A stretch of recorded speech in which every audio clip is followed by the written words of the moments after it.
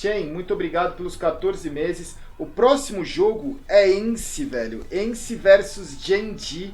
Vai ser um jogão. Depois North versus Forze, que vai ser um jogão. E aí depois o jogo do MIBR versus Call, que vai ser um jogaço, velho.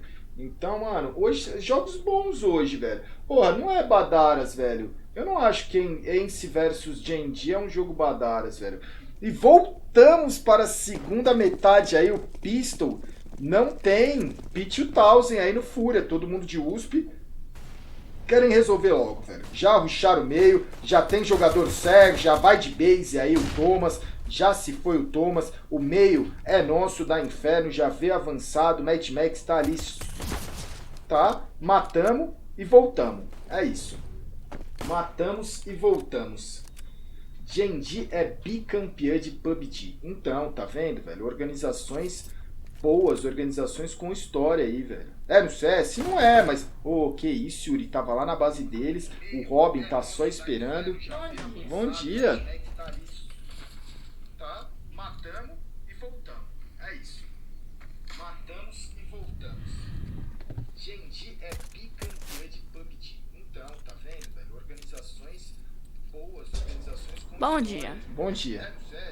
E aí... Ontem eu vi o clipe de você falando que comeu o meu Beirute lá e eu não podia saber, tá? Não vi, não. E eu vou explanar foi a lá. Piquiné, calma. Olha o Vini, olha a jogada do Vini. Calma, brasileirinha, que o Vini está em campo.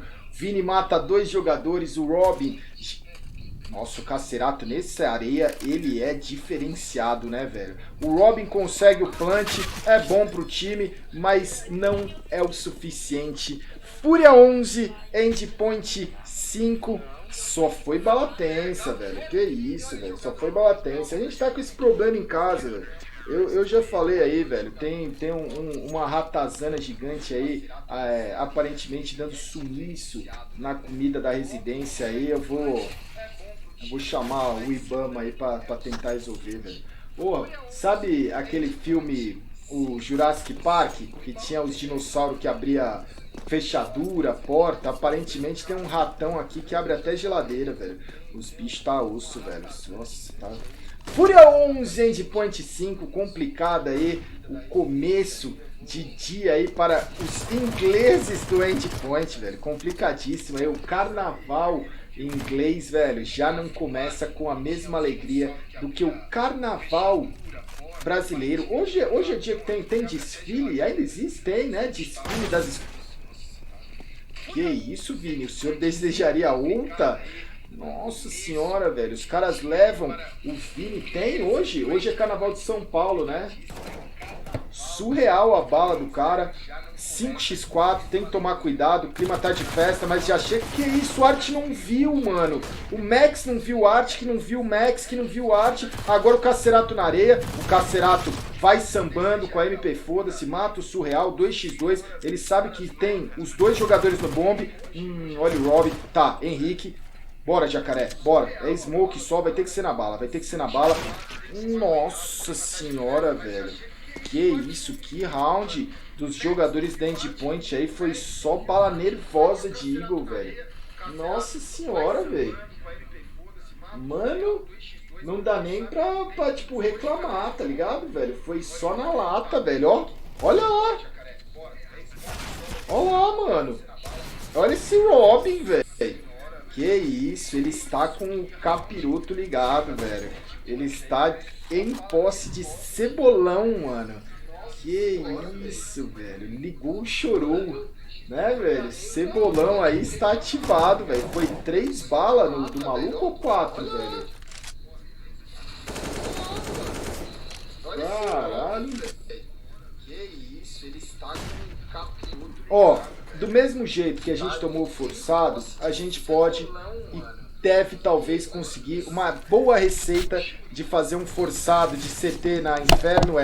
Compre smokes, compre 5-7, uma Zump, uma Scout. Os 5 jogadores do Fúria tem smoke, né? 2 já foi jogada, agora já é jogada a terceira, sobra ainda uma no Yuri, uma no Henrique. O Henrique tá na B, o Yuri ainda tem essa smoke para fazer na A. Você vai segurando eles no tempo. Os jogadores do Endpoint não foram pro bomb B. O Henrique tá sozinho lá no Bomb B, 4 jogadores no A, agora eles vão, ó, começando a se preocupar. E olha o tempo, ó, olha o tempo, vai vir mais uma smoke. Bora, Yuri, joga esse smoke aí, mano. Já jogou? Ué? Isso. Tá, 1 por 1. Beleza, mais 1 por 1, 3x3. O Vini tá só esperando. Não encaixou, velho. Bora, bora, bora, bora. Bora, Henrique. Isso, Henrique. 2x1, Crucial tá com pouca vida. Sem tempo. Não duela, não duela. E isso, e isso. Deixa ele vir. Você vai pegar ele de C4 na mão ainda. Aí, ó. Mano, mano, é complicado, velho. Você que não tem, às vezes o seu time ainda não jogou contra esses times muito bons, né, velho? Que é o caso do Fury, pá. Mano, você sofre, esse forçado que o cara fica smocando. Aí você fala, não, mano, não, espera a smoke passar. Espera a smoke passar, espera a smoke passar. Quando você vê, tá 30 segundos, velho. E ainda tem smoke lá, velho. Aí você fala, ah, foda-se, eu vou, mano. E aí vai todo mundo de base, velho. Fúria 12, endpoint 6, velho. É, mano, é complicado. O 12 engana? Não, será? Não sei, velho. Que isso? Agora tem que tomar cuidado, porque lá vem o... Ah, não, o Robin, ele não está de Eagle, ele está de AK. A endpoint ou endpoint já força mais um round, né? Agora vai ficar nessa daí, a briga financeira do começo do segundo half, surreal. Vem pelo tapete, o Cacerato tá marcando ele, não tem espaço ali, ó, não conseguiu ver muita coisa. Agora talvez ele veria o Yuri, né? Mas o Yuri ali num timing bom, passou. 5x5, a bomba está na banana, fizeram domínio banana e agora vão voltando. 3 jogadores do Fúria no bombe A, 2 no bombe B. Só esperar, velho. 50 segundos.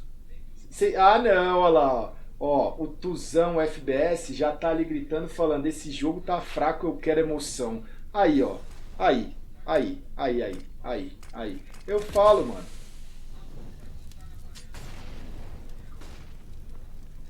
Que isso? Tá aí na smoke, Cacerato. Meu Deus. Meu Deus. Ah, agora viu? Pô, a Cacerato leva o primeiro. Yuri tá com ele. Cacerato já leva o segundo. Vini o terceiro, o quarto. Yuri o quinto jogador. Só caiu o Vini para o Crucial. Vai ter que ser eco agora do endpoint. Ou eles podem pedir até a pausada, né? Pode ser que eles peçam aí sexta-feira de carnaval. Pode ser que o endpoint peça uma pausada para conversar se vai forçar ou não. Porque se forçar, o jogo acabou. Se não forçar, o jogo acabou. Então não forçou, o jogo acabou, né? Pode, ó, Echo Glock, velho. Echo Glock, ó, Echo Warriors, Foggers. Olha lá, ó, Echo Warriors é da hora, velho. Olha lá, já foi o primeiro, já foi o segundo. Ele vai queimar na própria Molotov, já foi o terceiro. Corre, velho. Você é louco, mano. Você não pode, velho. Um jogador do calibre do Art aí, ó, um matando o outro. Que isso, o Henrique passou o Art, depois morreu. A briga do Echo é tipo, mano, a corrida do ouro de Serra Pelada, velho. Jogadores sem o menor escrúpulo, um entrando, mano, você é louco, velho. Que dureza, né, velho? É a guerra do ouro, mano. Todo mundo querendo um ponto aí, um frag, velho. Todo mundo querendo uma kill aí, velho. Você é louco, velho. Mano, um ali não tem amigo, não tem companheiro de equipe, não tem nada, velho. Alguém gritou, os caras tá de Glock, velho. E aí é a palavra mágica pra todo mundo voar, velho. O cara vira um monstro de 10 metros, velho. Com uma MP foda-se, ele só vai, velho. Ele vai. Ainda mais contra o endpoint, né, velho? Porra. Fúria 14, endpoint 6. Meu amigo, acredito que esse jogo vai terminar antes das 17 horas. O senhor está apto a daqui a pouquinho sair, pegar uma bela baldeação nas linhas de metrô aí, velho. Que beleza, hein, mano? Nossa, aposto que vai estar vazio. O Art já leva o primeiro, Cacerato o segundo, o terceiro. Só sobra o Thomas e o Robin, 4x2. Que isso, Henrique? Vamos acertar, vamos calibrar isso aí, que o próximo jogo de hoje vai ser complicado, velho. Próximo jogo, linha azul com vermelha, Praça da Sé, 17 horas e 30 minutos. de uma sexta-feira de carnaval, velho. Aí, se você estiver lá naquele momento, você vai ter certeza que não existe essa parada de morrer pra ir pro inferno ou pro céu. O céu e o inferno é na terra, velho. É na terra, velho. Você não tem... não tem quem duvide, velho. Não é? E aí, ficaram baitando, um de cada lado. Duro, né, mano? Duro. CS profissional é complicado. 15 fúria, temos 9 match points, velho. 9 match points. Ah. Tranquilo, velho. O Endpoint jogou bem, mano. Jogou o que a gente espera aí que jogue aí, velho. Começamos com, mano, o pé direito, essa DreamHack Open. 2020. Ontem a gente tava falando na live, né, velho? Tava falando que, velho, estamos cansados de perder, velho. 2020 será diferente. O Vini tomou um pouco de dano. Os jogadores têm 3 de Mac 10. O Vini já molotov, escuta a Smoke se apagando. Já chamou o backup. Tem 3 jogadores da Fúria no Bomb B. A jogada está telegrafada aí do Endpoint. Eles já falaram, não. Voltou, o Vini volta pro Bomb A. O Cacerato tá sossegado. É Cacerato e Henrique no Bomb B. Eles vão voltando. Já voltaram, a Endpoint volta pro Bomb B, ó, pega esse Smoke aí, esse Smoke vai ali pro NIP, na frente da biblioteca, um pouquinho mais pra direita, pra esquerda. O Art, olha, Flash, não vem, o Yuri pega o primeiro, o segundo, o Art agora no cemitério, pega o Robin, só o Thomas conseguiu uma kill, já caiu, e aí... Ó, tararara, GG Easy, velho, GG Easy, com vitória, começamos com vitória aí. Um bom começo de temporada aí pro Fúria, pro Brasil. Cacerato número 1. Aí, ó. Chora, inglesinho. O inglesinho chora nesse começo de DreamHack. Oh, muito bom jogo, muito bom jogo. Muito bom jogo, muito bom jogo, muito bom jogo. Muito bom jogo, muito bom jogo, muito bom jogo. Muito bom jogo, muito bom jogo. Muito bom jogo, muito bom jogo, muito bom jogo. Então, aí, ó. O americaninho também em peso aí em Anaheim. Gostei de ver, hein, mano. Os alambrados aí da DreamHack Open Anaheim. Lotada a torcida ali, mano. Comemorando em peso essa primeira vitória do dia, né, velho? Primeira vitória do dia. Irei pagar... Ó... Mano, quem escolheu as músicas aí, mano... Não que eu seja fiscal aí, não que eu seja do Grammy, né, velho? Mas, pô, mano, vocês estão de brincadeira aí quem escolheu essas músicas, hein, produção? E aí vamos pagar e já abrir a segunda rodada de apostas, né, velho? Porra, o que mais quer? Sexta-feira de carnaval já começa como, velho? Valeu aí os 20% que riparam seus galpointes. Deu fúria. Muito obrigado aí, valeu, falou. A gente já vem agora de Ence versus Gen.G. É um jogo bom, né? É um jogo bom. A gente tem jogadores renomados. Eu estou muito ansioso para ver o BNT, tá, velho? Quem tá com saudades do BNT, tá, velho? O Queixada, velho. Mano, eu vou botar aqui duração 60 minutos, que eu não sei quanto é, né? Eu tô fazendo, como é MD1, eu tô fazendo 3.000 galpões as apostas. Para quem não sabe dos times que eu estou falando, os times que eu estou falando são esses times aqui, ó. Ence da Finlândia, Gen.G, que tem, velho, é exótico. Eu acho que é um dos times mais exóticos, velho. Ence vem de Alu, Aéreo, Sergei, Exiven e Sunny, o Bisquela era o problema. O Gen.G vem de nada mais, nada menos que BNT, tá, velho? O Queixada, Som, Costa, Automatic... E Teps, mano! Teps, mano! Que saudades, velho! Porra, esse próximo jogo promete, hein, mano? Isso é louco, velho. Cara, vocês estão indo no Ence, mas o Teps é um estrategista e o BNT tá apontados por muito como o coldzera asiático, tá ligado, velho?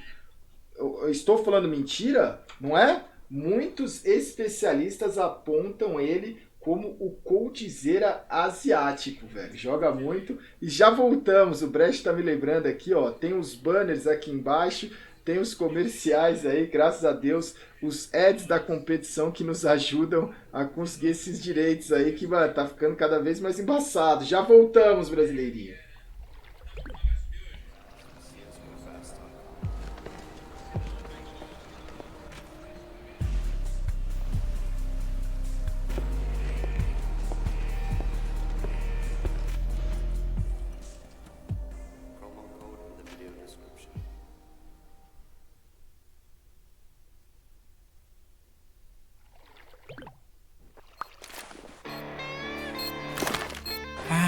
Cool, right? Want to know where I got it? Well, look, go to cs.money. It's a trade platform and a marketplace at the same time. Just choose, click, and get. Good luck, bro.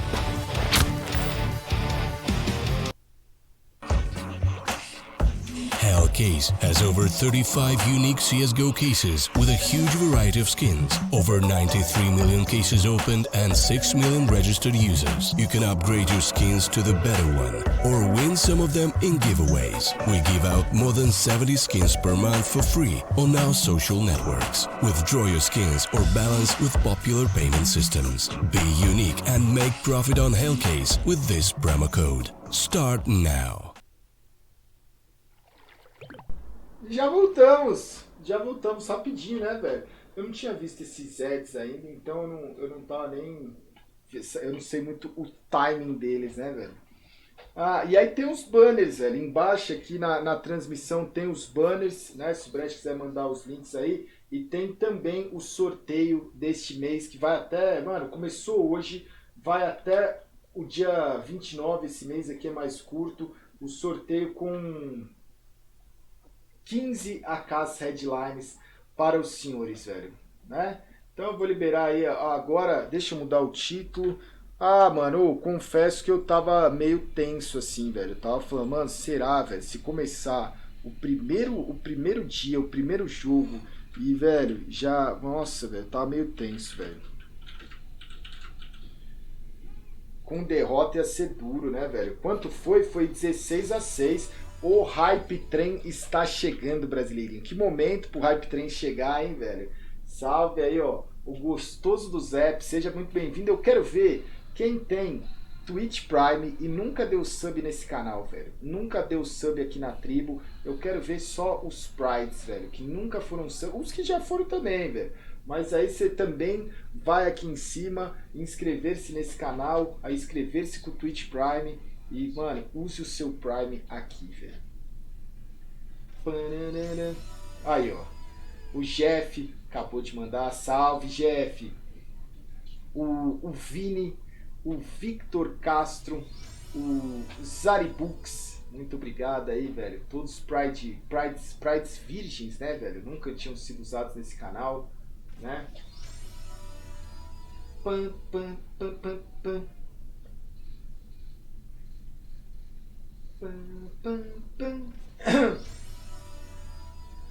American Navy.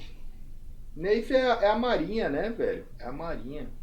E olha aí, já chegando. Agora acho que tem um tempo. Salve, Mula. Salve, Pedrinho. 8 meses. Agora, ó. Então, toma. Até os jogadores configurar, tá? Muito obrigado, velho. Tem um tempinho aí, velho.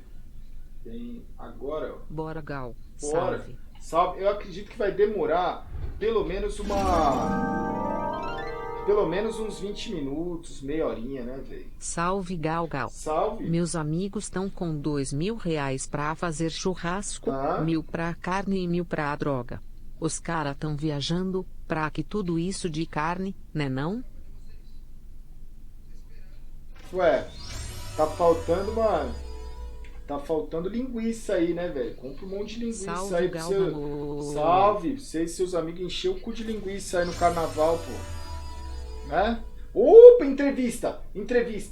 Agora. What's the practice? What's the deal? You, What do you mean? in the pregame video, it said you guys have only had about a week to practice in the last couple of months. No vídeo de abertura, vocês só tiveram uma semana pra treinar. Aí ele falou, não, foram 2 semanas. Why is that? What went down? Nesses últimos meses, por que vocês só treinaram 2 semanas? No, we practiced before that. Não, a gente treinou pra esse bootcamp, a gente treinou 2 semanas. Ah, então não, a gente entendeu errado no vídeo. No vídeo parecia que vocês tinham treinado 2 semanas nos últimos 4 meses. Tá na Disney, ô Spone? O cara treinou 2 semanas em 4 meses, tava jogando campeonato aí em dezembro, animal. Porra. Okay, so that makes a little bit more sense. Porra. Bootcamp sem PC, né, velho? Level 5 sub-hype train.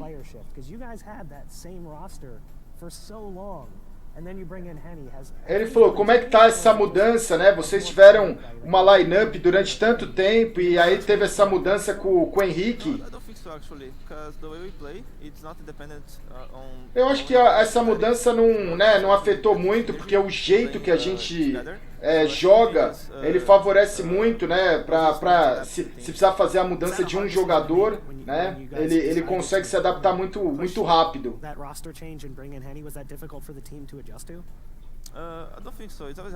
Perguntou a mesma coisa de novo, velho.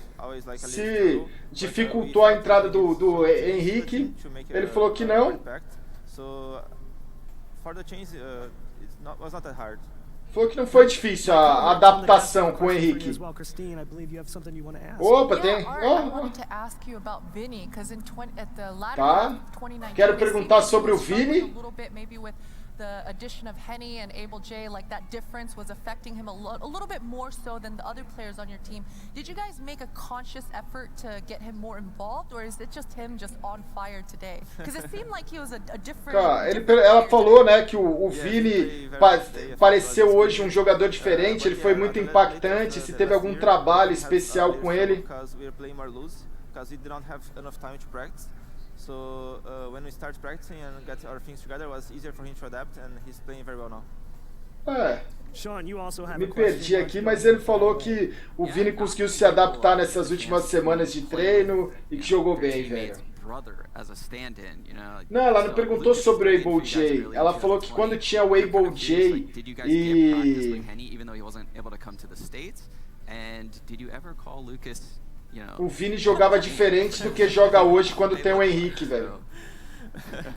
Actually happened like twice or 3 times. Some guys calling him Henny, I called him Henny myself. But yeah, we did not have enough time to practice with Lucas. I think he was just like a stand-in. And big thanks to Lucas to standing on this time, because it was very on time. Like it was like the 4th of January. Everybody was on break and we just had. Tá falando do último campeonato, né, que o Lucas jogou no lugar do Henrique, que tiveram pouco tempo para treinar e para se adaptar. E a última pergunta. Vocês tiveram a chance de pegar entre Vertigo ou Inferno, vocês baniram Vertigo. E nos últimos campeonatos vocês jogaram Vertigo. Essa mudança, né, vocês tiraram o Vertigo do map pool ou foi uma mudança, uma decisão estratégica ali no, né, para esse jogo? So there was no point for us to play in Vertigo because they had not enough matches for us to analyze. So we just choose Inferno over. E aí ele falou que eles escolheram Inferno porque eles não acharam muitas partidas do Endpoint na Vertigo para analisar. Analisaram a Inferno deles e aí eles decidiram escolher a Inferno porque eles já tinham estudado um pouco mais do Endpoint. E é isso, mano. Uma ótima entrevista aí. Sub-hype level 5 no máximo aí. Muito obrigado aí, senhores. Não tem público lá? Cara, a DreamHack, ela é um evento que acontece várias coisas, saca? A DreamHack, ela é um show de evento, velho. Um show de evento. Vê o vídeo lá, Galgal. Vamos, Libra. Salve, FPS. Deixa eu dar uma olhada do que se trata. É um show de evento, então tem várias coisas acontecendo ao mesmo tempo, velho. A DreamHack tem campeonato de Warcraft 3 rolando. Tem campeonatos de um monte de coisa, acho que são pelo menos uns 4 campeonatos ou 5 campeonatos rolando ao mesmo tempo. Tem bastante coisa, velho.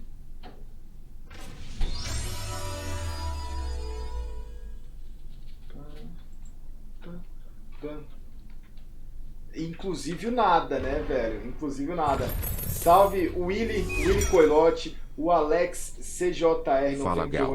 Fala, aqui. Beleza. Tu viu as fotos da Dani? Ah, aquela sai pra lá, lá, mano. Não. A danificada que eu eu dei sei, no seu. No seu. Abraço, meu grande. No seu, mano. No seu, velho. No seu, velho. No meu não, no seu, velho. 3 meses, Gal. Salve, muito obrigado pelos 3 meses, Lucas.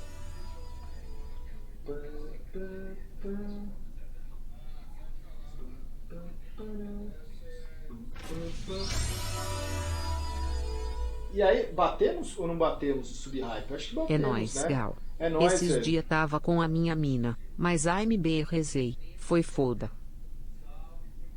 Ah, entendi, captei. Ah, tem a parada lá do Boston Medical Group, né, velho? Eu vou distribuir os baús do LoL, velho, para o clube dos mini LoLzeiros aí, ó.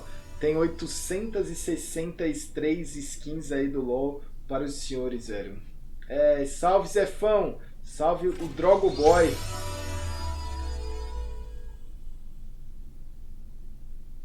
Até 863 presentes serão ou foram liberados. Deixa, eu tenho... Gal, cachorro Oi. que late em água, late em terra. Ah, mano, só tem a pequenininha mesmo aqui de boa, velho. Ninguém me enterra não, velho. Só o ratão mesmo aqui já tá de boa. Nossa, tem sub pra entregar, viu, velho? Salve, Gal. Salve. Estamos fazendo um campeonato de CS na firma e a final será presencial no final do ano no festival da firma. Tá. Como faz pra você narrar pra nós? Porra, Manda agora. um salve pro Tukix, Ô, Bino e Danezito. salve, Valeu. Tux, Bini e Nome, Danezito. ponto de interrogação 99. Agora eu Ó. virei narrador de festa de campeonato de festa de firma, mano. Pô, vocês estão de brincadeira, né, velho? Seria até um conteúdo de altíssima qualidade se eu puder fazer IRL da festa, churrasco, gente caindo, pô, copo voando, até dá, né, velho? Gaules Até, Gifted Tier súbito Experience 99. Mas, pô, mano, vocês estão de brincadeira aí, né, velho? Eu tô entregando subs também da Tribo Store. Mano, Gaules Gifted Tier súbito Carlic. então, vamos ver se a gente, né?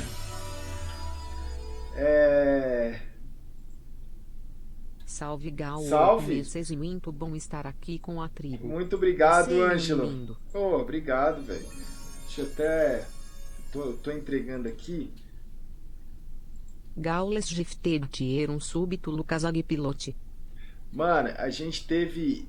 Entre o mês passado e esse mês, eu fiquei muito feliz também, que a gente teve a saída na Tribo Store. Foram 3 PCs, velho. 3 PCs foram resgatados aí por galpões na Tribo Store nesses últimos 2 meses, mano. Tá indo, velho. Tá indo. Então, ainda tem alguns e eu vou repondo, mas... Mano...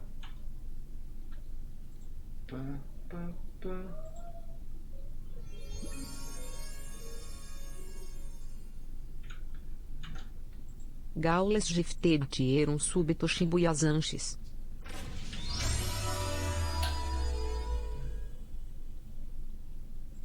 Três meses, Gal. É nóis. Salve, muito obrigado pelos 3 meses, é nóis, Fábio. Mano, peraí que eu tô distribuindo aqui as... Gal convida o Biba para participar de algum jogo. Ele, assim como você, faz parte da história do cenário de transmissões, e hoje ele ia completar 6 anos de narrações, e sempre tradição ele narrar nessa data de hoje, porém ele não tem direitos de transmissão. Interessante, velho.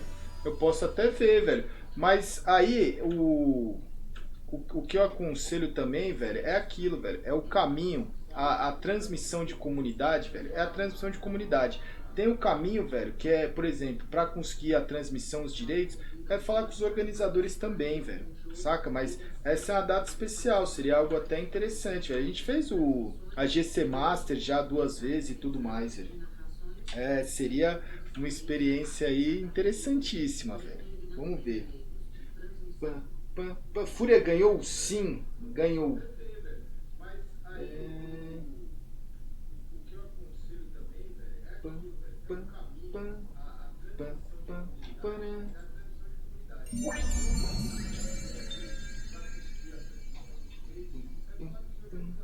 Gal, no próximo Oi. final de semana vou arrancar meu siso. Tem como Nossa. você narrar? Pode ajudar meu canal TMB? Ele tá careado. Velho, God, mano, uma boa operação de siso. Já se prepare, já prepare gostoso 33. Os sorvetes, velho. Já prepare os sorvetes, velho. Ó, tô mandando o link das apostas. Tô mandando o link das apostas aqui. Vocês que estão pedindo o link das apostas. Falta 4 Salve, Gal. HJM, HJ, vamos arrebentar. Salve. Mano, daqui a pouco. Ainda falta o jogo do MBR. Ixi, velho. Ainda demora, velho.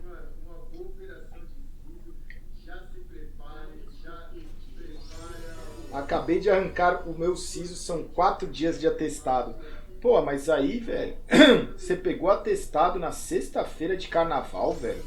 Sexta, sábado, domingo e segunda de carnaval, mano. Nossa, velho. Leigo, né, velho? Pô, você podia ter... Porra, velho. Que isso, velho. Você fazer a operação... Salve, Vini Rap. Muito obrigado aí. Salve, Gal. Salve. Tá zicando tanto que se for narrar virada de ano, o ano não vira. Ou dá aquele bug do milênio, né, velho? Ou dá o bug do milênio, velho. Será? Lembra, velho? Ah, entendi, velho. Peraí que e a Gal, como vai o projeto fitness? Tamo indo, velho. Em você em 2 semanas, já perdi 14 dias. Eu também, mano. Salve eu pro também, Zep velho. e pro Eduardo. Salve o Zep Eduardo. Mas vai, velho. Até o Major eu acho que vai, velho. Até o Major eu acho que vai, velho. Ai, velho. O rapaz do atestado, ele trabalha no cinema, Gal, vou tirar velho. a fimose e você pode narrar e ajudar Guinto. Não. O rapaz do atestado, ele trabalha no cinema e ele falou que pra ele 20 meses. Tô saindo pra fazer prova do Enem, me deseje sorte 9. Muito boa sorte, velho. Muito boa sorte. Prova do Enem hoje, velho. 2. Prova do Enem hoje, velho. Pô, mano. Salve, Gal. Salve. Comprei uma skin na loja no final do ano passado Vai chegar. e ainda não recebi. Pode ver isso, por favor? Ô, Ná, como é que estão, velho? O Ná ainda tem, velho, foi muita skin. O pessoal, velho, isso deve estar pendente pra receber, mas vai chegar, velho. Vai chegar. Gal, você não é a zica, você é o condutor de zica do chato ou não? Talvez você zica a porra toda mesmo. Tá?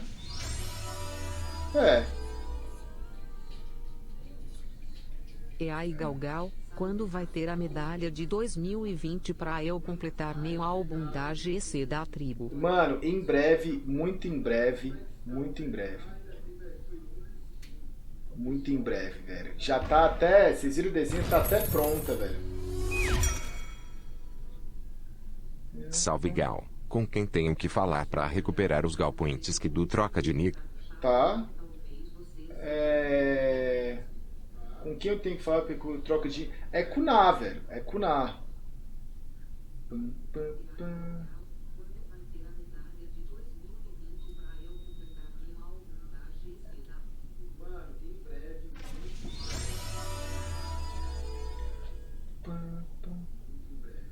Salve, Gal TMJ, 4 meses. Salve, estamos juntos aí. Muito obrigado pelos 4 meses, velho.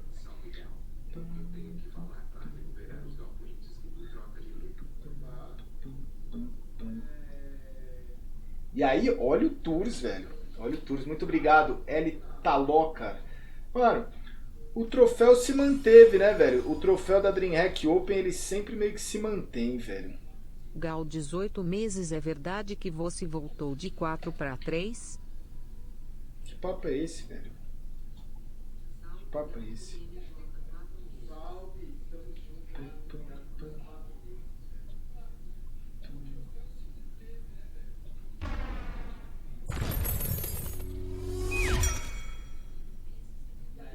Gal, au, tudo bom?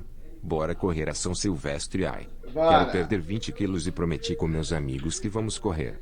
Fazer um streaminha da corrida, bora, Gal. Mano, correr a São Silvestre seria legal, velho. Vamos, São Silvestre dá, mano. 99, São Silvestre 999, é 15 km, velho. São Silvestre dá, velho. Ah, resolução 4x3, velho. Live Mombidão ia ser top. Os brasileirinhos talvez ainda saiba da importância dele para o CS brasileiro. Sabe, mano. Como não sabe? Lógico que sabe, velho. Eu não aguento 15 km, vão ter que me carregar. É difícil, velho. É difícil. Será que morre? Não morre, velho. Será que tem entrevista? Nada. Musiquinha de boa. Aí, ó. 17 horas e 11 minutos. O brasileirinho, ele vai deixando o trabalho, né? Indo pra casa agora, nesse exato momento. Indo, velho, pra casa, talvez já começar os trabalhos do final de semana de carnaval, velho. O MIBR já jogou? Não. O MIBR era pra jogar agora, né? No horário inicial, era pro MIBR jogar agora. Mas vai jogar às 8h30. Qual o melhor time de velhos aposentados, de Genitas ou G3X? Ah, G3X, né, velho? G3X. E aí o grupo B, que é o grupo do MIBR, que tem esse jogo. Cara, o grupo B, ele não é um grupo B de Badaras, velho. Ele não é, velho. O grupo B, ele tem Ence, Gen.G, MIBR e Col, cara. Se você for ver, mano, não parece um grupo de DreamHack Open, velho. Não parece, velho. Pô, Ence, Col, MIBR e Gen.G, velho. Não é um grupo fácil, velho. É o grupo da morte de uma DreamHack Open, velho. Só sai às 18 horas do trabalho. Vai dar tempo, velho. Vai dar tempo, vai dar tempo. Vai dar tempo, velho. Errado não tá. Errado não tá, exatamente. Deixa falando nisso, eu vou calibrar o meu copão de água e já venho em definitivo para Ence versus Gen.G. Já voltamos, brasileirinho.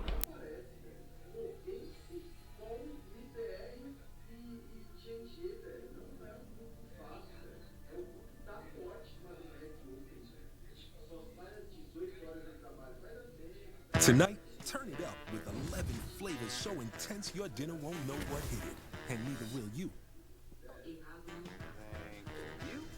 When the dinner craving hits, Wingstop delivers. Wingstop, where flavor gets its wings.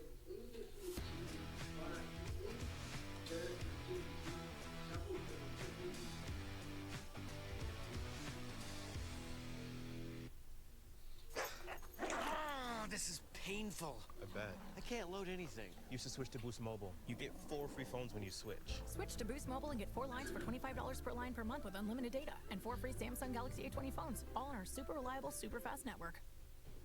How about no? No. No way.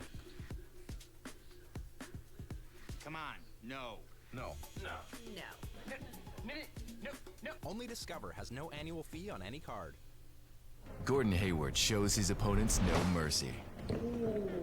No, seriously, he's like ridiculously competitive. Which is why he refuses to play on anything but gamer-grade internet from Xfinity.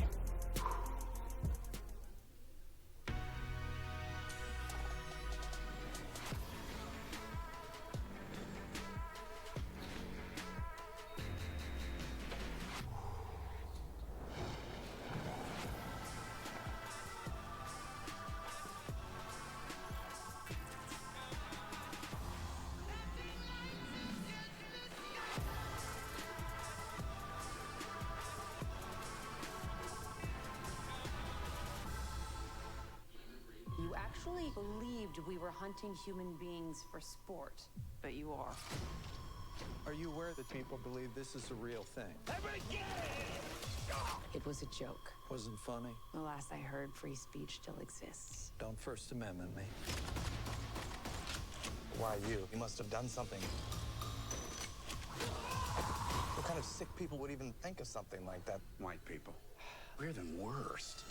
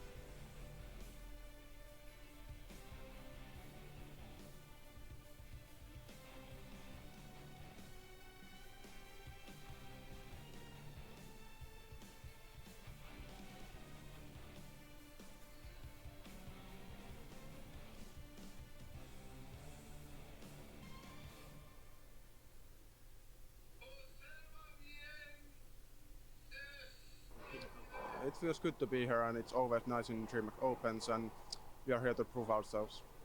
The expectations for our team is to go to the final and hopefully win the whole tournament. We need to improve our game from the last tournaments we've been playing, and we've been trying to fix our stuffs more seriously than ever before, so let's see how it works. We need to play our A game. We cannot do like slack anymore and do awfully, because we do pretty well in practice usually, but we haven't done so well in officials, so we need to put that game into the officials now and play our A game. Yeah, we have some new things that we haven't done before, so I expect to people to see a nuance in this tournament. Então, temos aí, velho. Boa tarde, Gaú. Boa Sou tarde. veterinário e estou preocupado com comilança da piqueneia. Gostaria de oferecer meus serviços gratuitamente. Segue o Insta do meu consultório e vou te mandar um DM no Insta também, @locomovete. Segue aí também, Tribo Tamo S2. Tamo junto, velho. Manda um direct direto no da Piquené que ela responde lá, velho. Salve, Guilherme. Muito obrigado aí, o Guilherme, o Pedro Cunha, o Thiago Cortinhas, velho. Muito obrigado, senhores. E aí, Ence está para campo, brasileirinho. Não tô mutado nada, velho. Porra. Jogo bom, mano. Jogo bom. Apostas rolando. Jogo bom na tela.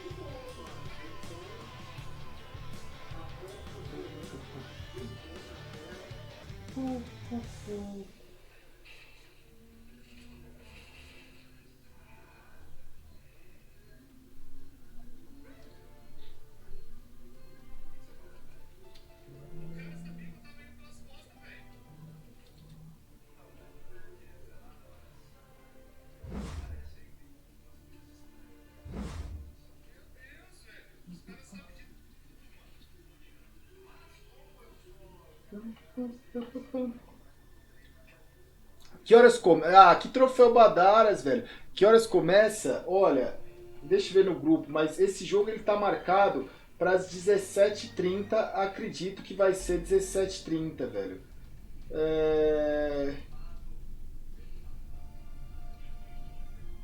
Eu acho que é mais ou menos isso. Vai ser 17h30. Olha o zap. Já olharei o zap. Mande breche.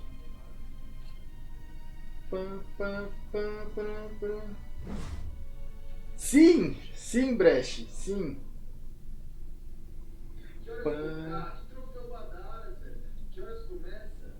Muito obrigado aí, Yama. Salve, manda salve, salve. O Gui Cavassana, muito obrigado aí pelos 3 meses. O Caio Felipe, o Thiago Cortinhas.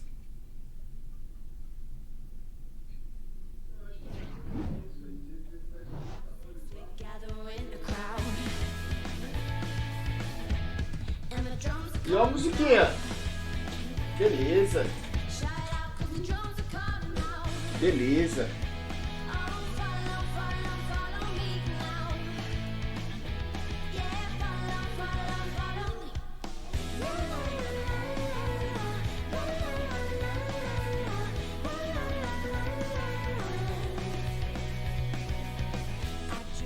Ah, mano, que beleza, hein, mano, que beleza. Música de filme americano, né? Cara, o que eu acho? Esse grupo, ele vai ser interessante porque tem muitas partidas melhor de um, velho. E partida melhor de um é uma situação que tudo pode acontecer, né, velho? Partidas melhores de um, tá aí, velho. É um negócio intenso, velho. É um negócio que, velho, bobeou, tomou, velho. Ah, o intervalo é grande, é um jogo por vez, velho. Manda um salve para minha amiga que está aqui vendo o jogo comigo. Deide Costa. Mas você tá tentando aí ensinar o padre a rezar, velho. Porra. É um palco, um jogo por vez, velho. Demora um pouquinho, né, velho? Os jogadores têm que configurar, daqui a pouco começa. Salve aí, Galgão. Salve. Guga Rolanda, velho. Salve. A da Fúria foi melhor de 1? Hoje todas são melhores de 1, velho. Hoje são 4 jogos melhores de 1, abrindo os grupos, e depois 2 jogos melhor de 1, ganhador contra ganhador de cada grupo, grupo A e grupo B, o que totaliza aí 6 grupos, 6 jogos MD1, velho. Então, ó, aqui ó, tem até ó, o link do sorteio aí, ó, participem.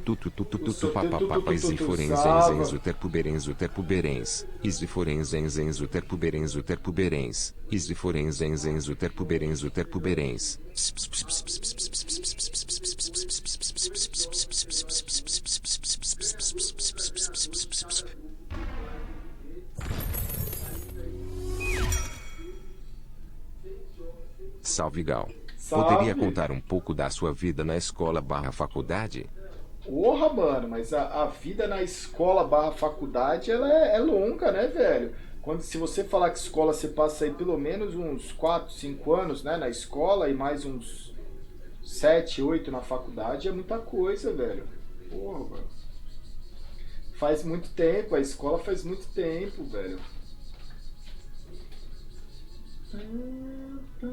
Tem muitas histórias, velho. Muitas histórias, velho. Ó, agora não dá tempo, porque Deaths já está na tela. Mas todos os dias, de segunda a sábado, incluindo hoje, né, velho? Todos os dias de segunda a sábado, às 17 horas, esta live está live com a stream do dia a dia, velho. E na stream do dia a dia fica mais fácil pra eu contar as histórias do colégio e da faculdade, velho. Então, de segunda a sábado, 17 horas, né, velho? Inclusive, ontem ou antes de ontem, sei lá, mano, eu joguei uma partida do PUBG quentíssima, velho. Quentíssima. Acho que foi ontem, não, acho que foi antes de ontem. Manda um salve pra Barra da Tijuca. Salve, Vilela. Estamos juntos aí, Barra da Tijuca. Exceto quando muda o horário, mas quase nunca tem mudado o horário. Quando muda o horário, eu aviso normalmente no Twitter, mas por isso que eu falo. Siga aí, @Gaulês nas redes sociais. Inclusive hoje, 20 horas, tem vídeo novo no canal do YouTube. É tudo Gaulês, youtube.com/Gaulês, twitter.com/Gaulês. É só, mano, né? Instagram também Gaulês, é tudo Gaulês, velho. E aí o troféu Anahein, velho. Aí, ó, um troféu desejado. Se tudo der certo. Olha o BNT, tá com dizer asiático. O Queixada, mano. Faz tempo que a gente não vê o Queixada jogar, né, velho? Tá ali já, mano. Gal, já fechou as apostas? Nada, mano. Tem 24 minutos aí. Salve, Gal. Hoje é dia de MIBR e Fúria. Pensa comigo. They've got phenomenal play.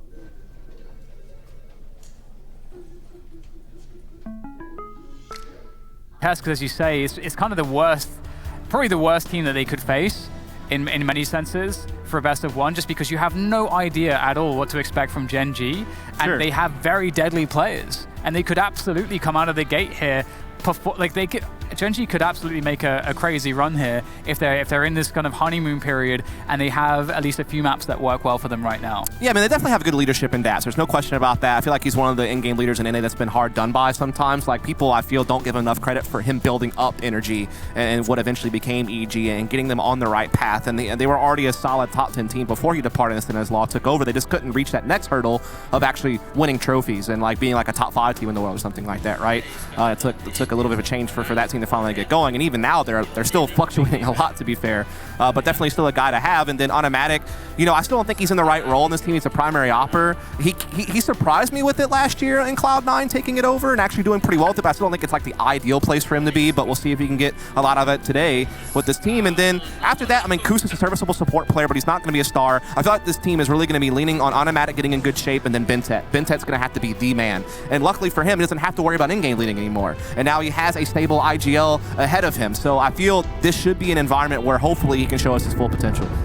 And here it is. It is about to begin. We're on Nuke with ENCE and Gen.G.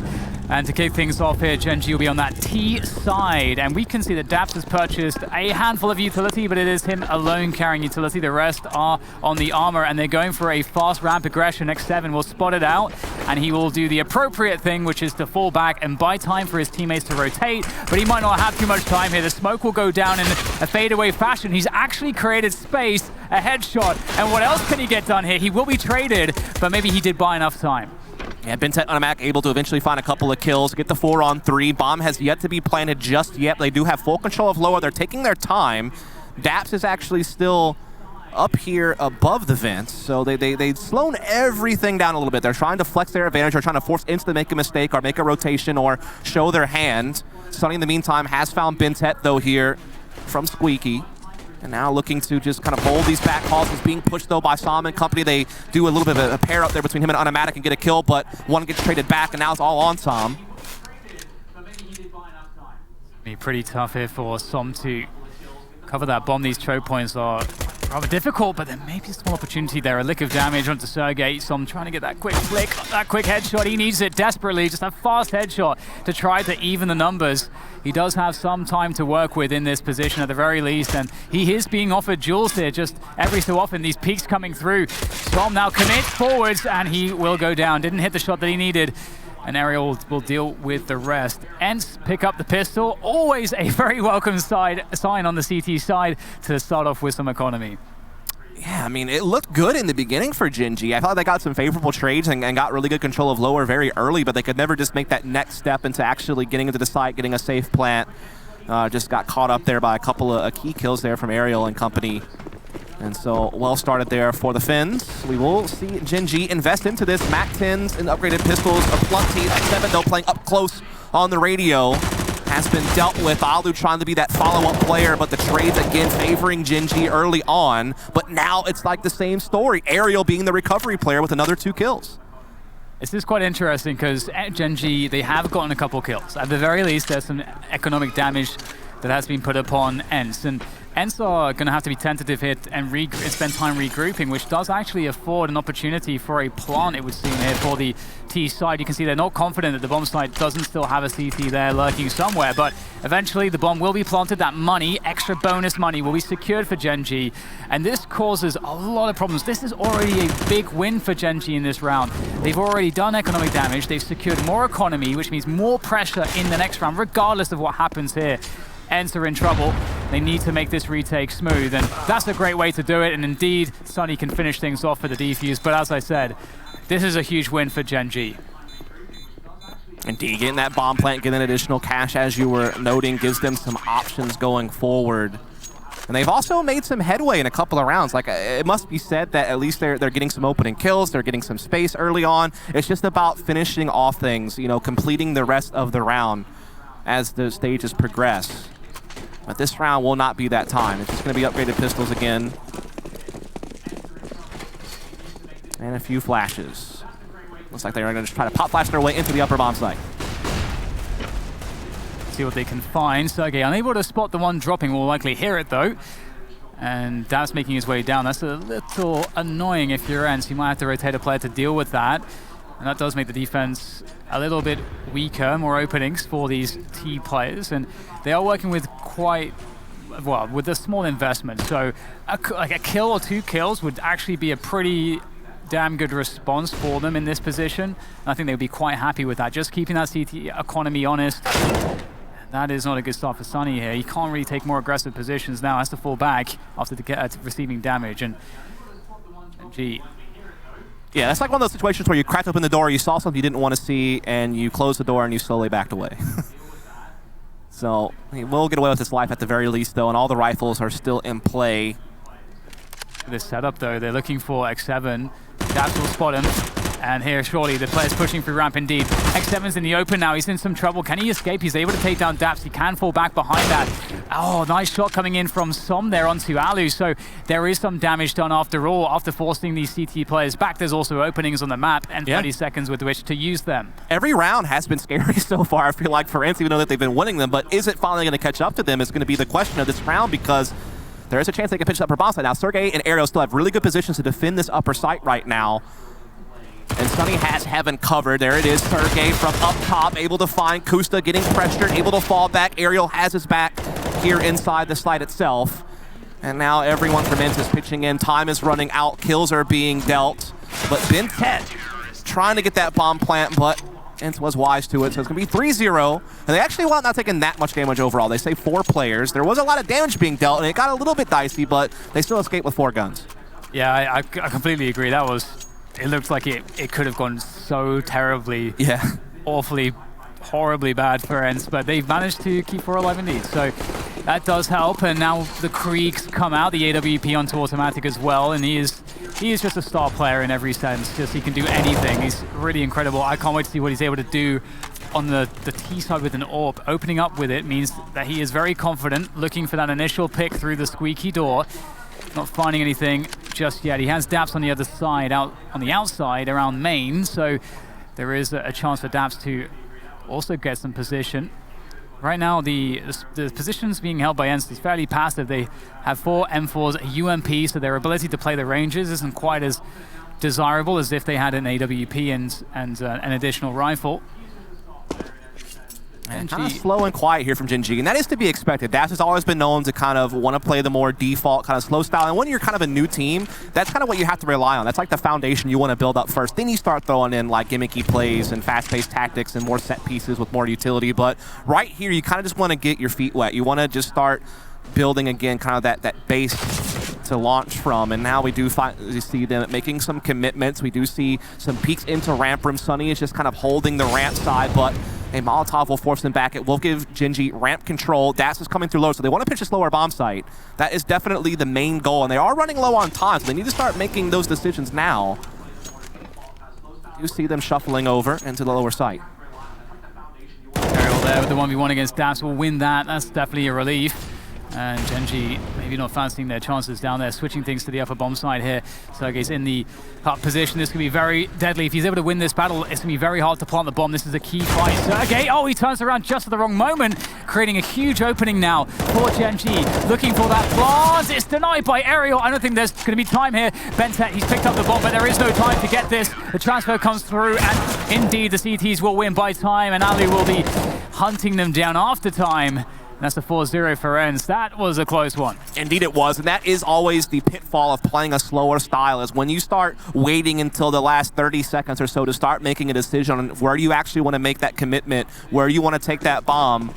If one little thing goes wrong, it can really just throw a spanner in the works, and you can't recover from it. You just don't have time, and that's what happened there. There's a player at mini watching the plant, gets the kill. There's no time to get that bomb back and get the plant in still, and so Ints can know that and just, you know, hide and wait to win the round off the clock. And so we'll have to keep an eye on that. Like, is that going to be a consistent problem for Gen.G, or is that just kind of initial jitters? Because the one thing that everyone's excited about Gen.G, but remember, the core of this team played together on Cloud9. They had a lot of struggles at the end of last year, Dan. That must be said, and so they have a lot to prove, I feel like. Indeed, and so far, they have at least been able to get some opportunities. Let's see if they can find any more moving forward. Yeah, he's a little bit worried about the outside him, and Daps is maybe closer than he may anticipate with that PC-50. A lot of dangerous map control here from Gen.G early. Kind of what we saw in the first couple of rounds, to be fair. But it's like, what can they do with it? They have yet to be able to convert something off the back of it. So far, an equal exchange takes place here through outside. Daps trying to cause a lot of ruckus here, but X7 and company are dealing with it just fine. Just Bentet and Kusta left against 3 from Ints. Good pick there from Kusta. Keeping the round alive, 30 seconds to go for that bomb plant. And Bentet now has an avenue in which he can maneuver to try to get that bomb down in time, and Kusta holds down position. Now Ens aren't really in a great spot right now in terms of those rotations. Gen.G are going to be able to position as and how they please on this lower bomb site. So this is going to be a tough one. Looks like Gen.G's best chance to win a gun round so far. Let's see, though, if they can close it out. Is indeed planted. Good positioning here from Bintet behind the silo. Has his crosshair in the right place. It's going to come down to timing, but he does catch Sergey. So now all on Sunny, who is bleeding out already, and he doesn't want anything to do with this. You can't blame him. Just with only 16 HP, there wasn't a whole lot of fight left in him. And so finally, Gen.G are going to strike gold. It's off the back of Bintet with 2 kills. And again, this is the guy that we felt would be the star of this team. He's only played with them for the Anaheim qualifiers. They beat Riot Squad and Chaos, and he was an absolute monster in those games. And we know that he's been able to bring it to land in the past against some of the best teams in the world when he was in a really tough spot on Tyloo, to be fair. Like, that was a really chaotic environment, I feel like, and he was still able to find moments to thrive there. And you know, that's definitely a good sign to see him have a big round. Yeah, Bentet's one of those players that actually, like, just dripping with talent. It's kind of disgusting when Bentet's on, like, what he can deliver. His mechanics are just out of this world. So it's, I'm looking forward to seeing that. And we're going to see a fast explosion of the squeaky door as the players of Gen.G will make their way down the vents. I'm not sure if this was spotted by Ents, but they have to respect that it's possible given that explosive action. And the rotation down lower has to be given for Ents. And again, in forcing a player down lower, that creates openings elsewhere. Aerial investigating down the ladder, and he is going to find out that, yes, indeed, someone did drop, and it's Dabs with the Mac-10, happily swapping out for the FAMAS. And Dabs has done this a couple of times already this game, where he's been able to get through vents, get into back calls, and either help them pinch towards lower, actually, you know, come up and try to help them control ramp from multiple angles, or just be a thorn in the side of Ents. But unfortunately for him, this time, Sunny picks up on it very quickly. So back into a 4-on-4 pretty early on here. Meanwhile, Bintet and company have taken control of outside. They have stairs, so again, still holding some threatening positions as Automatic clears out the vents. And now they're coming back up, so still, Ents not really sure where this is headed. It could go either direction at this point. Does seem like Gen.G are falling back, though, towards Mini, like they want to try to hit this upper bomb site. It's going to be mostly on Sergey here, inside the hut, X7 with just a pistol in the sight.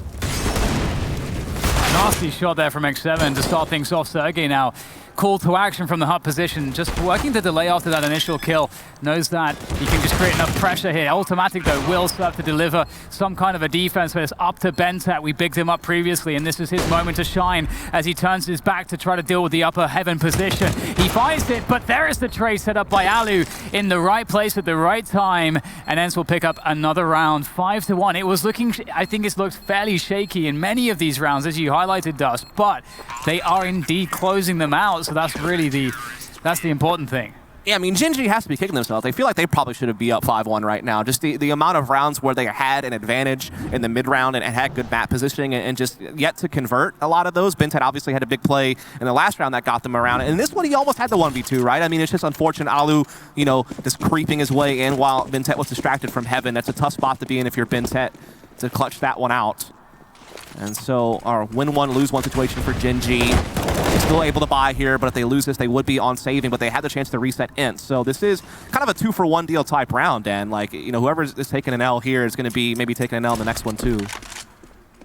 Ents last 3 rounds, only one player has survived in each of those rounds. That's devastating, and as Dust points out, that means big opportunities here for Gen.G, and they know it. Going for the challenge towards the hut position, the main position, and that's not going to work out for Som as the defense comes through successfully for Ents, and Dabs now trying to pressure towards Secret. Sunny with the smoke to deny any fast action there, and Bintet in the meantime creates a pick there towards the ramp position, and now there's picks all over the place as Sergey goes aggressive towards lobby as a response to the pick in hut, and it's squeaky, and it's just not working out at all here for Ents, and these aggressions leaving Alu alone on the upper bomb site, and they'll figure out where he is soon enough. Yeah, I'm not sure everything that happened there, but you can certainly just see from the kill feed that, you know, Bintet and company were just catching Ents, maybe trying to take more assertive positions all across the map and just winning those duels out. Sometimes this game does just come down to 1v1 duels, and if you happen to win them all, then you're going to win the round. I mean, that's just kind of a basic John Madden type of analysis of things, but sometimes it is that simple. Yeah, for sure. I mean, you can't kind of... I don't think you can fault ENCE for the plays that they made. They were just responding to the situation. Sergey coming out, swinging out of heart because he knows that Bentet just killed one of his teammates in lobby, and he just lost someone in Squeaky at the same time. If you're going to get a kill, that's the moment when they're distracted, maybe expecting a trade from elsewhere. But as you say, you know, they had someone ready to take that 1v1, and he wasn't able to stand the test. Indeed, so that op will just be saved by Alu here over in T-Spawn. Again, they are not going to have a whole lot of money to buy around it is kind of the big problem. That is the disadvantage in this economic system, which you've been dealing with for quite some time, to be fair, where if you jump off to a big lead early and then the rounds start getting close, you're the one that gets punished more. You're the one that doesn't have that loss bonus to rely on like Gen.G does, as it slowly fades away round by round, but it's still a safety net that lasts for quite some time. So that's really going to play against defense and really kind of create a comeback mechanic that maybe Gen.G will be able to take advantage of. Yeah, it's really interesting because some teams are much, much better able to win rounds, of course, you know, when they have these full buys. And then there can be a situation where if a team gets a bad economy, some teams are really struggle working opportunities out of a low econ. And some teams are very good at that. So either way, fast push comes in from ENCE. They want to take matters into their own hands here with the CZs. Can't quite deliver though. Alu trying to get the peaks, and there were opportunities there for him, but unfortunately he won't get it, but maybe Sergey will. He's picked up an AK here, coming in on the flank, swooping in with that deagle, and he's stolen an AK. This is interesting. It's so scary because Bentet has 1 HP, man. You could breathe on him and he would die at this point, so he really has to be careful. He'll take a safe position behind the silo on the rafters, which may give him a chance to have a prolonged life. But it's going to be a lot of weight on Kusta's shoulders to try to finish this thing off. As we do see the op coming in from ramp, that is going to be Sunny with it in his hands as he's trying to just slowly maneuver in. Good one, it flushes Bentet out of position with the incendiary. Now all on Kusta locked in the corner. Sergey stamps him out. And it's another close round, but it's another one that goes the way of ENCE. Absolutely. It just seems to be just enough every time for ENCE to just clinch it, no matter how bad it gets. And that seems to continue. And that's really going to hurt Gen.G actually as well, because Gen.G, you know, ate away at their own loss bonus. They won one, lost, then lost one, then won one again. So that's their loss bonus effectively reset to 1 or 2 now at this point. So they're in trouble. They need to make this buy work if they want to, you know, start to find a grip of this game, this half at least. Cross smoke is put down outside, as we typically see on Nuke. And Gen.G is mostly kept it slow and steady. I mean, again, no surprise, it is this type of style that Daps likes to implement more often than not. We did see them have like one quick upper take, but mostly just to get vents and then still hold it in a slower style. We haven't really seen them go for anything fast-paced, which to me, I feel like you could take advantage of ENCE's low utility and throw in some more aggressive plays if you wanted to. Let someone like Bentet loose a little bit, see if he can make a play, as times are getting tough. But the other thing is, if you're Gen.G, you probably don't want to change too many things, because again, some of these rounds have come down to like mid-round 3-on-3s where Gen.G have good controls of portion of the map, and you feel like, man, we just got to convert those, you know? Like, it feels like you don't want to change up too much because you feel like your early round has actually been pretty successful. Yeah, I completely agree. It's going to trust the system, and Alu's going to destroy it. Automatic going down to the flick, and Alu can just happily shift away. Done what he needed to do in that instance, and there's only 40 seconds left, and Ali just also spotted that there wasn't really that much presence. They were looking for picks outside still, so ENCE don't have to rush into anything. They got 5 players left. They just rotate appropriately. We get some smokes, late smokes, very late smokes outside. Yeah. Again, the clock is starting to hurt Gen.G. Remember, they lost a round off with the timer just a few rounds ago, and now they're at risk of doing it again. They're in a 4-on-5 with just 20 seconds left. They do not have a site yet to start to plant into. They're trying to slip into lower, but Alu has caught on. X7 has a great angle up close. He's going to keep slowing them down. He does get killed, though, and this does open up lower, but can they get this bomb down? 8 seconds left. They're trying to get it in. The plant has been started by Stalin. There was no threat from a CT, so it is now going to be a post-plant situation. Yeah, there's a legitimate chance coming in here for Gen.G on this post plant. They just barely managed to secure it. Quick Molotov there to deny some pushes from the CTs towards that site from ramp. And there's not a lot of post-plant utility available here. They're going to have to do it with the shots. The CTs will be able to shuffle their way out of these choke points there. Ali goes down first from the better angle. Oh no. Oh no. Sonny's going to fall to his doom, it seems. And now it's just down to Sergey. 1 versus 2. The time is against him. 2 players playing around control here. That bomb is in the open. Sergey can't possibly cross to it without getting gunned down by one of these players. And he knows it. He's going to just try to save his gun. Gen.G have done it. They picked up the round. And again, we pointed it out. They needed to win that round to really stand a chance to make a comeback into this half, and they did it. By the skin of their teeth, though. It was so close, man. Just imagine if X7 gets 1 kill there, and it slows them down a bit more. That could have been a real problem, but luckily they were able to get that entry that they needed. Oh, fire. Yeah, it was the fire, indeed, that got Sonny in the end. Kind of ironic. See what you did there? Yeah, it was a bit of a dad joke, but... Faster outside presence this round from Gen.G. A lot faster. In fact, they're not even smoking the cross or anything. They're just... They know they have the weapon superiority, and they're just getting out there. Sonny is creeping around credit card now, and that could be problematic. Although the T's have mostly made their way down towards secret already, although the bomb is down outside. Someone might want to swing around and get that. Daps is in a low position towards Squeaky, I think, if I'm reading the map correctly. Sonny has this weird spot right now where I don't know if Gen.G even have any idea. He might be able to really shock someone, but it's all going to come down to timing. And there it is. Sonny finding Bintet. Spots another on top of Marshmallow, but Daps will take care of him. So things are going swimmingly for Gen.G so far. To be expected, I guess you could say. But it is still winnable for ENCE. They do have a couple of rifles in play. They have automatic low on HP. Both of them playing towards upper, however. So it's all going to be down to what site Gen.G decides to attack, and it looks like it will be lower. So these CTs will be avoided. The approach here from Gen.G is actually quite cool and interesting. We'll maybe go into the details of it in a moment, but as you say, Dust, there's a lot of opportunities here for ENCE. If they have the right positioning, and it is difficult to have that. There's so little information on the map for them at the moment with so few players. And Gen.G have had that secret control all along, so they have chosen that lower bomb site, and it's a safe plant behind the silo there. And looks like Ken's not really fancying this. It's not the upper bomb site, so they're like, well, screw it, we'll just go and save. Yep. But I liked what Gen.G did. They went aggressive outside. They didn't smoke it up. They made sure that they were seen going down lower with most of their team, and then they just kind of hung out a little bit to see if there's a response, a panic rotation down lower, a panic rotation out of maybe main, so that there is, or mini as you say in North America, to see if, and then to see if they could catch those players going for that flank rotation. So it's kind of cool to see Gen.G just baiting out ENCE as hard as they could this round. Nice seeing Gen.G get some success. I mean, I feel like they've had a lot of well-orchestrated rounds. It's just the execution at the end wasn't quite there. They couldn't quite put those finishing touches. But now we start to see them collect rounds. Bintet up to 10 kills and 10 rounds played. Exactly what you want to be seeing.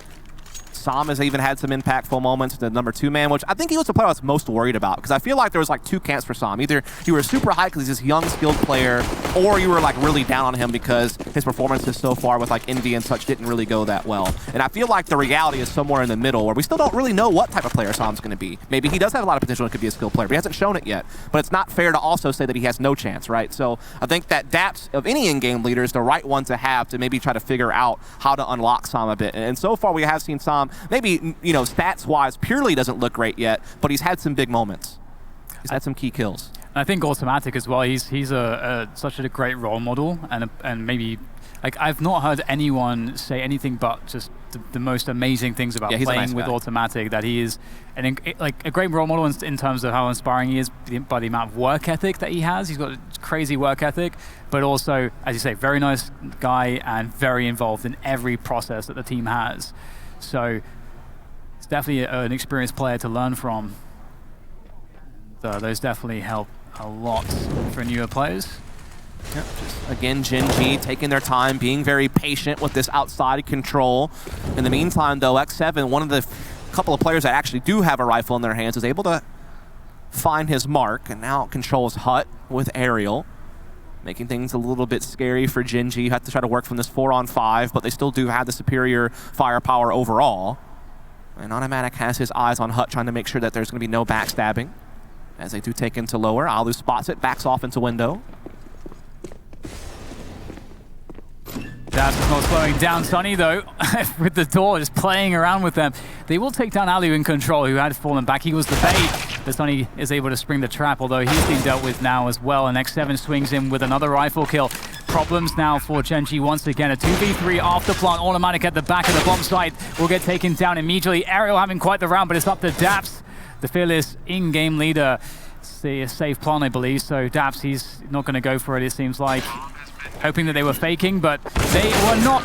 And the round will go to ends. Oh dear, Gen.G not going to be happy with that one. That has to be like the 4th round this half that Gen.G have planned with like 8 seconds left. And what it does is it creates a lot of stress. It creates a lot of opportunity to be at the right place at the right time for the retake right away. And it doesn't really give you a lot of chances to really get into good post-plant positions or really set things up for the future. And also, you're running the risk of just losing off the clock again, which has already happened to them at least once this half. So yeah, I'm a little bit concerned. I think they need to maybe get a little bit more decisive in the mid-round, but all in all, still, I think they look better than what the scoreboard indicates. Yeah, I agree with you. And I think it's a credit to ENCE for playing a great nuke so far as well. And another pick outside from Ali. He's been pretty consistent and doing the damage there with the AWP. He's also got some more forward support here. The flashbang forward for Sunny from Credit Card as Ali goes for another swing there towards that T-red position. And that is certainly going to encourage Gen.G to leave the outside. It looks like they've given it up here, understanding that ENCE well and truly have this under lock and key, and they are going to respect that. They've lost a lot of health. They've lost a player. At this point, there's only one desperation option left, it seems, which is to burst the upper bomb side or the ramp position. So that's 2 options, but still, desperate. Yes.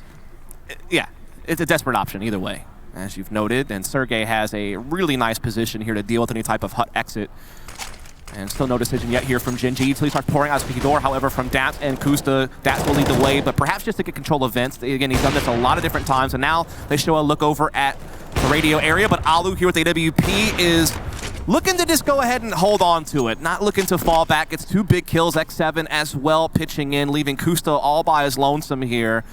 Time is low. He does have possession of the bomb. He's getting into the hell area, going to start creeping up the ladder into heaven. Trying to see if he can maybe get into upper here and cause some problems, but Sergey was more than prepared for that. So it'll be an 8th round for ENCE. And they're starting to put a little bit of something together here. I mean, it hasn't been necessarily a lot of rounds in a row, but they've always been able to manage to stay on top. Yeah, they've Gen.G have also gone about like 9 plants, I think, this half, which is actually, that's pretty epic. Most of the rounds that have been won for ENCE have been by defuse. So, you know, it just kind of goes to your point. You know, Gen.G are creating opportunities. They're getting bombs planted, but if you look a bit deeper and you look at the you know, what's actually going on in the context, then you start to see, you know, one of the other criticisms that you were talking about, whereby they're doing so by playing really slow rounds, which does create issues as well. But, you know, again, Gen.G, at least they do have 4 rounds at the moment, so it's not hopeless by any stretch, but it could be much more. I think the issue is the last 6 rounds in a row, ENCE have had the opening kill. And so when you're creating those really early 5-on-4s, sometimes they get the opening 2 kills in some of those numbers I'm sharing with you. And really what that means is that you're starting to see Gen.G have to play from behind every single round. And their initial pick, their initial gains are not really there. And it's allowing ENCE to have a lot more comfort on rotations. It's allowing them just to really settle in a little bit more in the half. And I think that's something Gen.G needs to try to figure out. I think Ali's been having a lot of success outside with Yorp as well, and one thing I've noticed from Gen.G is they're not as happy to run the outside smoke defaults as we typically see. So I'm hoping we see more of that as the eco round is dealt with very handily by Sunny and Ali outside, and Ariel as well. But indeed, I'd like to see, you know, more of the kind of, you know, smoke defaults outside, whereby Gen.G are able to force rotations without having some of these duels, because they are losing them mostly early in the round against the likes of Alu in particular with the AWP. So we'll see if there's any adjustment there for Gen.G. The other issue with Gen.G is they also lost 2 rounds to pistols, basically. So you got to add that in there as well, on top of losing the opening duels pretty consistently here lately. But now they're back onto a full buy with 2 downs left to go in the half, and so we'll see if maybe their fortunes change a bit. As once again, though, they're just kind of staying in their more default setup, not really making too many adjustments. They also don't really go for outside control early either. Like, they kind of sit back and they don't, like, you know, they don't throw the traditional smoke wall. I think you were kind of alluding to that just a moment ago, where it's they've been able to play a bit standard, but also it seems like they're lacking in some areas as well.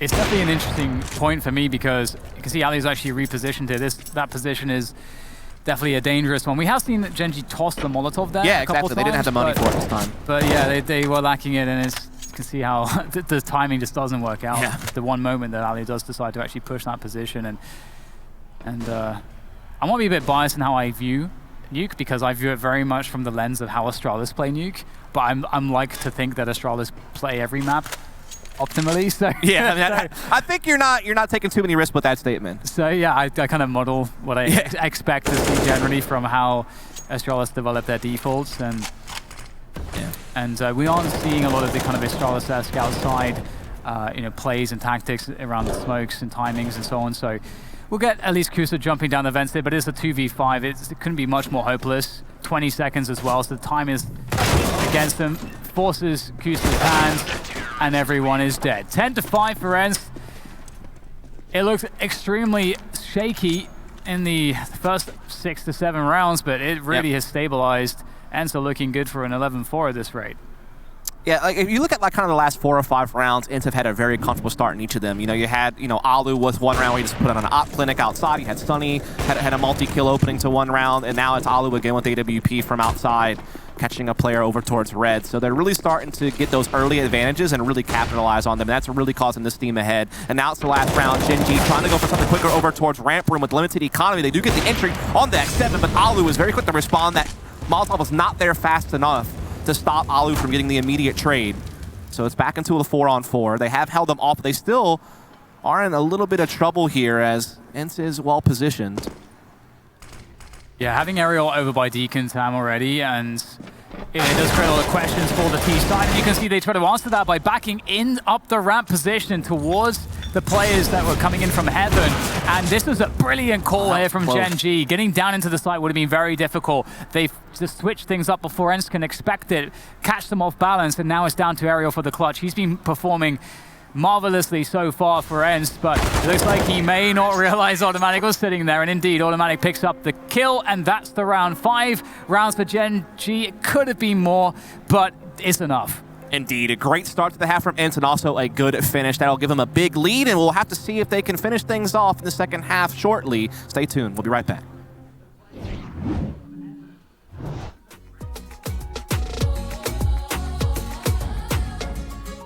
Tengo muy desesperado el segundo que yo no te llamo. Soy una adicción de lo mejor. Sé que juego con tus sentimientos por miedo de que vaya a sufrir. Si está bien para ti, está bien para mí. Venga, yo muevo la cadera hasta que te disuelvas. Oh, no.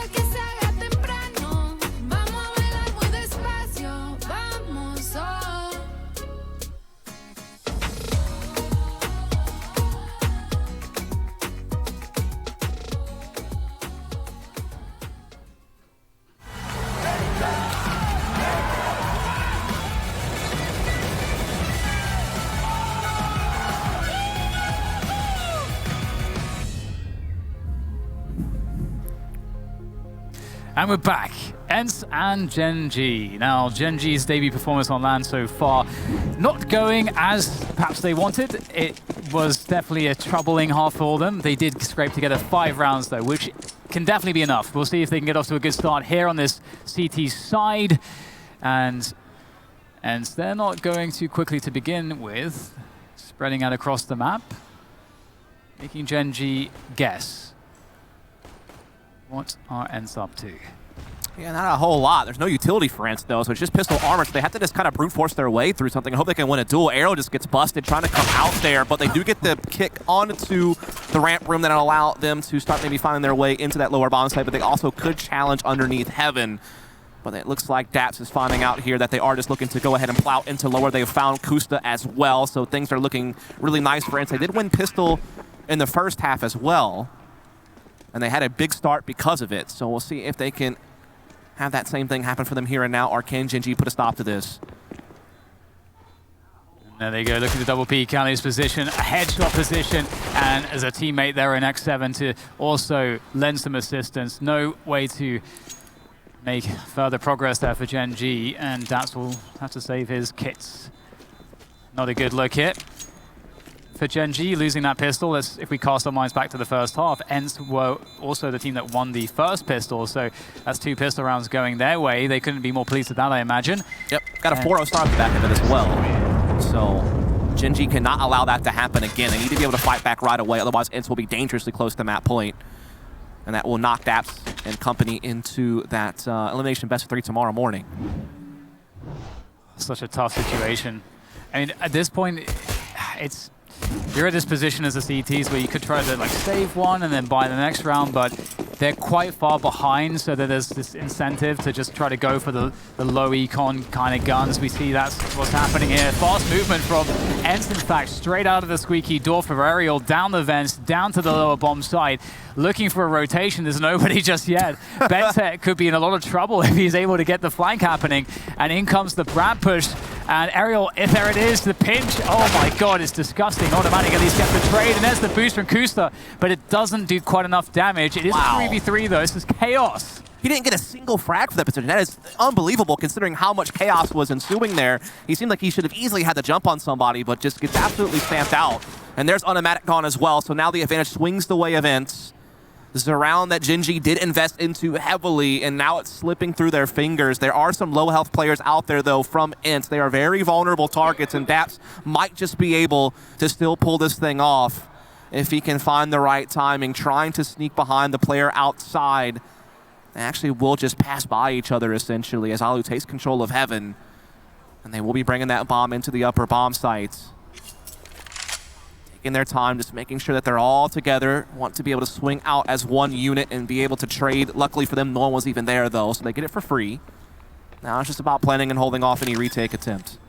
The thing as well is that they know, Gen.G know that these players are low. I mean, Automatic got so many tags with the scouts, so that makes these CZs actually very dangerous. These pistols very dangerous, some with the Mag 7, very dangerous, but obviously the issue is, can they find position to actually attack? And they will be sneaking their way forwards, and Daps has the kit that he saved from the pistol round, so he has the kit. So that makes all the difference here. Oh, can't land the shots onto the first player. There was an opportunity there, and without getting that kill, I think it's dead in the water at this point. But with that kill, Som would have been able to move forwards, and there could have been a real opportunity here. You'll at least be able to hold on to the Galil, but they need rounds desperately. This won't be one for them. No, it will not. And while they will save the one Galil, they can't really invest too much around it. Maybe just some P250s and the like. So it really should be skating into another round, another big start to a half. At that point, it will be 7 of their rounds thus far will have been of just winning pistol and the anti-eco. So again, that does show you just how much influence the early game can be. Well, what do you say about this one? Just a full save pretty much. The Galil held onto by Som. Can he do some damage with it?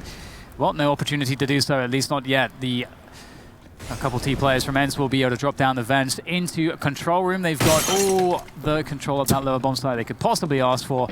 Dan, there is a starking difference in style, I think, that we could talk about here on how early ENCE are attacking these lanes. Not only are they getting the initial map control that Gen.G was doing all half long, but they're doing something with it right away. There's no indecision.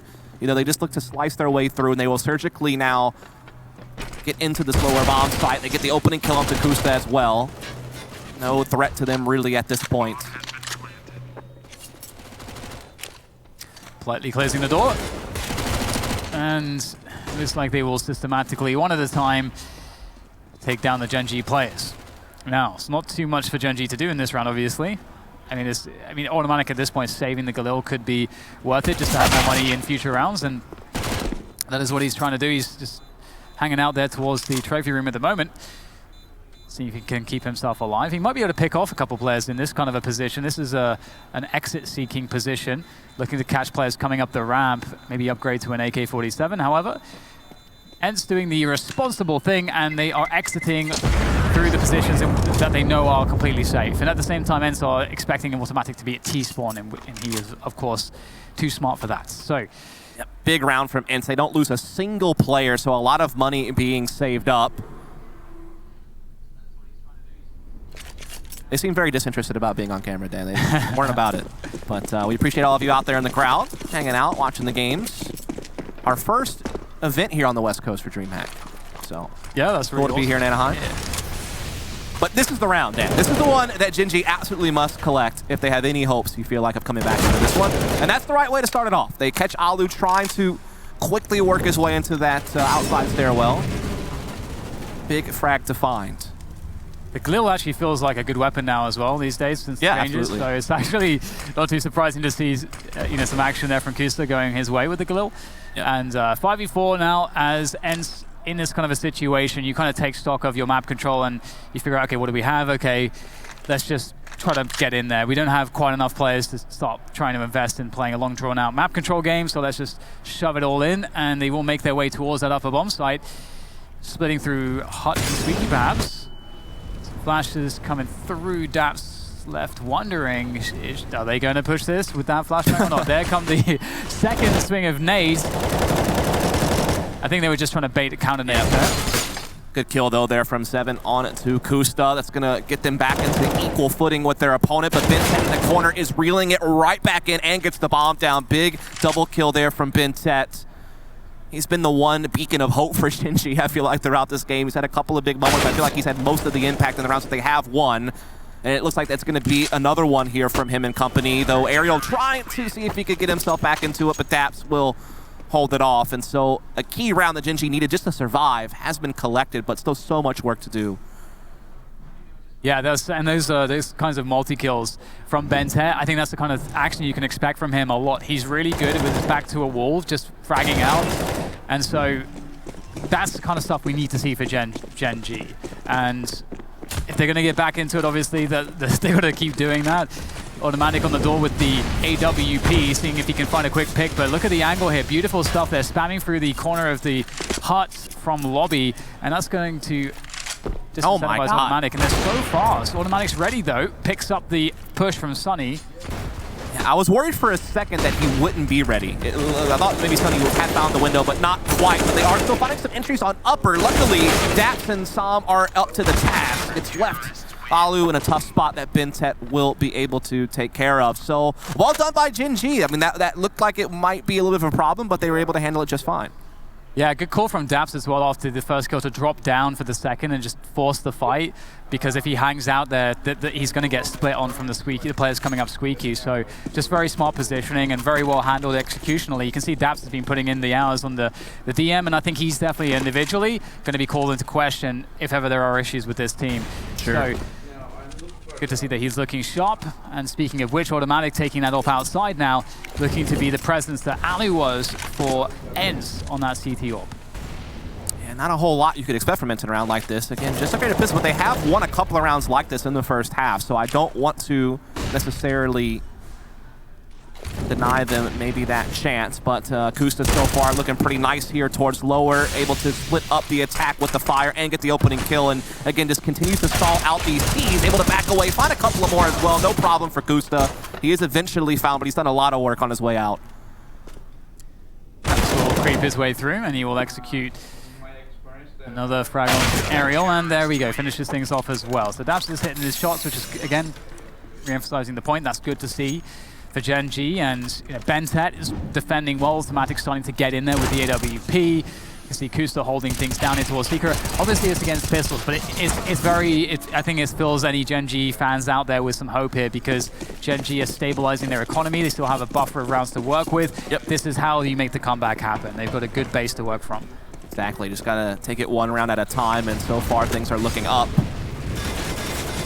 Another full buy, though, from Ent. No AWP in the hands of Alu, but still rifles around the board and a bit of utility to work with.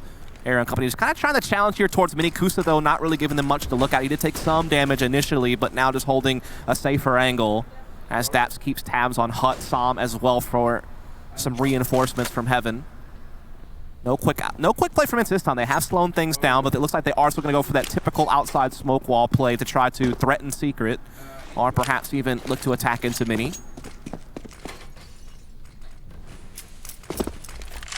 As far as the CTs are concerned, especially when these smokes usually come out in the mid round here, could delay for delayed mid takes, and it creates problems because the CTs likely don't want to have players in forward positions at this timing of the round, so that makes those smokes even more effective at denying information. Yep. And X7 is looking after the lobby at the moment, as well as Sergey looking after ramp for any pushes. If there was any info plays, they'd catch it. And Sonny's got that deeper control down Secret. So they can go so many ways with this, and they're going to go straight through ramp to begin with. And Bentet gets a double, always good for it. And the kill from Automatic as well to pitch in, and it's all mopped up. I think Gen.G not only obviously getting the kills, I mean, that goes without question, but they also use their utility pretty well. Like Automatic was able to fit a nice incendiary in to kind of slow them down from being able to make the most of their smoke wall outside to get Secret, which was nice because it allowed Kusta to get to lower. He also threw down his own smoke to continue to slow down any type of push into the lower bomb site. And it really actually bogged Ents down a bit. Like it forced him to make a late round decision on trying to go into ramp. Bentet good for 2 as always, it seems. And so well-constructed round from Gen.G across the board, and now they might get a freebie because of it. Now they're going to hit double digits, and now they're routing the heels of Ent all of a sudden. It is funny, the statement, like, I see Bentet get 2 kills once, I'm like, yeah, he's always good for it, he's a sample size of 2. but obviously we know him, from his other teams as well. He is a guy that gets multiple kills. That's something that he does pretty reliably, so... See just some toying here with Kusta, and again, it's after such a tumultuous beginning for Gen.G, so many rounds, even though they find opportunity, not able to close them out, it's great to see that they find that stabilizing factor going into the second half, and right now you start to wonder for Ents, how many chances do they have left before Gen.G have completely taken over the match? That's a good question. And I mean, you feel like the T sides are where they're going to have the most struggles, like when they have to make more decisions, when they have to be more tactical, when they have to have really good management of mid rounds and making those decisions on, hey, we have these positions, what do we want to do with them? And that, I feel like, is where a lot of their issues have been stirring up ever since CompLexity is the part of the team.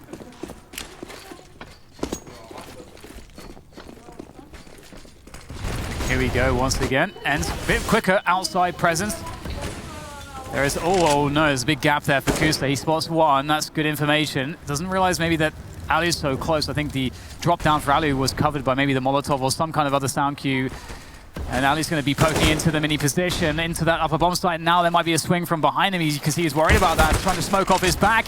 And there is the pressure coming through, the flashbang as well. Alu can't quite help from mini, so he can't split the site. So his teammates can't really get in through Hut. This is falling apart for Ents. Yeah, and really it is. It seemed like Alu was going to have a perfect opportunity there through mini to really cause some big problems. As you said, it seemed like he had able to ninja his way into that angle, but then winds up getting caught up and not able to actually push off. And now Kusta, Sam, and company are just cleaning things up. They've done so well to handle this attack from Ents. Now they have 11. They're 2 away from the tie.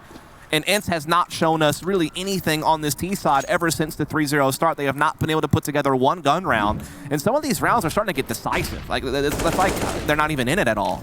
Yeah, absolutely. And it's a stark contrast to Gen.G's T side, where Gen.G, we could say in many cases, they're always getting bombs down. They're always getting chances. Even if they're not winning the clutches or the duels eventually, they are creating opportunities. And I guess I'm just re-emphasizing your point. Hence, by contrast, are not able to do that. They're not repeating that. I think like the last 4 rounds in a row, Gen.G has survived with 3 or more players. So they're really doing well in the trading game. They've been very efficient. They're building up their money.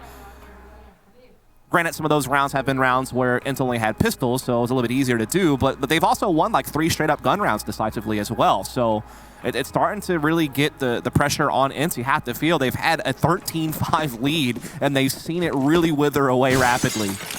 And the thing, too, is that Ent is relying a lot on the very aggressive timings, generally speaking. And Gen.G time and again are proving that they can hold those. So if you take that out of the equation, what's left? Well, this time another fast timing. It might work out actually as the initial pick goes towards the Gen.G the Ents team, but Daps is holding things down. Some great flick there, finds the headshot onto Sergey. Beautiful defense once again. There were small opportunities, although Ents were outgunned in terms of what they were carrying. They did get that initial pick, but still, Som. Crazy. You asked, what kind of player is Som going to be, and he's going to be this kind of guy, tapping away, easily dealing with that aggression. It looked like Ents was actually, again, able to maybe exploit Mini. This time they actually killed Kusta and really had that access to upper, but they could just not convert it. Som and Daps have really stood tall in the upper bomb site, had some big multi-frag rounds. And then you got Bentet basically locking down lower in ramp. And so it seems like all routes are closed off right now to Ents. They are back into the full buy. We see Alu with AWP hasn't had it much here on this T side, so maybe this is one of those chances to finally make use of it. He's taking a little bit of damage here in the early round, but nothing to be too concerned with. This time, Ent slowing things down a bit, just hoping maybe that they can catch a CT being a bit aggressive. But Gen.G are content just to kind of hold firm.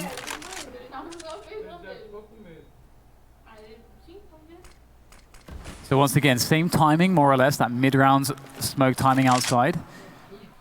Or actually, no, they're not going to toss those? I thought they were... Okay, here we go. There we go. It's getting worried there for a second. So this is a similar timing, a little bit later than one of the previous rounds where they run this, but Automatic's in that position where he gets full information behind it. There's a molly, but he's already in position to deal with this, and he gets the pick. That's devastating, because that was just one lurk. There's nobody to follow up on that, and that also means that Gen.G knows exactly what they're doing now. Indeed, and now Bentet's also locking off radio room, so again, it's really funneling Ents to have to go towards upper, where they've had so many problems finding openings, and again, it's going to happen. Som and Kusta this time, the two to be the ones dealing the blows. And Alu will now just have to back off and stay away. And man, here's the thing about Automatic. Even if he's not known to be like a really skilled opper in the sense that traditionally he's not played that role throughout his career, so he's not known for like the crazy flick shots or something like that. What we do know Automatic is that he's smart. He's methodical. Like he knows how he wants to take positions or how he wants to do certain things. And the fact that he preemptively jumped in the corner to avoid the Molotov and get the free kill essentially to shut down outside is massive. Yeah, I mean, and for me, like I wouldn't, like in knowing Automatic as a player, I wouldn't be surprised if he is in the position to become that he could become like a top 8 AWPer easily in the world. I think this guy has got so much talent, it's ridiculous, and been waiting for a moment for him to be able to have a team to show that, because obviously he's been stuck in that Cloud9 prison for a while. Yeah. But here he goes. Bentet might be in for some fragging here. We know he's good for multi-kills. There's one. Can't quite find the second. Very close, though. But he does spot the huge investment, and the entire Gen.G team is rotating around this push. They're going to be able to pick up his AK-47. X7 actually does have head armor, so he'll be able to make good use of that AK. Automatic missing a chance to catch one dropping down, but that's no harm, no foul. It's still a 4-on-4, and at least they know what's going on. Som, though, has been smoked off with Kusta, defending at least a little bit there on the window push, able to at least keep it even. Bomb has been planted, though, and Automatic able to find an opening here. Another one on the Sergey, absolutely disgusting from Automatic, and he'll just go ahead and finish it off. Why the hell not? And so there you have it, Gen.G, the crazy comeback. Didn't think it could happen, but now it seems like a foregone conclusion that it's here. And we see some smiles. Automatic's having a good time, and why wouldn't he be? Look at this, beautiful shooting there with the AWP. Very fast stuff there, straight in the face, and there was nothing that could be done for Ents. Automatic is certainly leading the charge with that one, and their money is out of control here, as you were alluding to previously. They're not, in a lot of these rounds, they're not losing that many players. I mean, they usually seem to keep 3 or more alive, which means their economy will forever be growing. And then, again, struggling to get... I mean, they got a bomb plant that round off at the back of a very fast rush, but typically on the gun rounds, they're not finding the finish to a plant. Now, whether they win a post plant or not is a different story, but the way that they default into the way that they shot call in the mid round is not getting them through to a bomb plant, which is the final phase there. And so that does definitely indicate that there are some issues. And ENCE seem to be relying heavily on these very aggressive plays. And as I mentioned, that doesn't seem to be working. Time and again, Gen.G have proven that they can hold those pushes. And we haven't seen ENCE successfully run those slower defaults. Yeah, it's been really, really tough. Before that round, there was a run of 6 rounds in a row where Gen.G only lost 1 player. So that just goes to show you how they've really just been shutting down. It's completely, it looks like it's going to happen again. Oh my goodness. We'll see if X7 has any hope, but no, not going to be the case. Map point, Gen.G. This is getting so insane. Dude, Som is so hype right now. That was, he's getting really confident. Yep. He's got some nasty aim on him. He's got some really good mechanics. Very, very fun to watch. And here it goes. Can they finish it off, Dan? Remember, we're down 13-5. They have now just racked up the rounds. They have not seen a single gun round go against them. It's just a huge drought since that 3-0 start to the half. Yeah, I've got to say, I'm excited by what Gen.G are showing us at the moment, even though ENCE is struggling, and we'll get the completion of all the smoke set. That's often actually how teams tend to do it. Leave one open and then smoke it after, in case there's a molly that denies your smoke placement early in the rounds. And Sunny will make his way down secret, so this pressure will cause rotation for the CTs, which means that there are other areas now which are weaker, and that's kind of the point of it. You force them all the way back. Looks like they're going to try to commit here. Kusta lands the headshot, but there's the trade frag. That's going to tell them a lot that there's a trade fragger in that position. Struggles here now for Gen.G, losing most players, just up to Bentet and Automatic. And finally find some hope. And then it's the appropriate words for the situation. Again, so many rounds in a row where they only were able to get 1 frag. Now finally they have a 4 versus 2 post-plant situation ahead of them to stop Gen.G from getting the victory. Try to play for that overtime. Bentet being mollied out of heaven, and I mean, there's so much money there on Gen.G, you might as well go for it, or at least try to take some guns down, do what you can. Unfortunately, they won't even really be able to get started. Alu sneaking out, catching Bentet in the back, who was trying to maybe make a play at heaven, and now Automatic is left just looking for exits. So it will be a 14th round for ENCE. It's going to go the full distance, and it might even go a bit extra. We'll have to see what ENCE has in store. It is a really interesting point you're bringing up about, like, do they go for it or not? Because it's just like Automatic's going for maybe a ninja or something. But what's interesting is they were playing. Looks like they were playing for exits, and I was looking at the money, and if they actually had gotten a couple kills, I would actually have created a problem for ENCE because they wouldn't have had enough money to actually get full utility in the following round. Right. So it actually seems like exits was maybe the best call, I think. And well, it didn't work out for them in this instance, but for ENCE, a redemption is at hand here. If they can force an overtime, they can. That's that big reset button. Yep. They can forget about regulation. Yeah, using some utility really fast towards upper, trying to maybe create a little bit of pressure. They don't actually play off the back of it though just yet, but they are looking to perhaps, again, work towards this outside angle. Sometimes Kusta or Automatic has been able to really be the thorn in their side and actually controlling this area and doing something with it, but it seems like this time Sunny will be able to get that access. But how much further can he get? Because Automatic has a pretty forward angle on this location. And he has been good for many, many completions. Not that one, though. Yeah, that's a tough one. He's able to hold his position. That's the most important thing. And there is a pick from Som onto Aerial, which I can only imagine is Aerial's poking around the upper bomb site. And life is going to be difficult here for ENCE. A minute left. They've got some map control, but oh no! Oh, big damage there from the utility. You can see 3 players going down to half health immediately, but still ENCE must break the lower bomb site. They're pretty committed here, and Automatic at the steps here has a pretty good position around decontamination to create a lot of pressure as time is of the essence. Here's the plant right there in front of him. It's too easy for Automatic. Just superior positioning. And now it looks like the curtain is beginning to fall on ENCE in this map. It's just Alu and Sergey trying to break their way back, and they do find one. Another from Sergey, and Sergey is single-handedly salvaging the round, just barely, but they still need to find this plant, and Daps is still standing with Kusta. Now it's all on Alu. Sergey did so much work to put him in a maybe winnable position, but he needs to finish the job. Time is running so low, though. He will shut the door. He will get this bomb plant, but the push from the CT is too fast. It's going to be the kill from Kusta, the victory from Gen.G. From 13-5 down, they win it. It took the full 30, but they did make it happen. Impressive stuff. I'm really genuinely impressed by Gen.G. Very excited for what they will offer us in the future, but it is time for a quick break. We'll be back shortly with the Analyst Desk.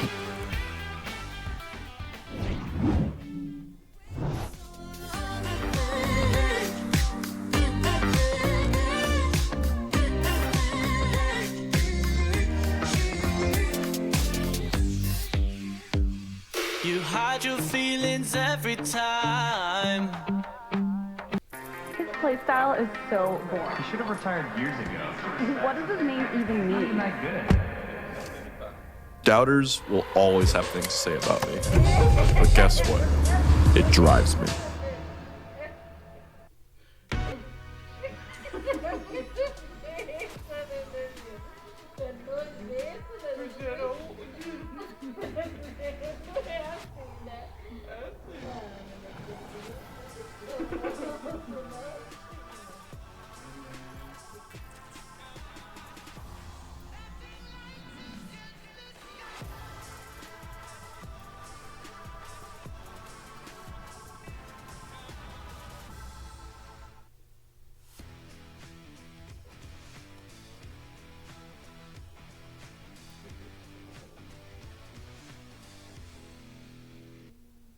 All Tyson Anytizer's chicken is raised with no antibiotics ever. They're a great decision for snack time. Allowing the band to practice at your house? Not a great decision. Keep it real. Keep it Tyson Anytizers. I come every year to see the communities. Miller Lite shining a light on moderators for Twitch is just amazing to me. We can't do what we do without the countless number of mods. They're unsung heroes. Being able to meet Zach for the first time, that's gonna be dope.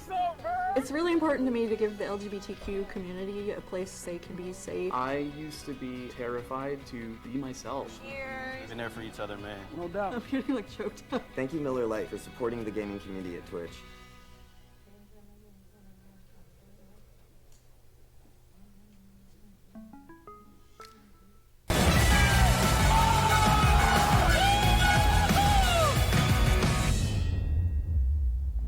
Well, they were able to do it. Gen.G come out swinging in their first match on LAN against Enst.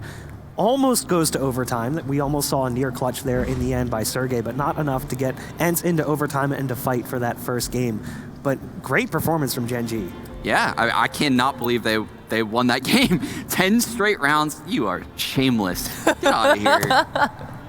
Bach is very proud of that, but yeah, it was really, I guess surprising is the right word, because in that first half we saw Gen.G losing so many post-plant scenarios, which I thought was very surprising, but man, their CT side crossfires. I think the key thing here is Kusta, Som, and Daps. Their three-way crossfire that they had set up with that connector side and that upper, and the help and the reactions of each individual player always showing up when their mates needed them, and that was really the turning factor for Gen.G. I think it's pretty telling that Christine and I were going to mention literally completely different players on Gen.G. They all played well. Such a good game. Honestly, Bentet and Tim. Who's the other guy that I'm missing? They went 8-2 in opening duels that game, in a game where the opening duels overall were 15-15. It was a very evenly matched game, but I think that edge from those two players, particularly Tim's opping in the second half, really put them back in the game. They blew a lot of post plants in the first half. They did look like the better team this game.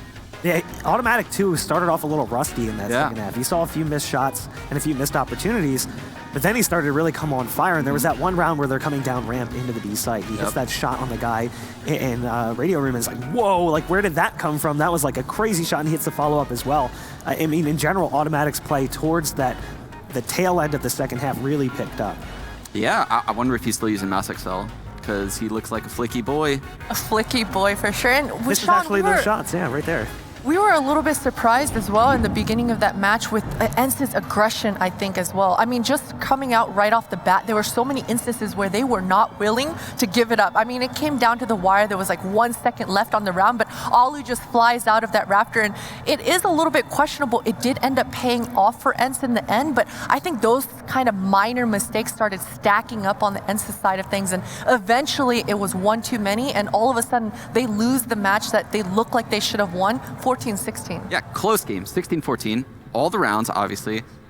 That doesn't mean it was a great game. This was very sloppy. I think there was a lot of individual deaths that weren't traded properly. But honestly, I'm shocked that Gen.G had this comeback in them and being such a young team. Yeah, I mean, both teams' T sides left a lot to be desired. It didn't really feel like Gen.G was really super prepared on Nuke for their T side, and it felt like ENCE was just stronger on their ZD side. But then you flip the coin, and all of a sudden it's the same thing for ENCE and Gen.G on the other side. I think Gen.G looks very promising, and that's something that I haven't said a lot about. You know, this core, I guess, going back all the way to the Cloud9 days when, you know, Daps, Tim, and Kusta came from Cloud9. They just are struggling a little bit in the late round areas when they have a man advantage or, you know, it's a 3v3. But once they get that communication aspect down, I think, you know, they could be making runs in events. I have to agree. It all comes down to the synergy. I mean, when you're able to have the synergy right off the bat a little bit earlier than a lot of teams and have those CT setups just work out so well in those split-second decisions, it really bodes well for Gen.G. Now, if this was a map that we weren't necessarily expecting to see them play, should we expect bigger things from them on more stable and familiar maps? Probably Hopefully. so. I think Daps has been known to have very strong defaults. Historically, he's very strong on Overpass, Dust 2, so I think those are Mirage. Those are maps that we'll likely see in this Gen.G team's pool, and they'll probably be very good on them. That's actually what I expected to see this series go to, was Inferno or Mirage. I expected Gen.G to try to play it maybe a little bit more safe, but obviously that opportunity didn't arise as they ended up on Nuke. I thought that would have been vetoed out pretty quickly. I expected like Vertigo and Nuke, like get rid of those right off the bat. 4 straight L's now on Nuke for ENCE.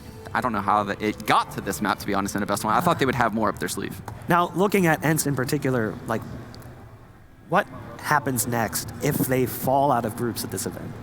You know, it's a little bit earlier to tell. You know, now they have the rest of the day off. They're going to have to show up here tomorrow. They have the rest of the day off, right? Yes. Confirming? Yes. Okay. Yeah, tomorrow's when the best of threes. Yes. Yeah. So coming in here for tomorrow, again, when we look back on ENCE's history, yes, it's been turbulent. It has not been towards that upward trajectory, but they've got the skill. We've been seeing it constantly. Alu, how many clutches are we going to see from this man? Sergey, Sunny, they are all stepping up in the fragging department. It just seems like it's not coming together in the end. So I got to say, tomorrow in the best of 3 series, surely it'll look different than this best of 1 today. It just look like they lack confidence at this point, right? Like individually, they're making so many mistakes and doing things, you know, over peaking in certain areas. But then when they should be supporting teammates, they're not doing it. And I think they're in their heads at this point. They've lost too many games, and I mean, I rarely say this, but if they bomb out of groups, they're at a place where they almost need a roster change. Well, we do have Bentet over here, and I'm just going to take the stairs. Hold on. See you, man. Well, they are really throwing you under the bus right now. Okay. All right. Interesting. Took the stairs. It was a great little hike over here to the couch. Thank you for joining me over here. Congratulations on the win. Thank you, thank you. So I got to ask one of the first questions. What's the dynamic like playing for this team versus some of the teams you've played with in the past? The dynamic, like, you mean the structure? Yes, yeah. I think Debs, as an IGL, he brings a lot of structure to the team. Like, we play a lot of as a team, more like a teamwork, not like individual movement or something. So we keep trying to gain more experience, of course, in this tournament, and I'm so happy we win the first match. Playing with Sam, he's a player who's young and he's got a lot of energy. Is it a little bit hard to play with him sometimes because he's a very loud and boisterous player? No, I don't think so. I mean, we love him when he's shouting. Like, he brings a lot of energy to the team, like a lot of positive atmosphere to the team, which what we need. We need some guy who really loud. We do have the other guys on the desk as well. Potter, I'm told you have a question here. Yeah, my question doesn't have anything to do with Counter-Strike, but I was wondering, because over in the League of Legends stage, we see a lot more Asian people, particularly Koreans, coming over to NA to compete, and they always complain about the food. They can't quite get used to the American culture and the food. How has it been for you? Do you like California? I mean, when I live in here, I always order Asian food. Like I rarely try American food, but I think so far when I eat American food, I like it and I really enjoy California. Sean, you have a question as well? Yeah, I saw you missed out on a couple qualifiers so far for Gen.G, but what's your guys' practice schedule been like since you came over to the States, and is it more intense than what you're used to in Thailand? I think it's pretty much the same. We go to the boot camp before this event in Poland, in Warsaw, and we've been there like 15 days, I think. Like we had a really good boot camp. We have a really good result in the boot camp, and we feel confident for this tournament. Were you guys prepared for Nuke when that came through as the map pool? Like, have you guys been putting in the work on Nuke? Yes, actually we practiced Nuke and we confident at that map. I have just one last question for you. Have you tried In-N-Out yet? No, but I will try it. You have to try In-N-Out. Yeah, I think Team Automatic told me that it's pretty good. I mean, In-N-Out is like the staple of West Coast American food, so you have to give it a shot. I will try. Maybe while you're here for this event, you guys can go and make an In-N-Out. Okay. Thank you for joining me. Congratulations on the win. We are going to throw things to a quick break. When we come back, it's going to be North versus Forza, and that's going to be a bit of a duel. Stay tuned.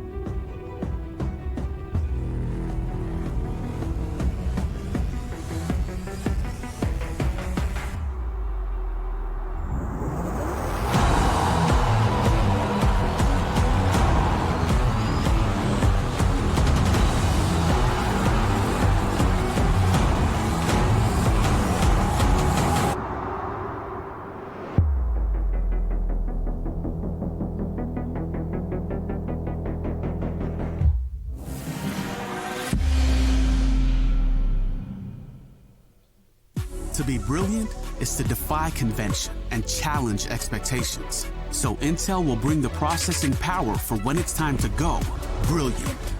Frame rates that keep up with your reflexes. Brilliant. Fast clock speeds for when you're on the clock.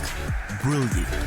It's what we do at Intel, powering you to master your potential. Will you rise? Intel. Unleash your brilliance.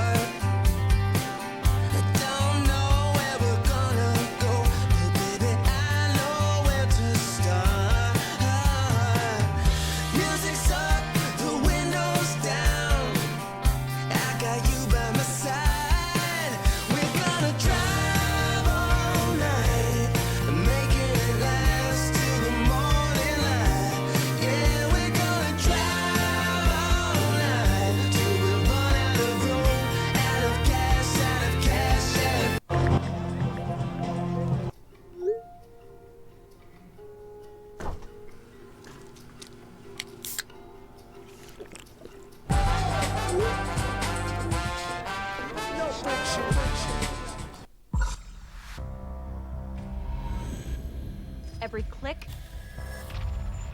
Every frame. Every press. Every sound. They're playing aggressive. I'll take mid. Every advantage. When the difference Between winning and losing is measured in milliseconds. everything. Everything. Everything. Everything counts.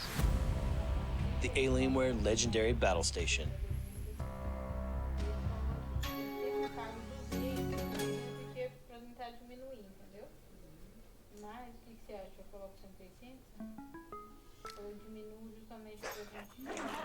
This is painful. I bet. I can't load anything. Use to switch to Boost Mobile. You get 4 free phones when you switch. Switch to Boost Mobile and get 4 lines for $25 per line per month with unlimited data and 4 free Samsung Galaxy A20 phones, all on our super reliable, super fast network. The next chapter is about to begin. Guns N' Roses live. Get tickets at livenation.com. Guns N' Roses.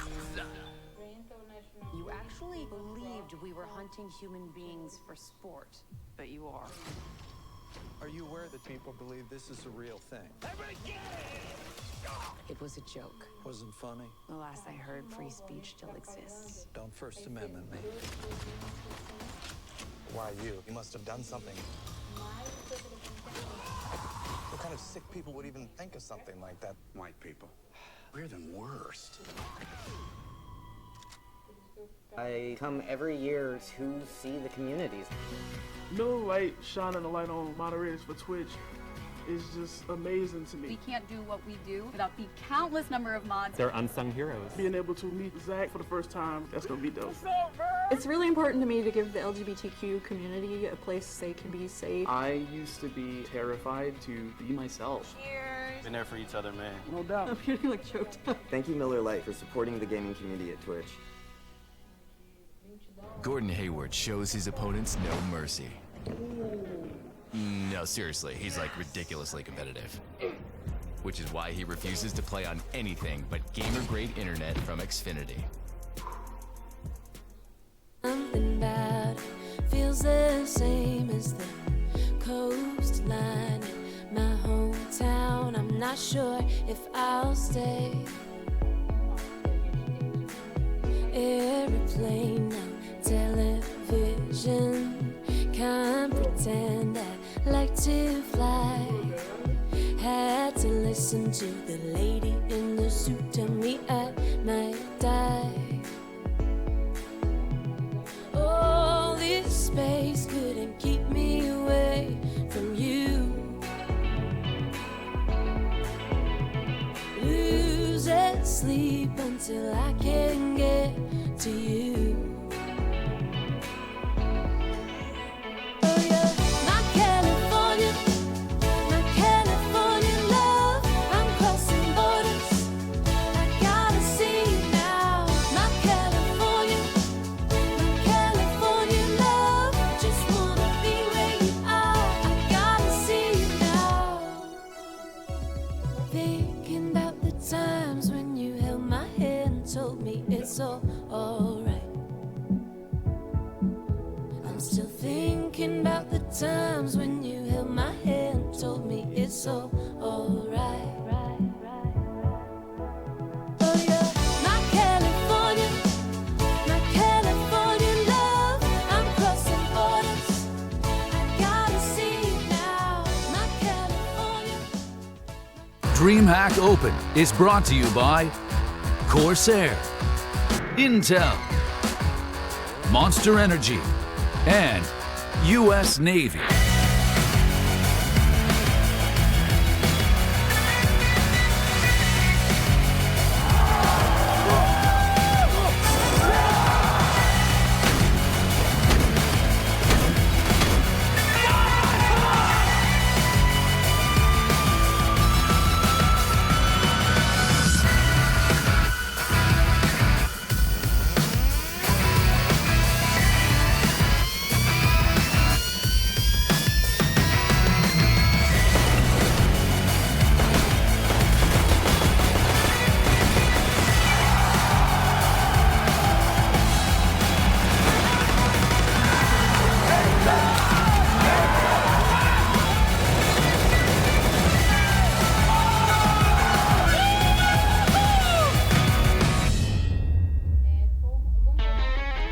2 matches down and several more to go. Day 1 of DreamHack Open Anaheim 2020 continues on here at the Anaheim Convention Center, just steps away from Disneyland, which is probably where I'm going to go if I get some time off, because I really want to see the Millennium Falcon.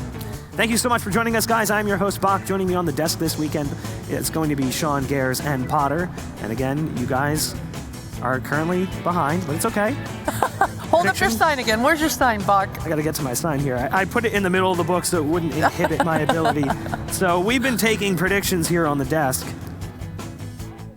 I'm 2-0, just in case that wasn't clear. They're not. They both went with Ents. They sided against the North American team. That's sort of also not North American because it's mixed nationality now. We've got a player Canadians in there. Yeah, but we'll give credit. Well, I guess where credit is due. We can throw Canadians in because they are part of North America. I mean, it's basically just America's top hat. Yeah. So it's like whatever. But let's take a look at the current group that we're going to be jumping into here. The game we're about to see on stage. So, Group A, that was the first match of the day, Furia versus Endpoint. It went exactly as I think a lot of us expected it to. Furia kind of came out swinging. Endpoint was not able to really show up much in that first map. And now the match that we've been waiting for. Potentially a match between 2 of the more favorite teams at this event. One, definitely the favorite of this event in Forza.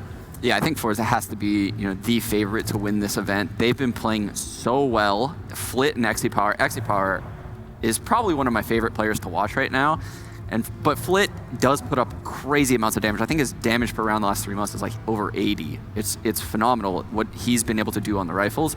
So I think Fours probably are the favorites in this matchup, but who knows, how prepared MSL is going to have this team, because that is the key thing to look out for. Is in the past, North has looked so poor strategically, but that's not going to happen anymore with MSL at the helm. Yeah, exactly. And I think with North coming in with such drastic changes, a new in-game leader, and they just got a new coach over since we saw them last at DreamHack Open Sevilla, where they actually walked away with that first place, which was surprising. It was a nice, pleasant surprise coming out of the north side of things, but I have to ask myself, the caliber of teams that showed up at that DreamHack in Sevilla was a lot different than the caliber of teams that we're seeing here in Anaheim. So I think with North, they've got to elevate it to a whole nother level to be able to compete.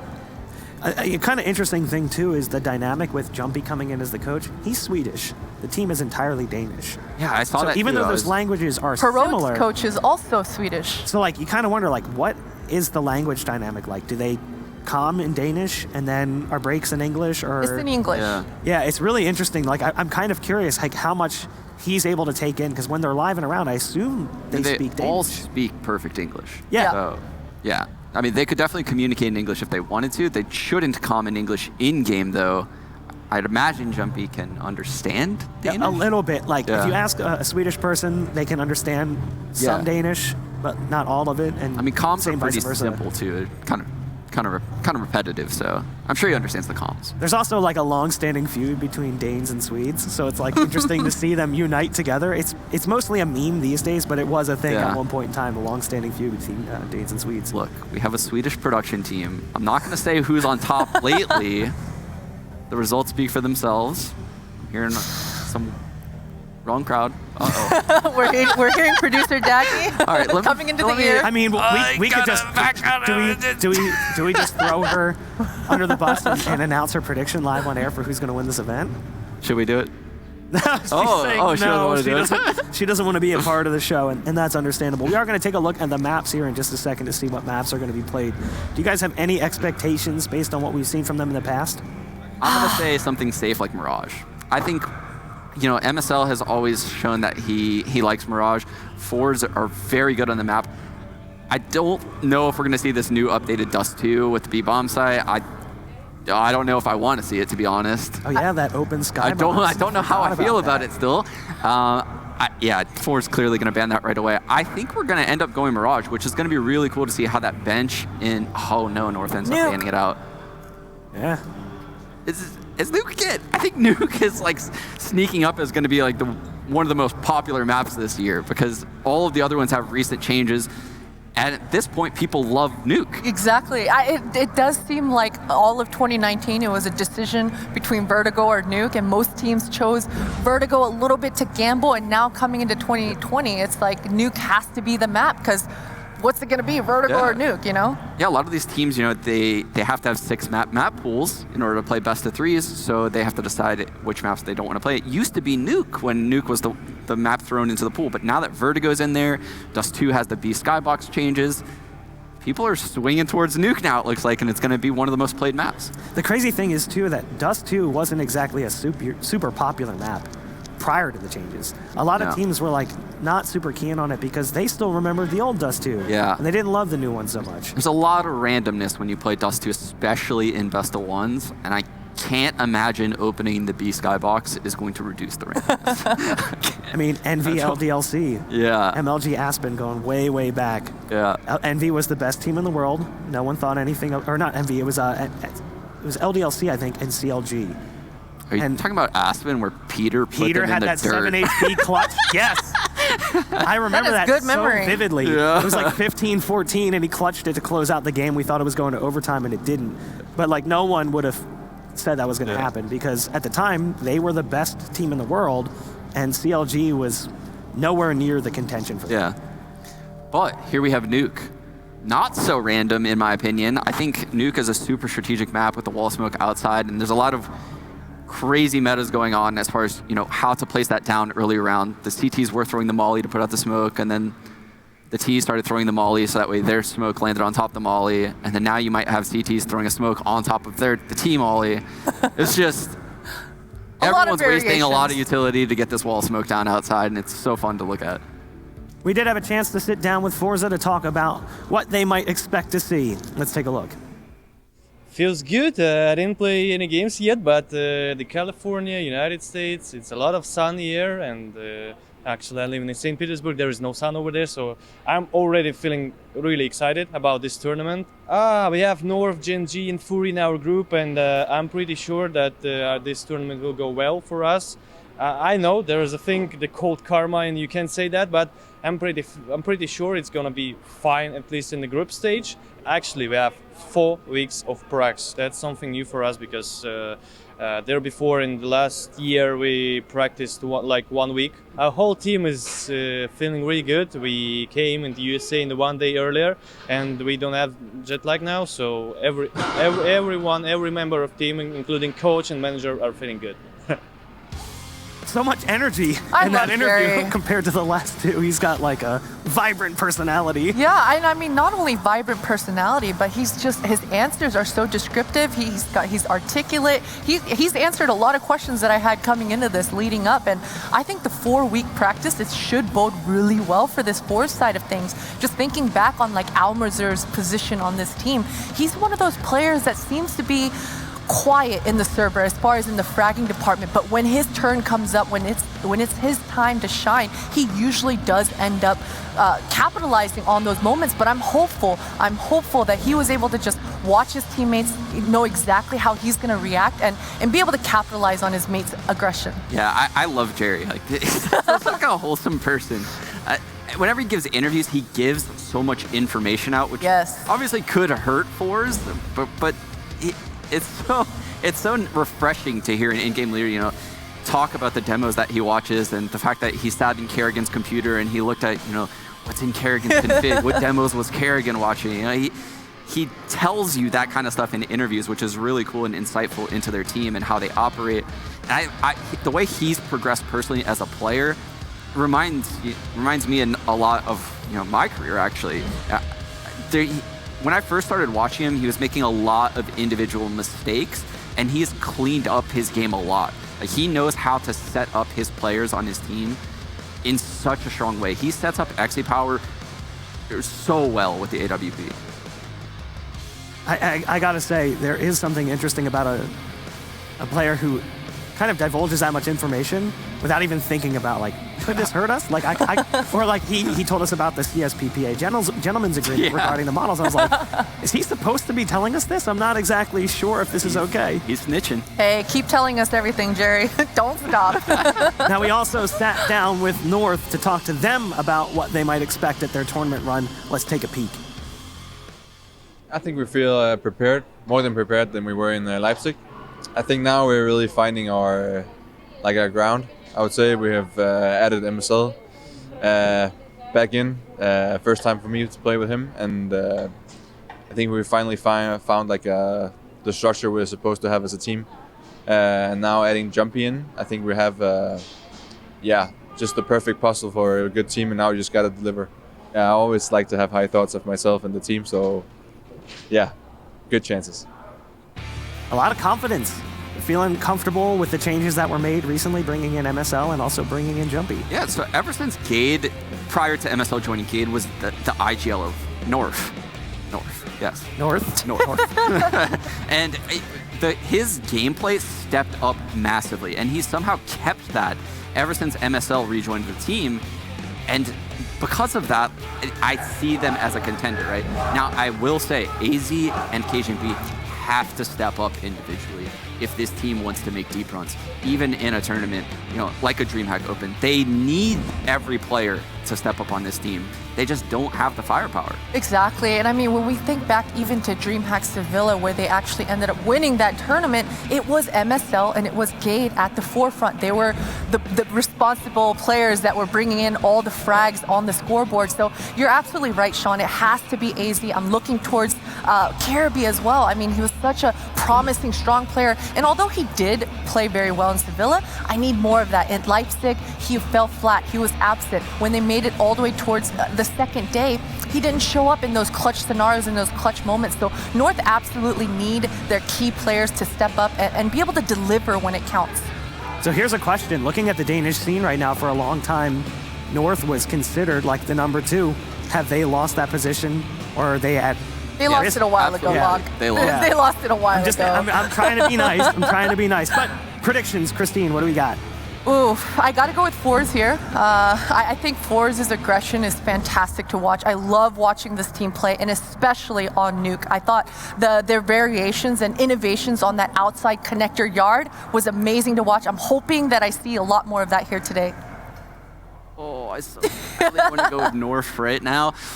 Ooh, I think I want to go with North, and I really have no reason for this other than the fact that MSL is a legit in-game leader, and he loves playing Nuke. I've always liked his strats on Nuke. I've stolen some before in the past, so I think he's going to have a really good game plan here. I'm going to have to go with Forza. I think that firepower is going to be a serious problem for North. I don't think that they're going to be able to take those duels outright. I think that Forza will bail themselves out of bad situations just on firepower alone. Let's go ahead and take a look at the Twitch chat vote. Yeah, they agree. 65-35. Do you want to change your vote? I really don't feel good about it. I'm not going to lie. I feel like I'm going to fall into the 1 and 2 pit. Scribble it out. Yeah. I'll just go up to the screen with a marker and just change it. And write North, no. Forza, yes. I'm going to Viking funeral me out here. Yeah, exactly. We're going to shoot a flaming arrow at you. We are going to throw things to a break, but when we come back, it'll be these two juggernauts duking it out on stage. Stay tuned.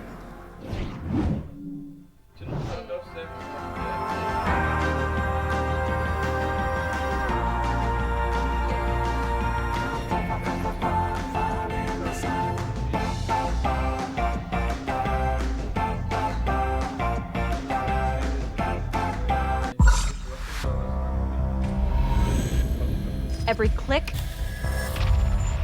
every frame, every press, every sound. They're playing aggressive. I'll take mid. Every advantage. When the difference between winning and losing is measured in milliseconds. Everything. Everything. Everything. Everything counts. The Alienware Legendary Battle Station.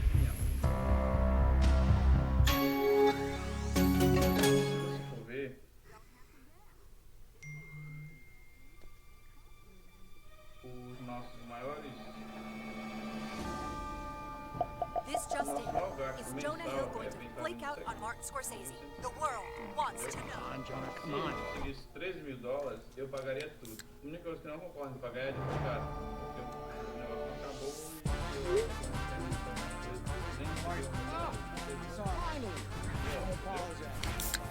Então, eu me preocuparia em pagar o Series N1, o Wells Fargo e aqui. O Series N1 nem tanto, porque $50, tipo, enfim. I come every year to see the community.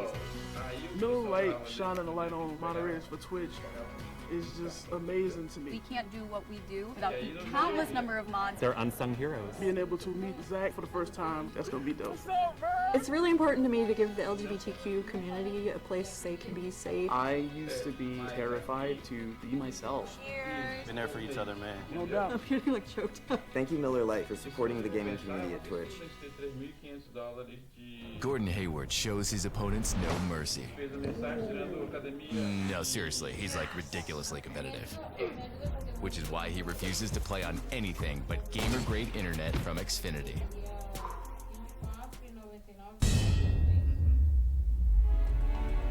Welcome back, ladies and gents. It is DreamHack Open Anaheim, and we have quite an interesting game on our hands. North versus Forza. I think, personally, I'm also leaning towards Forza with this one, but I think Sean isn't wrong to have faith in MSL. We haven't quite yet seen what this new look North is capable of. So what are your thoughts, Dust? Yeah, I mean, they've only played one tournament since MSL has come back as the in-game leader, which was over in the open event in Leipzig, and they took a group stage exit, but they did have a couple of good maps that looked good, including Nuke, where they did actually beat Heroic on that map. So, and they were very close to winning that series. I think they lost Overpass in like double overtime, so a very good chance that they would have maybe even made semifinals. So I think that it's interesting. I think they at least have a leader, but I'll tell you what, Force really piqued my interest at the end of last year and into this year because they beat EG in a best-of-3 at Epicenter. They obviously had the win at DreamHack Winter, where they beat a couple of decent teams along the way, like Furia and what is now Mad Lions. They also had that Blast Moscow performance where they made the finals, and it had a close series against what is now a VP, but formerly Avangard, and they beat some good teams in the best-of-1s. And Navi was interested in some of their players because of this, Flit and NZ Power respectively, and those two guys are definitely really, really good players. So yeah, I think that this should be a fun game. And we are on Nuke once more, and Indeed. Nuke is always a very interesting map in the terms of how teams play it strategically. There's a lot of deviation at the top level, and it still feels like there's no singular way, and it is very much a matchup dependent in a way that you should run your strats. So we'll see how that is interpreted by these two teams that you see on your screens right now. And you can see also, one of the things called into question, which I never necessarily thought would be the case with a team like North, but their firepower is being called into question. Oh, yeah, absolutely. We know that they have the ceiling, but the problem is that ceiling, it doesn't seem like those peaks are reached consistently enough to give an argument towards firepower. So I feel like it's been a long time since PRB's been a truly gifted star player. Same for AZ. Like, they both are decent players and sometimes can have good games, but not like true stars that you can carry a game consistently or something like that. And then MSL, outside of one MVP performance at DreamHack Masters Stockholm, which is like his claim to fame with the AWP, he's just going to be good. He'll be decent, but he's just not going to be like a world-class opera or something like that, right? And Gade is more of a role-playing entry fragger, kind of like a Freakazoid from Cloud9 2015 Summer Run or something like that, where he can create openings and do some stuff, but he's probably not going to, again, put out like heavy fragging out. But meanwhile, you have a guy like Z-Power, who's an absolute stud over on the Force side, and Flit also has a very consistent, powerful rifle. And so I feel like firepower-wise, North can sometimes be outmatched against Force. Now, Four is also a good Nuke team, by the way. Like, it's a team that the map they play a lot. They've beaten some pretty good teams on it at times, including teams like Navi and Furia. So I think that's it's going to be a tough one for North here. Yeah, and this Forza lineup has been together in this iteration for quite some time, and we could see Jerry in the interview saying that they've been going through a lot of practice, and they clearly appear extremely prepared and ready for this tournament. And this is a tournament which, honestly, they have the capability to win. If all their ducks line up and in a row and everything goes according to plan, they've got the skill to do it, they've got the preparation to do it, they've got the experience as well. We can't forget that they have had their fair share of final stages at this point. But here we go into the action. Forza on the T side and North on that CT side. We'll have to see strategically how it looks from the get-go, and it looks like it may be rather explosive, quite literally, as that door is going to be sent flying, and AZ also will have to back away from the initial engagement. Indeed. Shots being exchanged, quick into a 3-on-3 here in this upper bomb site. Gade still surviving behind the default location, trying his damnedest to put some bullets out there. Eventually is going to send one down range the right way onto Almazer, but KRB and Gen.G will be the ones cleaning things up in the end. Still a victory for North nonetheless. A little bit chaotic. I mean, it was a little bit dicey. The bomb actually did get planted and all of that, but North do lock it up. One of the things I do like about, and it's actually, it can be, I guess, a pretty contentious point here, but something I do like is that the fact that you do have this, $1,900 instead of the typical $1,400, that change if you lose the first round specifically. And with the extra $800 for each team member after the bomb plant, I like the options that a team like Forza has here. They have a force buy option which is very deadly, and it keeps things spicy, I would say. And we're going to see them actually going for this force buy. The single AK has been collected onto Flit. Lots of utility. Mac 10s. It's going to be a fast round here. Oh dear, I'm not sure what's going on there with the door, but it looks like AZ will get down the vent. So he's going to be there to block any fast approaches down the vent, but there is not to be any, it seems. And Gen.B and KRB are able to defend, meanwhile, towards ramp. And Forza not getting any traction with this buy. It doesn't seem that way. Flit is going to be able to control ramp room just a bit, but they're still down the numbers. That is the real problem. We're waiting to see what they want to do with these remaining 3 players, particularly since one of them is going to be very low HP. That's Jerry with 12. Flit trying to see if he can make a maneuver into the heaven area, but is to no avail. KRB is going to be able to pick that thing up. So it's all on Z-Power and Jerry. Bomb in a very precarious spot where Z-Power will have to force his way through to see if he can't pick it up. KRB, though, of course, is going to have that angle locked down. MSL has mostly everything else covered as well here. So it is going to be another round the way of North, and they didn't really even lose much in the process. So that is always nice. Yeah, what a great result. Those rounds can be extremely dangerous. You're going in there as Forza with the element of surprise. They don't know that you've gone for this force buy. They know it's possible, but they don't know. You get to play a fast round. It could have lots of utility to, force the CTs off of position, block their line of sight to the defense. It can cause all kinds of problems, but they hold on, and Forza will be kept at bay this time. Just a few deagles, a scout there to at least try to keep the CT economy honest, but given that there was no damage in the previous round, Forza really need a result here in terms of at least 2 or 3 kills. That would really be ideal to make up for the previous round. Certainly. Deagles and Scout out there certainly can pose a little bit of a threat to North, so they are going to have to be careful, but still certainly have a massive advantage going into this one. Trying to see if they can get that ever-coveted 3-0 start. You love to have those, especially on your CT side of Nuke in particular. KRB is spotting a couple of players here towards outside. He's done a little bit of gunfire, but not a lot of damage. In fact, he's the one that's been receiving the blunt of the blows over there. MSL trying to come over and assist him with the Scout.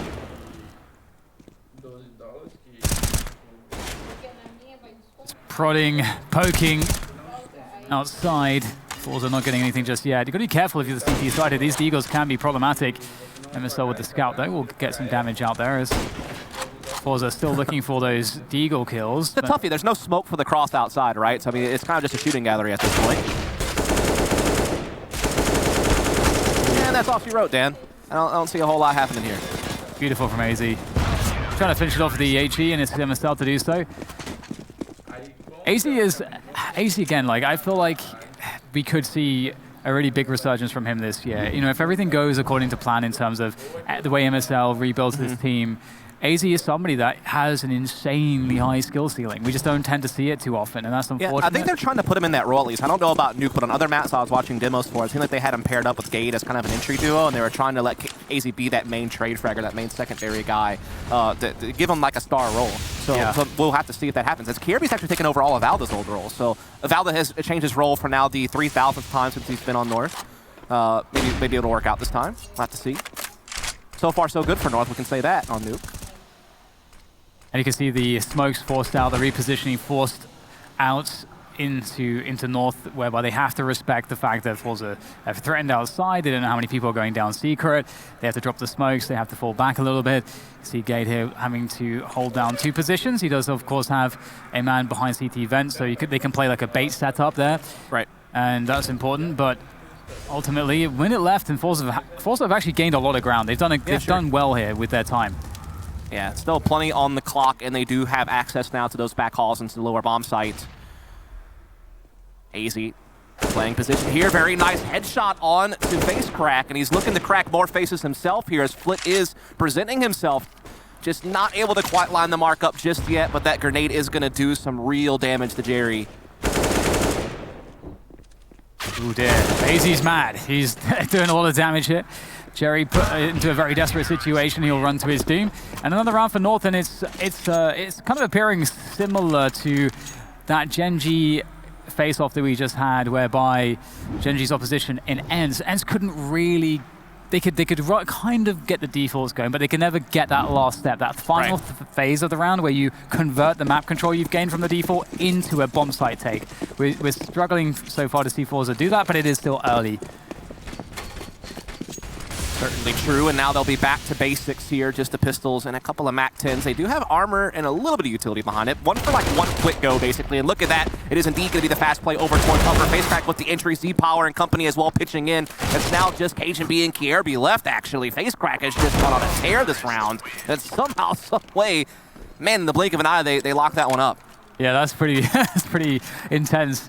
It's just like running through Mini like a madman with this MAC-10, just instantly killing AZ. That just, you can see just the collapse there, like a house of cards, like a load-bearing pillar just removed, everything collapsing down around it. Just not ready for that fast pace, just catching it completely off balance. And that's the end that Forza needed. And we can see that all the money pretty much is going to get spent here for North. They hadn't really built up just that much just yet. The auto shotgun comes out from Gade. That could be quite fun. Yep, this is the one map where you will see that weapon come out on the CT side. Actually a fair amount. So we'll see if it gets good use this round. It's kind of odd. Like, they just didn't have any utility on HUT to stop a fast play, which the CTs seem to have enough economy to be able to put those smokes and scenarios down, but they just didn't. And so not only did they get the mini sneak in so fast, but it also allowed other players to kind of come out in all the madness without any utility stopping them. Meanwhile, though, this round, MSL has gotten a pick on Facecrack with AWP. I don't think outside was quite smoked off enough all the way, so he was able to catch a kill through some type of gap or something. AC Power with the AWP, that's definitely the gun for the job there. He's got that right eye peek against the left eye peek of his opponent, so he gets a small advantage, and on top of that, the AWP on a walk angle is certainly favorable. So, well done by Forza, having the right man there for doing the right job. And look at the repositioning here. See Power now on the outside, quick rotation from him. And 40 seconds to go, and Forza need to now find a way in. They've got the picks, it's all very cool, but they've got to make their way to a fight now. Tough. They don't have those outside smokes to cross. So MSL is just having free reign, catching players trying to get to the stairs, and now Kierby as well, no threat to his back on the sneaky door side, able to focus down himself on outside. And I feel like it's just key pieces utility being missing here. Like, they can't even run anything because they can't even get started. Yeah, and AZ, he's been so good in these headshot positions. He's delivering time and again. And yeah, they didn't have any smokes remaining, and it's a really difficult position to be in when you don't have any ground. And you're like, well, we got no smokes, so that's cool, I guess. And it was the right rotation as well for MSL. You can see him; he was playing down towards Hell, towards the lockers, and it could have just been the case that he would have been rotated elsewhere, and maybe he would have missed that cross. But he's in the right place. They had a good read. It's like it's one of those things where it's like a necessity smoke. I liken it to smoking off CT spawn when you're attacking Banana on Inferno. It's one of those smokes that you just gotta have, and if you don't have it, you can't really go for it. You have to hope that someone misses, and you never want to put yourself in a situation where you have to hope that someone's missing or not there at all. It's just really, really tough to count on that, and it certainly cost Forza in that round. Yeah, it's going to be interesting to see if there are changes, if they can find adjustments so they can make bigger moves in the mid round and really capitalize, because they did create a good spot for themselves. But into the next one we go, where we see it's not the best buy in the world. We'll have the outside smokes, or at least something resembling it. There is a gap actually, which is a huge problem. There can't really be this gap. That's a massive gap actually. It's not just it's a chasm. Oh dear. There's the second smoke. Oh, well, still a gap. I think we didn't see it on stream, but I'm thinking that there's some type of incendiary North is using to mess up their outside smoke wall, which is a very Danish thing to do. So maybe we can catch that in a different round, but I think that's what they're doing. I think that's what's causing Forza a lot of problems. What's in the meta right now at the top level is that the Ts will put the smoke in front of Secret, but not do that smoke between that smoke and the T-Red container, and then when they get close to the T-Red container, they'll just like throw it straight on so that they can avoid what you're talking about, where the CTs, as you say, throw that fast incendiary that's designed to force a gap. But when you're not using a consistent lineup, you run into those problems with the gaps, and that's really hurt them a lot. Definitely issues.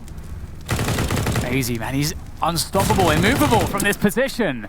Once again, getting himself 2 kills. He truly is a problem in that position, and there is a quick burst in the upper bomb site. MSL will shoot a dead body of his, a teammate model as well. So I don't know what the science is. It's raining men on AZ right there in the vents. So it's getting wild with these dead players. Nonetheless, we do have a 2v4 post plant.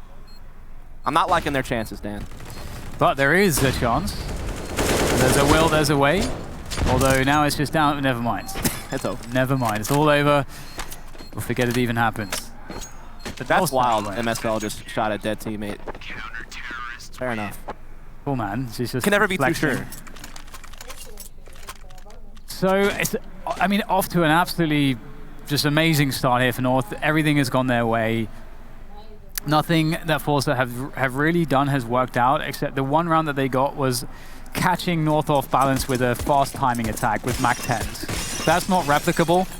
That's not something you can rely on as an approach to winning rounds. So it's a round, but it's a problem. It's a huge problem for Forza. They won't have extra power outside at this point. Looking for any peaks. It's looking very similar to when North played Heroic in Leipzig. They got 12 rounds in their CT side in the first half of that game and were able to skate away with the victory in that best of 3. And it's kind of shaping up that way here as well thus far. We'll see if Force can have a different conclusion than the Heroic boys. Seeing them lining up some smokes here outside. Perhaps looking to do some type of upper take. They do have the Molotov for top hut as well. So they want to try to explode here on upper. There is no utility in their face yet, but as soon as it starts pouring in, Gade and company do have the nades and folks they need to maybe put a stop to it.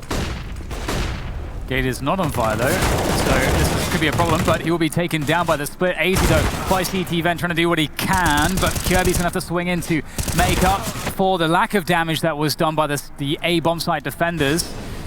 And now Gen.G is perhaps left with too much weight to lift, and he may have to give this one up, but he looks interested in doing some exit damage, which would be quite smart considering that the economy of the T side is very weak, and he can compound that problem for them, and his risk is not that huge, given that their economy, the CT's economy, is pretty decent. That said, you never want to give away a Krieg, you never want to give up a Krieg on the CT side, especially on a map like this. The Kriegs are so good. Finally, Force finding some success. After a few rounds off and after a hot start from North. It looked like at first it might not work out. I think their Molotov top hut actually missed, as we were talking about, but... It seemed to go on the catwalk. Maybe they were thinking someone would be there instead. Either way, they were able to get their trades into the upper site just fine. That is painful. 2 exit kills there. That actually really hurts the economy of Forza. Well played, well played. Lots of rebind taking place here for Force. They do have some type of technical timeout that's come in, I believe. So a little bit of a halt to play, Dan. Yeah, I mean, I think right now what's been interesting for Forza is, well, for North that is that they've been proving that they can hold any slow defaults, any situations where, you know, the typical map control plays are coming through from the Forza side. North seem pretty well equipped in dealing with it. They slow it down, they reposition, they pick up their kills, respectively. It's only the rushes and the set piece now that Forza have found success with. So they're still in a desperate position, I'd say. Indeed, this time the fire is going to land top hut and push the CT off. Gade, though, looking to actually push through a challenge. Finds the headshot on the Almazer. That was a well-done play. It evens things back up after the initial entry from the C side. But now Jerry and Facecrack are really starting to leverage their position in this round. They've gotten the edge right back, and MSL just gets caught blindsided. It's all on Gen.G in the 1v2 now. He's got 1 kill to his name, make that 2.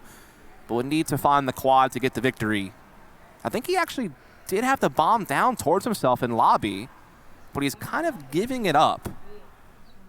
Doesn't want to just be worried about being backstabbed from ramp, or there's so many angles he has to worry about, but he does have that bomb, and that is a big problem for Force. It's all about timing here. In a situation like this, neither team knowing where the other players are. Gen.G, that's a lot of information, seeing that molly come through, and he hears the stepping too. This is brilliant for Gen.G. He's got the advantage, gets the first kill. One more player to find. 40 seconds left, plenty of time for FaceCrack to slow play this if he wants. If he wants to reset it, he can. But he goes for the push around the corner, just barely missing Gen.G, but he has made his way towards the spot where he can plant now. And Gen.G, again, he can be absolutely anywhere as far as FaceCrack is concerned. Here comes the peak. Gen.G set it up, but he can't land the shot. Very unfortunate. I feel like Gen.G played that so well for FaceCrack as well. Great read. He looks for that spot, and he is rewarded. Great stuff there. What a clutch to win. Oh my goodness, that's so tough to watch because Gen.G played it so well throughout every step of that process. He just didn't happen to land the very last shot he needed. I feel like everyone was rooting for Gen.G at that point just because of how much he accomplished on his way there, but in the end, Counter-Strike doesn't care about your feelings. It's going to be 6-3 for Fours. Great job by FaceCrack to salvage the round after a round that they were kind of ahead in most of the way through. Do eventually finish it off even after some struggles on that journey. So keeping the game close. They've now won the last 2 in a row, and they've won the last 3 out of 5. So it's like that 4-0 start from North, and now it's starting to even up a little bit. Well, we're in for it seems like a turning point to the match here. North looking so dominant, but cracks have shown, and Forza has shattered the armor. And now they are taking control. However, we've seen rounds like this be problematic at the best of times.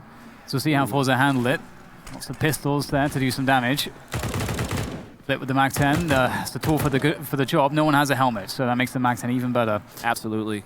And Forza really giving a lot of respect to North here, just waiting things out a little bit. Yeah, all is quiet thus far, but in the meantime, Jerry is getting so much control of the map, can clear in the entirety of outside. He's going to be able to backstab heaven. I think he even spotted a player over towards Mini. So he's getting a lot of intel, even if they're not necessarily doing anything just yet. They're setting up very nicely, and so there is the kill onto KRB. Here comes the flick into the upper bomb site. Gen.G engaged, able to find a couple, but not enough to pose a real threat. It's all going to be on Gen.G. No armor, but he does have the SG in his hands. There are one player, at least, that's quite low on HP.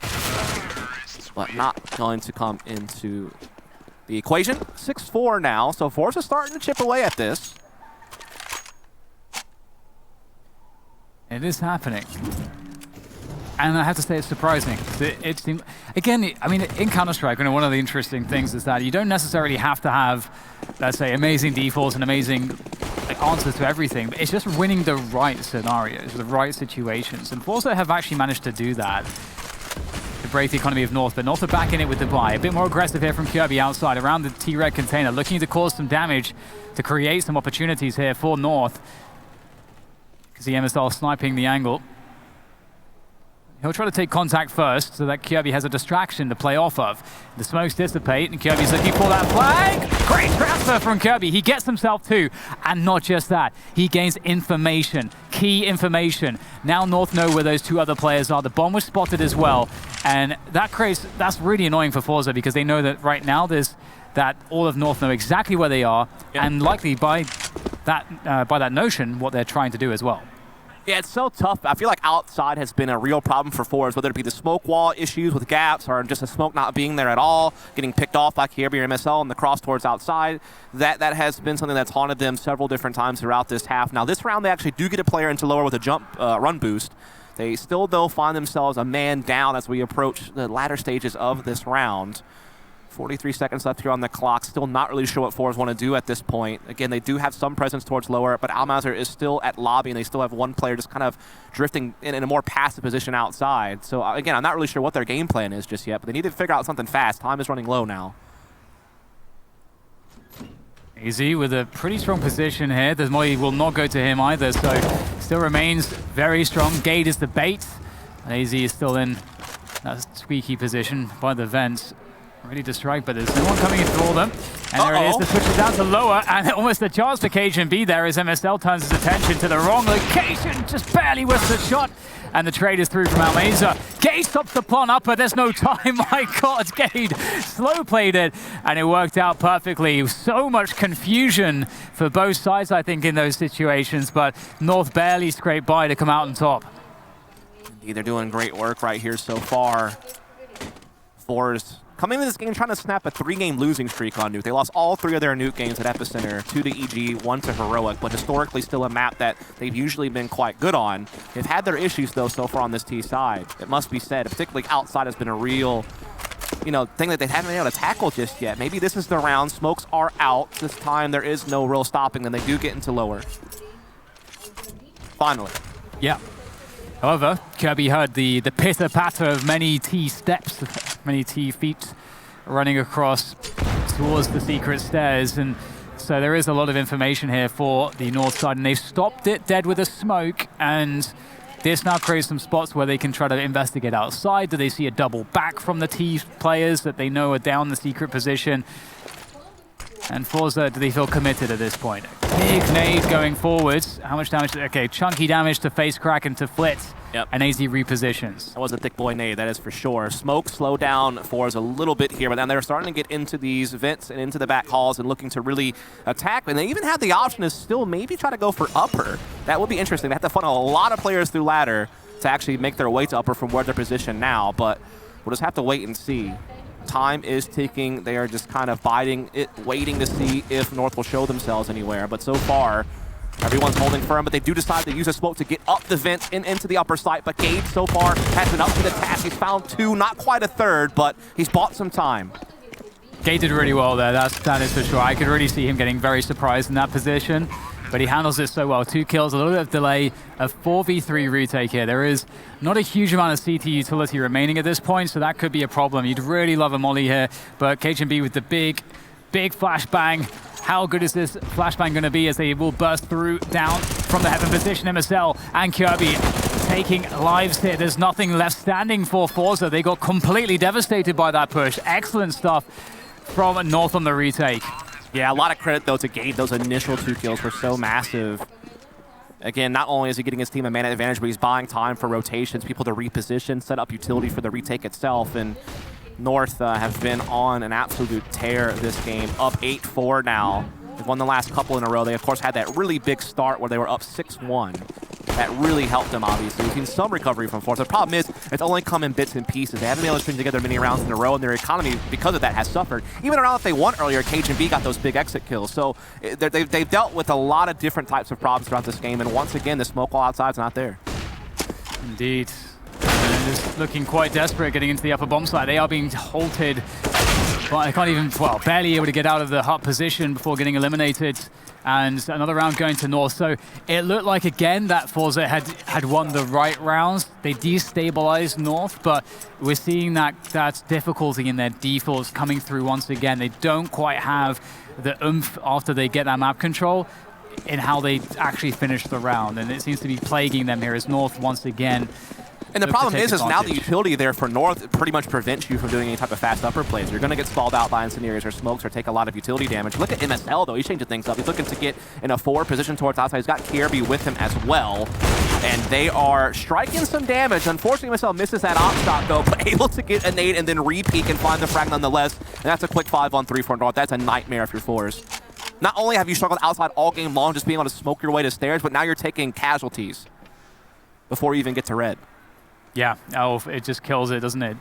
So difficult on this map. Just the way that the rotations work for the CTs is so hard. It's like train. It's like the CTs that can just be everywhere. And C-Power trying to get... I mean, that's such an unfavorable angle, and I think he knows it. I think that's just a show of desperation to try to go for that, as Forza are left with 2 players now, Jerry and Almeza, working on the ramp position. They do have the bomb in their possession, so that is something, I suppose, as they make their way down to the lower bomb site. The only option afforded them by North's movement, and AZ knows about it, picks up the kill onto Almeza as he goes through control, and Jerry, he can't plant safely.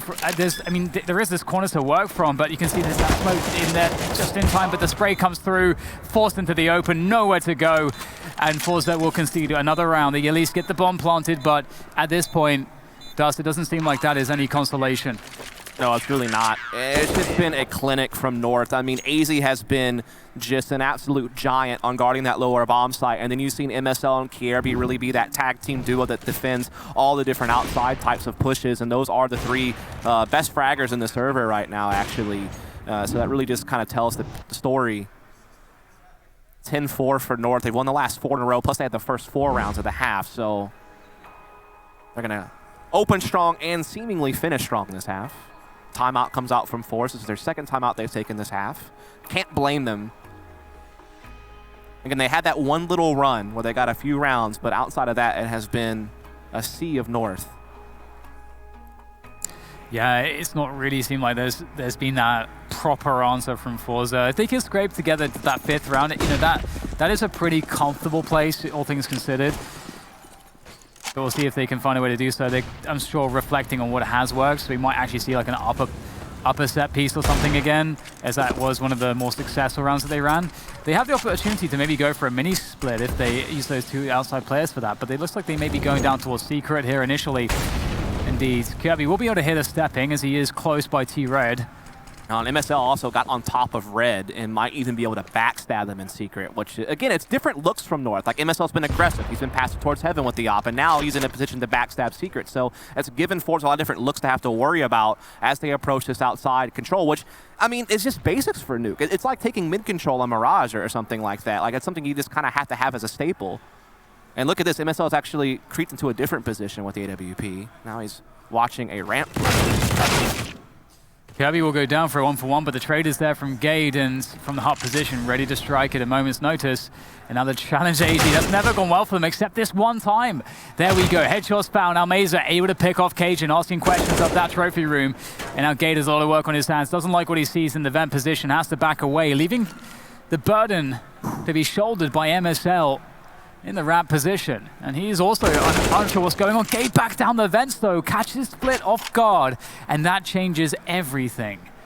Oh man, now Mauser has a chance to really get a nice backstab in here on Gade, but Gade actually shifts back to the side, catches face crack, and now he's prepared. Almazer though is actually going to plant this bomb towards upper. He's going to get the plant due to CT positioning, but he still must win a post-plant 1v2. Spots one in the vent, is trying to challenge, but this is giving time for the other CT to get into position this whole time. Gage is harassing. Oh my god, he's so annoying. What? Okay, all right. I thought that was from Gage for a second. Nah, it was all a clever plan, Dan. Wow. A plan to get North to 11 rounds, a big half from the Danes to jump off to a start maybe towards those winners finals a little bit later on today. So stay tuned, folks. We'll be back after the break.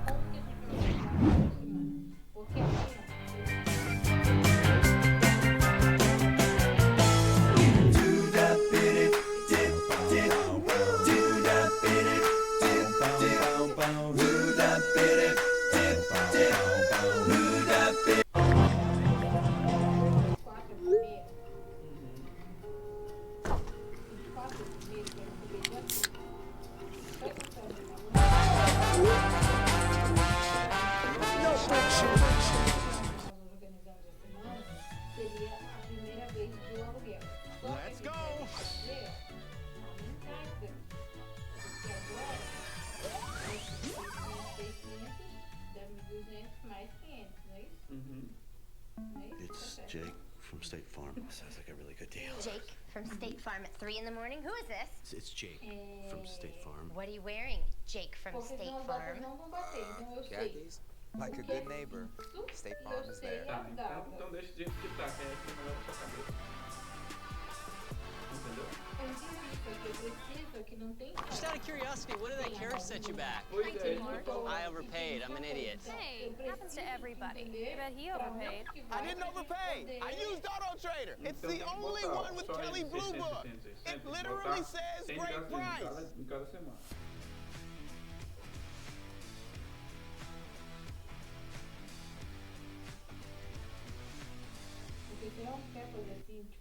All Tyson Anytizer's chicken is raised with no antibiotics ever. They're a great decision for snack time. Allowing the band to practice at your house, not a great decision. Keep it real. Keep it Tyson Anytizers. I love when people tell me that I can't do something, because that just makes me want to do it even more.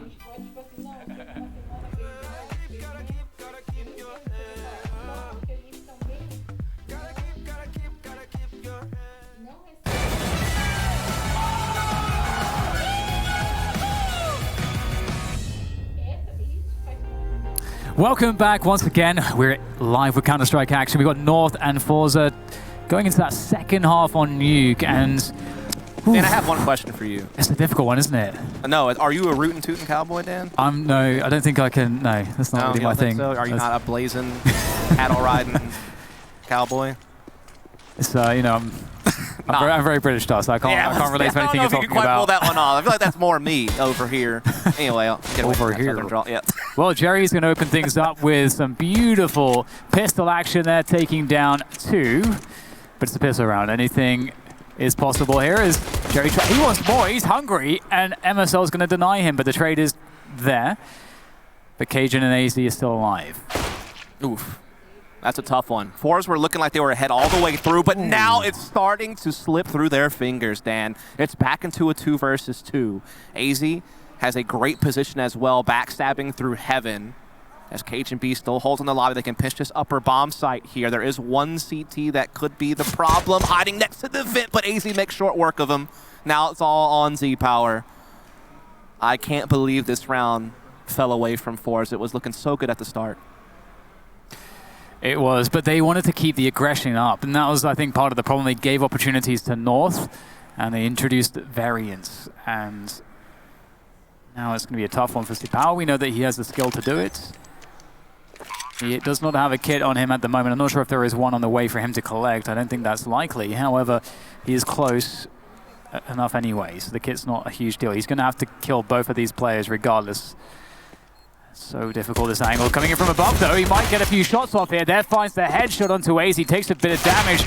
Gen.G shuts it down. Great triple kill from Cajun, lurking around the lobby at first and closing things down. And North, they really put Forza in a bad spot after winning that pistol. Indeed, they did. Again, it was the over-aggression. Just trying to push through, trying to keep leveraging an advantage. It was MSL first who stopped them, and then Gen.G finishes the job with those 3 kills. Up 12-4 now is going to be North. We do see some upgraded pistols, an SMG, and a scout in play for Fours. See if they can't pose a threat early. Going for it. On the upper bomb side here, they will expose the force buy of Forza, but Forza are actually holding on to things here. Flit able to escape with the C side. He needs a reload maybe sooner than later. Position is gained by the T side on the upper bomb side, and the fragging will continue. And they'll make quick work of Forza. North looking good, 13-4, and Forza, they spent some money there. They can't buy in this round. Exactly. It's going to give North perhaps a free 14th round, unless you're just going to keep force buying. That's really the kind of the tough call you have to make now if you're Fours. I feel like you don't have a choice but to just go for a lighter buy. So yeah, they get upgraded pistols, but no armor, no utility. I actually think that, if they did force buy, I don't think anyone could criticize them. I think when you're down this many rounds, yeah, exactly, it's going to be hard no matter what. Yep. And we'll see if they can do anything in this with what they have here, which is very little. A Deagle, a P250, a couple of 5.7s. Especially on a map like Nuke too, right? Because you can get away with like SMGs and shotguns, which cost less money, and you're going to get a lot of close quarters situations. So definitely could pull it off, but they decide better of it. Just the pistols are able to exchange some good damage here, but now we're starting to see North clamp down and finish things off of this round at least. All Almaz are now. It's good decisiveness from North so far, I have to say. They feel very decisive. When they make a decision, they move as a team, good spacing, good coordination, and there's no second guessing anything. And that's good to see a team that has intentions like that. It does help when you have an in-game leader, Dan. It does. It might be shocking to some people to hear that, but you typically, if you have an in-game leader on your team, you'll be able to make better decisions. Provided that they're a good in-game leader. I mean, I think I have to specify that, I suppose. So far it's working out for North, but this is the only best chance of Forza. They've got that AWP in the hands of Z-Power. For them, Force for utility, more or less. And a kid on face crack, so they've got pretty much everything they need. But look how fast the positioning outside is for North, 135, and they've already got AZ just threatening heaven. Again, they're trying to give AZ some of those star aggressive roles and trying to see if they can unlock him a bit more. He has been able to unlock a lot of map space, but unfortunately the kills are going the way of Fours. We do have face crack looking for more. Z-Power catching AZ, who was kind of sneaking around. Now Gade will try his bet. Oh, that's awkward. Able to slip the shot, though. But is going to get caught by face crack, who is positioned on another angle. So it is going to be finally Fours, where they need it around most, are able to put one out there, but they still have a long road to travel. It's just so crazy, because North can do so many crazy strats. They just need 2 rounds, so they can... It's so fragile what Forza are working with. there's almost no margin for error. And if they were to lose this round, they can't really buy. Right. So if North, actually this is the round to win for North to close this one out quickly. They go with a slower approach to begin with. We might see that there's delayed outside smokes as we typically do. Some initial door harassment, also very typical in the default on this map. And I'm sure we'll see those outside smokes coming in shortly. Absolutely. See power, though, until those smokes are laid down. I was looking to see if he can take some real estate or maybe even catch someone taking a peek. Not going to be the case, though. North discipline, just sitting back. Now the smokes will come out, but Jerry is in these stairs. And Molly does come out, but he's able to do some nade damage on his way out of there. Just chip damage, though. Nothing that is too pivotal, but still may be of some assistance later on down the road. Maybe that one less bullet you have to shoot. Okay, Scrap will drop off the hub position, looking to engage with Flit. They will defend Squeaky. Cajun making a solo effort there. And AZ once again trying to get that real estate, trying to get that ground towards heaven. And it's very strong if you can get up there. And it looks like they may just be able to do this. I'm not sure if Forza are prepared to have this position open. And this could just kill the round. Yeah, this is a real problem. Oh, wow. Flip, though, with the response. Absolutely pivotal play there from him. Still in trouble, though, as we are seeing North with a couple of members remaining. But they do have the bomb in their position in heaven, man. That's a real problem for North. Oh, my God. How they can't get to that unless they boost up from the hub position. And there's no way they're going to be doing that with Jerry lurking around. So El Mesa is going to just completely destroy them in Hut. So Forza, they once again pull it off, and it seems like North are really trying to get AZ I can't wait into the heaven position, man. Again. I cannot wait to see those flit shots again, dude. Those are so nice. That's why the Krieg on the CT side is pretty disgusting. Exactly. Okay, so Forza, they're creating some kind of stability within their economy. It's happening. Maybe the confidence will start to arrive for Forza as well. They are hitting some good shots now. We saw it happen to Gen.G. They picked up 10 in a row. We can't put it past Forza to be able to do the same. And it feels like it's one of the maps you're going to do, it's like CT Nuke. That's one of the maps that maybe you can get it done. Flit continuing to put the numbers on the board. And Jerry will dot the I's and cross the T's to that one. So 14-7. 4 starting to mount at least a challenge to North. I wouldn't call it a comeback just yet. Need a few more rounds before I feel like North's going to start to sweat.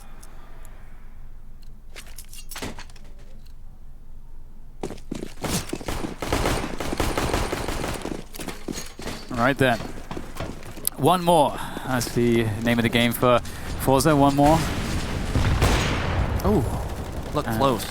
Yeah, that was really close. North's trying to be annoying with this utility. Forza staying active outside. See Power looking for information. Sees just a shoulder. That's all though. Not too much else from North. They're much slower moving around for them. Yeah, looks like they are setting up some smokes for outside though. Maybe not the complete wall, but just a little bit of something out there to have some presence. But now actually they will go ahead and bring 4 players over. The full smoke wall is in effect. Just Kierby kind of lurking behind inside lobby. I thought he was going to pull the trigger. I thought he was going to do it.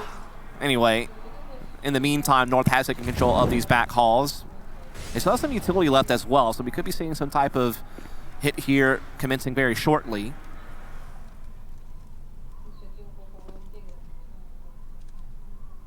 Very tentative stuff for these two teams at the moment. Jerry looks like the point of contact. He knows he can move forward. Looks for the second. The follow-up is not there for him, though. Almeza might be able to close it down. He does clean things up nicely, and that is a problem. The bomb is now lost.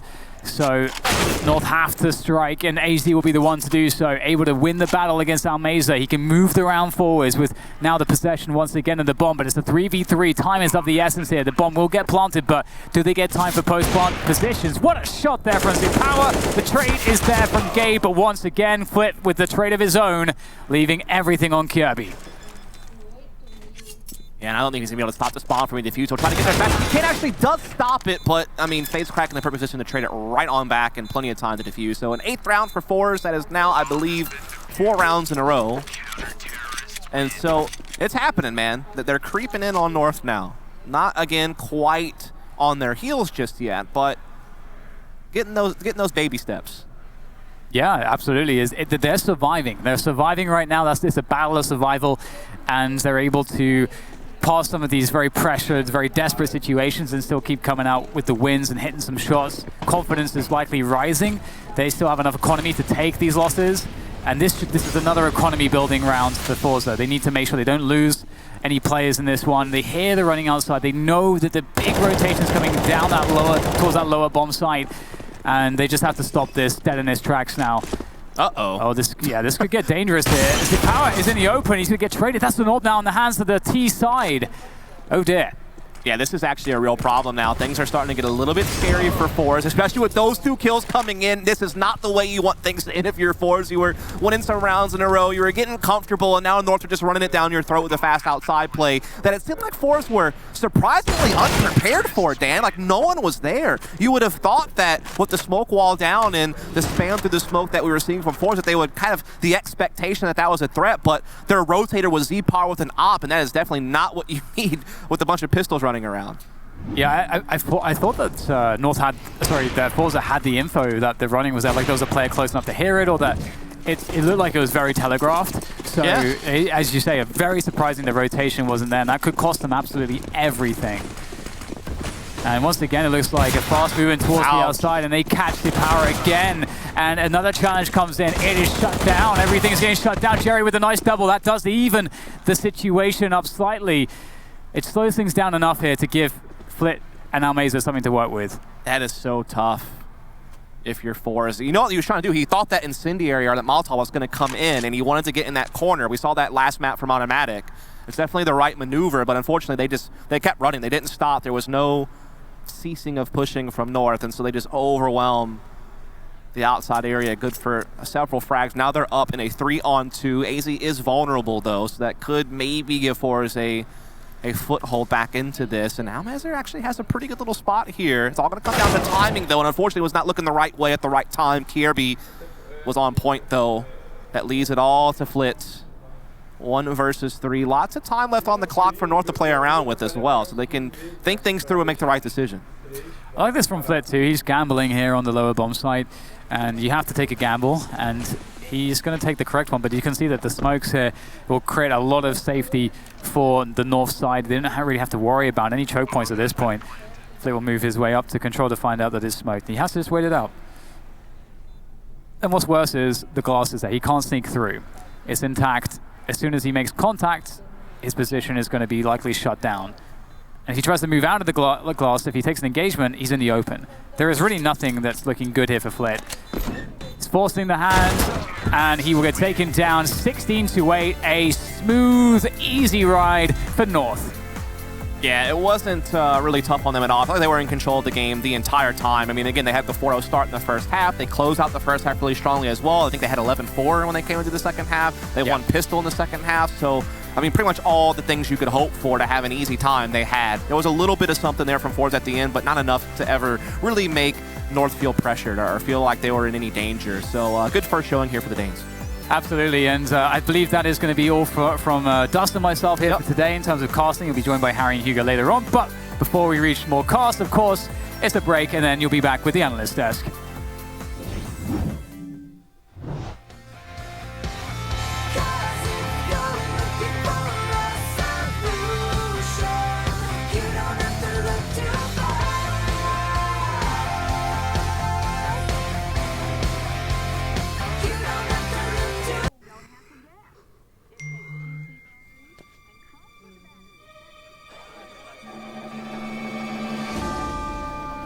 This just in. Is Jonah Hill going to flake out on Martin Scorsese? The world wants to know. Come on, Jonah, come on.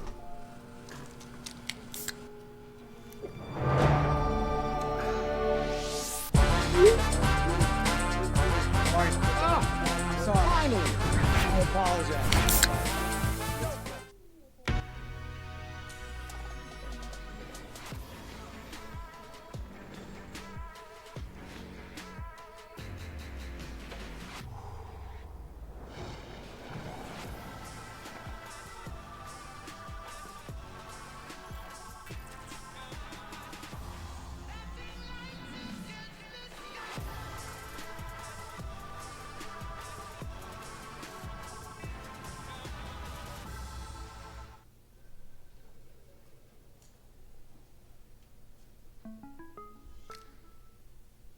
curiosity, what did that carriage set you back? 19 large. I overpaid. I'm an idiot. Hey, happens to everybody. I bet he overpaid. I didn't overpay. I used Auto Trader. It's the only one with Kelly Blue Book.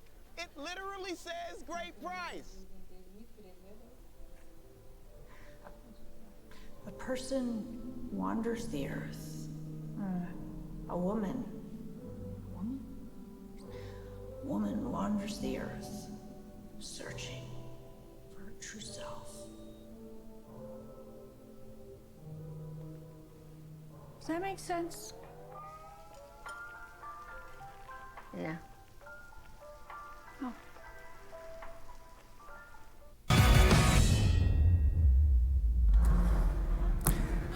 You know, it's a tough time when you have to admit that you're wrong. So I didn't get it right, and that kind of stinks. So Can you repeat that one more time? I didn't get it right. The 0 on the end of my records is now a 1. But I still think that puts me a little bit higher. I'm 0 for 3, so it's okay. We're okay. We're still okay. What does that make you? You're 1 and 2 or 2 Huge and 1? dub. Are you 2 and 1 or 1 and 2? 2 and 1. 2 and 1, so we're tied. 2 and 1. Yeah. So, I mean, that's still a win, I guess, for me. I'm still in first place, collectively. So I can't complain, right? You know what? I can share this with you. This is the beauty. Like, can we? Yeah. This is the beauty of being the 0-3 person, though, is that you can just take all the gamble picks. Because at this point, you're like, if we actually flipped and we went first, you just pick the opposite of us every time. That was my strategy all along, you know? We'll just have to put you in the host position and I'll move there so you can be the last person. Or maybe we can force production to operate in an opposite order. Oh, they can do it. They can do it. They will help us make that possible. I mean, you know, North were impressive. Forza really looked kind of flat on Nuke. Yeah, in the pregame segment, I said Cajun and AZ need to step up. And they actually listened. They AZ was destroying people in secret. He kept on taking that angle by the door, just taking a headshot fight. He luckily had a Krieg for half these. Here it is right here. He was just destroying people from this angle, fearlessly fighting until his death, which he never died, actually, shockingly. And then MSL playing aggressive outside with KRB. All of the players from North showed up here. They looked very organized.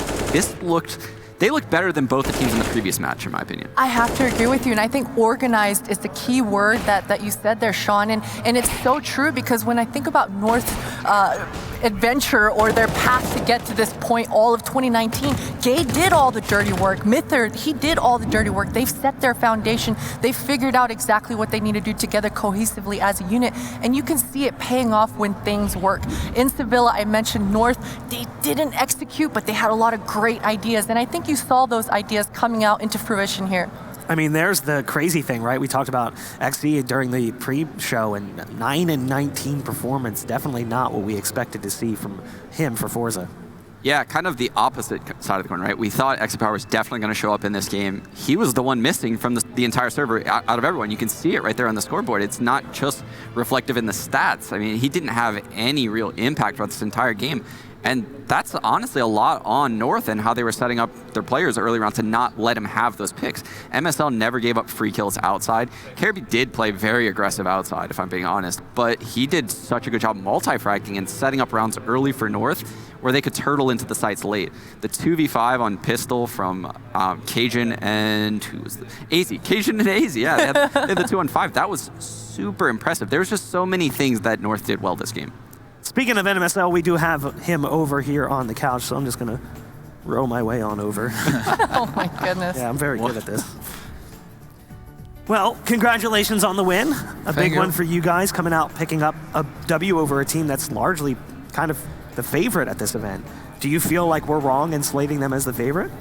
Actually not. I think they're a pretty good team. They have been doing well for quite some time now, but I think everyone at this event is like kind of at the same level, and this is where we will see who is the best. Now, when Nuke came through, were you guys like excited? Were you surprised that you actually ended up on Nuke?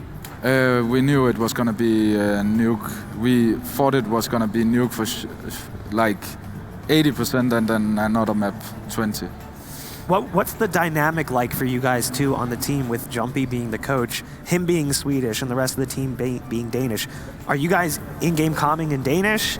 And then he comes in and speaks English when he has time? Yeah, we are talking Danish, and right now he's of course learning Danish. It's pretty similar, but you need like time to figure out when it goes fast, when you're speaking fast. So he's just learning day by day, and then when he has something, he just talk English and we listen. Potter has a question for you as well. Go ahead, Potter. Yeah, MSO, I wanted to ask you, it seems like since you've rejoined this north side, I know I asked you about this in Leipzig, but you've livened up a bit. You're putting up the numbers on that scoreboard. Have you made a conscious change or approach to your opping abilities? How are you bringing or upping your value on this north side? I mean, both in North at the end, I got the MVP at Stockholm with the MVP, and in Optic I played pretty decent compared to how we did as a team. So I think individually I have been a lot better, especially with the AWP. I feel I can have impact individually while I'm doing like the in-game leader role. So I think it fits pretty good if you have like 4 strong riflers as well. Sean, you have a question as well? Yeah, it was more towards the structure of, I guess, the whole team, which obviously MSL is the in-game leader. So for those at home that don't know that somehow, he is the in-game leader. I'm curious how much you focus on anti-stratting though in your opponents, because in the past you were super strat-based and you focused a lot on your own team. Was there any anti-stratting going on today against fours? Yeah, there's always, but I think today we focused a lot on shutting down Exit Power. I think like he is the best player on the team, and if we could shut him down and not let him get the peaks that he usually get, then we had it would make it a lot easier for us, and I think we did perfectly with that. So yeah, and then actually it's funny because on that C side they ran us like the 3 rounds they won of the 4 was a strat that we used the most time on anti-stratting, and it didn't work. So Unlucky. We have to look at that. One last question before I let you go. Do you feel like some of the pressure is off a little bit now that you beat Forza in this opening match? That's probably a team that's one of the strongest teams here. I mean, for me, personally, I'm not having pressure from the outside. I'm having pressure from myself. Like, I want to win every tournament, and that's the way I go. All right, well, I'm going to let you go. Congratulations on the win. We're going to go ahead and throw things to a break. When we come back, it's going to be a barn burner. It's CompLexity and MIBR. I personally cannot wait. You're not going to want to miss it. Stay tuned.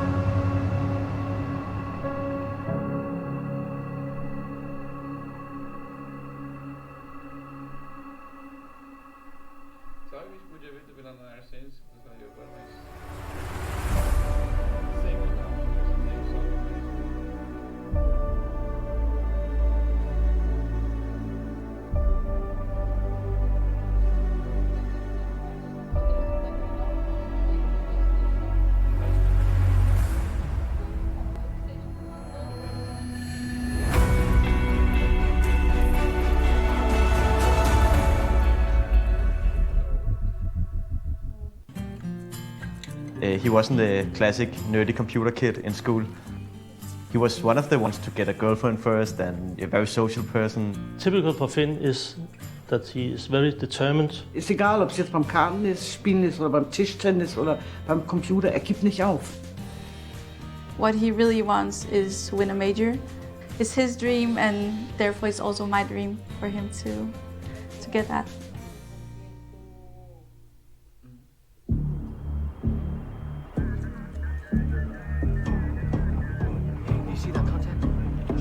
hostile contact bearer 000.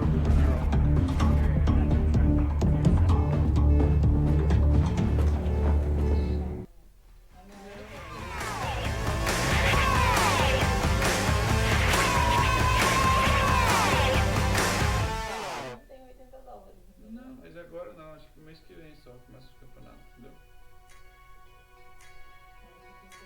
Some wireless companies want you to spend your tax refund with them.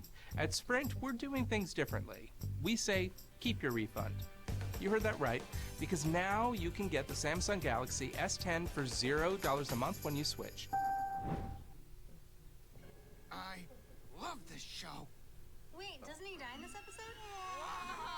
Spoiler alert! At least I made pizza rolls. Totino's Pizza Rolls. Que tu quebrou assim de bater primeiro, lembra? Gordon Hayward shows his opponents no mercy. No, seriously, he's like ridiculously competitive. Which is why he refuses to play on anything but gamer-grade internet from Xfinity. The next chapter is about to begin. Guns N' Roses live. Get tickets at livenation.com. Guns N' Roses. I come every year to see the communities. Miller Lite shining a light on moderators for Twitch is just amazing to me. We can't do what we do without the countless number of mods. They're unsung heroes. Being able to meet Zach for the first time, that's gonna be dope. It's really important to me to give the LGBTQ community a place they can be safe. I used to be terrified to be myself. Been there for each other, man. No doubt. I'm feeling like choked up. Thank you, Miller Lite, for supporting the gaming community at Twitch. Neném, mas tem Gotta see you now, my California, my California love. Just wanna be where you are. Oh, I'm going your way. Oh, I'm going your way. Oh, I'm going your way. Oh, I'm going your way. No, darling, I won't delay. I'm running into your arms again. No, darling, I won't delay. I'm running into your arms again. No, darling, I won't delay. I'm running into your arms again. No, darling, I won't delay. I'm running into your arms again. Oh yeah, my California. I'm crossing borders. Oh, oh, my California, my California love. I'm crossing borders. I gotta see you now, my California love. Just wanna be where you are. Oh, I'm going your way, California. Oh, I'm going your way. Every click, Every frame. Every press. every sound. They're playing aggressive. I'll take mid. Every advantage. When the difference Between winning and losing is measured in milliseconds. everything. Everything. Everything. Everything counts. The Alienware Legendary Battle Station.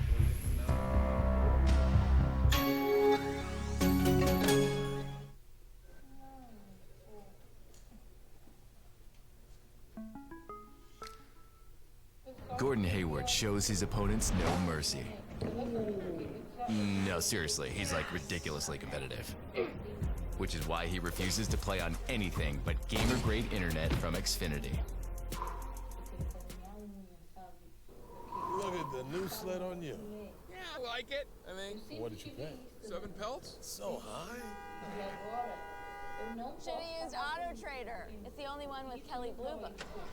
What a time to be alive!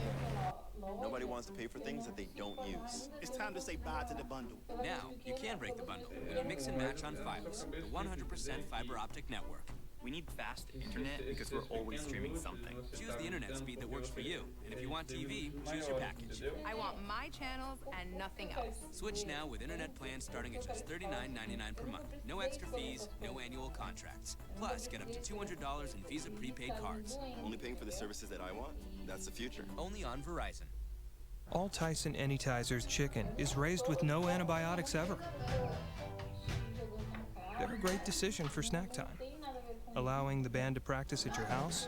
Not a great decision. Keep it real. Keep it Tyson Anytizers. Moves cracks, make the DJ move collapse. So when I'm done, get moving fast. Front to back, inside to side, it's wall to wall and it's happening live. But man, I ain't tripping if you should leave. I understand if you need a little room to breathe. Jam packed, we're gonna light the fuse. Stand back, we ain't trying to lose. Stand back, we're gonna light the fuse. Stand back, we ain't trying to lose. One more time, break it down now. Give me the mats. Countdown. 4, 3, 2, 1. We're gonna light the fuse. We ain't trying to lose. We're gonna light the fuse. Come on, we ain't trying to lose. We're gonna light the fuse. Come on, we ain't trying to lose. We're gonna light the fuse.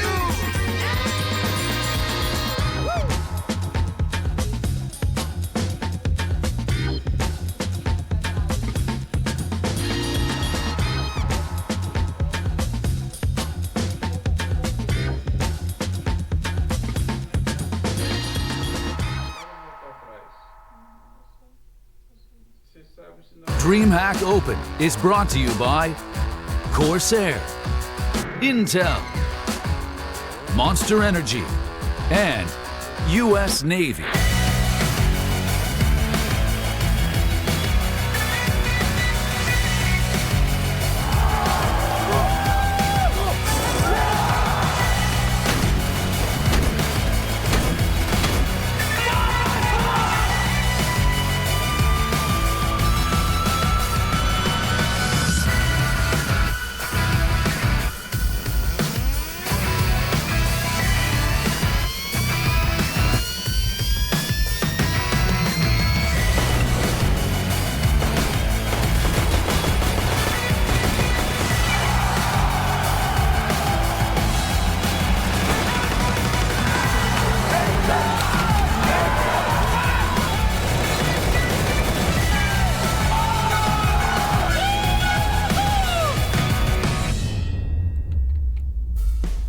We are past the halfway point here in day one of DreamHack Open Anaheim 2020, and we've seen some surprises and some of what we've expected.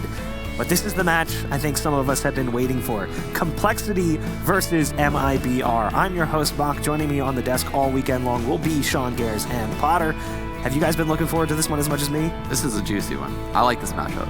This is definitely a juicy one. I mean, you can't not be a fan of CompLexity. The size disparity between Blame F and Oboe. I'm just waiting for them to high five. Yes, I want to see them high fiving all game long. I feel like not even just Oboe to Blame. I feel like everyone on the team, like Oboe, Poison, Config, Rush, then Blame. It's like a 12-week workout program picture. Like that's trying to scam people. Yeah. I feel like if he actually high-fived Oboe hard enough, he would like instantly get some sort of spinal disorder. Like, just like throw him out of whack, or like his body would just shift off of his torso. His torso would drop off of his legs, because there is just an insane size comparison between the two. But I'm excited to see this. We'll go ahead and take a look at the group, just so you guys can see what we're looking at here in the bracket in just a second. But we saw the first game go very close, down to the wire, 16-14, with Gen.G just edging out ENCE. So if CompLexity wins this, guaranteed NA team in the playoffs. Ooh, I didn't really think of it that way. I mean, I don't even know if I even consider CompLexity an NA team anymore, though. I mean, they had to play in the European minor, so. I'd say they are not an NA team. They're here. I know you want to keep them. They started in North America. It's a North American org. Yeah, I'll always consider CompLexity a North American org. I mean, you gotta love the team too for the passion that Jason Lake brings to the project. Yeah. Like, and the fact that he's like he's non-apologetic. Remember, they had that tweet that came out right after his team had that loss, and he's basically like, if these guys aren't going to win, I'm going to bring in players who will. Yeah, Make that juggernaut team. That's awesome, honestly. The fact that, he's been in CS from the get-go, and he finally got that VC money coming in, and the second he got it, he was just like, I'm going to dish it out until I get a team that wins. And he's went out all over the world and picked up the best free agents possible, and even bought out people for tons of money, got them to come into Dallas, and he's actually producing results right now, which is so cool. It is surprising. I think most people, when looking on paper of this lineup, of the juggernaut team that CompLexity made, some questions were raised. Is this in fact a juggernaut team? And I think Blast Pro Premiere that just happened a couple weeks ago showcased that it's a little bit of mixture of both, right? I think the first event of the year, we understand that Astralis and Vitality probably underperformed, probably with that first LAN of the year. We just saw Fours underperforming a little bit. Is it North that overperformed? Is North back to being a dominant team? So I think those questions will still transfer over to this match, this best of one as well. I don't think we're gonna walk away out of here knowing, yes, CompLexity is a juggernaut. So it raises still a lot of questions.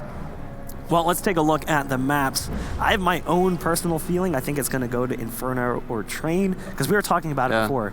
Dust 2 is basically out of the equation. It could definitely go to either of those maps. It could even go to Vertigo. Okay, I mean, both these teams play Vertigo, so I wouldn't be shocked if it goes that way. I don't think we'll see, the new Dust 2. I thought it would be Train or Dust 2. Could see a Mirage. No, Mirage is already out. Vertigo out. We apparently just can't even guess. I mean, another nuke? Surely not. No, okay, it's Dust 2. All right, oh my I like God, it. The new Dust 2. The new Dust 2. Interesting. You don't sound too excited, Sean. We're about to witness an ant crime in Anaheim. Yeah, I'm not exactly sure what we should expect out of this one, to be perfectly honest. The map, we haven't really seen it played. I personally haven't watched a match played on the new Dust. I haven't watched a pro match like this played. No, at a LAN event. No, this is going to be something new. I don't know if. I feel like the CTs are going to have to gamble an extra player towards the B side of the map, and then A rushes are going to be really susceptible. Like, they're going to be susceptible to losing A, which is already a hard site to hold. I don't know what the solution is for CTs. I think we're going to see a lot of new jump throw smokes from like CT spawn to stop B rushes, maybe. I have no clue.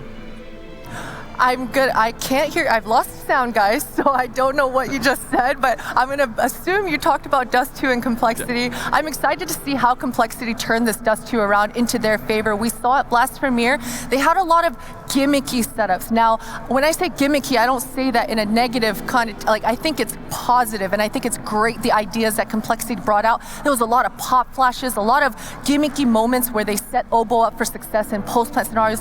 I don't think they're going to be quite as successful coming into this match as they did last week, just because people are going to be aware of it now. They're going to be worried, and they're going to be ready. Yeah, I couldn't agree more. When I saw CompLexity's performance at Blast, I wanted to make a video about it, right? I wanted to go in and say, this is what CompLexity did. What I found out when I watched all the demos back again was they have so many really cool gimmicky ways to enter rounds, like rushes into areas where they're putting out Molotovs with smokes. They're eating, 100 damage in nades, but they're taking control of areas very quickly, and it's very chaotic, right? On a map like Dust 2 with this new B bomb site opening, I guarantee you they're going to have some cool new looks that MIBR is not going to be ready for. I don't think this is a smart choice by MIBR to allow this to come through.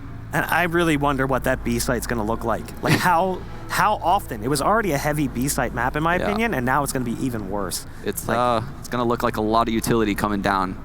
Well, we did have a chance to sit down with CompLexity. Maybe they'll tell us something about Dust 2. Let's take a look. Completely honest, I think we are the team with the most skill in this tournament. I think a lot of the teams that might be higher ranked than us hasn't been playing that well lately. So if they're not like fixing their mistakes and not starting to play well, then we could for sure get a very good showing. But there is for sure also teams that have proven way more than we have. So it wouldn't be a shame to losing to one of those teams if they're actually coming and showing the A level. As long as we actually know that we are making progress within our team and within our system and how we play, that's the most important thing. But of course, you always want to win. So we have had a lot of preparation and a lot of for different teams, and so we put a lot of stuff into it. But I think the most important is that our coach did most of the prep, and I'm just focusing on the match we're actually playing against MIBR. So we did a lot of prep against them, and yeah, we're ready for it. You heard it there. They did a lot of prep. Not only against the teams they're facing, but in general. So maybe they did a lot of prep on Dust 2. I guarantee you they did. And Kita, their coach, who's Blame F is referring to in that interview just now, he's actually a very long-time friend of mine that he used to send me smokes and flashes, and I know he has like an insanely cool amount of videos of ridiculous nades that half of the community hasn't even seen ever. So to have a brand new map, I don't want to say Dust 2 is a brand new map, but the way it's going to be played is totally different. He's going to have so many cool, innovative ideas. I'm certain of it, and I can't wait to see how CompLexity plays this.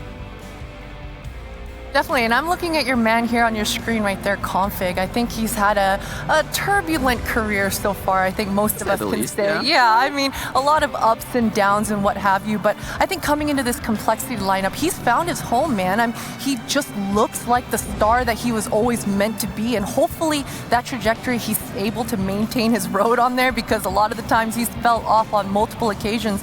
So I'm hopeful that Config, we actually are able to see him just bloom and blossom in this lineup. Yeah, Config is one of those players that you actually love to watch.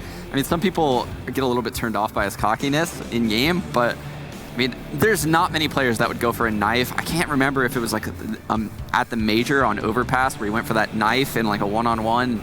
Everyone just lost their mind that he just does not care. Like, he literally does not care. He has ice in his veins. And that's what makes him so exciting to watch, is you never know what he's going to do. He's in me mode. Yeah. I'm the show right now. It's all about I want to see him to a certain extent. Go into the middle of mid on Dust 2 and just like shoot his AK for like 10 bullets and wait for someone to peek him with like half a clip. I feel like he's like the person to do it. That's certainly a possibility. We did have a chance to sit down with the guys from MIBR as well. Let's take a look. It's good to be playing another DreamHack. We have played plenty of them in the past. It's a tournament that we like a lot. The expectations for the team for this tournament is to continue with our preparation towards the major. So it's going to be good to see where we are at. It's going to be good to see what are the things we need to change and how can we get better to get there at the point we want to be. And also, there's going to be a lot of good teams on this tournament. So it's going to be a DreamHack where we're going to face very tough competition.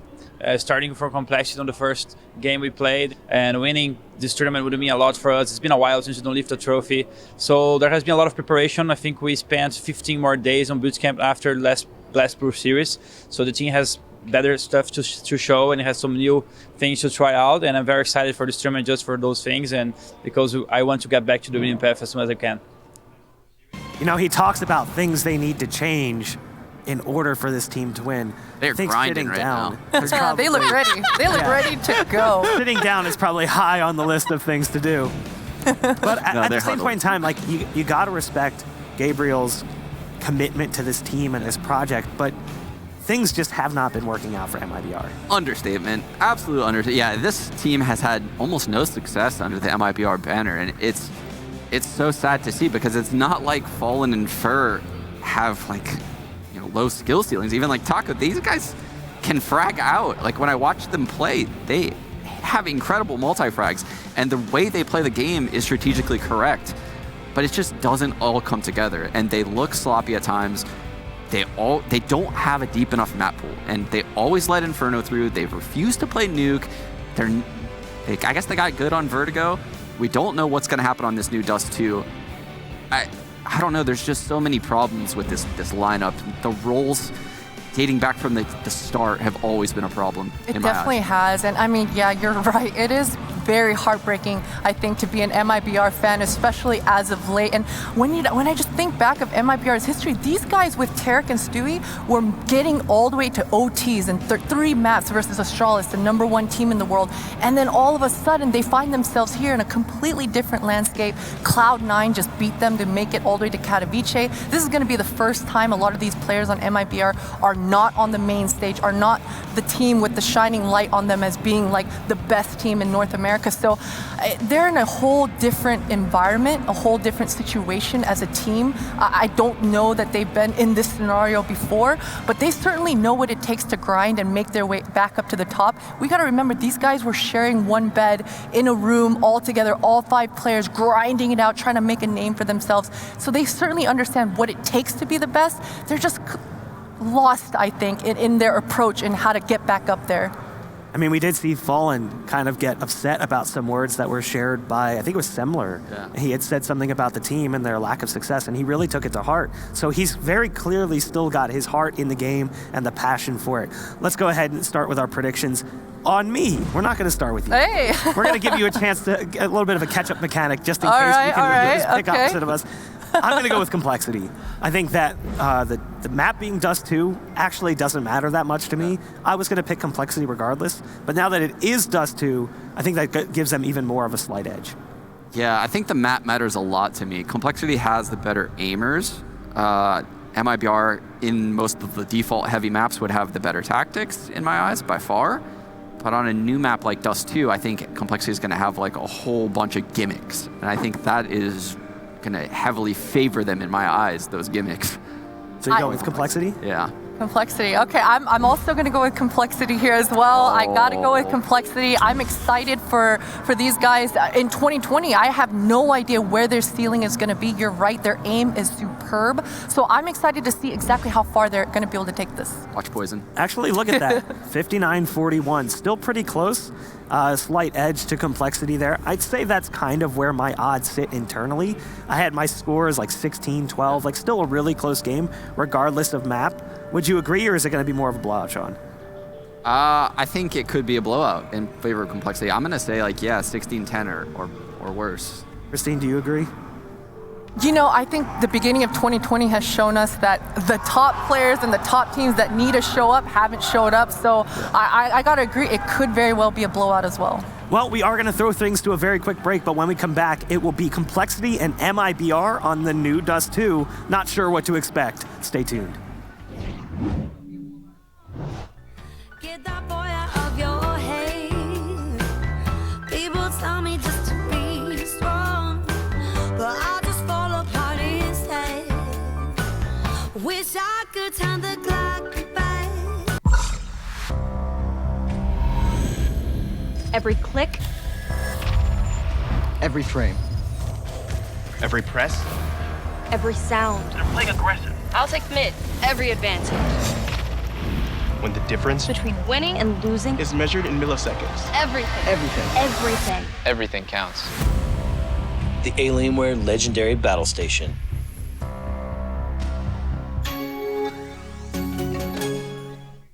Tonight, turn it up with 11 flavors so intense your dinner won't know what hit it, and neither will you. When the dinner craving hits, Wingstop delivers. Wingstop, where flavor gets its wings. When you're chasing greatness, just remember, it's not about what you say, it's about what you do.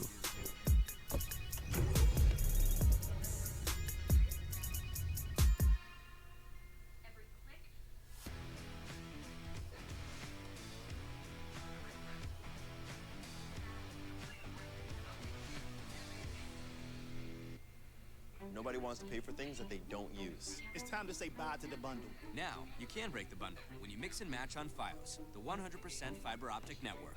We need fast internet because we're always streaming something. Choose the internet speed that works for you. And if you want TV, choose your package. I want my channels and nothing else. Switch now with internet plans starting at just $39.99 per month. No extra fees, no annual contracts. Plus, get up to $200 in Visa prepaid cards. Only paying for the services that I want? That's the future. Only on Verizon. Gordon Hayward shows his opponents no mercy. No, seriously, he's like ridiculously competitive. Which is why he refuses to play on anything but gamer-grade internet from Xfinity. Oh, it's a sunny day here in Anaheim, and while things are heating up outside, in the server, Hugo, that's where the real fire is about to be. We've got Complexity versus MIBR going head-to-head on our screens. And I mean, I haven't casted CS in a little while. I've had a couple of months off, and as have you, Hugo. We've both been sat by, and I'm just full of energy. I'm full of beans, and I'm looking forward to getting to our first game today. Yeah, what a series as well this is going to be, right? Complexity, they have been a starstruck team team. Recently seeing them at Blast, taking down Astralis. MIBR looking once again to return to the form that we know they can have, but boy, is that going to be a big ceiling to climb towards. Obviously, Dust 2 as well. That's exciting. The first pro Dust 2 game on land that I've seen with these new skyboxes towards that B site. CompLexity, as Sean said on the desk, have shown a lot of gimmicks at least in the last few weeks. So I'm excited to see if we've got any cool utility towards that B site. You mentioned these last few weeks, and I really think it's very interesting, MIBR versus CompLexity, because we have two teams seemingly in like opposite situations, right? For CompLexity, it was a juggernaut that was built, that was put together from a variety of names from across the globe, right? And competing on this level, relatively speaking, not the most experienced team in the world, right? They're grinding, they're trying to get there, and as we saw, they get through Blast Premier in that group of death. They beat Astralis. They look so damn good. And then you look over at MIBR, this is a team of legends of the game, people who have been around for so long, and they're trying to get back to that spot that they once were. They're trying to get back into the conversation for one of these best teams in the world. However, they are still a very, very long way from it. And it feels like, if anything, as every week goes by, it gets further and further away. Yeah, it certainly does, right? Constant roster changes for these guys since their drop-off a couple of years ago. And, we're hoping that they can shine through. But at the end of the day, we've got experienced veterans versus some young guns on the scene, right? Look at Obo, for example, such a new player to this kind of level. And what an incredible pickup as well. Jason Lake really built a God squad. And like Potter said on the desk, we don't know what the high heights of this team is. We don't know where CompLexity can reach in 2020. They've already proven they can beat the best in the world. The question is, can they do it consistently? Yeah, I mean, that's the question we're going to get answered today. And then Hugo, there's more, by the way. More? You mentioned that we're going into Dust 2, as though you weren't excited enough.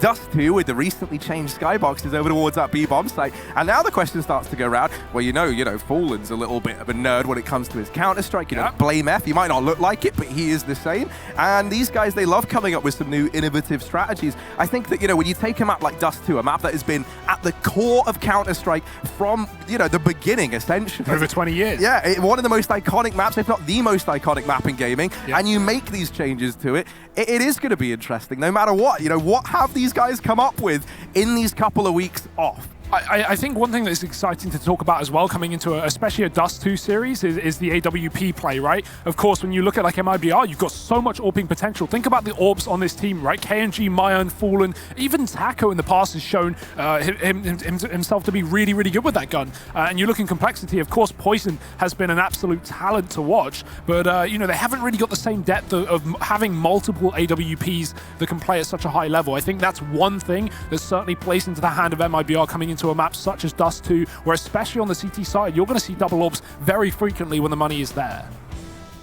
Oh, well, I got some good news for you, Hugo. I know you're a man who loves a game that's getting underway, and you won't believe what the news is. This game's about to get underway. Everything's readied up. The server's looking good. MIBR versus CompLexity. Dust 2 is the setting.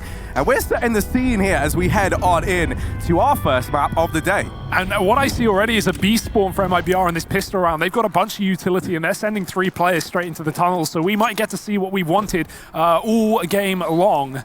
All game long. Yeah, all game long. It's been a while, Harry. All 15 seconds of it thus far. And we've been waiting to see this B play come in, and so help me, it will. There's a bunch of players here for MIBR, but they actually now start to creep through those lower tunnels. You can see Config is the man responsible for holding on to mid. It's a pretty deadly day in his Config, but he gets flashed out, and that's allowed MIBR to work themselves forward here, get this little foothold in middle, and now the pressure is on Obo, Config, and Blame F. But this 3-man stack that can do damage, and it's finding exactly that through the double doors.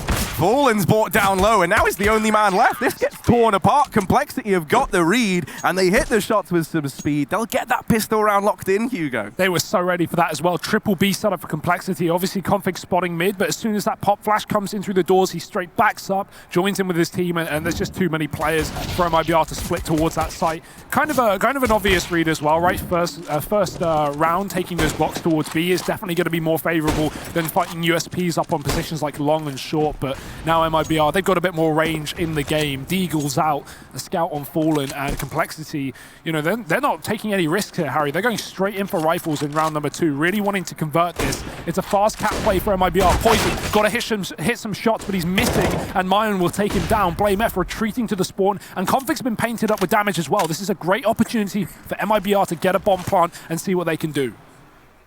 Yeah, now they're going to have a great chance to do some damage here in this post plan, right? That bomb goes down for short. That's the area that MIBR have control of right now.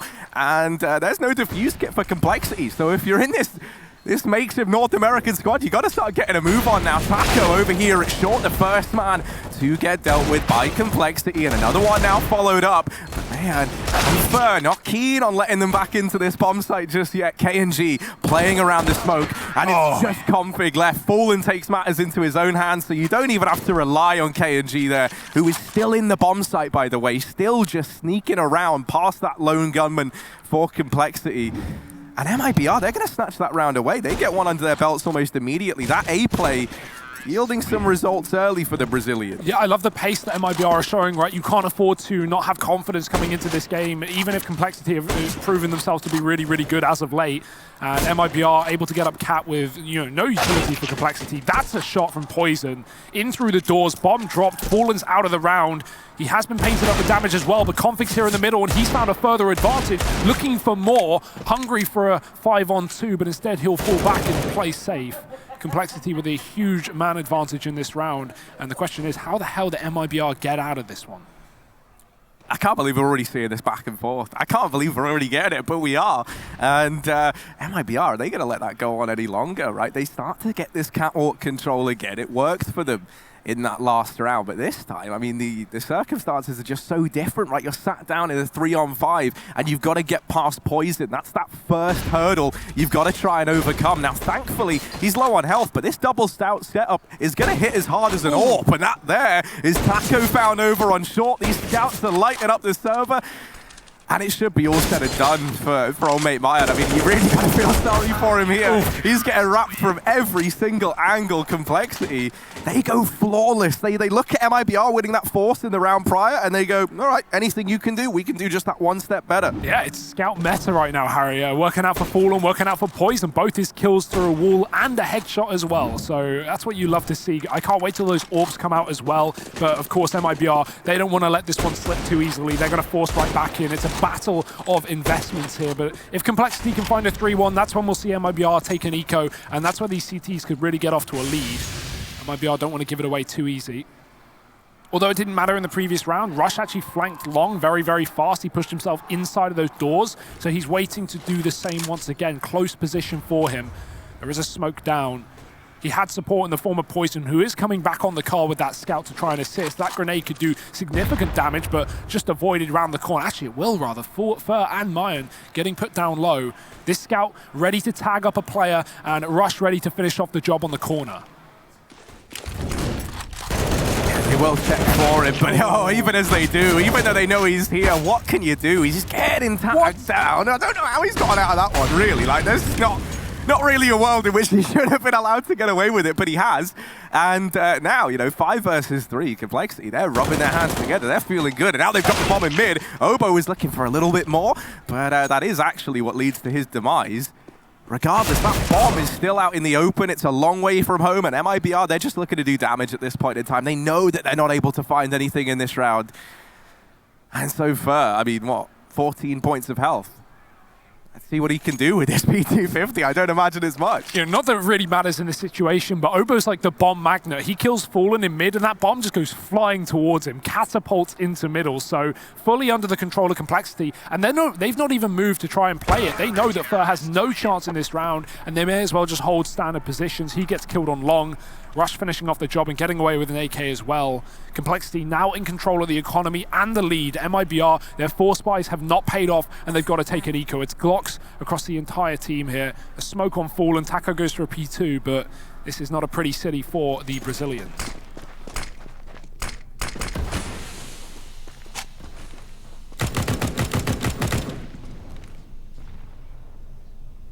Yeah, I mean, they get that catwalk smoke in. They're going to try and get close with these pistols, right? So they've at least found like a good ground to maybe get something done with. But ultimately, man, it's just Glocks and that one PT-50 at the end of the day.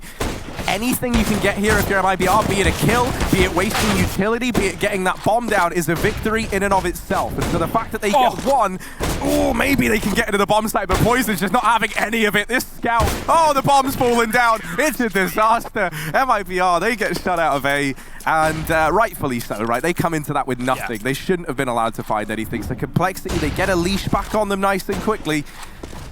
And now we've got this buy for MIBR. This is, we're 6 rounds deep, and this is our first full buy versus full buy. And even then, it's kind of garbage full buy. Yeah, I mean, on both sides, right? Still scouts in play. Obviously, those have proven to be effective, but no AWP in round number 6 here. And oh my God, Poison!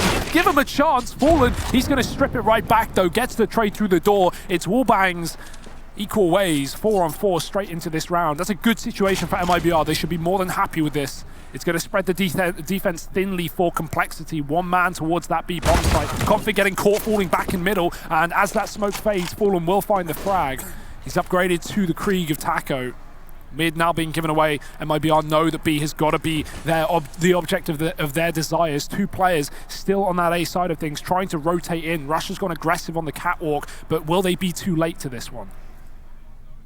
Yeah, a lot of this kind of hinging on whether or not Obo is able to catch wind and what these 2 A players over at the A bomb site can do. And with that kill coming in now onto Rush, CompLexity's hope of winning this round should be out the window with it. That's so unfortunate. Obo knows he's getting mid to B split, and so he goes in to kill Fallen in mid, but by that point, Fallen, he doesn't commit to the mid position. His team get B site under control, and Fallen just holds lower. Obo eventually gets the kill that he's been hunting for, but in the process has given up the B site, and MIBR are bomb planted in B. That's a done deal. That's a finished round, and that's going to be their second taken.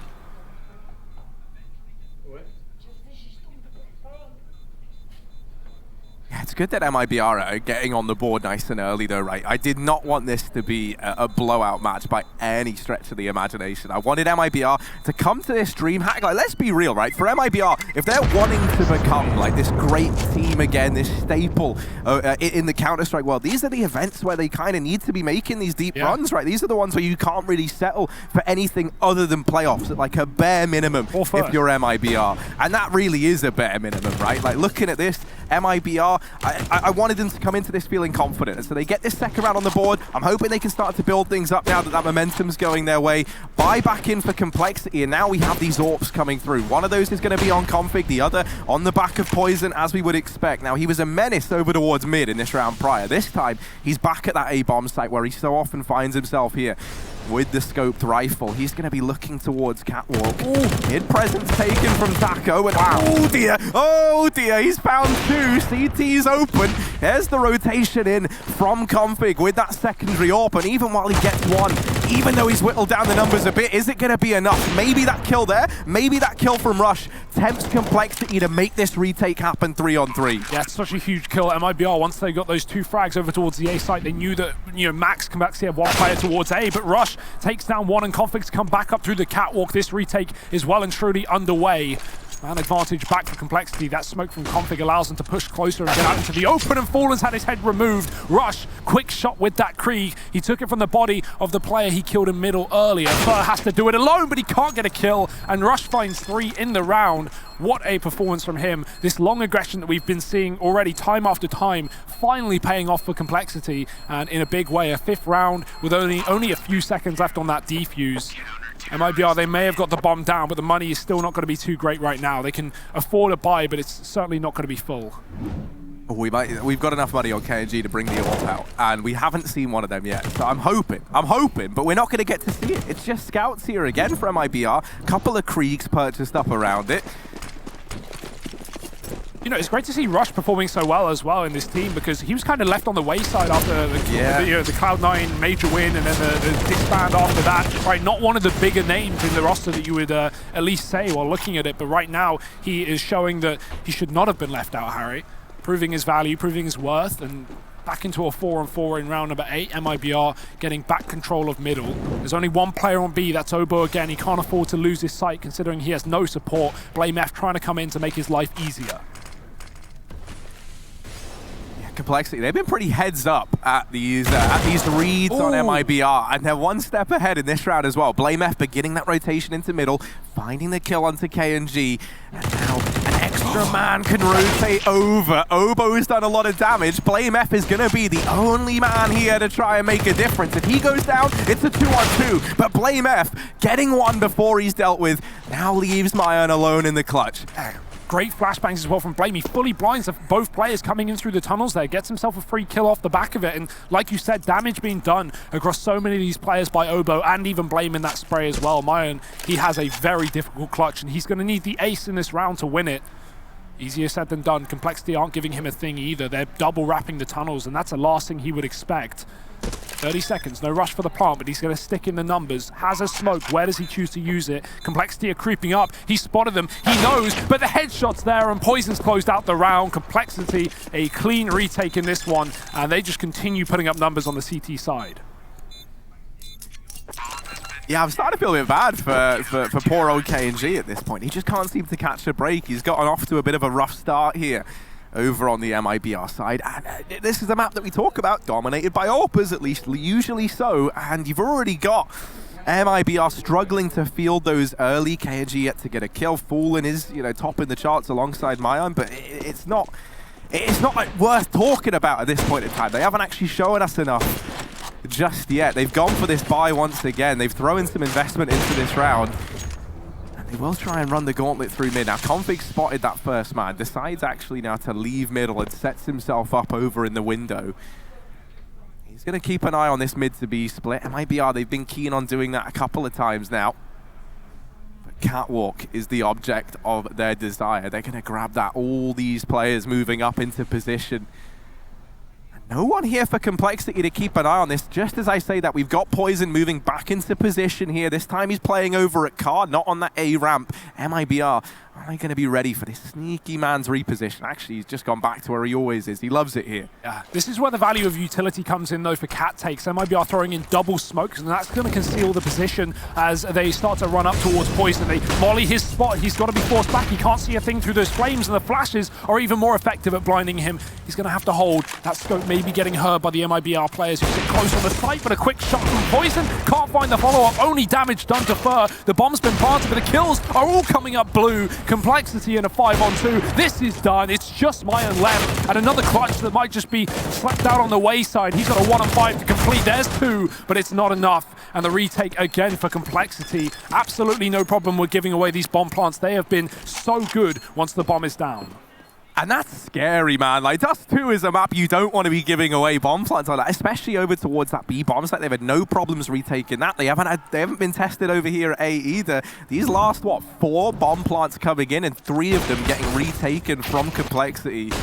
It's setting a bit of a worrying tone here. At least, you know, in the scope of this matchup, right? CompLexity looking like they could just walk away with this one if MIBR don't find their footing soon. If they don't give us something like tangible just to hold on to, right? Just to kind of put our hopes on. Well, this could be it. SB play, maybe. Maybe they try and go at it fast. They had 4 players spawn towards this side of the map, but they've slowed right down. Utility's gone in towards the upper tunnel. They don't want to go running through that. Ooh. Obo looks a little curious as to what's going on here. I like that molly as well, because you know teams are going to be setting up grenades in the B tunnels, and you know that's not going to stop a rush, but you might hear damage tick, you might stop a dude lining up a smoke in a new position, right? So that molly from Obo, trying to gather information, trying to ascertain whether MIBR are playing for that B site, and while they were at the start, nothing presenting itself, they're going to take control back towards Cat. This has not been a position that CompLexity have fought for. They've had such a good job of Poison holding on from the car or from the site with that AWP, and so no reason to stop doing that. Lulling MIBR into a full sense of security with these post plants and then taking them away. It's a fake though. Flashes up towards that A site and a drop quickly into middle. It's a mid to B split. Obo able to isolate the first man, now try to tuck himself in. He's lost his buddy, he's lost Config, he's lost his friend, and now backstabbed by Gen.G, who will, if I'm not mistaken, put his first kill up on the board, and that's a pretty big one to find. Obo not able to reposition here. Man advantage now in the hands of MIBR. They get that bomb over. Poison didn't spot the man throwing that one over the scope. Bomb plant now found, and if you're Complexity, you know, you've been fantastic in these retakes, so it's going to feel a little bit sour, but a 3-on-4 retake of that B bomb site, that just so very rarely happens, so they decide to give it up. I think the biggest thing as well is no utility here for Complexity, right? If you have those mollies, you can clear up positions like plat. If you have a smoke, you can smoke tunnels from the doors. You can flash your team back in. Well, they have none of those options available to them, and considering they don't have a wealth of cash left in the reserves, there's no reason to throw away these guns and what will eventually put you onto an eco round if you don't win it. So they play the numbers game, and that is the right call to make. Give MIBR a third round. Give them the respect they demand. But it's still going to be a long road to victory here for the Brazilians, who only just find their first rifle round. Only winning those early force buys at the start. Complexity, though, still got enough money to buy thanks to saving those 3 guns, so it's going to be okay for the time being. Yeah, I mean, that's kind of the thing, right? We look at MIBR right now, it's Mayan and Fallen making all the difference, right? The rest of the guys are just kind of grouped up down there at the bottom. And, you know, T-side, you can kind of get away with that. You can have these players creating space. It's this second half where if you haven't recovered, if you haven't kind of sorted this out and have everyone on a level playing field, that you're really going to start to feel the burn of these struggling couple of guys. Nade not quite finding the damage we thought it would, but Obo's now got his eyes primed on the tunnels. Lines up one. He's gonna get pushed forward here. It's getting a bit dangerous, but here's some help coming in from middle. Does get shut down by Fallen somehow, some way. It's a 3v2 retake, and Complexity, they've been loving these. They didn't get to give it a go in the last one, but this time they've got utility. They've got the man advantage.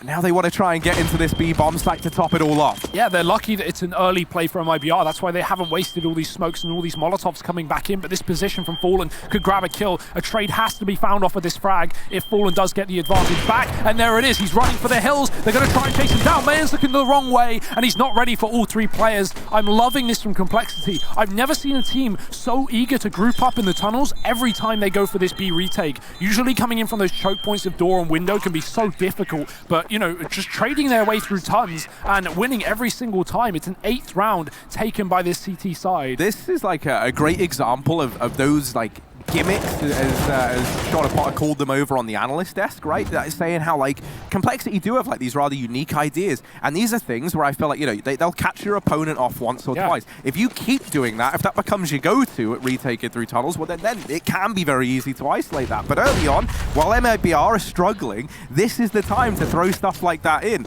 And I think that's what Complexity have impressed us all with the most, right? They know when to throw these. Oh dear.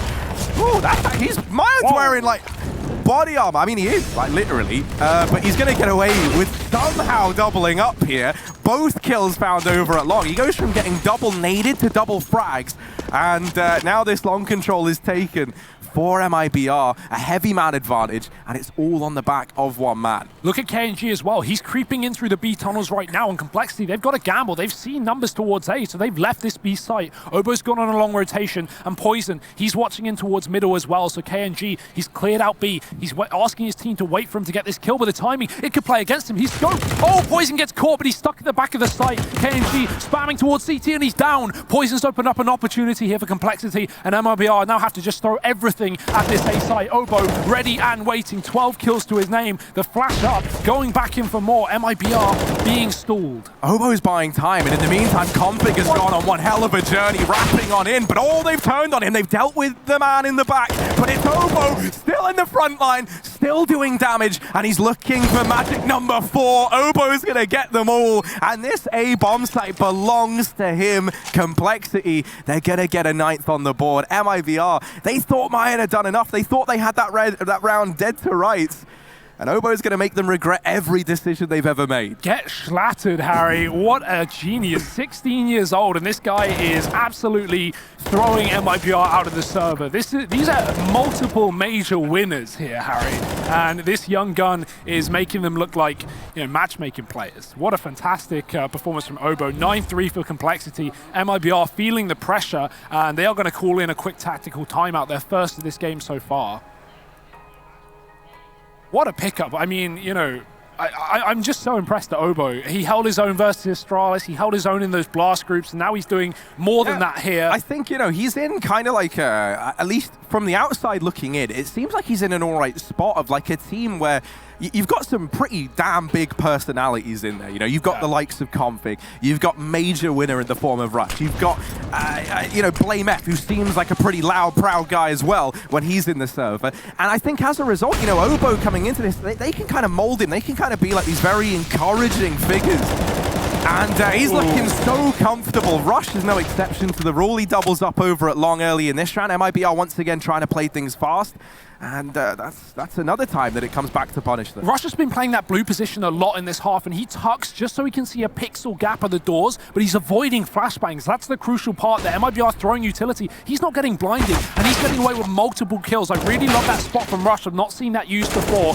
Either way, trades coming in up on this A site, but they're not favorable for MIBR. Still stuck in a 2-on-4, and again, CompLexity giving away a plant, giving the respect to MIBR, knowing they can win this retake. They're just going to fall away from the A site and let MIBR get that bomb down, but they'll be coming in in a 4-on-2.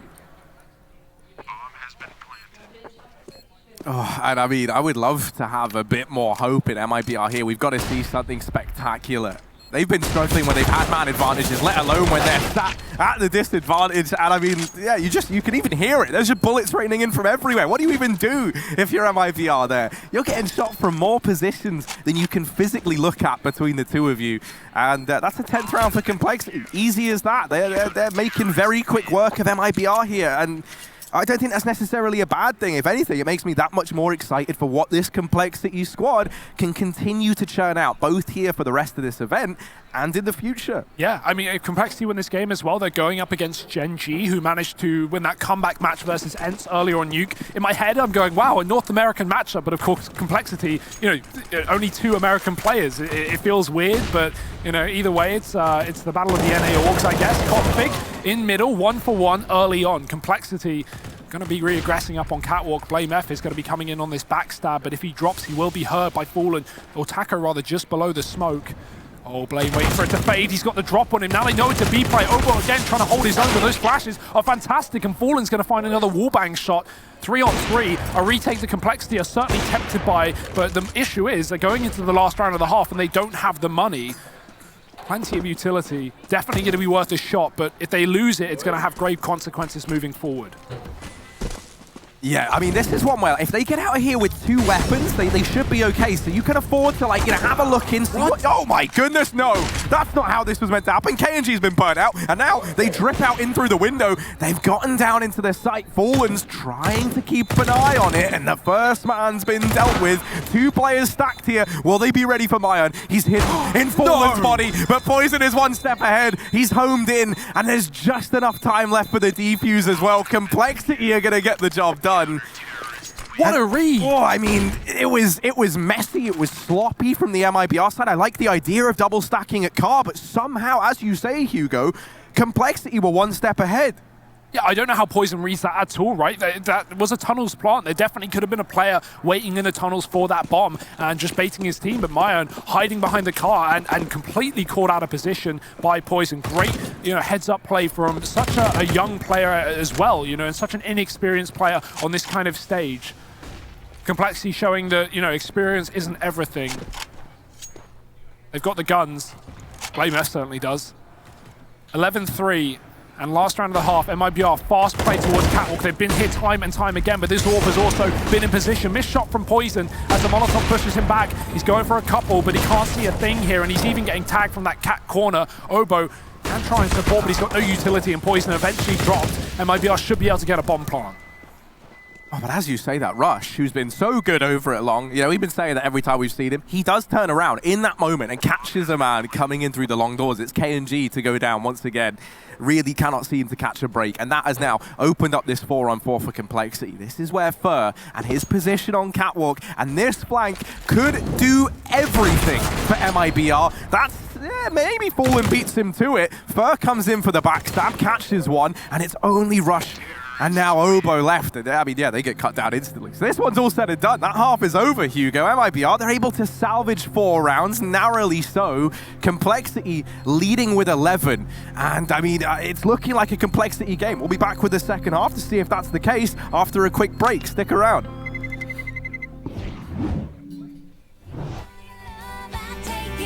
Put your hand in mine, we'll make it. And you can have my heart on one condition, you don't break it. Give me all your love, don't take it. Leave your fears behind.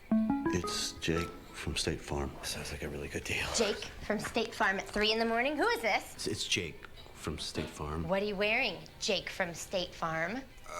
Khakis? Like a good neighbor, State Farm is there.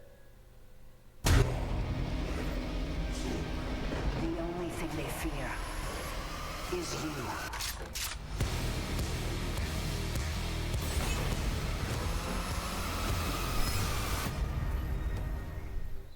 Nobody wants to pay for things that they don't use. It's time to say bye to the bundle. Now, you can break the bundle when you mix and match on Fios, the 100% fiber optic network.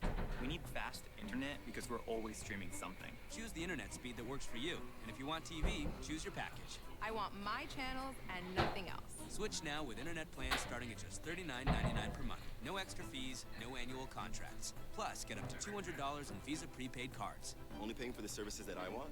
That's the future. Only on Verizon. When you're chasing greatness, just remember, it's not about what you say. It's about what you do.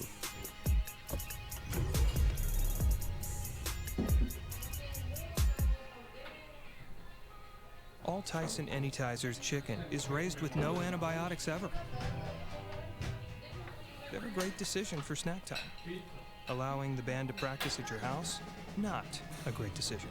Keep it real. Keep it Tyson Anytizers. Gordon Hayward shows his opponents no mercy. No, seriously, he's like ridiculously competitive.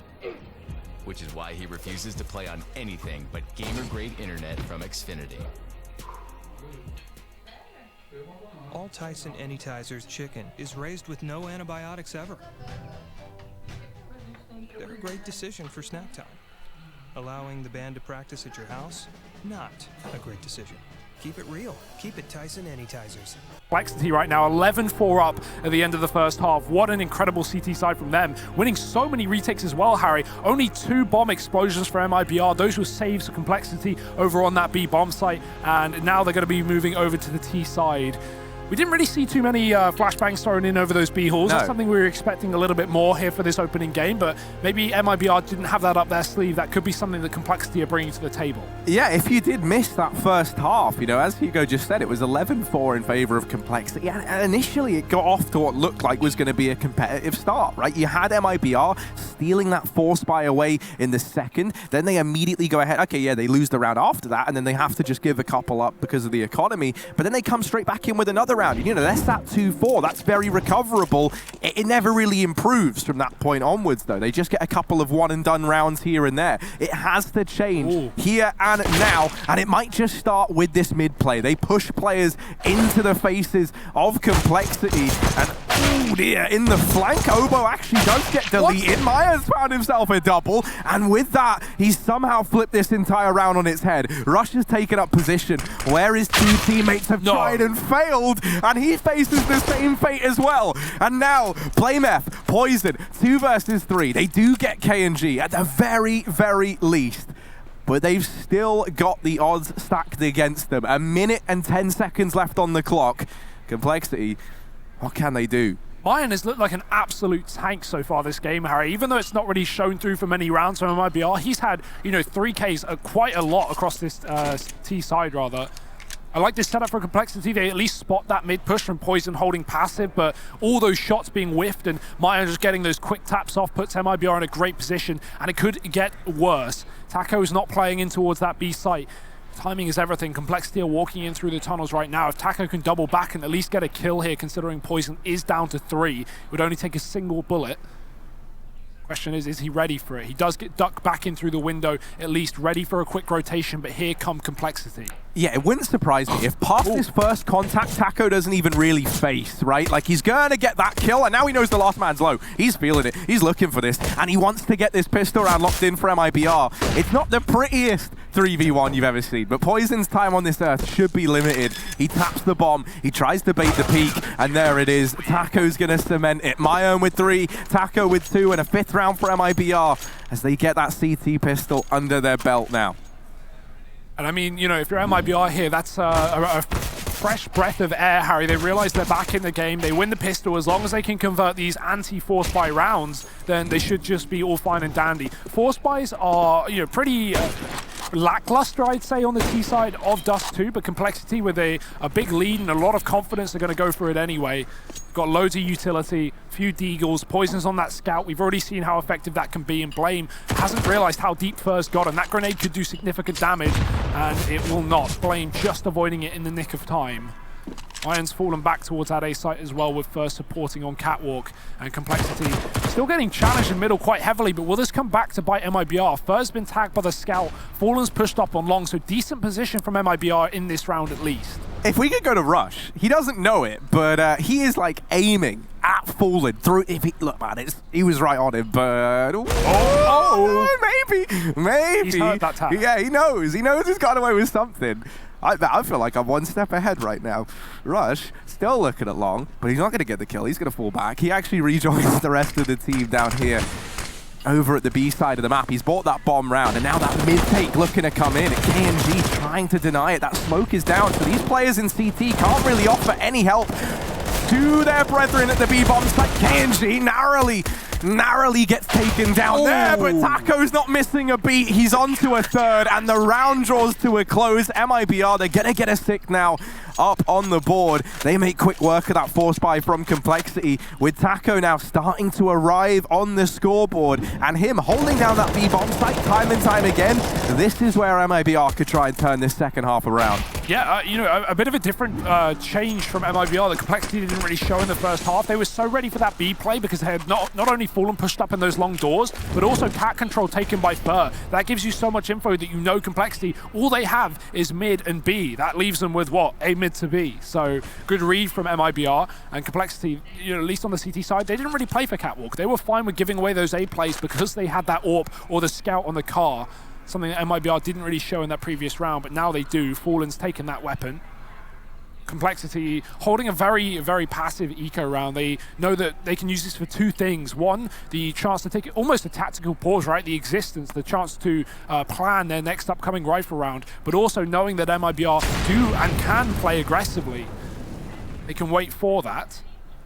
But no one here from the CT side wants to give away the advantage, considering their scoreline is so low. But down middle for Fur, double peek with that M4 is going to be significantly better. The Glock eventually takes him down, but Gen.G has swung in for support. He's had a rough game, but that's going to be a couple of confidence-boosting kills to get him back in the swing of things. 7-11 now. Guns coming back out for CompLexity, their first rifle in this half. Yeah, I'm really hoping we can see Gen.G, you know, keep improving, keep finding his footing again, because it doesn't feel right, you know. He's just kind of been, we've all been there, you know, you're playing a game at home and you're in the game and you're just kind of going through the motions, and you know what that looks like, you know what it feels like, and it's not great. And so getting those couple of kills, I'm hoping we can see him return to the confident young man that he usually is. Poison set up with an AWP over here in the tunnels early. Now that smoke's going to block off his line of sight. Some noise being made by Config draws out a bit more utility here from Taco. That's worth its weight in gold for CompLexity. They're going to take that all day long, right? He's been so good at that B side of the map, so you want to leave him as high and as dry as possible over at B. Oh dear. Ooh. Gen.G hits a banging nade on Config, and then Fur even follows up with a little more tickle damage.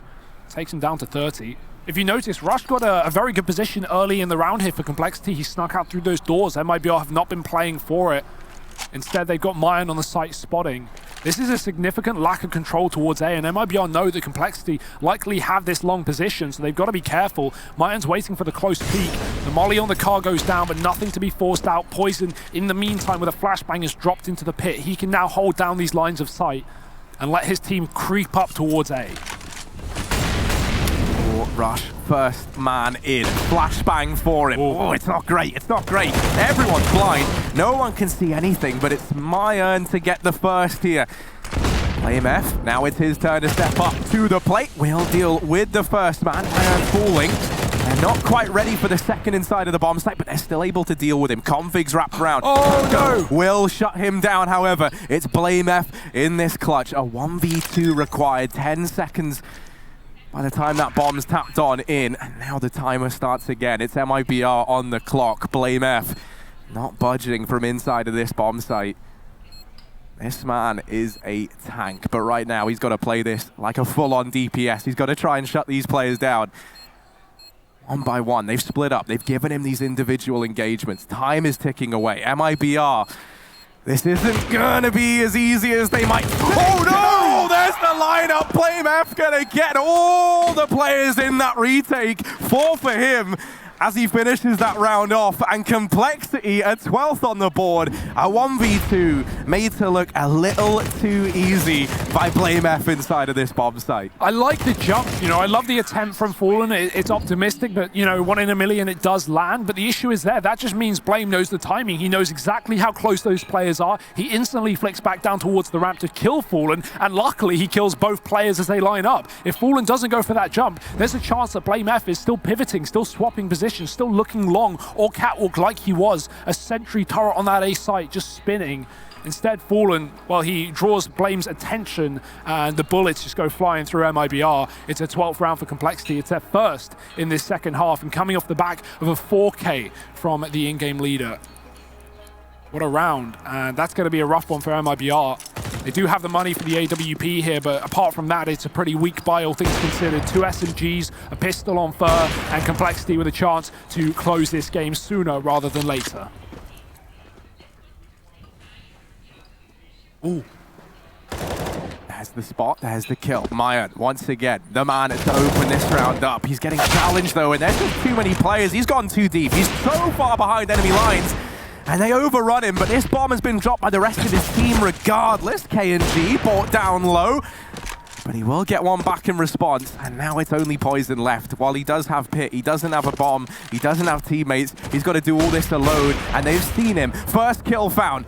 Surely not. Surely that's it. Surely this is where things come to a close for Poison, and MIBR continue ahead with an 8th. But he's looking to do everything in his power to stop exactly that. Gen.G missed his shot from inside of the bomb site just moments ago.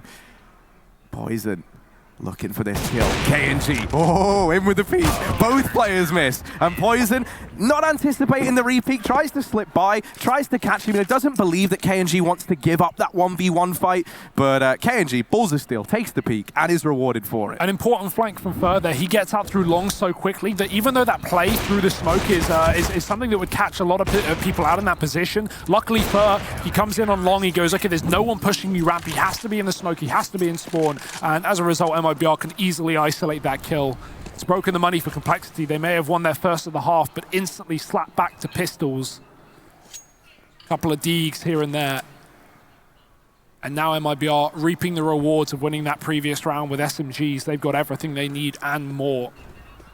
AWP still here for Gen.G as well. Solo B play on an anti-eco is risky, and so Fur's going to begin a rotation to join Taco inside of the site. They still have another man in middle as well to watch for that split, and Gen.G can assist if no one comes out through the doors. Fur trying to cross towards the right side there, play that one and done spot, but in an anti-eco you're often going to get more than one.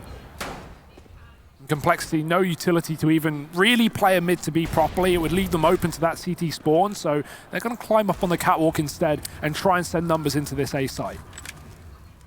Yeah, and I mean, I like that, right? You can just play all 5 out on the catwalk and take this fight versus the site/car player. Now, in this instance, it's going to be Myern. He hasn't been missing shots today. That's a little known fact. He's not missed a single one. So he's looking to make quick work of this push, but actually, he gets dropped almost immediately. Fallen and Taco trying to pick up the pieces, trying to stop this push from CompLexity, and they're doing a pretty good job. Blame F is going to get finished off as well, and MIBR will be in with a 9th. 4 kills for Fallen, and another round now gracing the Brazilian side. Just 3 between them and CompLexity. You know, you think about coming into this second half, it was 11-4 in favor of the CompLexity squad. MIBR, they've done a great job of recovering. Can they continue, though? Slow and steady wins the race, Harry. That's what MIBR have got to be saying to themselves. Gen.G, he's going to get flashed out on long here. That corner smoke coming through, and he does get a quick kill before retreating. Luckily, the smoke actually gives him a veil to fall back behind the car. He's going to play on top of it, risky. He's going to be fighting for his life here. But luckily, no one following up, no one capitalizing here as CompLexity don't even cross towards the pit just yet. They take their sweet, sweet time, waiting for BlameF to check middle, make sure no one's pushed up. Is he lining up a smoke here by any chance? He's tucked into that corner. CompLexity holding a stalemate for the time being. Molotov towards the car, just being methodical, clearing out positions as Blame still waits in the back line for a potential flank.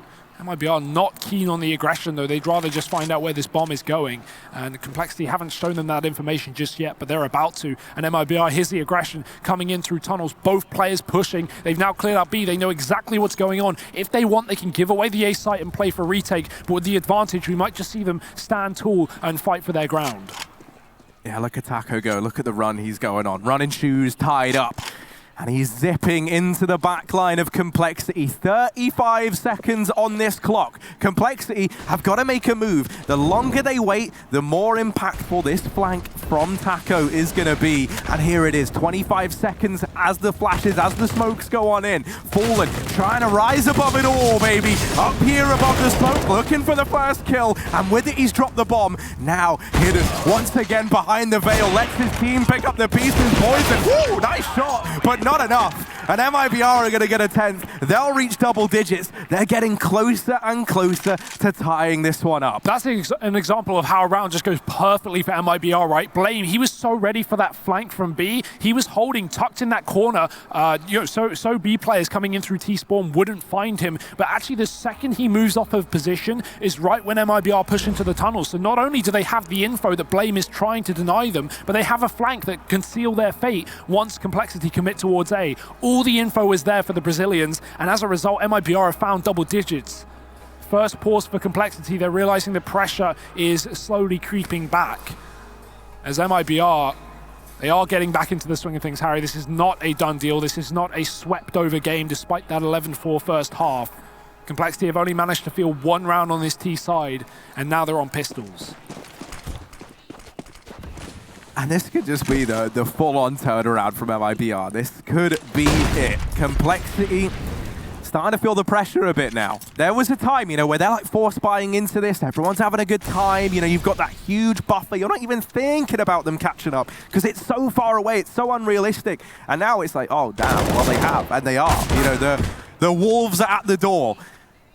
Gen.G down here in mid, looking to get this trade, looking to keep things in favor of MIBR. Taco extending some control into these upper tunnels. It's a risky fight to take, and he knows it. He'll back up, especially with losing Gen.G in mid. That's opened up the mid to B, and Taco could be in for a world of hurt here. Fallen's tried to come in to save the day. How much can he do from CT? No. They turn around, they deal with him. So it's Taco or nothing here for MIBR, and the answer, well, it might just surprise you. It's nothing. Maya 1v3, it all to do, and a B-bomb site to retake. Does he even give this a go? These were pistols, Harry. Pistols for CompLexity. Fallen, he's trying to come in through that CT smoke, but Mayan doesn't have a flash for him. He didn't have the utility. And so, unfortunately for Fallen, as he pops in through that smoke, CompLexity's flash above the B site pops. That's exactly where Fallen's looking. It wasn't intended to blind him, but that's the effect it has, and Fallen's rendered completely useless there in middle. CompLexity getting away with a free AWP as well. Mayan will grab one, but at this point, that is, not a positive position for MIBR. They just gave away a round to Deagles and light Kevlar. In some cases, no Kevlar. So 13 taken for Cole. And MIBR realizing that they aren't invincible after all. Money, in fact, falling apart as well. Mayan can drop over a gun if they want to buy, but that's a bold position to be in. If you buy here for MIBR and you lose this round, not only are you up against 14, but you have nothing to show for it. Yeah, it's such a horrid spot to be in, right? Because on one hand, you look at this from IBR, you look at that 11-4 half and what was, at one point in time that that what, 7-12 scoreline. So like it was still looking so good for CompLexity, and MIBR, they start to like build back in. They're starting to get that confidence back. Everything's looking up. There's a 10-12 scoreline. You're within 2 rounds of the opposition, and your blood's pumping. You're feeling good, and then you lose that 1 round, and suddenly your economy is gone. You have got nothing to play with in this one. They've bought what they can, as you say, Hugo, but it leaves them in this terrifying spot of just having to look at this game and go, yeah, it was an almost, but ultimately it fell apart in those final, couple of rounds. Do or die right now for MIBR. Double AWP. Haven't seen much of this on this CT side, although it was what we expected. The money just hasn't been there, and it might not be there for much longer. BlameF is straight out through long. He's getting spammed through the smoke. They know he's here, and Taco's found him with the SMG, chipping away with the pea shooter. He's going to have to fall back, but it's still so many fights going down on long, and Poison will effectively trade. Another kill through a smoke as Obo takes down Taco. He had no chance to retreat, and Fallen lands a quick shot. That's the AWP gone, but so is he. Config catches him falling off the top of the site, and Gen.G is now alone. Are we in a deathmatch server? All those fights go down in the opening 20 seconds at Dust Too Long, and now it's Gen.G, a man who has struggled all game long for MIBR, throwing into this clutch. He's got his weapon of choice, the AWP in hand. And 2 kills to find. He's seen 1. Is he ready for the man at car? Tag to Obo, but it's not enough. And Config bails his teammate out of danger. A 14th round for CompLexity. And now that foreshadowing, that rather grim situation that we described at the beginning of this round, if MIBR lost it, well, that becomes a reality. The money is gone. Over for the MIBR CT side. What an impressive game this is from CompLexity. I mean, Poison, we already knew how good he was. He's at 22 frags right now. Mayan, he's been putting up numbers as well for MIBR, but it's not going to be enough. Got to give away 15 here. Pistols out. Fast catch fight for both sides, but no flashes means no one's blind. CompLexity are waiting, and they will deal damage, deal death, and deal a 15th round. MIBR have got to make a full comeback only into overtime, only to start the rounds back over again. And to do it, Harry, not a lot. No AWP. Utility is going to be limited on some of these players as well. Even Kit's going to be at a question mark. Fallen's got 1, that's it. Yeah, it's certainly not what you want, right? But when have Fallen's boys ever had the ideal in anything, right? They've always been facing that uphill battle throughout their careers. So this is the time, Hugo, where you draw on that and you make this kind of cobbled together, sloppy little buy yield you some results. This is where Fallen's saying to his team, guys, if you think we are good, if you think we are the best, now we show it. Yeah, that's the one. And 16-6.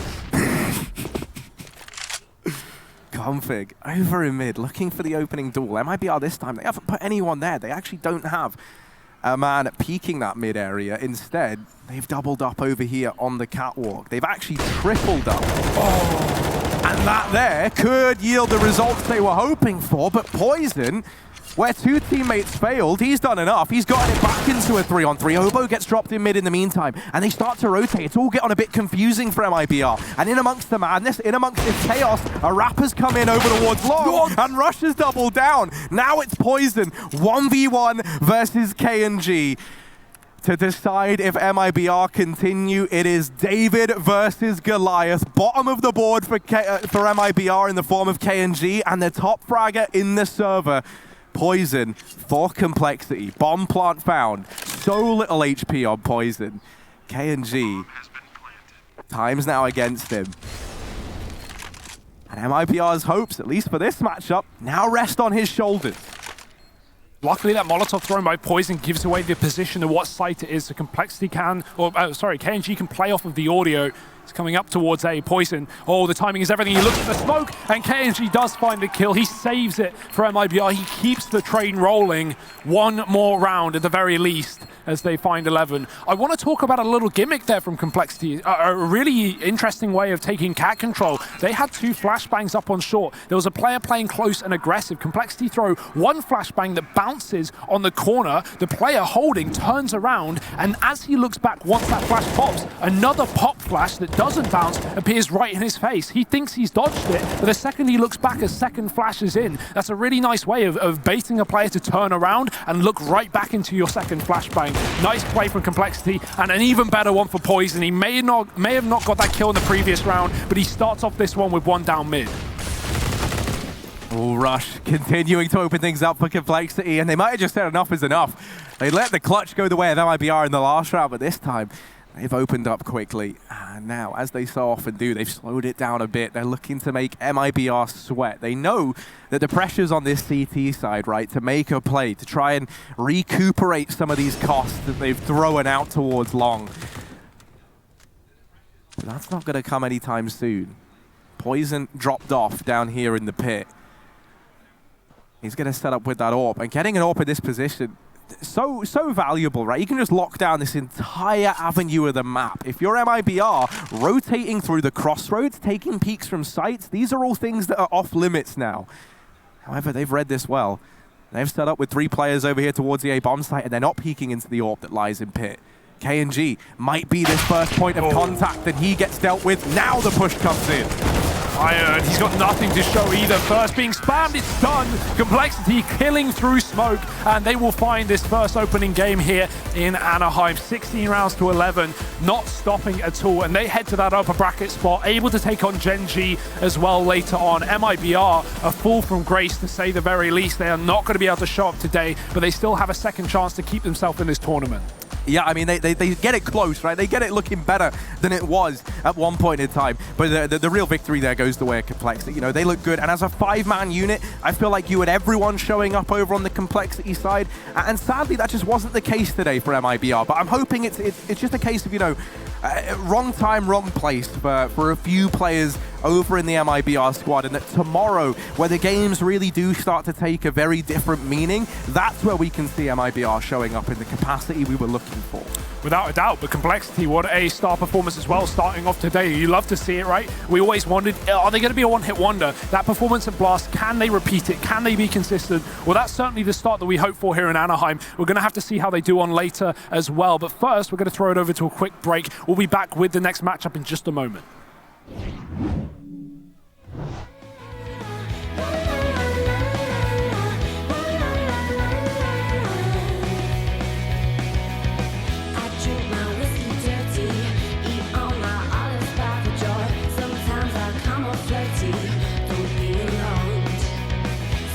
Oscar, your overnight rise to the top of the art world can all be traced back to your website. Squarespace must be the worst thing that's ever happened to me. The worst thing that's ever happened to me. Very soon, you're going to be very famous. Right. I told you, Oscar, a triumph is a triumph. It's not art, it's trash. Oscar the Grouch, more like Oscar the Great. Am I right? Huh?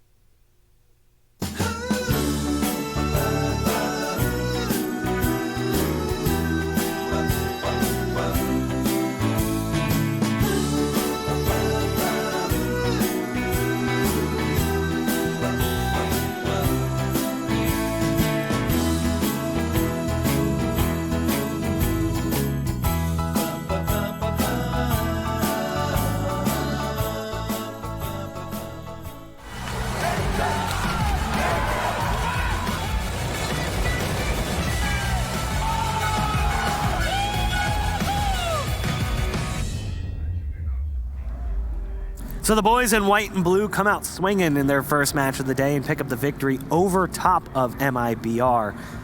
It was a very strong start for CompLexity, though. Like, that very easily could have been a landslide victory. Yeah, I think I'm very confused. I thought the map would be heavily T-sided with the new updates. I honestly thought there would be a lot more nades thrown over the B wall. I'm confused, actually. I'm so confused as to what I just saw. But CompLexity had some really solid A hits on their second half. It's gambly, I'm not gonna lie. It's not like the cleanest, most Astralis type hits, but everything is so thought out. You know, like there's 5 players rushing towards long A at the start of the round. Everyone has specific nades. There's not a lot of, reactivity, which is great for young players, right? Like that is why they have that system in place. So there's less decision making. Less decision making, I think that's definitely the key, because you can certainly see how much depth this complexity side has, and that's such a surprising compliment to give such a younger team. We talked about the Juggernaut coming in, and they threw the growing pains, the teething process completely out the window at Blast Premier. Are they going to be able to replicate that? And I think the depth that they showed, the backup plans of the backup plans, it bodes super well for complexity. I'm so glad we got to witness it. And then there's the bailout strategy. Just put everything on Poison's op. Yeah. Just let him do everything, because he looked fantastic throughout the season. Dude, he's such a stud. So good. Yeah. He's seriously so good. It was actually unbelievable, watching him play, because I was like, when he first came into the roster, I thought, he's good, but I don't really know what to expect from him. Yeah. And he has definitely impressed and surpassed my expectations. No one does what he did to Device at Blast Pro Series. No one. That's just impossible. I don't even know how he did it. He destroyed him there. Now, Potter, you have some replays for us that you wanted to call out. Yeah, I just wanted to highlight one of the great rounds that I saw coming out of MIBR, or so I thought. This was one of those rounds where they had an advantage 5 versus 3. You can see the mechanics coming out of Myron. And I thought this Dust 2 matchup was really strong for Myron. He had a lot of good looks and opportunities. But as you can see here, he gets those first 2 kills. It's a 5 versus 3 scenario. And Gen.G decides, I'm going to wait for the reactions coming out of the complexity side of things. But his mistake here was going a little bit too far. I think if he were able to rendezvous back up with his MIBR buddies, they have the advantages that they need. It's 5 versus 3, just power and numbers towards that A site. Unfortunately, I'm not sure if this was a lack of communication. I'm not sure if this was overthinking a scenario where they wanted to make sure they get those exit kills. They almost assumed they had that round in the bag. But man, when you're MIBR, those kinds of opportunities, you absolutely have to seize them. And they didn't. Yeah, they didn't seize a couple opportunities, right? Yeah. There was the 1v2 with Blame in top A where he was 20 HP versus Taco and Fallen. They played it so well, so patiently. But the way they peaked him in the end to line up like that and just not even have a chance, that's just not a good sign, in my opinion. And then losing the mid-B rush, on the reset round where I think Complexity only had pistols that round. They got mid-B split cleanly, and it was Mayon was left in a 1-on-3. And those are rounds that MIBR has to convert if they want to be a contender. I think the silver lining, at least, is that Marin played well. Because we've seen him kind of underperform, and the expectation was that he would be a strong player coming into this roster. I like that they let him have the freedom to push up mid aggressively, right? Typically, Fur would be in that role. Even when Phelps was on the team, right? When Phelps was that aggressive player that came into MIBR, past iterations of the team, they took that role away from him and kept it with Fur.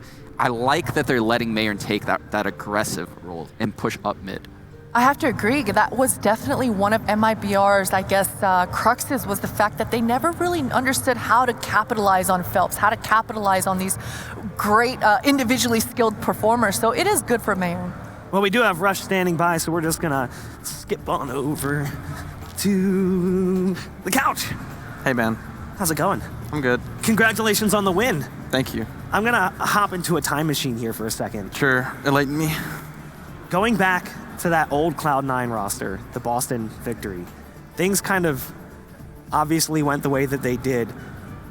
Looking at the team now, are you seeing any comparisons between this team and that team and maybe a trajectory of success?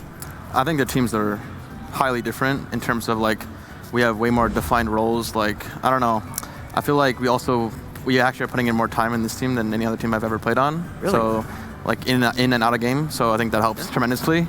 I think Cloud9, we had a lot of raw talent, and that's kind of why we had our runs, because we were all peaking and we were all coming really well. And I think that's why we had a lot of ups and downs, is because we were kind of relying on the raw skill. But I think with this team, I think we could have more consistency because just of the amount of time we put in and just the more defined roles, like I said. Okay. Sean, Potter, you guys have some questions as well? Yeah, mine is about, the team composition right now. So I noticed that on publicly, in interviews and even, when they show you guys, you're very close-knit, tight as a team. Is that because you guys live all close together near the CompLexity headquarters? It seems like everything has clicked really quickly, though, with your 5 players. I mean, it might seem that way, but we've definitely had our ups and downs. We had a month-long boot camp in Copenhagen, and it was honestly really bad. Like, we learned a lot about ourselves, and maybe that helped. Maybe we grew from that. But there are definitely a lot of downs, and obviously there's some ups lately, but we didn't even qualify for the major, so that obviously sucks a lot.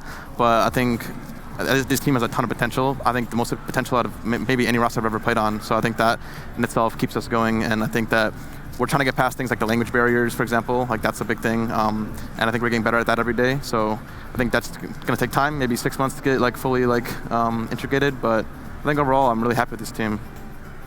I wanted to ask you about the roles that you mentioned in the question before. You said that you thought that the roles were very defined on this CompLexity side, and we can absolutely see that. What do you think what is your role to describe? Because your resurgence coming into 2020 has been phenomenal to watch. I mean, just looking back in 2019, you were pretty quiet throughout the whole year. How is this role on this new CompLexity side making you such a beast in that server? You're calling me out? Okay. No, I have a support role, and I have some hard spots, but I think that I've said it many times before, but I think I play really well in structure. And I think the amount of time also put in helps a lot. I'm not going to say I didn't put in time before, but definitely I'm putting a lot more now. And I think that it's kind of it was a wake-up call when I left Cloud9 for sure. So I think that having a lot of structure, working hard, this environment of working hard, it's definitely making me peak more individually, but I think also I'm embracing my role more. I think the more I play it, the more comfortable I am with being the support alert player and or anchor as well. And I enjoy every spot I have right now. So. DreamHack Open Stages have long played host to players who are at the start of a rising career, looking specifically at, say, ZywOo with Vitality. Poison just had a fantastic game. Is that the low end of the ceiling? Should we expect a similar rise? Yeah, Val was insane. I think you got a good glimpse of it in Blast versus Astralis, for example. He played insane. I mean, the whole weekend played insane, but I think that the sky's the limit for him, honestly, as an operator, and I think that he's only going to get better every day and every month. Well, I hope you are correct, because it was really exciting to watch. Thanks. Congratulations again on the win. We'll go ahead and let you go. We are going to be jumping into our next match after the break. It's going to be Furia versus North to see who's going to be moving on into the playoffs. Stay tuned.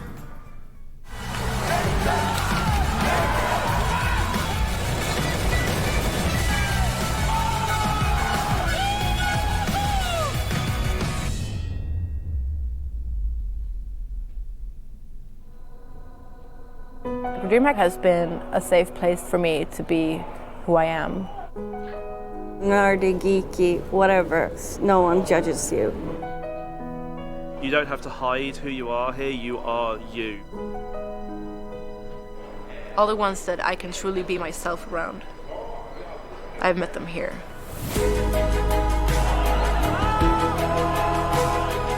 We are a bunch of different people from different backgrounds. I wouldn't call them all friends, I'd call some of them family. Because we build this together, we become like a family.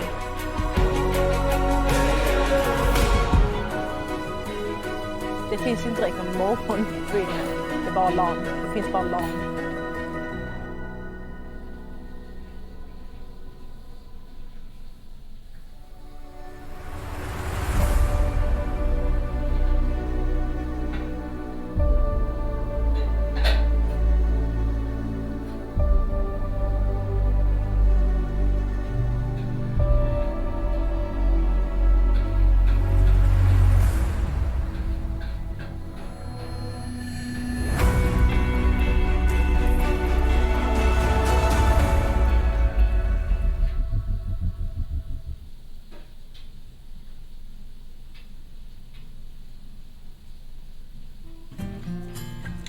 He wasn't a classic nerdy computer kid in school.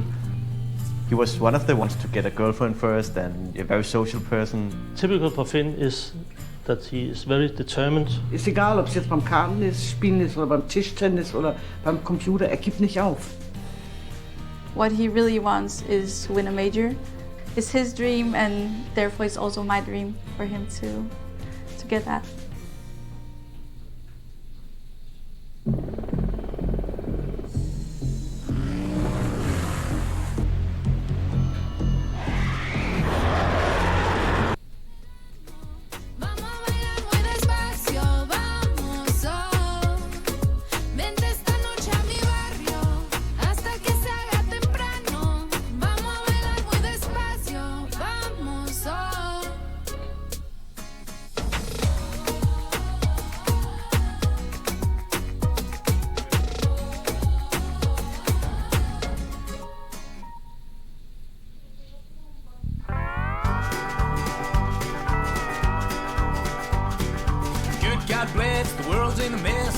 tall-headed is anybody's guess, oh my.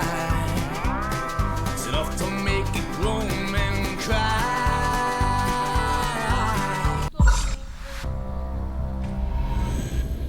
Every click, Every frame. Every press. every sound. They're playing aggressive. I'll take mid. Every advance.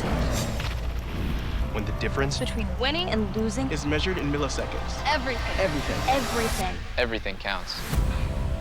The Alienware Legendary Battle Station.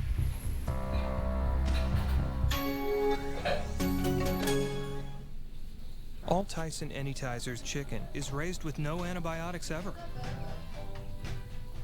They're a great decision for snack time. Allowing the band to practice at your house? Not a great decision. Keep it real. Keep it Tyson Anytizers. The only thing they fear is you.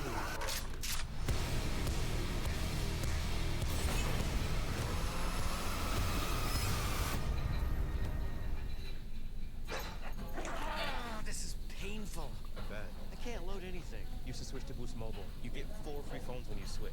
Switch to Boost Mobile and get 4 lines for $25 per line per month with unlimited data and 4 free Samsung Galaxy A20 phones, all on our super reliable, super fast network. Everybody loves an underdog. Who needs to be liked? Mountain Dew Amp Game Fuel. Victory in a can. It's Jake from State Farm. Sounds like a really good deal. Jake from State Farm at 3 in the morning. Who is this? It's Jake from State Farm. What are you wearing, Jake from State Farm? Khakis? Like a good neighbor, State Farm is there.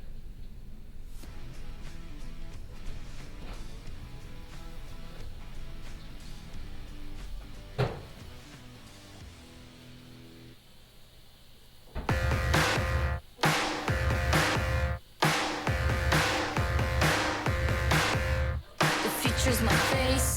The future's my face. The future, the future, the future's my face. The future's my face. The future's my face. The future, the future, the future's my face.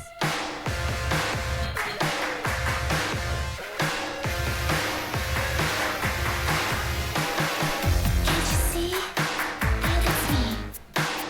Got my face on the magazines. Hold your tongues, hear me talk. Perfectionista on the catwalk.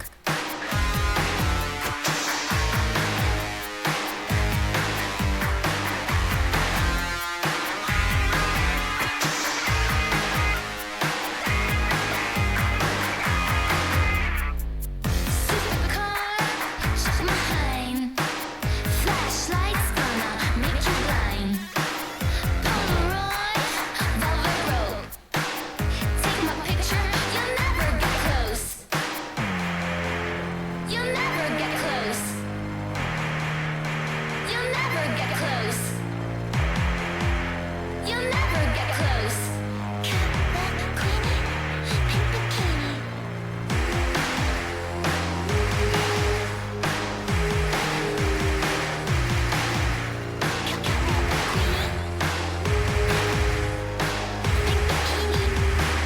The future's my face.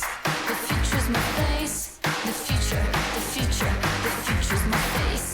The future's my face. Get with the pace. Every click, Every frame. Every press. every sound. They're playing aggressive. I'll take mid. Every advance. When the difference Between winning and losing is measured in milliseconds. everything. Everything. Everything counts. The Alienware Legendary Battle Station.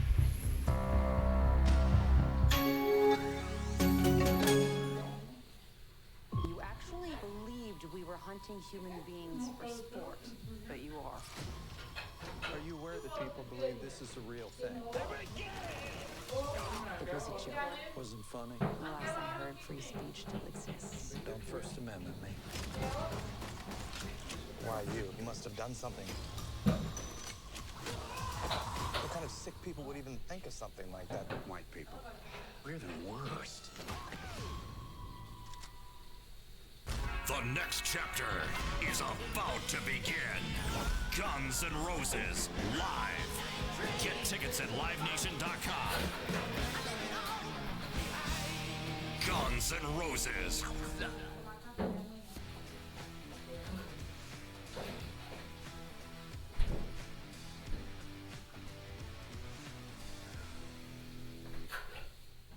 Gordon Hayward shows his opponents no mercy.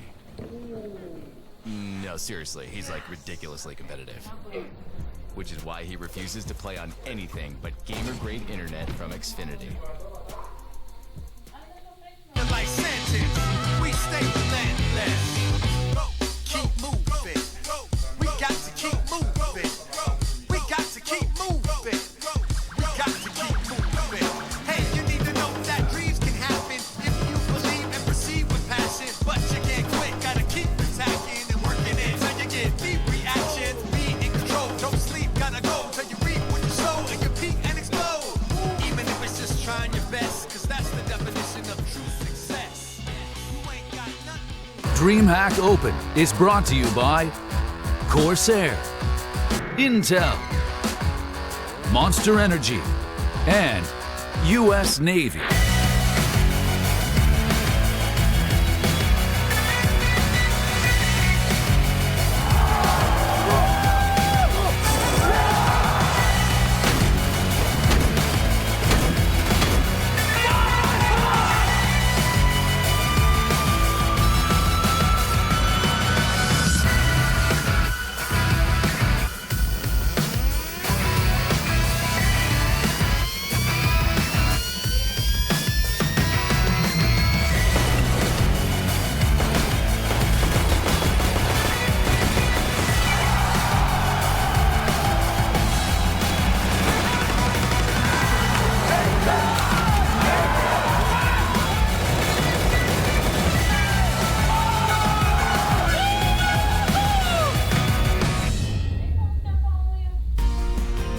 Day one continues on here at DreamHack Open Anaheim 2020 in beautiful, sunny Anaheim, California at the Anaheim Convention Center, just down the street from Disneyland. I missed you, and I want your ears back, man. I can go get them. I think you should keep them on all weekend. Go get them. Let's go get them. I think they're over here somewhere. Oh, no, they're gone. Oh, no. Now we're looking for stuff that No. doesn't exist. Live on air. This is Unlucko. We really should have calculated this one. NA production. I'm not sure why that happened. Well, whoever did it is fired. Oh, here we go. Perfect. Sean, I think you're going to wear these this time. You have like a very Minnie Mouse vibe. Perfect. That's precious. I think we should just get that I don't have like zoomed lights or in. anything, right? Me? I'm joking. Maybe. They better have really good grip. Let's go ahead and take a look at the groups, and we'll see just how things have shaped up here in Group A. Furia picked up what I would consider the easiest win of the day against Endpoint, and then North really surprised us with that victory over Forza, 16-8. They really looked like they were in control the whole time. Definitely, and I mean, it's once again, I know we're already in February, almost in March, but it's those first tournament of the year land jitters that are coming in. You know, it's a process. It's putting your head against the wall and just constantly going through those repetitions and being on that stage, playing against a higher caliber of team when it matters more. It's a different breed, and I think a lot of these teams coming into 2020 early on, they are not coming out at 100%, and you can clearly see it on that stage. Yeah, I think so. And I mean, all 10 players in the server right now in this matchup played really well in their opening game. I don't think anyone had a bad game coming into this, right? Everyone from Furia stepped up. Everyone from North stepped up in their game. And I think that's what we expected. Well, I guess Force probably didn't show up as much as we thought they would. But I think the key to look out for here is, can North manage to actually force Henny to take unfavorable fights? Henny has died the fourth least. He has the fourth lowest death per round all time in CSGO. Like, a lot of people don't realize this. This guy just never dies. The second least, K-Serado. So they have two people on their team that literally just don't die when they play Counter-Strike. I would have assumed Jame was really high up there. Jame is number James one. Always, There you go. Yeah. Number one. Of course he is. Yeah. And he's probably highest on post-round frags That is as so well. surprising because Henny is so known for having that aggression with that AWP and just getting in those shotgun dual ranges, and so that is surprising. Yeah, that's something that a lot of people don't realize when they watch Henny's game because he's such a fast operator. He has a lot of crazy highlight plays, but he also plays incredibly smart and saves the AWP when he needs to, and he doesn't take unfavorable engagements. I mean, that's crazy when you look back at the early part of his career when he was playing on Games Academy. He was like kind of a flashy hopper because that's how he was trying to make a name for himself. He played crazy. I can't even believe like at this point he's on that list for the lowest death per round. Yeah, that is kind of mind-blowing. It's crazy because like you said, I remember those times when Henny came up and he was such a wild card player. Like I feel like that's why he never was back in those teams with Fallen ever again. It is kind of wild. We do have the maps, and we'll go ahead and take a look. We watched North play Nuke earlier, and Furia played Inferno. Yeah. There is a bit of an intersect with Mirage, but again, this is one of those maps that got changed recently. Like, our team's gonna want to play it, even though the change there is somewhat subtle. I think Furia should stray away from maps like Nuke with close quarters. I think they should try to get in aim battles on Mirage all day. If North lets Mirage float here, I don't think they would want to. See, they're going to veto Mirage. It might head to Nuke because Furia does like going Nuke. Overpass. Ooh, we get Overpass. That's rare. We don't frequently see Overpass on the DreamHack Open stage. I think we've gone entire events without seeing it played. I think it's hardly been played at all so far in 2020. Like in events, it's one of the maps that have been played the least, actually, which is shocking because it's such an exciting map to watch, and it has so much diversity that the Ts can do. And it hasn't been messed with.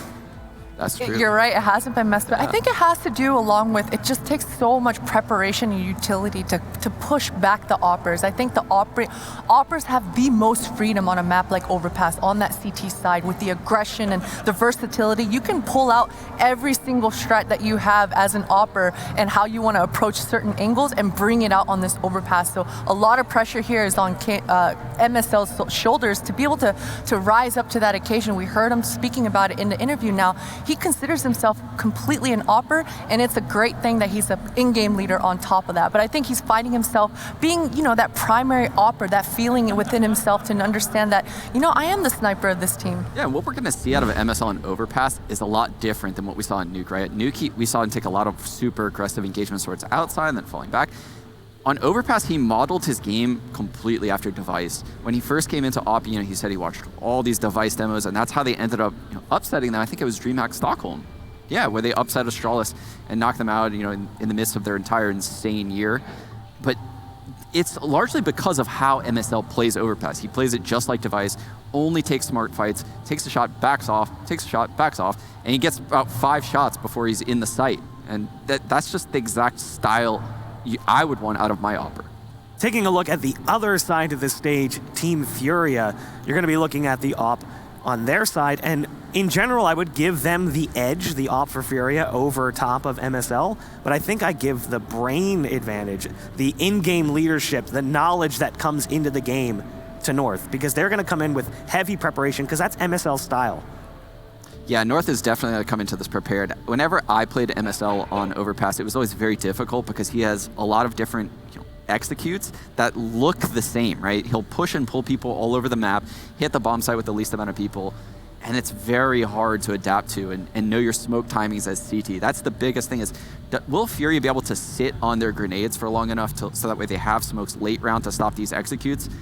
That remains to be seen. I personally don't think they could do it. Exactly. I think I'm excited, very, very excited to watch this Overpass coming out of the north side. I remember in Sevilla, the stats helix, there were so many options for me to go through to explain how many variations and approaches that North had for this Overpass. So I'm curious to see how MSL will be able to turn around and execute on this Overpass. Now, it's not to say that Furia is a bunch of slouches. This team had an impressive run starting out last year, but then they sort of fizzled out, and then we saw the change to bring in Henny. We haven't really seen enough to say whether or not that's improved or... It's been 5 months, Buck. Yeah, but we haven't seen... I feel like we just haven't seen much in that 5 months. It's kind of crazy. It's definitely the case on Overpass. So in the last 3 months, they've only played it twice, and I think one of those was with their coach at Summit. So they've had so many weird problems with visas and like Art said, a lack of practice ever since Henny joined. They played Summit with Gary standing in, and then coming into 2020, you'd think they would solve those visa problems. They had to have Lucas, Henny's brother, stand in for the online qualifiers for Katowice. So they're kind of in shambles, but they're a young group of players. They have extreme confidence. Like, you can see it in their game, the way that they play the game. They play with the utmost confidence. So I don't think the lack of practice even matters for them. And we talked about the leadership of MSL. One factor that we didn't really touch upon is the coaching side.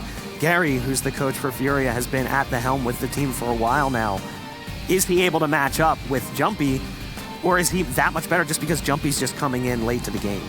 It's got to be a mixture of both, right? Yeah. I would like to think that he's that much better. And, these Furia guys, they're such a good group of hard-working individuals coming in, and you can clearly see that in their trajectory and how much success they had in 2019. It's just a matter of figuring out all the pieces, right? We speak about Art's aggression all the time. How is he going to transition to that rifle role? We haven't seen it come and be successful quite yet. It was always his aggression with that AWP that put Furia in an advantageous scenario, then all of a sudden give it right back to their opponents. So I'd really like to see Furia working a little bit more around Art's aggression, try to capitalize off the space that he gives these Furia guys, because he's absolutely always in his opponent's faces. So, and sometimes, you take a step back and wonder, where are the other guys of these Furia members? Why aren't they up there with Art?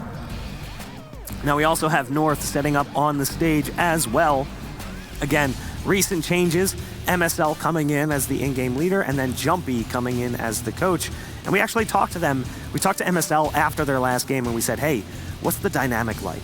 Because he's Swedish and you guys are Danish, and yes, there is some crossover, but how does that work? And he kind of broke it down and said, we're speaking in Danish in-game, and he's trying to adapt and listen and learn as much as he can.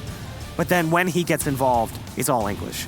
Yeah, and I kind of, probably called strats similar. MSL seems like he has way more structure than I had as an in-game leader, if I'm being honest.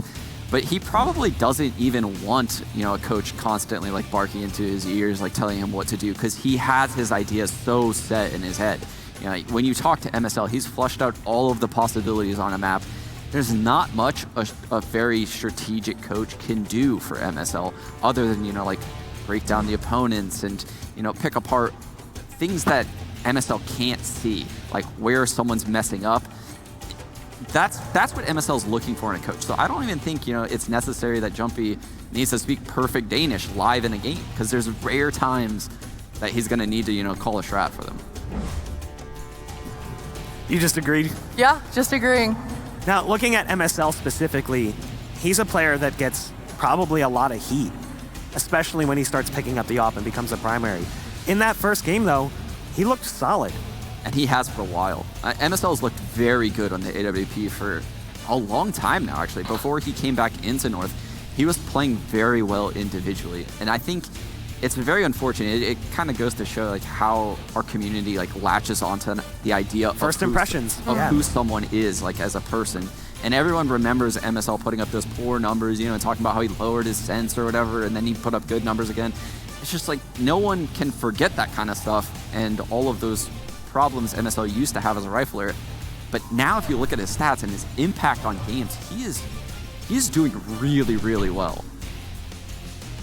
MSL has also been at the helm of some other Danish teams going back into the past, like Reason, where, his numbers were never impressive. It was all about the team. So to see his numbers going up with the team's success should produce success for the team on a greater level.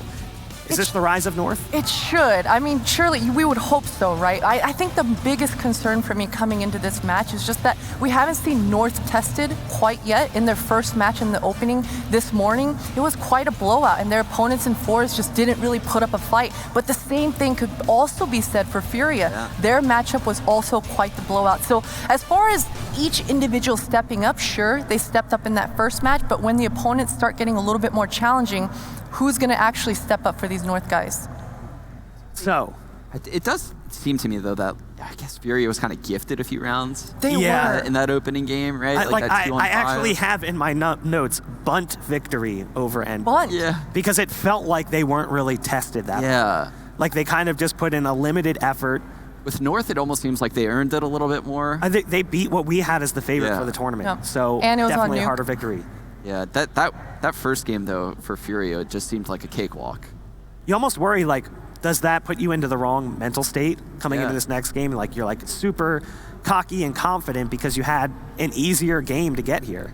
And I think, yeah, I'm gonna go ahead and go with this narrative. You know, you're taking me down this narrative. I think Fury's gonna come into this overconfident. Actually, you know, they have those young players that can't really analyze mistakes in a blowout win. Yeah. Well, since you're going that route anyway, let's go ahead and jump into our predictions. Sean, what do you have? I'm gonna go with North. I think on an open map, I would have went the other way, but on overpass, I have to go with my boy MSL. I have to agree with you. I'm going to go with North here as well. I'm just considering that North made all their mistakes in Leipzig a couple weeks ago. This is Furia's first tournament of 2020. I got to go with North here. A united desk is a happy desk, and that's why I'm going with Furia. Huh. Because why would you want them? okay. No, I've been Well. duped. I think I tricked the graphics guy. He was like, oh yeah, North. And they're like, no. No, yeah. I'm going to go with Furia. Only because I feel like they'll start off bumpy, and then they'll rebound in the second half. I feel like that's going to be the way they get into the game. So it's going to be a little bit sloppy at first. They'll tighten up the screws at the end of the first half, and then in the second half, they're going to come out swinging. And I think it is going to be just individual firepower. Yeah, I think if Art has success with his shenanigans, you know, like coming through smokes and whatnot all by himself, North is in big trouble. But I think North should be able to handle that. Well, Twitch chat, you guys voted at home. Why don't we take a look and see how you guys... Okay, 60-40, so I'm not too crazy going with Furia. Dude, where are the Brazilian fans in Twitch? They are absent They haven't today. been around. I don't know what it is. Is it the time change?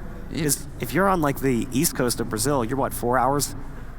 Yeah, it's a 4-hour time difference. Man. That's math too fast. Quick maths. Yeah, it's 4 hours. We remember this. We were in Brazil last year. Yeah, Come on, let just me think back on that time.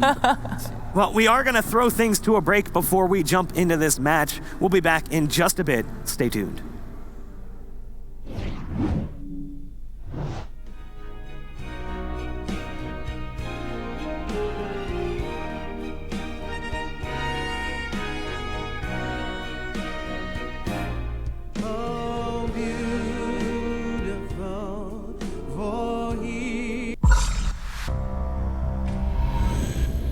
Every click,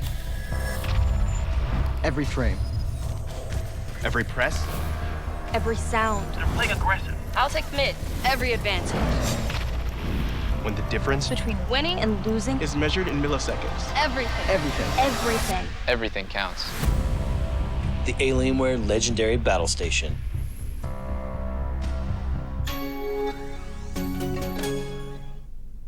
Gordon Hayward shows his opponents no mercy. No, seriously, he's like ridiculously competitive.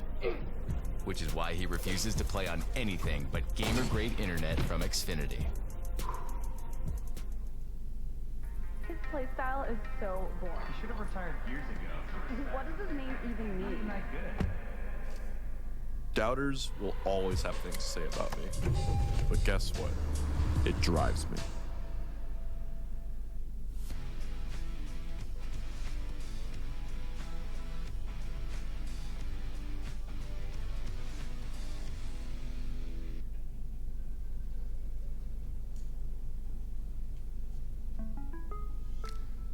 I come every year to see the communities. Miller Lite shining a light on moderators for Twitch is just amazing to me. We can't do what we do without the countless number of mods. They're unsung heroes. Being able to meet Zach for the first time, that's gonna be dope. It's really important to me to give the LGBTQ community a place they can be safe. I used to be terrified to be myself. Cheers. Been there for each other, man. No doubt. I'm getting like choked up. Thank you, Miller Lite, for supporting the gaming community at Twitch. We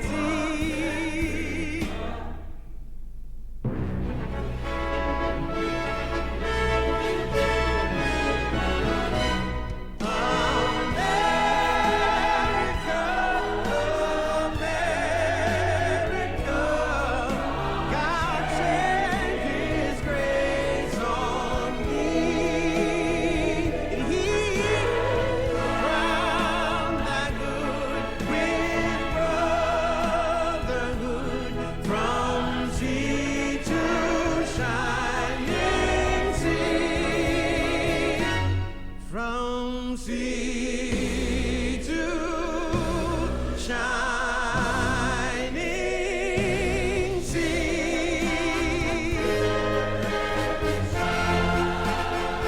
Shining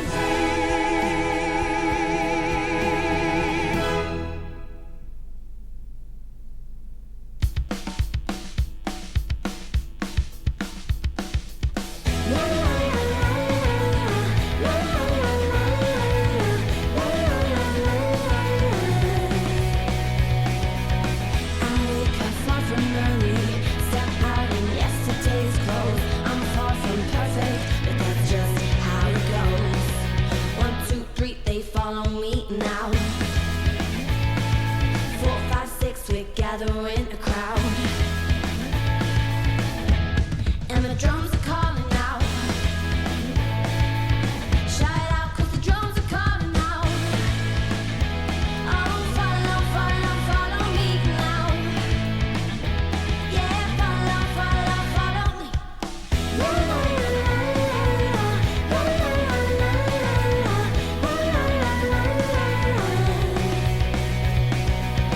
I drink my whiskey dirty, eat all my olives by the jar.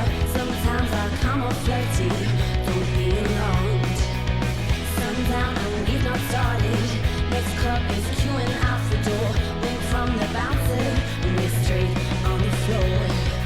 1, 2, 3, they follow me now. 4, 5, 6, we're gathering a crowd, and the drums are calling out. Shout it out, 'cause the drums are calling out. Oh, follow, follow, follow me now. Yeah, follow, follow, follow me now.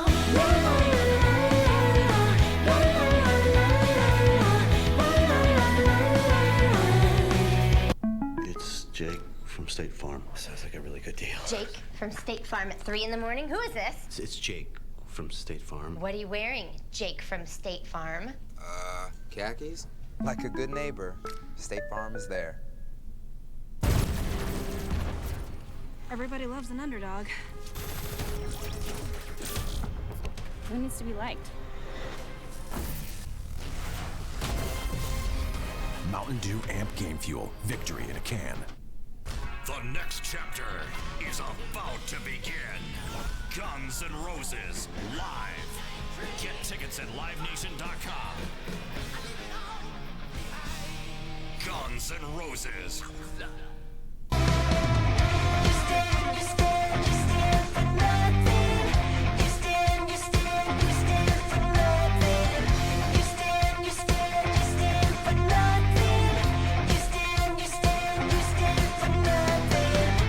You've got to wake up, won't you wake up and see the light before it's too late. You better wake up, wake up, wake up, wake up.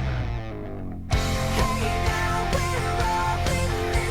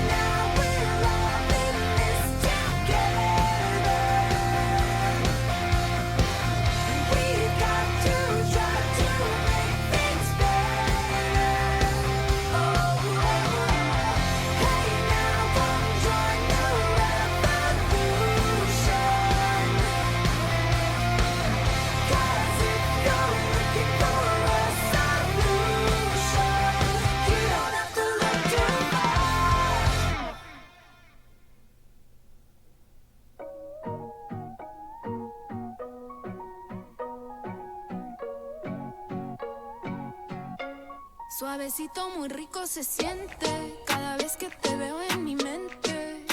Solo pienso en ti, no lo quiero admitir.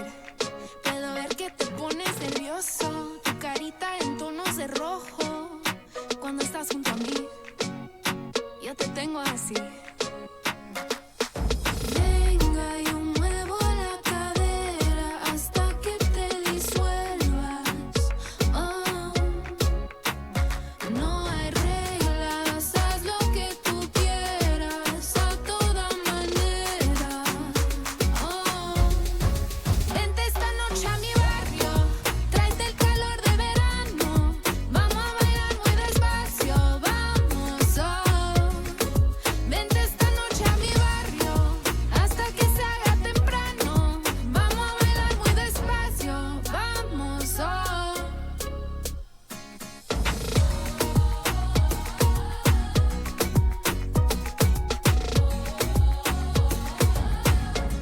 Yo te tengo muy desesperado. El segundo que yo no te llamo, soy una adicción de lo mejor.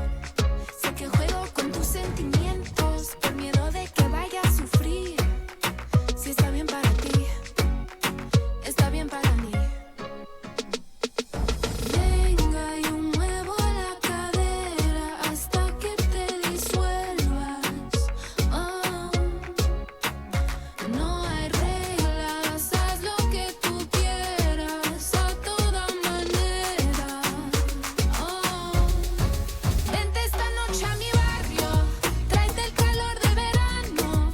Vamos a bailar muy despacio, vamos. Oh, vente esta noche a mi barrio hasta que se haga temprano. Vamos a bailar muy despacio, vamos. Oh.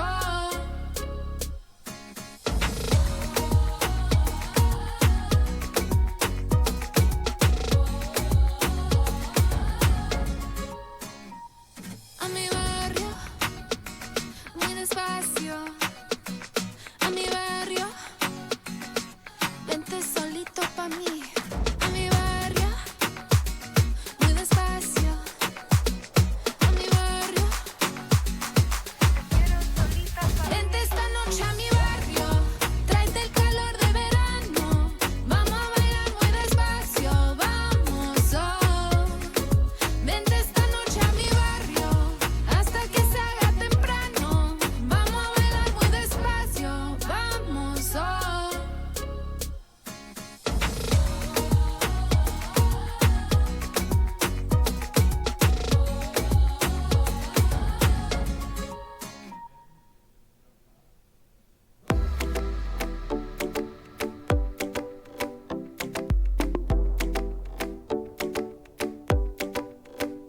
Cuando yo te vi, sentí que eras para mí.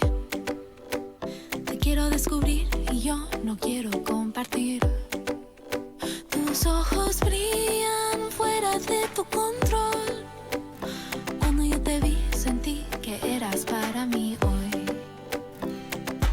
Ay, ay, ay, te voy a enseñar, te voy a silenciar fácil. Let's go. Let's go, guys. Let's go. Can you? I go. Yeah. He beat me. I'm nervous. Keep going. Go back. Yep. I'm right. Back belt. Taking up like this. Yep. Okay, I'll go. Lip. Yeah. Let's go. One more. Well played, guys. Well played. For millennia we have survived. Who are you? A human. You defy our traditions.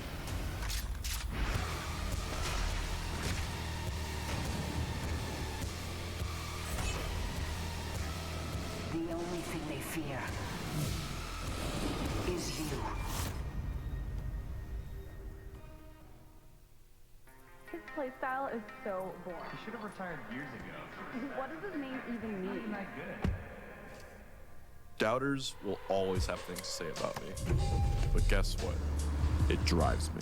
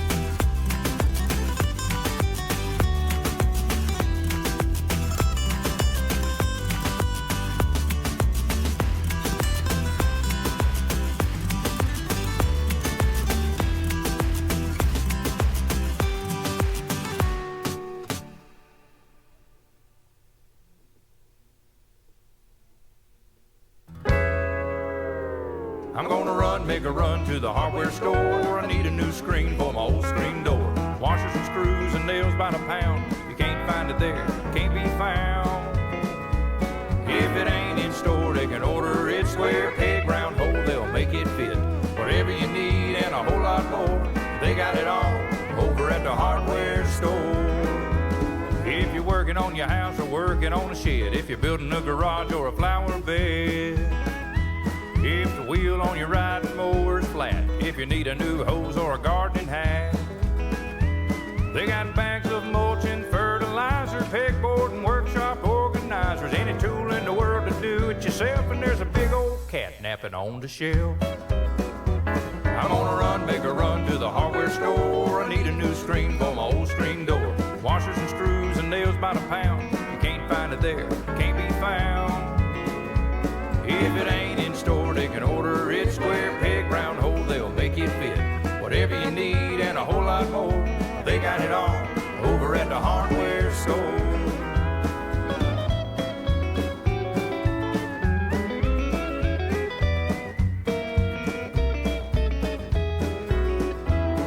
A pick, a shovel, a spade, a rake, American made, it'll never break.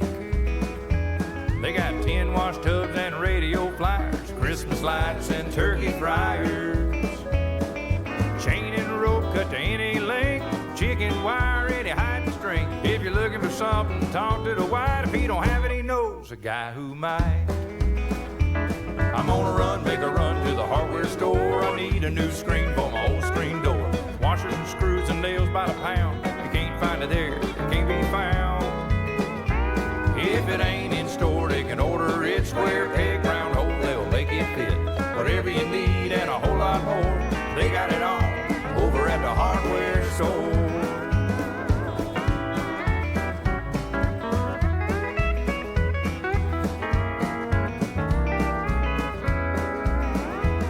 There's a little brass bell hanging on a string. When you walk in, they can hear it ring. Any project, big or small, whatever you need, they got it all. 2x4s and 2x8s, cut the size, you won't have to wait. Pull up round back, they'll load your wood. They close on Sundays like they should. Yeah, I'm gonna run, make a run to the hardware store. I need a new screen for my old screen door. Washers and screws and nails by the pound. You can't find it there, can't be found. If it ain't in store, they can order it. Square, peg, round hole, they'll make it fit. Whatever you need and a whole lot more, they got it all over at the hardware store. Whatever you need and a whole lot more, they got it all over at the hardware store.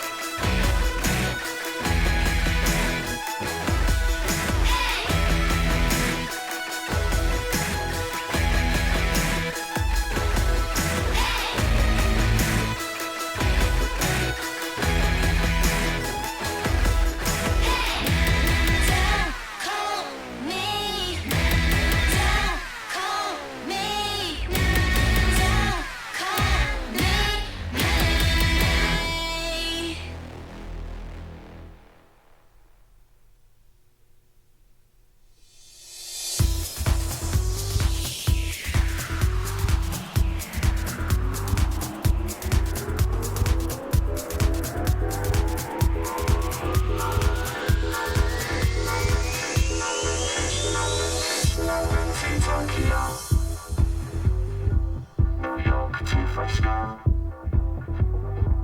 Paris to Milan, Mexico to Japan,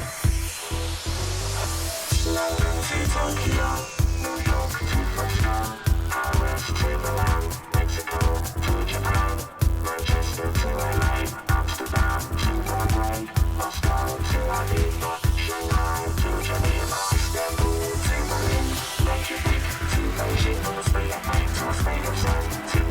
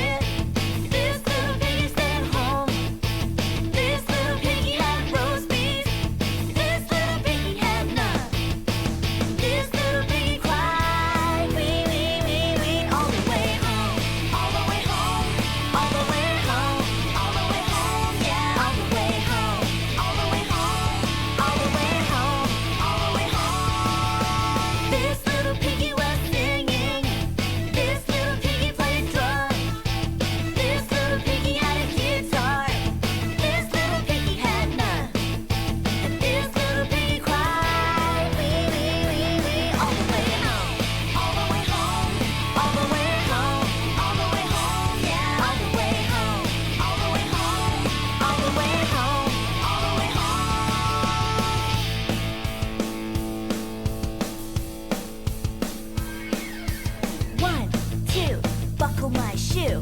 3, 4, knock at the door. 5, 6, pick up sticks. 7, 8, lay them straight. 9, 10, a big fat hen. 11, 12, dig and delve. 13, 14, maids a courting. 15, 16, maids in the kitchen. 17, 18, maids a waiting. 19, 20, my plate empty.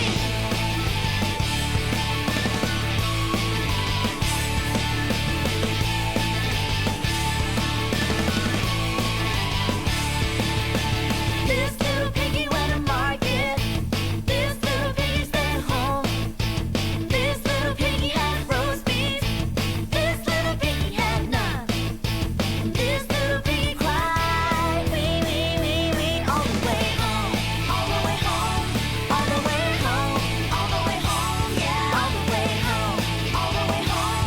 All the way home. All the way home. Yeah. All the way home. All the way home. All the way home. All the way home. Yeah. All the way home. All the way home. All the way home. All the way home. All the way home.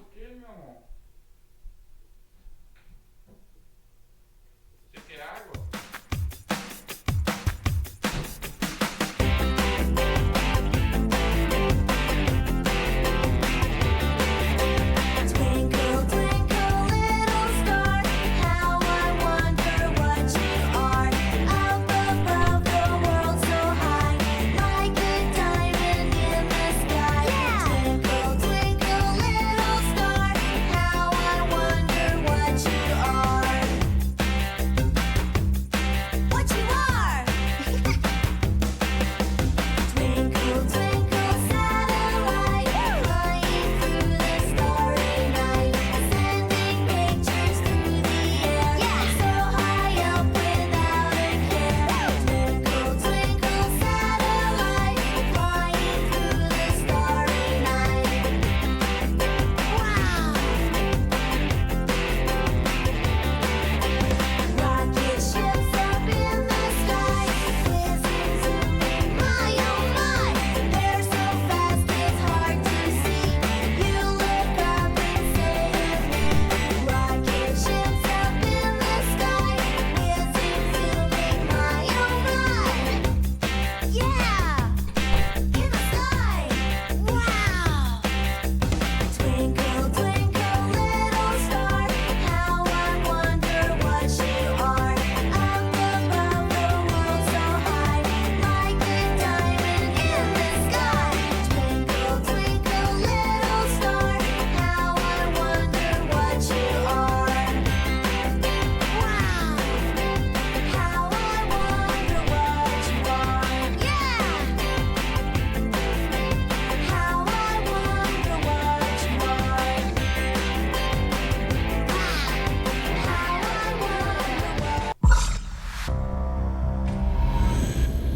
Every click, Every frame. Every press. every sound. They're playing aggressive. I'll take mid. Every advantage. When the difference Between winning and losing, is measured in milliseconds. everything. Everything. Everything. Everything counts. The Alienware Legendary Battle Station.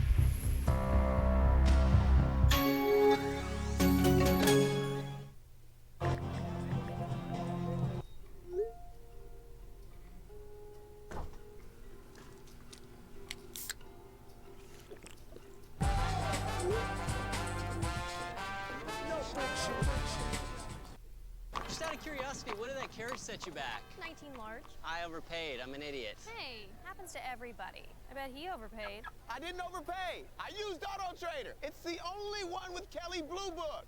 It literally says great price.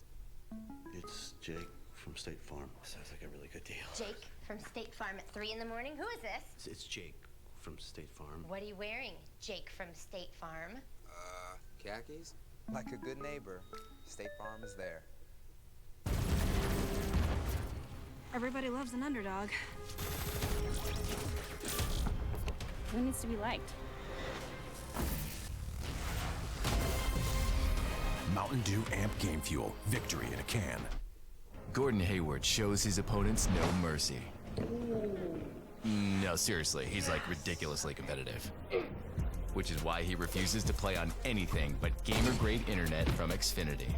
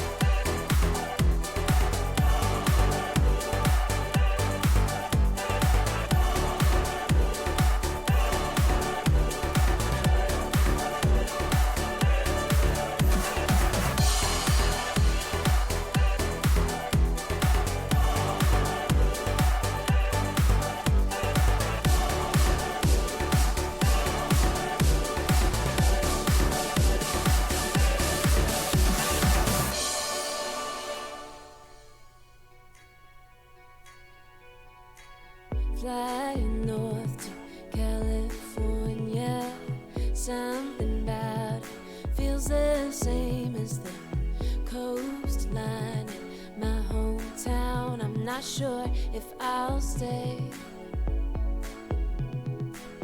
Airplane, no television, can't pretend I like to fly. Had to listen to the lady in the suit tell me I might die. All this space couldn't keep me away from you. Lose sleep until I can get to you.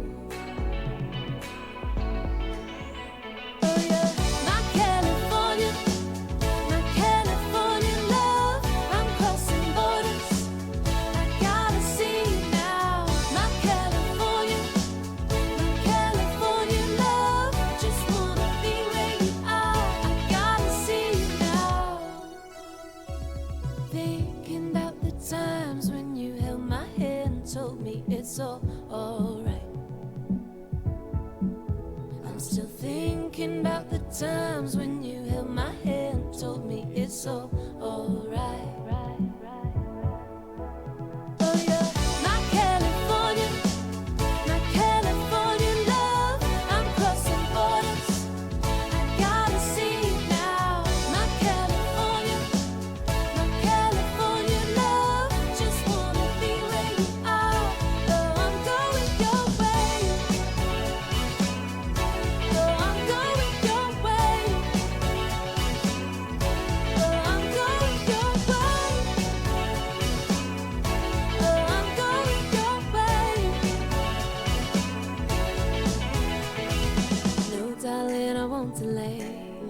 I'm running into your arms again.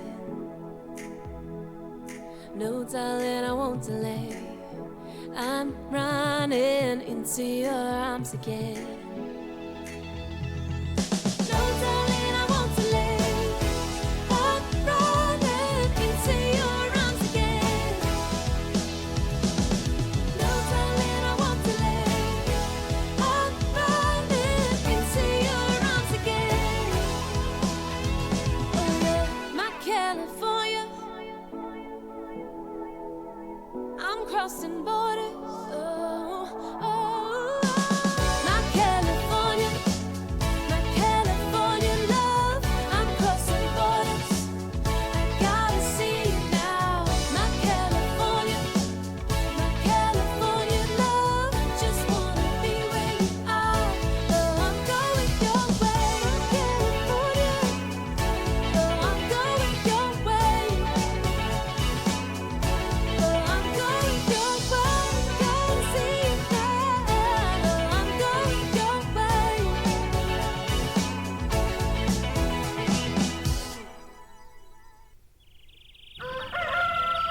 Hola-dee-oh-it. Hola-dee-oh-it. Hola-dee-oh-it. Hola-dee-oh-it. Hola-dee-oh-it. All right. Hola-dee-oh-it. Don't stop. Hola-dee-oh-it. Watch this. Hola-dee-oh-it. Come on, boy. Hola-dee-oh-it. Hola-dee-oh-it. Hola-dee-oh-it. Hola-dee-oh-it. Hola-dee-oh-it. Hola-dee-oh-it. Hola-dee-oh-it.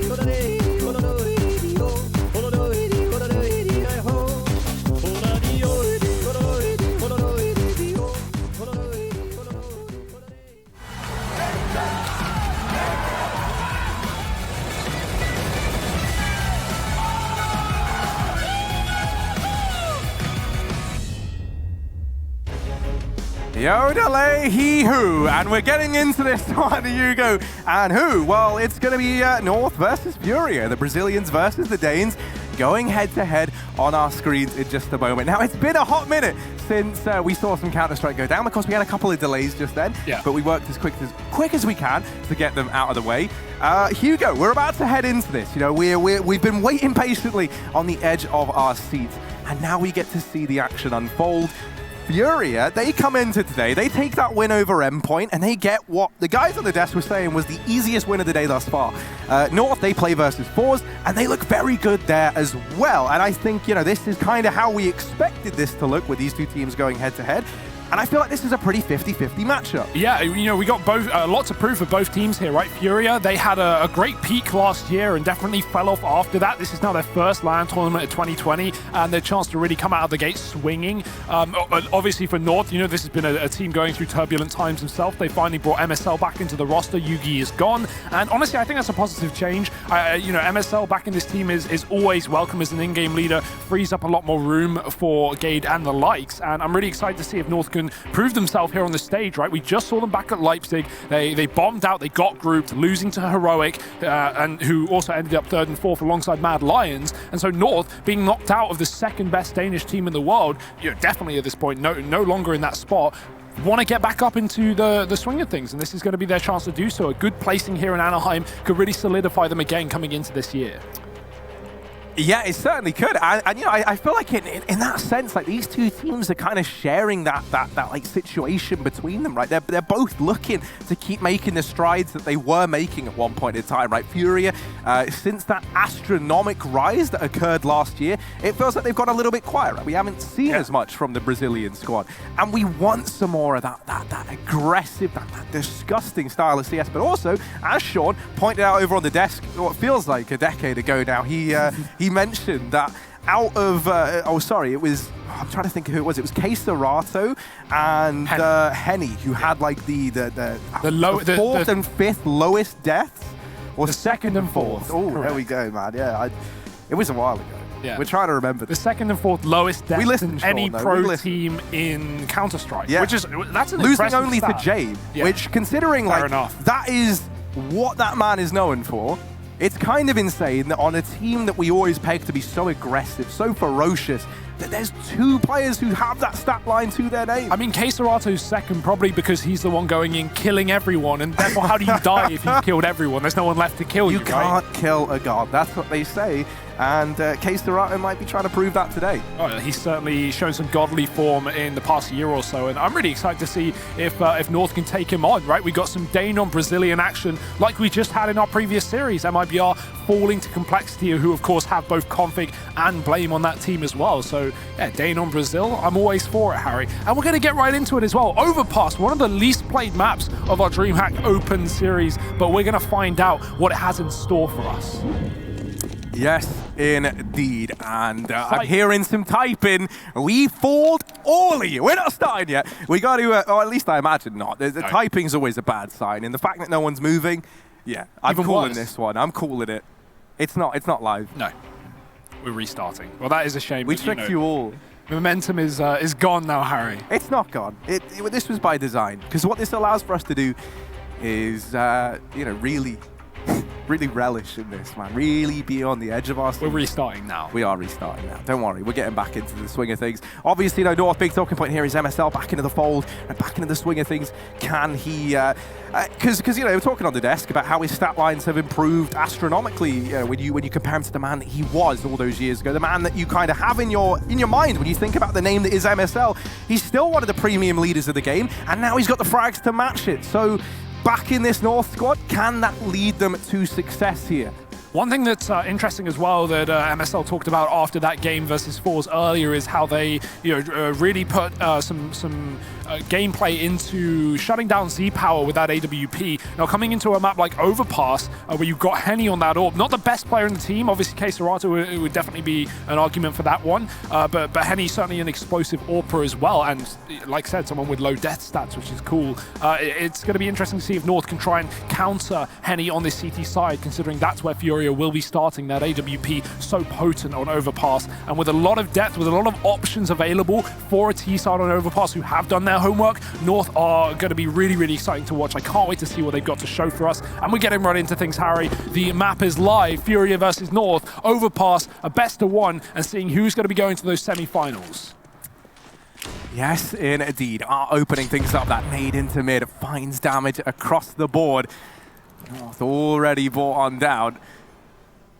Now Art posting himself up over here in the toilets, trying to get some use out of this forward position. He's going to see a little bit more than maybe he anticipated there as he swings out. There's 3 players on the horizon, and Art knows that sticking around is not the play. He's going to drop that smoke, bail on out, but North, they are going for a bit of a matchmaking classic almost, right? You take this long control, you get it, you force these rotations away because it's really not uncommon to see a 4-man stack in these pistol rounds down at that B bomb site. So you draw these rotations up, and now you apply the brakes. Now you slow it down. The reason this is sick is if you look at Furia, look at Yuri down in short, they're boosting for connector. They're ready for this play up long down through con, but North have gone the long way round. They're going to completely avoid this setup. Now, Furia do know this is a possibility, and they're going to deconstruct this boost, but they're still not watching Monster. They're still not holding this angle, and they've still given away the B bomb site. North, if they play their cards right, they could get it for free, but Furia, luckily for them, are going to move back in the nick of time. The fake on the A site, Henny and Art on the flank. They've killed everyone, and they've cleared it out. They now know it's B, but North are there, and so are Furia. Okay, Serato trying to hold the line, and now Yuri stepping up with another. Oh dear, this has not gone the way that North had planned. It's only Gade left, and we say he's always good for 1, often good for 2, but in this situation, that is not the case. Defuse comes on in, and Furia, they're going to get that pistol locked on in. That little strap that North had up their sleeve, that little idea, it doesn't go their way. Yeah, I like it though, and you know, Furia actually almost completely outgamed themselves by having that boost, but a great realization that, okay, North have gone quiet. We've seen that bomb on long, but that was so long ago, they could have already fallen back towards the B site, and instead of just holding onto that connector play, Furia, they have Art going aggressive on that flank through the toilets, and they know it's B. So really, really good heads-up play from Furia. A team ace as well in the pistol round, everyone finding success, and that's something else that got mentioned on the desk. No one's had a rough game to start things off. Obviously, you know, both these two teams made quick work of their opposition in their opening matches, but yeah, everyone performing on both sides is always what you want to see. North now on the force, not going to be waiting for the third. They've got a Krieg and 3 Galils, pretty decent buy considering they just got the bomb down. But what will they be able to do with it? Kiebi holding on to Monster. His team are going to come join him late after showing some mid-presence. And Furia once again going heavily into this connector, really gambling towards this rotation point. And the only issue with that is that leaves 1 man alone on B. That's Vinny. He's throwing a Monster smoke though, and that will delay the play here from North, but it's still the object of their desires.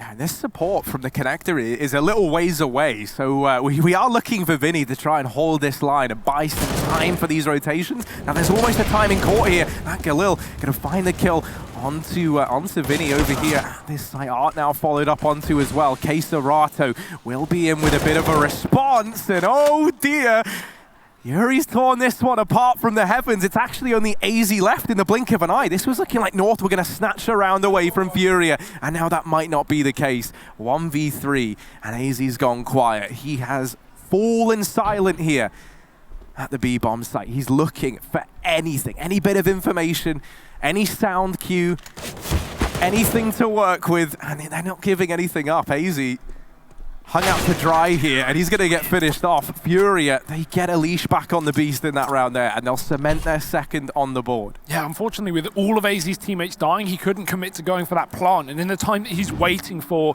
someone to give away anything, a kill, a bit of information, well, those smokes completely fade. Yuri can fire off from the heavens, Quesaraza can wrap him from shore, and AZ has nowhere to go, nowhere to hide. He can only die. 2-0 lead for Furia. Pistols out for North and really minimal investment, if anything. 1P250. It's going to be a Hail Mary towards B. Oh, they're going to go right through the Molotov. That could be naughty. Quesarato is spraying them down. The SMG finding a lot of damage as well. And it is a nice clean round from Furia, dealing with those Glocks with ease. 3-0, and the buy-in for North. They're going to have the AWP as an option, but instead choosing just to go for the full utility.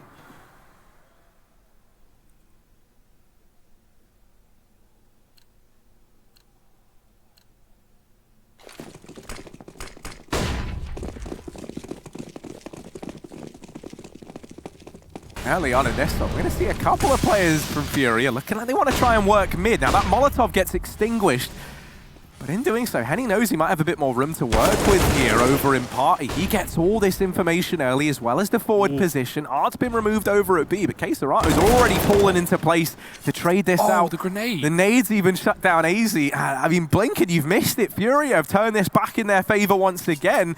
That's just how so many of these rounds have gone, and this is just no exception. Henny's spotting feet, little foot fetish down beneath the plywood there. And yeah, I mean, this is not going the way that North wanted whatsoever. 2 players left standing, MSL and Cajun, yet to make a dent in this first buy round that North have mustered. And this smoke gives him a retreat as well. He doesn't have to fall back, but if he wants to, he can completely leave this position. He's going to stick around because they have such an advantage, and that smoke has a gap, giving him the bomb. Doesn't see Cajun, though, as it fades. He can try and pounce as this man retreats back through the long position, but Cajun almost gets caught. He does find that kill instead. North stuck in a 1-on-3. Furia, they were doing a lot of this earlier versus Endpoint, pulling back 4-on-5s, pulling back disadvantages into favorable rounds, and this is no exception. Cajun's going to get caught from the sidelines, and that's a 4-0 lead for Furia. Fantastic start on Overpass, looking very ready for what North are throwing at them, and a good bit of aggression as well, right? Not fearful as they take control towards the playground and the Party very early on in that one. I love the play from Henny. He can spot the toes under that little gap in the plywood, like you said, and just spam away at a minimal risk of dying there. So pistols again for North. The last eco was made quick work of, but at least they have Armored Eagle in this round.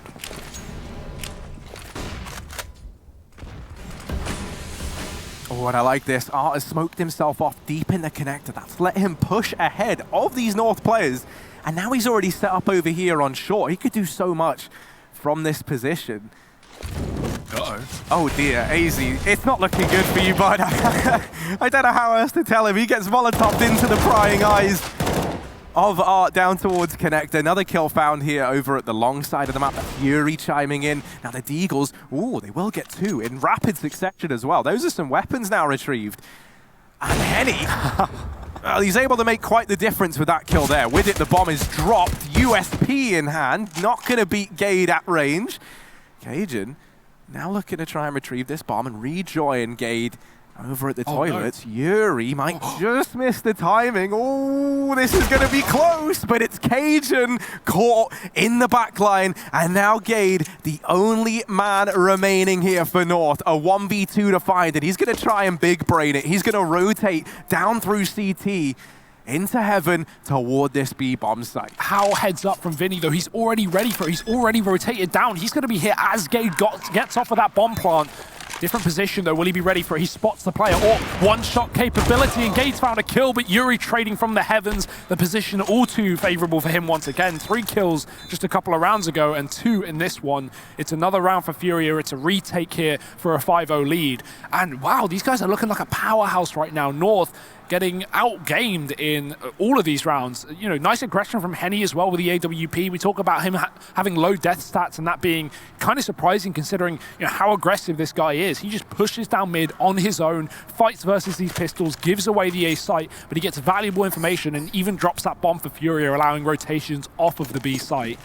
Of course, that eventually does give a plant for North and enables a buy in the round number 6, but Furia is still rolling in cash.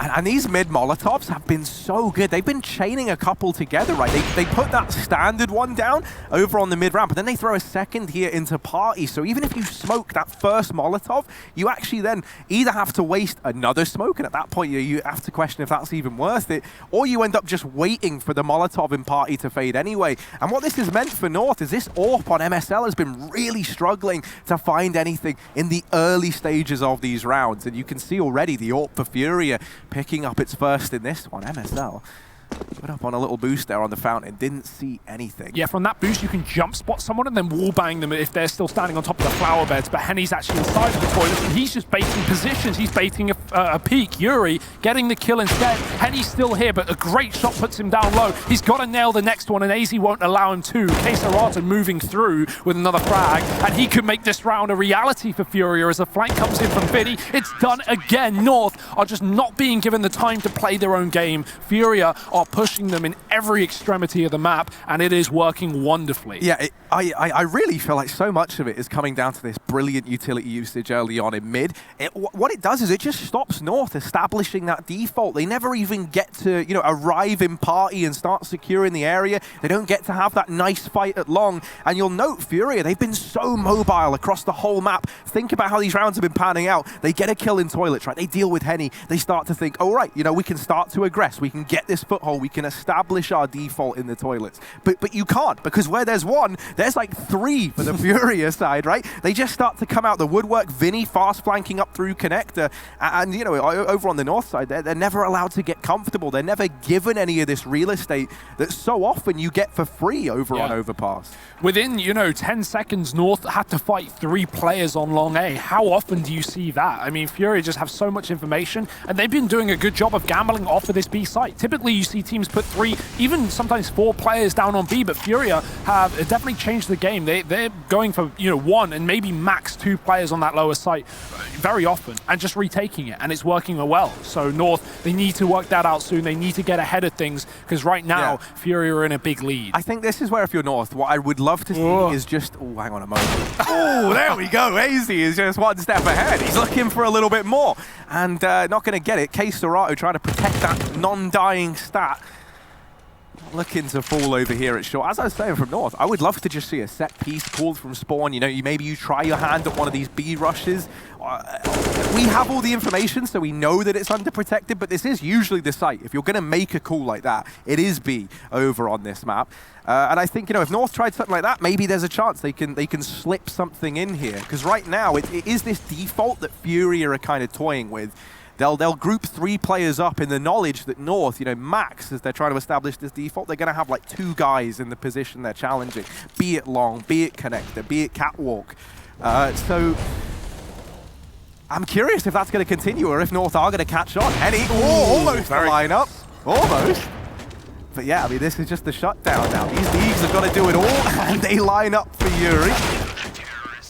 And that's the 7th round for Furia locked on in. This is not the game of the day that I would expect to be a stomp. This, in my head, is one of the most equal matches we've had. But right now, Furia are not giving North room to breathe. And it is a masterclass of Counter-Strike right now. Double AWP even coming through. The confidence is there. And so is the money behind it as well. 7-0. MSL on an AWP. He's 0-7. If there was a time for the in-game leader and AWPer to step up, well, it would be the time where he's got his primary weapon in hand. Trying to fight middle. No Molotov here, but the flashes are good for Fury. That delays MSL into position, and as a result, allows Yuri to get up towards this party. He's even got the support covering his backline. Henny watching for it. Spam through the smoke. Cajun does catch Art, who moves ahead of the Bloom. Comes back to bite him. Henny going to reposition, try and play a little bit more aggressively, as he knows now the connector has been given up. He doesn't want to allow a player to push up and kill his teammate in the party. And Yuri is going to push up as well. This boost is coming through. He hits the jumps, and he's dropped them both. Flank from the side. Gay getting the trade, but it's still a 3-on-3, and Yuri's done it all. Oh, Kirby rewarded for his patience as Fury throw away this 3-on-3, and now they sit a man down. Kesarata on his rotation, 10-1, by the way, 143 ADR. and just topping the charts right now for Furia. Is that going to be enough? Henny arriving. Oh my word, that was so fast. And now a 2v2. All right, there's a chance. This is getting interesting. Queserato on the barrels. This one's not in the bag yet, and he knows it. Silence fallen, Queserato, unknown entity, and there it is. Strikes the first from the tally, trade comes through, and it's Cajun versus Henny. Taps the bomb, baits the peak. Cajun disappeared, and Henny now scratching his head. Where could this round be? 15 seconds, and Cajun's going to go for the A rotate. He's got time. He can get this bomb planted, and Henny, he's at least read this one ahead of time. Oh, it's the double fake. Wow. It's the double fake, ladies and gentlemen. Cajun B gets the bomb down. And now this 1v1 is interesting. Cajun B, more like Cajun Brain, because he has absolutely outplayed Henny here, and Henny's not even realized it. Finally, knowing there's no bomb tick on this site, he has got to run for the hills, downwards, downstairs towards B. And he doesn't know where Cajun is. Cajun's had the time to go anywhere. He could have pushed CT. He's wrapped Monster instead and gone back towards short. And he's picked up a Molotov in tow as well. He can molly that bomb. Could get stuck behind the pillar, so he needs to cover this cross, and he does, but he misses the shot. Henny now with a chance, smoke on the bomb, taps it. Cajun's been forced to move. He's got the knife out. He's going for it, but Henny's taking him down. Is there time? There should just be about. And that's going to be an 8th round for Furia. Oh my word. And Cajun, you think maybe he's done enough with the little getting in the head of Henny on that rotation. But Furia are just not missing a beat right now, and the same cannot be said for North. Oh, that shot from Henny is beyond disgusting. And, the fact that, he's kind of hitting these shots, he's really feeling himself right now, that just sets an even more worrying tone. The AWP on the side of Furia is doing work, and the AWP for the side of North is yet to get a kill. Well, another round for North with guns at least. The money has been given their way, but nothing else. Art's been boosted up. Now, this Krieg scope should be heard by AZ, but will he be ready for the boost? That's the question. He's looking for it. Art popping up. AZ slamming back, and he does get away with that frag as the wood leaves Art hung out to dry. Man advantage for North. Now, Furia have been able to win these rounds in a 4-on-5, but what is their trick? What is their task of getting back into things? It looks like short aggression. They've got a double setup ready to trade if Queserato does fall. That's still a question in and of itself. North aren't jumping the gun. They aren't pushing into this B site. They'd rather work the map and try and gain more control. Only just now moving out through middle with that bomb. With Gade coming up the connector as well, he can be flashed by his teammates to force back any potential AWP play. Instead, Henny's gone back passive towards that A site, and now we see a more standard setup with heavy B control, but in fact, very heavy B control. 4 players. What a gamble. Yeah, even when you say it's like about to be a more standard setup, but they don't believe in that in the Furia side. If we're not grouped up with 4, then we're not playing together. And Henny, well, he is going to split away from the pack. He goes back towards this A bomb site, and he doesn't see anything. 30 seconds now. There we go. The smoke's now coming in. Henny knows, and he's made the call. The rotation coming through. He's made it a 4-on-4, and now hides in this smoke, waiting for the rest of his team to step in alongside him. Oh, Queserato spraying away. The bomb's been dropped. 2 versus 2, and they try and plant it again. Oh, it's dropped once more. And now just MSL. He tries to get his first kill, but Queserato is not missing a beat. Furia, double digits, a 10th on the board, as they deny and deny inside of that A-bomb site. Do Furia have 10 players on their team? It seems like no matter where North go, they're stacked. That was a quad B setup in the 4-on-5 for Furia.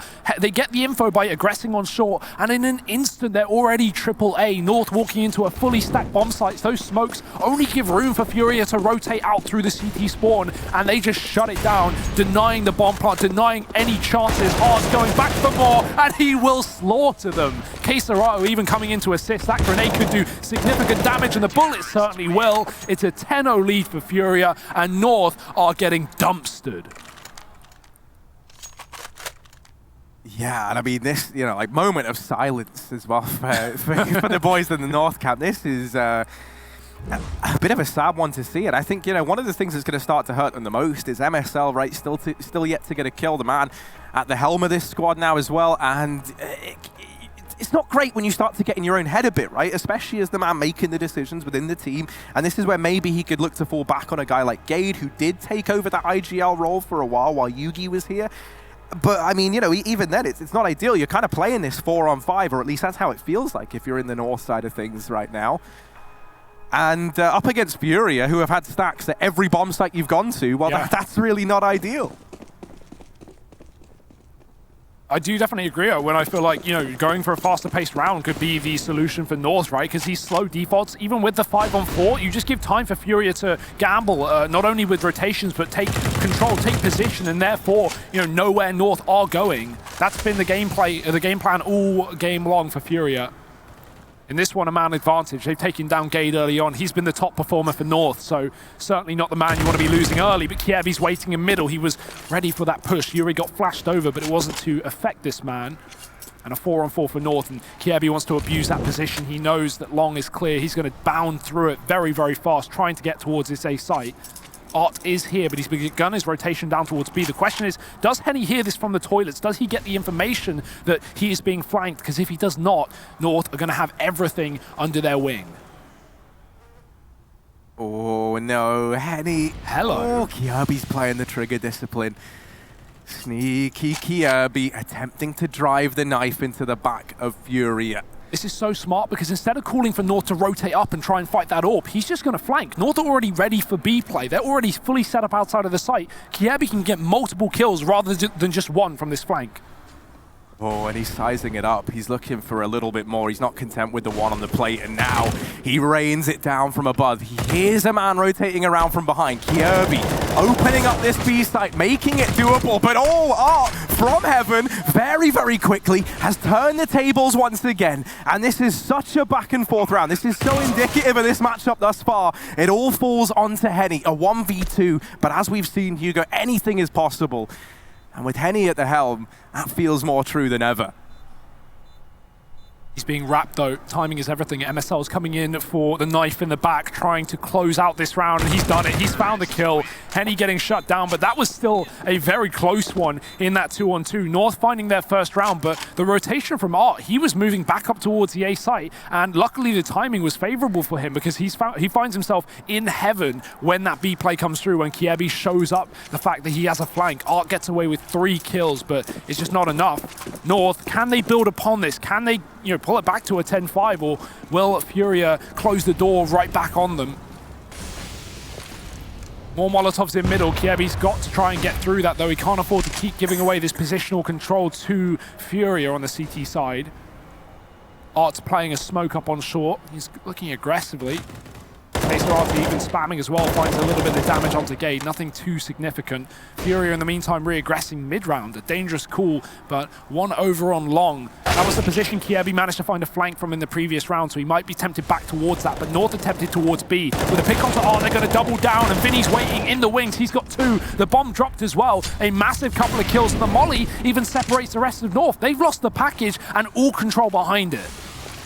Yeah, the old saying, divide and conquer. Well, that is ringing true right now for Furia. They split up this defensive, and piece by piece, they're tearing it apart. And it gets worse and worse by the second. Gen.G, oh, he's all alone again. And it is a very lonely time for him right now. There is a pretty terrifying situation amassing behind him as well, with the flank coming in from Yuri. And everywhere he looks, there are enemies in the crosshair. An 11th for Furia on the board. They shut down that attempted B play. They make it look easy.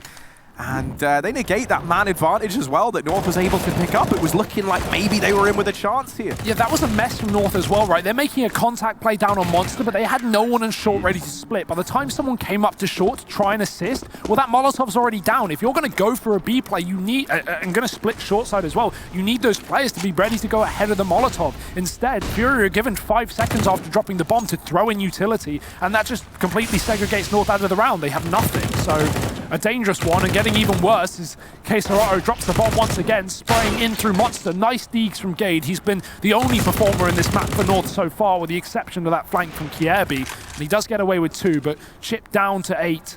Picks the bomb back up. Henny's heard Kiebi, but he's turned around at the worst possible time, and a flick back does land perfectly. 1 on 3 for Gade now. Long is open, but it's still a grim reality with 8 points of health. Yeah, he's got to do a lot to get us believing. He's got to do a lot to get us on side. And there's 3 players he's left doing it up against as well. Leaves a lot to be desired. Gade, with 2 to his name already. He needs the ace if North want to pick this one up. And surely... Oh, okay. The wheels are turning now, but they're not quite going fast enough. Gade has got it down to a 1v2 at the very, very least. He's got this bomb planted. Rap is coming in from long. Henny is there with that AWP. Gade knows that there's still a man missing, still a player in the mist somewhere that was towards this A side of the map.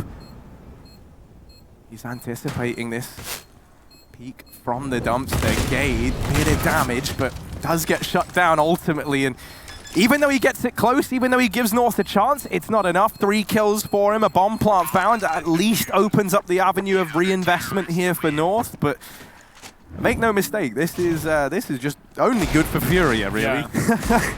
That was a nice try from Gade. Unfortunately, though, he got wrapped on long so quickly. The second he starts planting, Henny pushes in through long, and he sees those smokes, and he goes, okay, well, you know, Gade has to be on the site. He couldn't have crossed towards short. He's already got there in time, and, you know, Gade's either inside of a smoke or on the truck, and that's all the info Furia need to just wait out the utility, throw in that grenade that almost ends Gade's life before he sees a player, and they can just isolate him on the site. So nice retake from Furia, keeping up appearances here on the CT side. And if you're Furia here, your game plan is just to shut this down as cleanly as possible. You don't want to give North, you know, 3-4 rounds at the end of the half and make them have a feeling that they can, you know, potentially pull this back with a pistol round. Furia want that 14-1, Harry, and they might just get it as well. North, this is going to be another buy coming through, but all their eggs into this basket, and right now it's cracking. Yeah, the basket or the eggs, I mean, it's both, really. It's all going wrong. And they're trying to assemble this boost. Now, we're getting, like, this is the closest you can get to a team-building exercise in Counter-Strike. And maybe this is the problem with North, because they love building we're like, you know, oh, hang on a minute, maybe they've done it. MSL, come on. Oh, yeah, he's on, he's up. And now, oh, he might get rewarded. There it is, purposeful. That was intentional. MSL gets it done, and the first kill found for North now. The thing is, you see that boost if you're Furia, and you go, lol, okay, they're all T-spawn. And now everyone is pushing. Everyone's pushing the extremities of this A-bomb site. And Yuri, well, he's quickly negated that AWP pick by bringing us back into a 4-on-4, taking advantage after advantage, and no one's putting a stop to him. How's he still going? How's he still going? Finally, there it is. Thank you, AZ. Bomb dropped, and a 1v3 to find this round. Whew, it's been around. It's multi-kill madness right now, Harry. Everyone's putting up 3 kills, and North just aren't even able to get these trade frags that, you know, typically would just be so easy, but Furia's aim is so crisp right now. AZ's got it all to do and nothing to do it with, not even his life. Art's found him from the connector, and that's a 13-1 for Furia. A bomb plant would have been great for North. They're still, of course, going to be able to buy, but, you know, MSL's on a UMP for the last round of the half. There are a little bit of, you know, slight economical problems here for North, but I don't think the economical problems are the problems they're thinking about, Harry. It's more about the rounds, and boy, they are lacking. No AWP. And still only 1 for Fury. They actually dropped one of them for a Krieg, and at this point I don't blame them. Those guns are deadly as anything. And North finally going to go for this B-rush. Will it be the solution they needed all half long? Yeah, I mean, let's see. It's kind of bittersweet if this was the answer to it all. First kill comes in, and now a bit of a slowdown. Art's still maneuvering around these smokes. K-Serato alongside him, and they're dodging bullets. They're weaving their way through this offensive. Oh, that could have been good. That could have been unreal. Damage done. K-Serato trying to jump his way back into position. Gade is on the other side, and K-Serato dropping. Oh my goodness, what is going on? This is madness. This is unprecedented. It's only Gen.G left, and he's got to ace it for the round win. I don't even know what's happened in this round. I don't even know what's happening in this game. Cajun, what can you do? 1v2, bomb planted out in the, bomb dropped out in the open. And he's looking for this one man inside of the site. Just might get it, but no. The kill is found for Furia. 14-1 at the end of the first half. And what a half a Counter-Strike it was. You don't want to go anywhere, because this is a once-in-a-lifetime thing. Join us after the break as we'll continue this insane affair.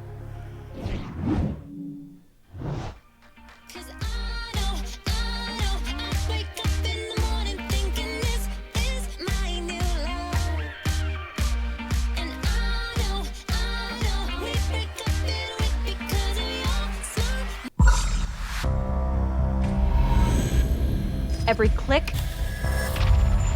Every frame. Every press? every sound. They're playing aggressive. I'll take mid. Every advancement. When the difference Between winning and losing, is measured in milliseconds. everything. Everything. Everything. Everything counts. The Alienware Legendary Battle Station.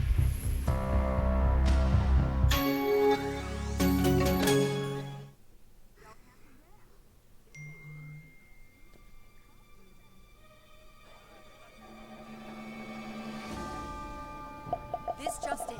Is Jonah Hill going to flake out on Martin Scorsese? The world wants to know. Come on, Jonah, come on.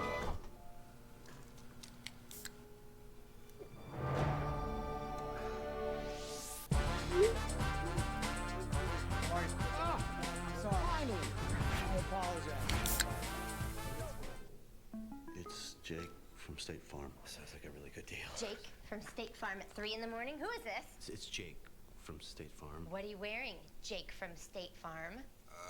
Khakis? Like a good neighbor, State Farm is there.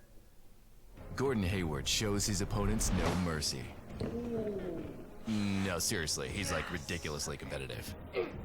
Which is why he refuses to play on anything but gamer-grade internet from Xfinity. You actually believed we were hunting human beings for sport, but you are. Are you aware that people believe this is a real thing? It was a joke. Wasn't funny? The last I heard, free speech still exists. Don't First Amendment me. Why you? You must have done something. What kind of sick people would even think of something like that? White people. We're the worst. Full of Vinny Diesel right now, and North, mate, they're running on fumes. They got one round, and it's not looking good. CT side underway, and can the Danes bounce back? Honestly, I don't think so, but maybe I'm wrong, and I would love to be wrong. I'd love for this to heat on up. Let's see if it does.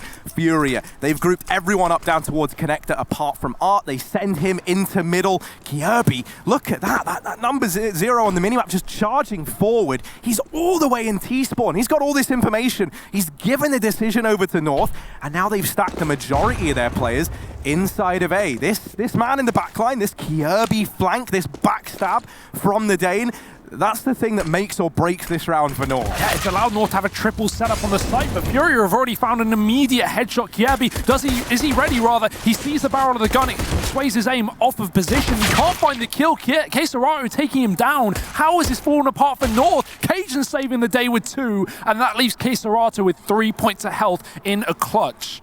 Not easy, but 14-1, not undoable to say the least. Oh, that's no. the start that he wanted. Oh, no. Oh, dear. Cajun B. Okay, right, let's just take stock of this. He's got 90 points of health. It's looking good. Queserato on the other side. Okay, yeah, he's got 2 in the round thus far, but he's got 3 HP. He's got 3 points of health, and there's the kill. Cajun's going to grab it, leaves nothing to chance. Round is locked in. 4 kills for Cajun, and a second round for North as the pistol goes their way. I like the play from Kirby as well. You've just been 14-1. Screw it. Rush T-spawn in the pistol round, because what's the worst that can happen? You lose. Like, you know, at that point, that's happening regardless. So you may as well throw caution to the wind and just go crazy. He does exactly that. Even though he doesn't get a kill off of it, he just gets the information, and that's what North needed to win the round. Furia forcing, obviously, they are winning, and Kirby fighting middle. This is what Furia did a lot on the CT side, so they should be ready for a taste of their own medicine, but missed shots. MSL and Kirby have to do something here, but that second man has already gone down, and MSL's hiding in the smoke. They hear the reload. Cajun coming in for support, but it's too little and too late. He's been dinked down low, and now no one on the A site. That rotation has to come through from AZ. Gade is on the big boy flank, but Furia are coming back to fight this position. If he doesn't stop running, he's on the chopping block, but he chops Henny back and falls towards that B-bomb site. Oh, Gade, I mean, this is ballsy. Do they check it? Do they check it? Because this is not something you would imagine he does. Oh. He almost gets rewarded for it. Gets the kill, brings Art down low, drops the bomb, gets the information. All right, guys, bomb is in T-spawn. The guy's low on HP. And now for North, this might look great, right? You're 2-on-2, both these players die in one bullet on the other side of things. However, it's a bit of an awkward spot just because there was a minute left on the clock when they get this 2-on-2. So for the last 15 seconds, you've seen and heard nothing. You do not know where these players are, where that bomb is ending up. They're ghosts. They've gone missing. And so you've got to split this defense 1-to-1 between either bomb site. And that could be a way of Furia to get back into this round. Vinny's trying to bait. He's trying to fake out the fact that it's the B site opening the door, but no one's falling for it here. If you're North, you're waiting for that package and the package only, and this kill from AZ could win them the round. He's got the info. Jumping and spotting, taking the fight. Art's been killed, and that's the round. 14 seconds. Physically no time for Vinny to do it with AZ still here, unless the 1D's landed instantly, and it's not. Clean, well, not really clean, but clean from AZ at least. You know, he deals with both those players on the A site, and North take a round with 2 alive, but that definitely got a bit close for comfort. That mid push not working wonderfully for North. And Furia, they might just force back in. They did so much damage in that previous round. They are going to put some investments into this one as well. Krieg, UMP, Galils, it's decent. And at 14-3, you got nothing to lose.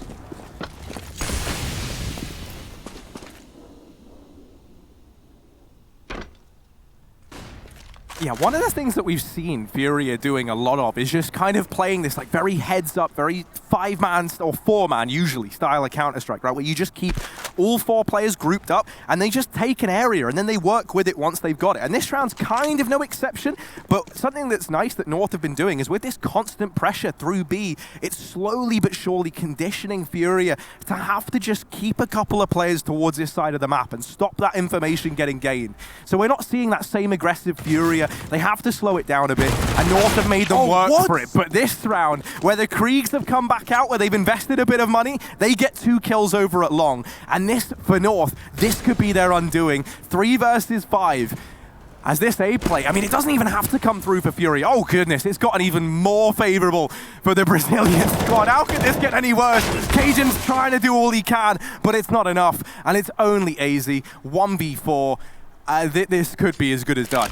Yeah, K-Serato's been holding the flank the entire round. He's not allowing AZ to come out through that connector, even smoking it off, and he's just waiting for that contact. So AZ, yeah, save. It's respectable, it's commendable, it's all he can do. 15 rounds guaranteed for Furia at this point, and AZ, he at least wants a weapon to work with in that follow-up round. That round could very well be their last, at least of this map and this series. It would, of course, put North in that decider matchup in their group. Furia, however, will be going straight to the semi-finals, and that's definitely going to be a nice feeling considering this is day 1 of Anaheim. Just get it out the way, skip that day 2, you get a day off to practice and watch the matches, maybe enjoy the sun. I certainly am.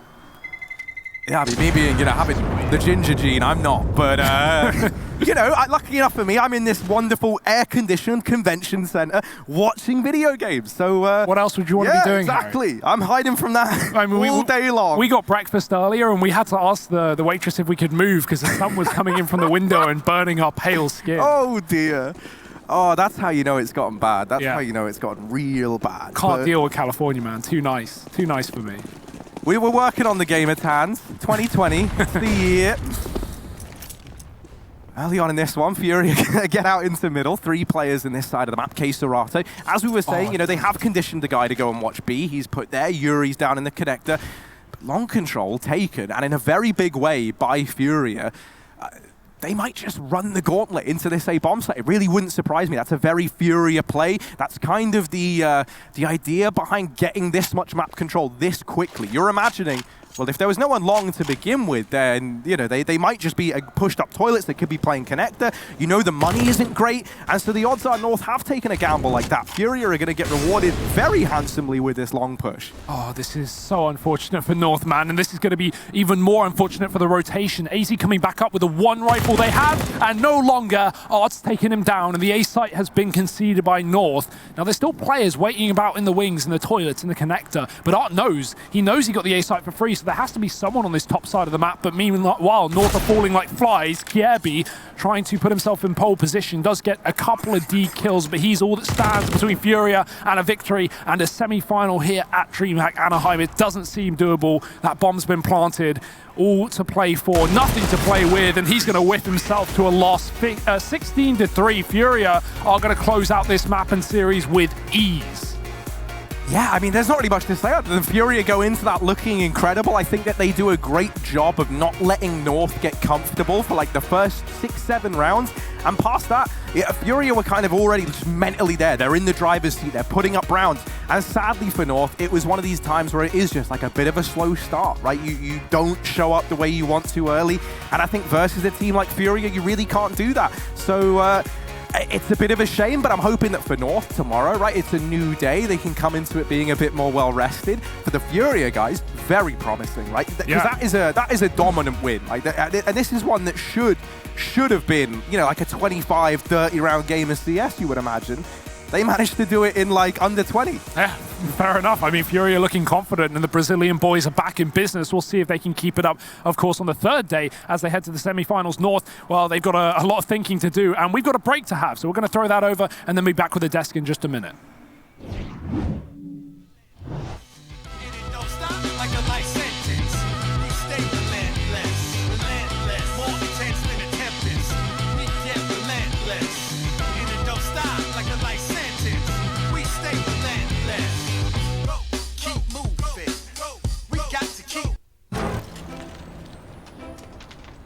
Is this yours? Will you stop bothering me? I'm sorting my trash here. Your artwork is amazing. My what work? People need to see this. You need a website. You want to put even more trash on the internet?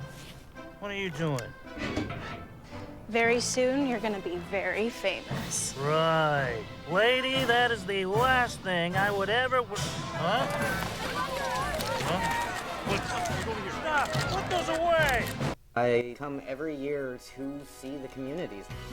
Miller Lite shining a light on moderators for Twitch is just amazing to me. We can't do what we do without the countless number of mods. They're unsung heroes. Being able to meet Zach for the first time, that's gonna be dope.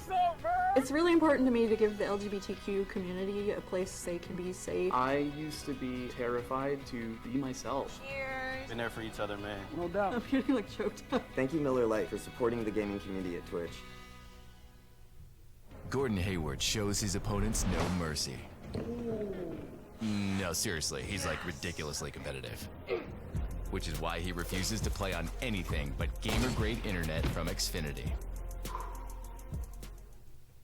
Just out of curiosity, what did that carriage set you back? 19 large. I overpaid. I'm an idiot. Hey, happens to everybody. I bet he overpaid. I didn't overpay. I used Auto Trader. It's the only one with Kelly Blue Book. It literally says great price.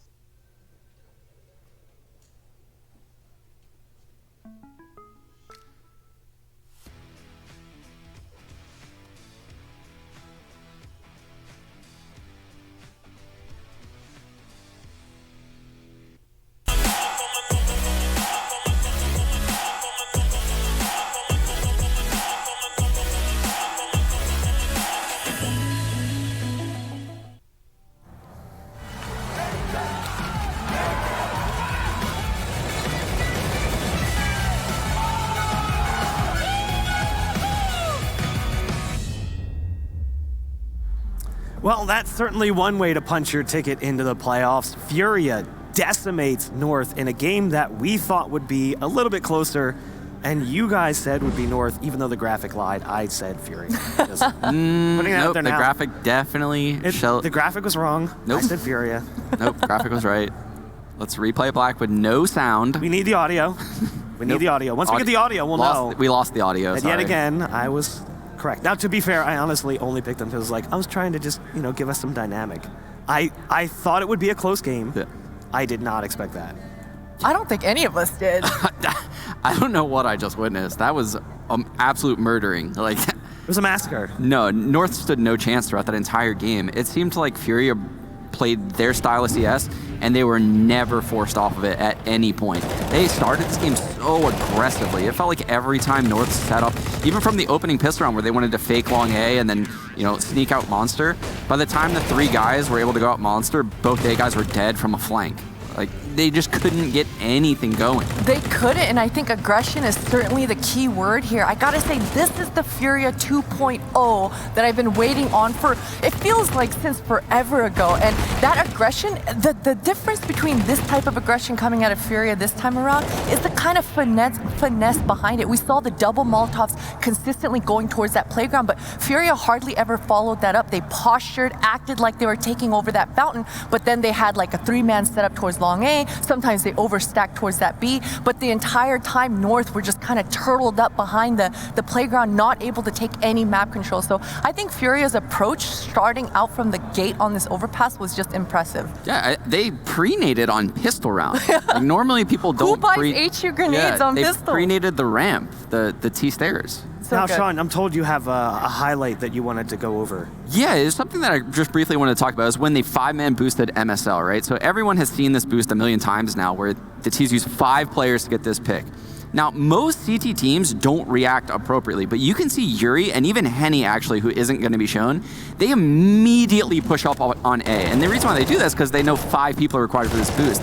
But I was so impressed by how reactive they were that round. You rarely even see that in tier 1 teams. Like, I always wonder why, you know, the ground isn't taken back when you see that 5-man boost. They played that perfectly. I think in general, we saw North get their foot in the door, and then Furia would just stomp it out. Yeah. Like every round that you're like, oh, this should be that. Even the round that, to me, is like the epitome of that game, that attempted boost that took like an eternity to actually come together. They do get the opening pick. And then Furia's aggression gets them 2 kills. I thought you were going to say when Hugo did the infamous Cajun brain. That fell flat too. And then there was even a round in A site, we thought MSL had that good trade, but then K-Serrado gets a 2-tap with an A4, didn't even see MSL, just threw the truck almost. It was just, every member on Furia were on point. Yep. Well, we do have an interview here with one of the members of Furia, so I'm gonna just march on. Want you here anyway. I'm going to take my time next time. Okay. Keep them out of the equation. Congratulations on the big win. Thank you. Wasn't really much of a fight for you guys. What happened? I think we just had a lot of control of the map the whole match, and we were like, really comfortable playing against them. So, speaking of the map, Vinny, Overpass. While you guys have played it in the past, how much have you prepped for the map more recently? I think we were prepared for all the maps. Like, really good. So I think we're just feeling comfortable in everyone and just like trying to play our game. Sean, Potter, you guys have some questions as well. Why don't you go ahead and fire away? I do. Vinny, it's been way too long since we were able to have a player's interview with you up here. What are you going to do differently in 2020 versus 2019 to make sure you're up here more often and we get to talk to you? I think we just need to prepare the way we did it like in this boot camp. We're just like gonna be focused, do it like or like 100, even more than 100%, and I think we're just getting there. Sean, you have a question as well? Yeah, I do. So the reason why I like watching Furia so much is because their aggressive playstyle, but I haven't really seen them much on Overpass. So have you guys worked on expanding your map pool? Because this looked really, really solid, if I'm being honest. So I want to see more of you guys play Overpass after this. I think our Overpass was really good before, but we had some struggle like against tier 1 teams, and I think we did a really good job structuring the way we're gonna play City side right now. I think I only have one more question for you, and then we'll let you go. What are you going to do with the day off? I think we're just going to watch the games and prepare for the next match. No Disneyland? No, no Disneyland for us. Oh, come on. Well, we are going to throw things to a break. Congratulations on the victory. We've got one more match on the day, and it's a barn burner. It's CompLexity versus Gen.G to see who's going to be moving into the playoffs to match up against the likes of Furia and the others that will be decided tomorrow. Stay tuned.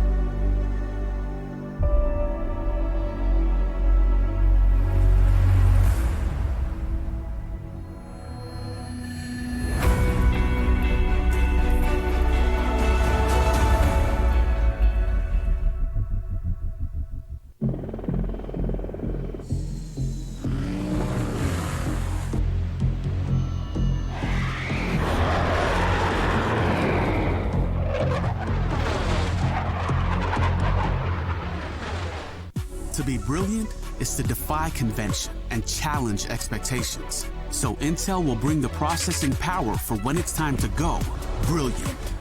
Frame rates that keep up with your reflexes. Brilliant. Fast clock speeds for when you're on the clock.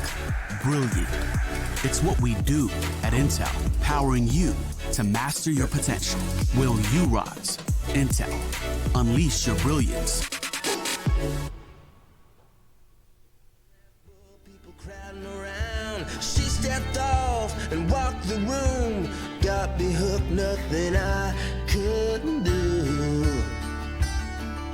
I can't deny that I'm into you. She locked me up in her beautiful truth. This cowgirl's got me singing the blues. She got me hooked, yeah, she got me. Up to the bar to get her a drink. The shooting star had me on the brink. She said, cowboy, why you talking to me? You ain't John Wayne, stop pretending to be. Lose the boots and your Stetson hat. A real man doesn't need to act.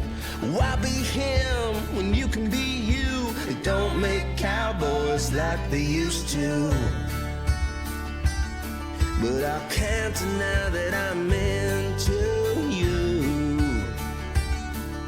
You lock me up in your beautiful truth. This cowgirl now is singing the blues. You got me hooked, yeah, you got me. Ooh. Oh yeah.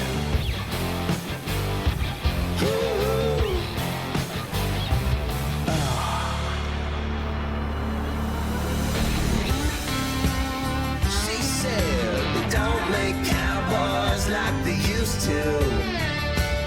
She said they don't make cowboys like they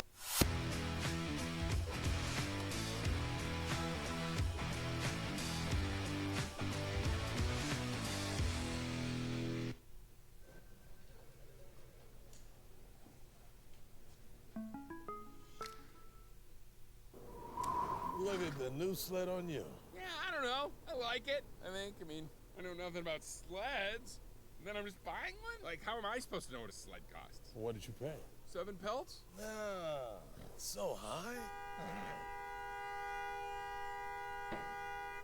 Should've used Auto Trader. It's the only one with Kelly Blue Book. See the little ribbon? Lets you know the price is good. What a time to be alive!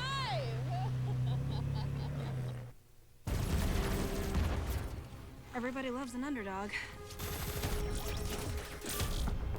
Who needs to be liked?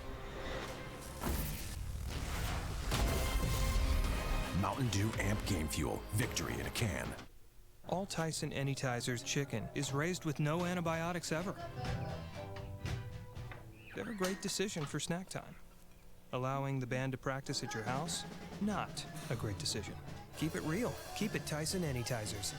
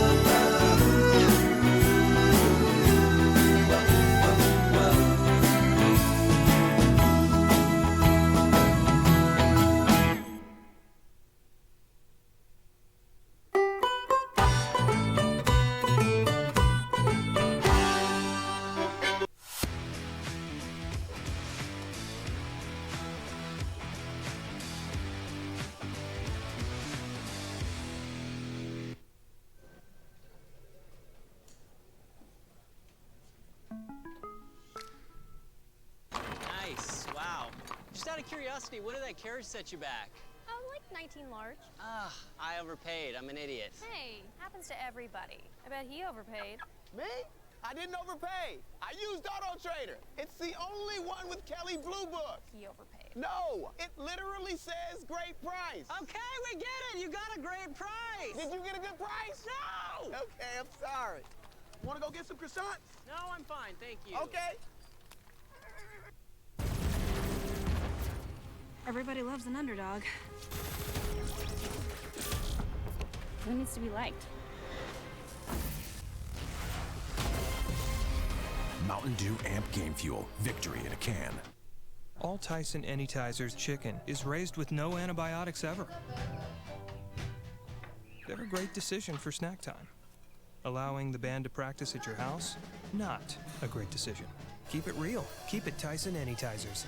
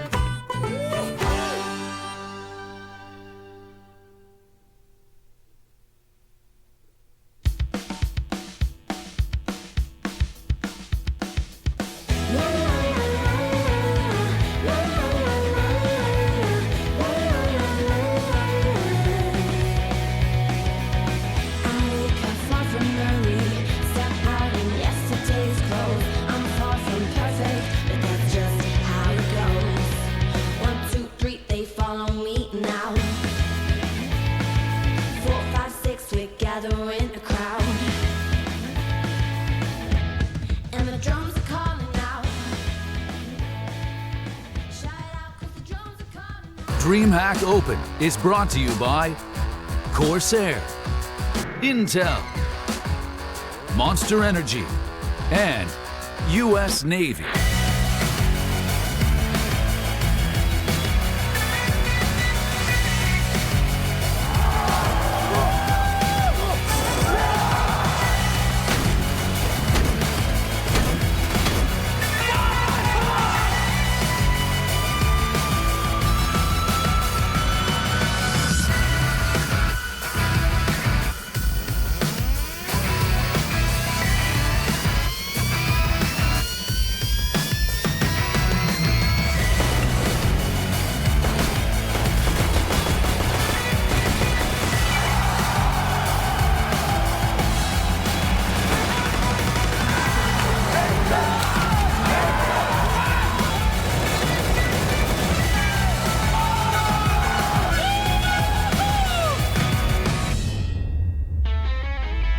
Well, one team has already punched their ticket into the playoffs. One more going to be determined right now. The final match of the day here for day one of DreamHack Open Anaheim 2020. I'm your host, Bach. Joining me on the desk, Sean, Gares, and Potter. We've got CompLexity versus Gen.G. I'm excited. Yeah, winner advances through, gets a day off. Who would have thought that before the day? And it's technically two North American teams. Yeah. So, like, we're just going to claim them because that's how it works. Yep, that's so either way, we get a North American team in playoffs. That's true. Because I don't care what anyone says, CompLexity is a North American team. That's true. I'll agree with you on this one. You know, we'll count Rush as two humans. He's pretty swole. He's gotten big. Yeah. He's gotten really jacked. Yeah. He's on that Blame F workout. Well, he was getting big before, too, but I think that's going to help. I'm curious to see if he's just going to catch up. Or does Blame F just keep going upwards until he becomes like Lobanika? Whoa. Loba's a big dude. You ever see that guy? Yeah, he is. Scary individual. But Blame doesn't need to carry this team because they got a lot of firepower. Yeah, that is true. Let's go ahead and take a look at the group, and we'll see how we got to this point. Group B. We started off with that ENCE Gen.G game, which went to the final moment. Now, ENCE came out swinging in the first half, and Gen.G actually brought it back. Now, it wasn't necessarily a super one-sided half. It was 13-5, and then it was 15-13. What happened? Like, I don't even understand. And now we see ENCE and MIBR in the lower bracket. One of those teams is going out tomorrow. And that's crazy. That's like roster change material for one of those teams. Sean's like, it's going to happen. To be fair, both of those teams haven't been finding a lot of success. Yeah. So you're not wrong. Like in the end, these are teams that needed to perform here. Yeah. Now looking at the CompLexity MIBR game, what happened there? Because CompLexity was up by a lot, and then MIBR almost brought it back. They almost did bring it back, and I think what bodes well for MIBR is we saw the mechanical prowess, exactly what they're capable of. Myron, I mean, the new guy on the block for the MIBR side, he showed up, but unfortunately, just the small little mistakes here and there just added up. We highlighted that Gen.G round where Myron went out long, got a nice easy 3K, and then they weren't able to convert advantageous 5 versus 3 scenarios. That's just not something that we're used to saying about such a top caliber team such as MIBR. I was a bit disappointed in their T side. I thought I would see a lot more innovative things on the new Dust 2, right? A lot more B hits. Nate's going you were still questioning whether it was the right Dust 2. I literally wrote in WhatsApp, I was like, is this the new Dust 2? What's going on right now? Like, why is no one throwing any new utility? I feel like the B bomb site is just free for the taking and no one's doing anything about it. I mean, the community has been very critical lately about Gen.G, who in their eyes was a star player 6 months ago. So that goes to tell you how poorly he's been playing lately on this MIBR squad. There's just so many problems all over the place. It doesn't make much sense in the end. But looking at the teams that are going to be playing now, it's CompLexity and Gen.G. And I don't know which win was more impressive. It's hard to say because CompLexity, I kind of felt like they should have won that. Yeah. Gen.G was like, they might have been in a position where they should have lost that.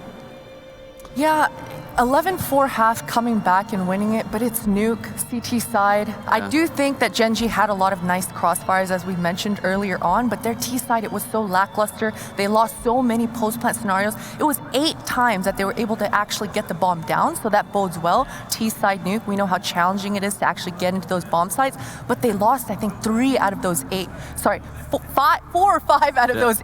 post-plant scenarios, and that's just not good enough. Yeah, I really don't know which one is more impressive. I think both of those games tell a lot about those teams, right? They both show a lot of promise. I think Gen.G, I think ENCE probably folded a little bit more in that matchup, if I'm being honest. And I think if maybe the teams were switched and MIBR was running strats on Gen.G, they wouldn't be able to have that comeback. Yeah.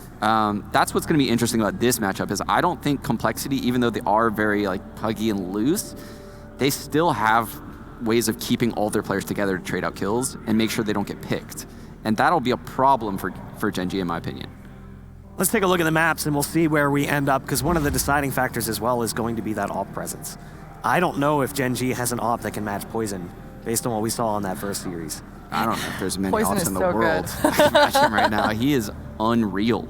So if we end up on a map that's an AWPer's paradise, that's going to be a serious problem for them. I think it's a smart play by Gen.G to ban Mirage, because that's a map CompLexity is very strong on. Train getting vetoed by CompLexity, that's Gen.G's pick lately online. Dust 2 getting removed. I think this could go down to Inferno. It'd be weird if it goes to Vertigo. Could get real weird. Okay, they're not going to let it. This should be, it's Inferno. It's Inferno, okay. Yeah. So not necessarily a heavy dynamite AWP map. No, it's not at all. And I don't think, we're not going to see one of those games where Poison just goes off and carries the whole thing. It also is going to be hard for someone like Oboe to have a massive impact, right? There's not really a place on CT side where he can have tons of impact like a Dust 2, where it's open. So I like this pick from Gen.G. I think this was probably one of the better picks that they could have gone to. And yeah, Daps has been known to run excellent defaults on Inferno. Looking at CompLexity as a whole, though, they do seem to be the stronger team in recent history. Yeah. And they did beat Gen.G as well more recently. I believe it was in I think it was in the Katowice qualifiers. Yeah, I think they had Sick as a stand-in, though. I'm right. Okay. Bentet wasn't playing that one, if I remember correctly. So they've been a totally different team with Bentet. I didn't think that would be the case. I didn't think one player subbing in. I mean, I know Sick is an excellent player in himself, right? So but apparently just subbing Bentet in is just the fix for everything. Ansel Ferdinand. I'm just going to keep saying his name. It really just, you don't expect it. Yeah, wow, I love it. That's a name you didn't expect to see. Here you can see the guys from CompLexity getting set up on stage. Oboe, Poison, BlameF, Config, and of course on the end, Rush. Yes, Mr. Yoked Rush. The Yoked Rush. I'm glad we mentioned his name last. It just bodes well that he's sitting at the end there. But we're constantly talking about Obo, we're talking about Blame F, we're talking about Poison. But speaking about Rush, man, he has really just revitalized himself on this CompLexity lineup. When we spoke with him in that interview, he said that he's the role of the support and the guy that is lurking on the extremities of the map. And I think that role really bodes well for Rush, just because his game sense is so high. There were so many matches in that Blast Premier tournament where he was able to find a lot of frags, bouncing that aggro off of his teammates and just finding the perfect timings to be able to capitalize and explode onto bomb sites. So I think Inferno is exactly one of those maps where Rush is going to be able to find those openings, hopefully, especially towards that middle. I mean, the really interesting thing here, and Sean, maybe you'll agree, is that you're talking about Rush and his performance. I feel like these teams match up well against each other, like 5 for 5. I think the only position is that AWP. Yeah, I think so. I think the one area where I would say CompLexity is heavily favored is I don't think Daps is necessarily as strong of a player as anyone on CompLexity, right? That's not me being mean in any way. It's just... You're so nasty. The CompLexity's players are just so insane. You. I'd be like... I wouldn't want to go in a server against those guys. Yeah, that's true. Those guys are so solid as players. But with that being said, Inferno is a map where Daps can win with his brain, right? He can have solid defaults. They can get map control. That's one area where I haven't seen CompLexity shine yet, right? I don't think they look like a good Inferno team to me. Maybe they'll prove me wrong, but that's actually how they lost in the qualifier for the major. They lost to Smash on Inferno. Taking a look over at Gen.G as well, you were mentioning Daps sitting in the middle there, the IGL for Gen.G. The NTech came in as an IGL himself, but he's not calling. No. But I wonder what that's like. Is he support calling, or is he just kind of sitting in the background? Probably, I mean, his English is probably not quite there yet for him to be as vocal. So I think they're going to have to really put a lot of emphasis for that prep coming into tournaments like these, coming into tomorrow, coming into this match here, just because their communication probably won't be quite as on point as what they're used to. I will say this, there was a 2v3 with Kusta and Bentet, where Kusta killed the guy upper on nuke, immediately dropped in vents. Bentet went outside down secret, and I could tell their communication in that 2-on-3 was superb. The way they played it was perfect. Bentet ended up, getting on top of the silo and the lower bomb site, and they won the round cleanly with neither of them dying. I like that. Looking at Automatic, he picked up the AWP for Gen.G in that first series, and at first he was a little bit rough, was missing his shots. Is that definitely going to be a problem here, or do you think he's going to hit his stride right off the bat? It's been a minute since Automatic has come back to the offing role, but Automatic is such a cerebral, smart player that he's never was the player that when you watch and he passes the eye test, you're like, oh, he's so sick, he's so swift. He's one of those cerebral players that lurks around in the backgrounds and then pounces and all of a sudden gets a 1D from across the map. So I think Automatic is gonna be able to hit his stride here pretty soon. I don't think he's gonna be the superstar opper on this Gen.G lineup though. Yeah, I don't think Automatic is gonna put up the Cloud9 numbers during their major run, where he was just a top 5-10 player in the world back then, in my opinion. He was constantly putting up numbers, and he played a very Cold Zera-esque game. When he has to be the primary opper and play primary op spots, he's not able to shine like that. And I don't know if that means in the future, they'll have to bring in someone else to take that role from him, so that way he can be the star player he's capable of being. But I don't think he'll be able to be that as a primary operator. Prediction time. Potter, what do you got? Man, this one's tough. I think CompLexity just looks so strong. I'm just not sure about their ceiling. I'm gonna go with Gen.G here, purely for the Hansel Ferdinand name. That's literally it. I mean, I'm 0-5 right now. I could just start throwing out just predictions left and right. Ooh, I think I'm gonna go CompLexity. I think they have the stronger players. I really don't like this pick because I think Inferno is such a default-heavy map, and I know Gen.G will have better defaults, but I think, the fragging power on CompLexity will trade out rounds well. I'm going to agree with Christine. I think Gen.G is going to take it. Even prior to the map, I was kind of like, I just have a feeling. It's deep within my loins. Your loins.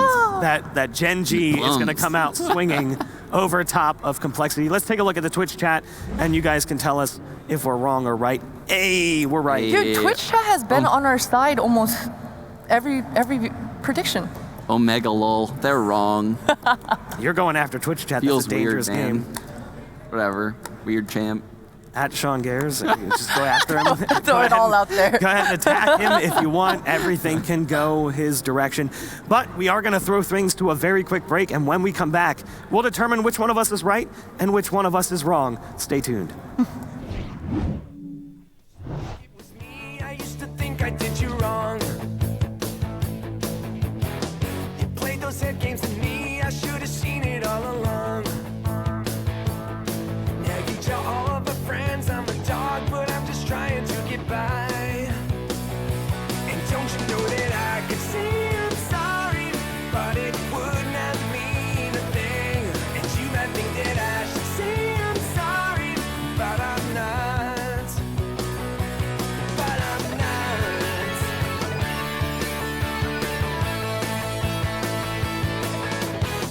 I saw a mole in your hand, you try to throw that in my face.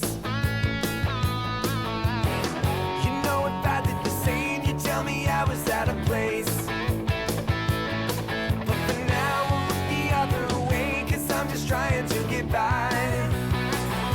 And don't you know that I could say I'm sorry, but it would not mean a thing. And don't you know that I would say I'm sorry if it meant that we'd be friends. And you might think that I should say I'm sorry for all your pain and suffering. And you might think that I should say I'm sorry, but I'm not. But I'm not.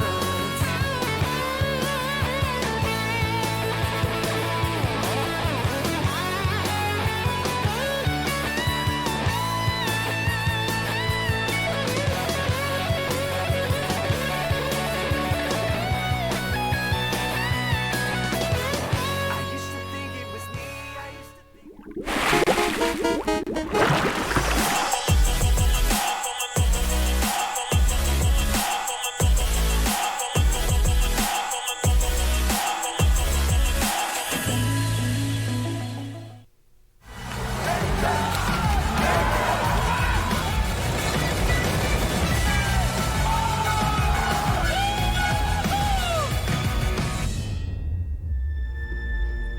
Well, I don't know about you all, but I'm ready for some Counter-Strike. And Hugo, we've got the game I've been looking forward to all day long about to go down. Gen.G versus CompLexity. And I've been wanting to see this Gen.G squad now since they started to come around, and we've seen them in like online and qualifiers and things like that.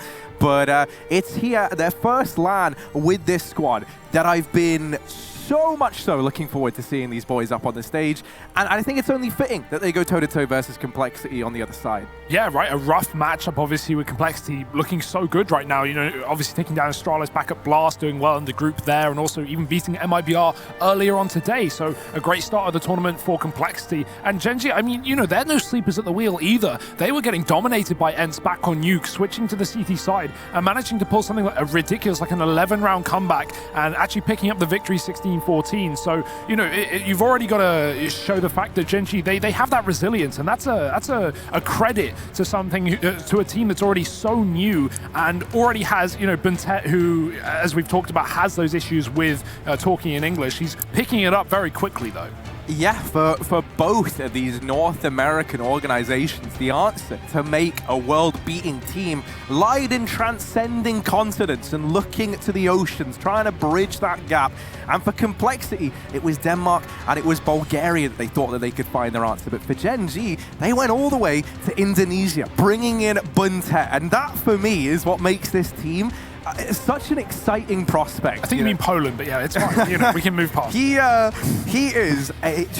was phenomenal. No matter what team he was a part of, Buntet was the man you were looking for. And for the longest time, it felt like he was one of the only guys who could kind of play at this level in the entire region. And so him now getting freed from the clutches of the Asian scene almost, right, and being unleashed into North America, I really can't wait to see what the future has in store for BNT. Yeah, I mean, to be touted the best player in your continent is a ridiculous stature to be in. And, you know, I don't think many people would even argue with that as well. The fact that he now, you know, is able to communicate in one language rather than 4 at the same time is always nice, right? There were people, you know, in the past, we heard from people that BNT would translate for his teammates, you know. He'd be calling it in multiple languages, and that is just ridiculous. Like that, you know, that considering he's already fragging, and then you're like, BNT, you're the translator he as would well. be like translating between one language to another language, which also like wasn't the same language he was communicating in. Neither of them being Indonesian. Yeah, I mean, that's the thing. Like, comparatively speaking, this is like one of the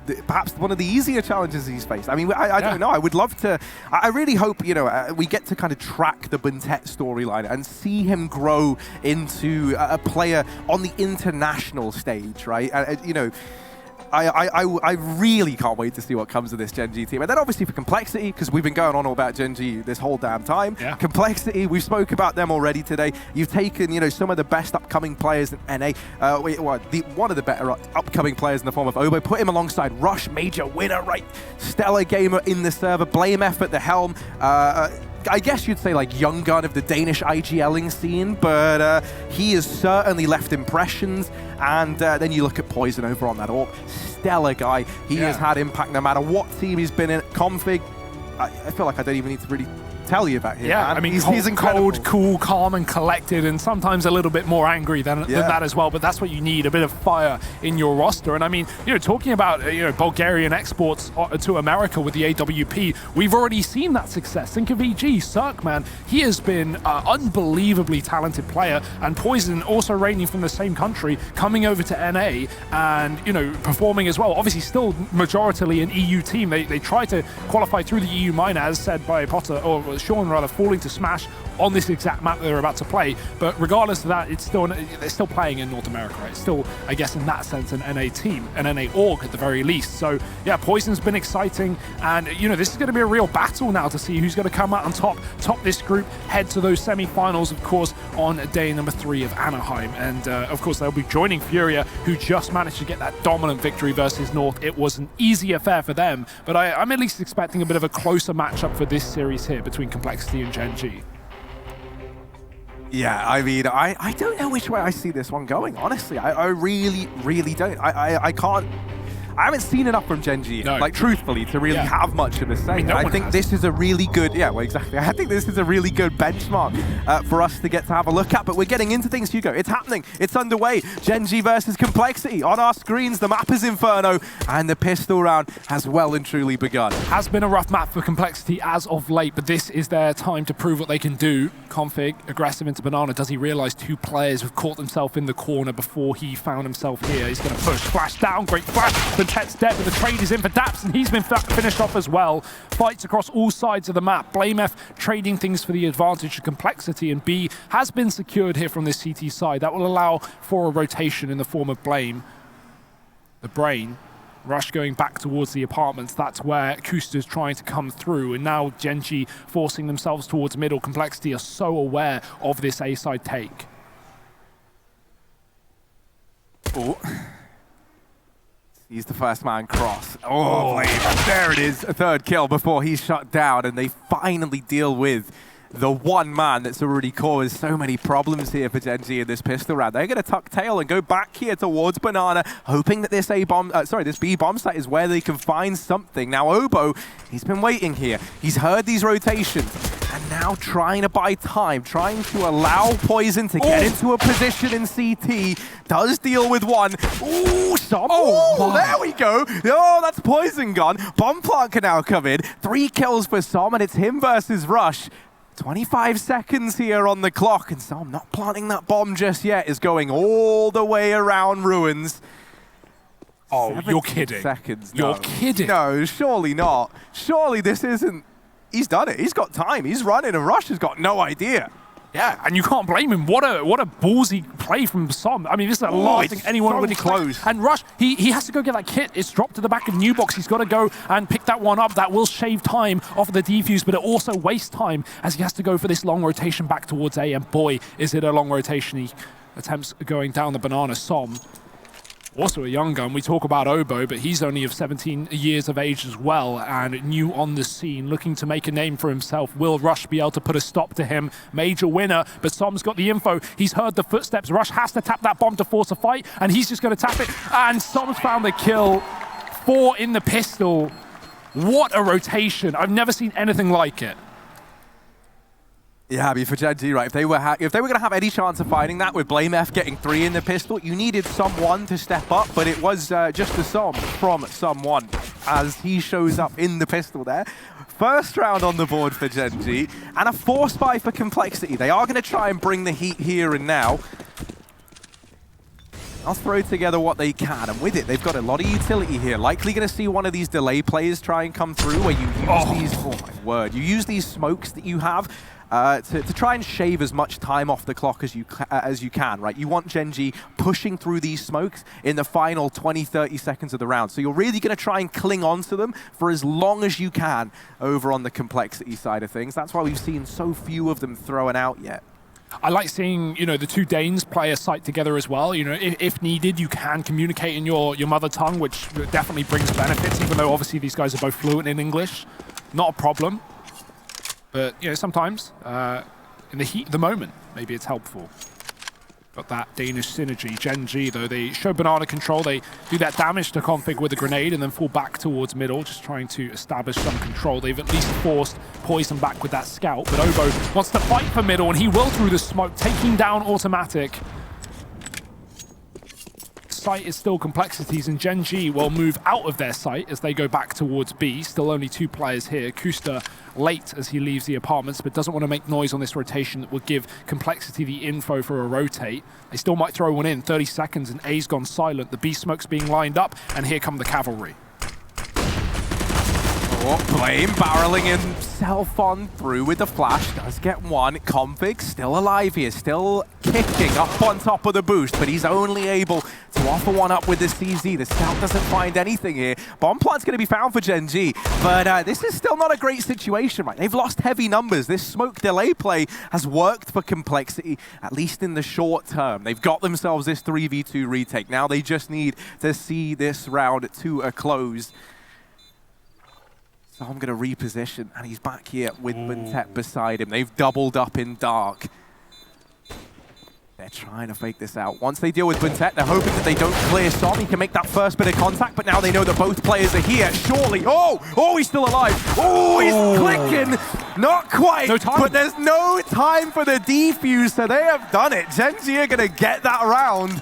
They'll take the 2-0. And sure, Poison gets away with a scout, and there's lots of damage done, but it's still a round for Gen.G. Man, Som, what a start to this map as well. He's 7-1 right now, just dominating that 4K clutch pistol round and now shutting it down at the back of B. I'm surprised Poison doesn't run back into the site for the Krieg as well. He didn't manage to grab it in time. He had a scout. Obviously, he had to put distance between himself and the site, considering he had no armor, so that bomb does significantly more damage. But yeah, not being able to get that upgrade is a bit of a shame, as Gen.G now lead 2-0 on Inferno. We've mentioned it, Harry. This map has been rough for CompLexity.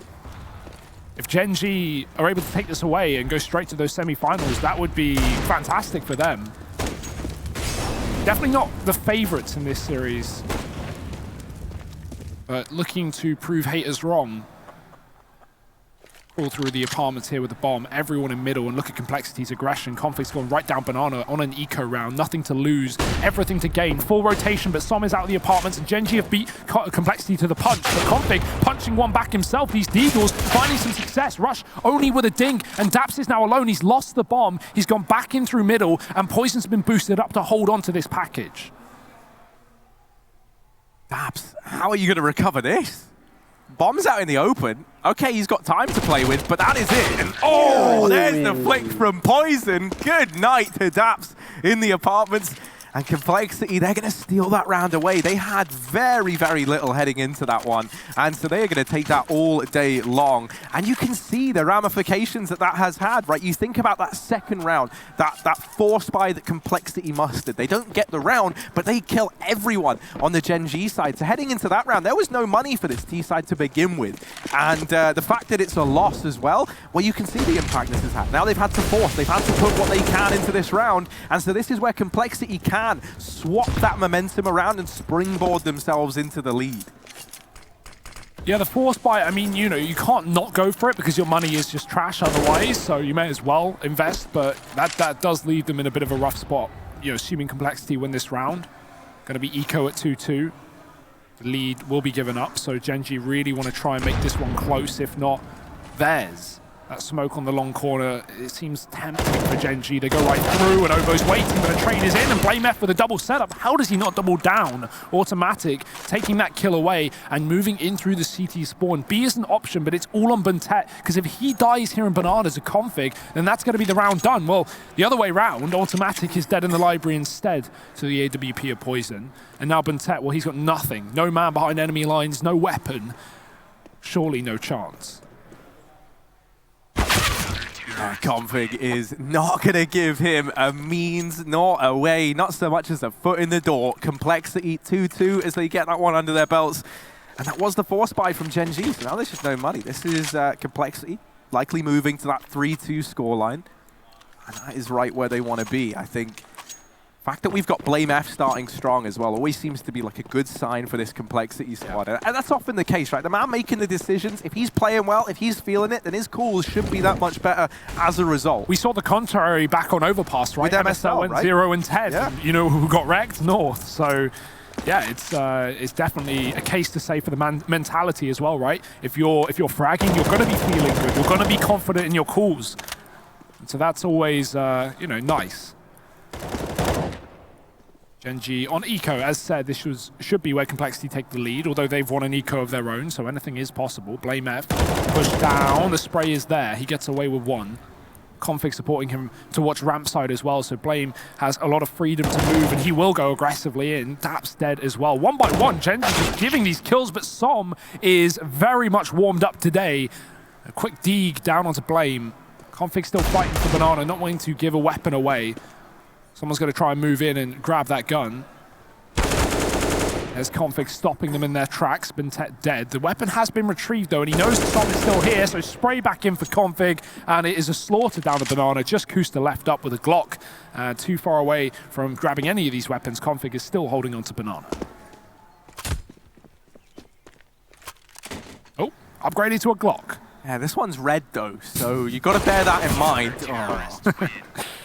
Sadly, I guess it just didn't make any difference in the end. He's been red as well. Like that one. Thanks. But I can't read, so I feel a bit left out from that. Complexity 3-2 and in the lead now, but a reinvestment coming back in from Gen.G, and that's what we want to see. I really want to see as well the head-to-head of Automatic and Rush. You know, that's gonna tear some hearts apart. Yeah. For any Cloud9 fans out there. Or ex. Just Ryan, pretty much. Yeah. No one else. Sat at home, watching this now, tears in his eyes. Well, the guns are out. Poison was obviously keen to get the AWP in early, and on the CT side of Inferno, you can't blame him. But Gen.G looking for a fast-paced round. They bursted out through middle with that long smoke. Everyone's wrapped back onto the site, though. It's a full stack here for Complexity, and Poison's laid down the pain. 2 kills before Buntet gets the trade. The bomb dropped, and Rush still in the corner. They don't clear it, and they wish they could have. Rush has found his first kill. He's even got support from Obo on top of that site as well. Into the pit they go. Daps is gone, though, and Automatic late to the party in through apartments with it all to do. Oh, a bit of damage there, downrange onto Obo, but not quite the kill, and no utility to force any of these fights. Automatic. Ooh, hello. Okay, now he's got himself 2. Just one man still to find. It's BlameF up in the apartment, sneaking into the backline. Automatic.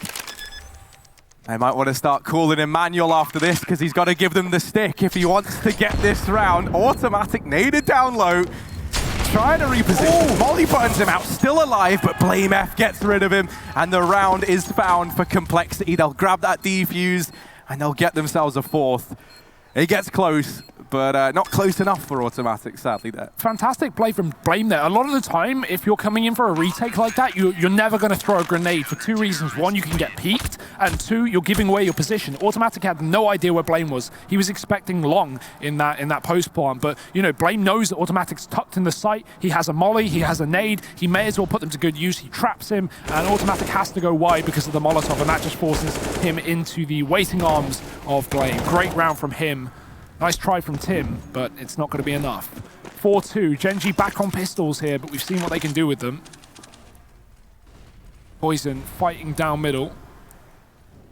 Very late out of spawn are Gen.G, just waiting for the time being, knowing that, you know, very commonly on the CT side, you're going to see a lot of double nades, Molotovs down on that ramp, banana control taken. So to just avoid any damage at all, go late out of spawn, wait till CompLexity burn their utility, and that they have done. One molly left.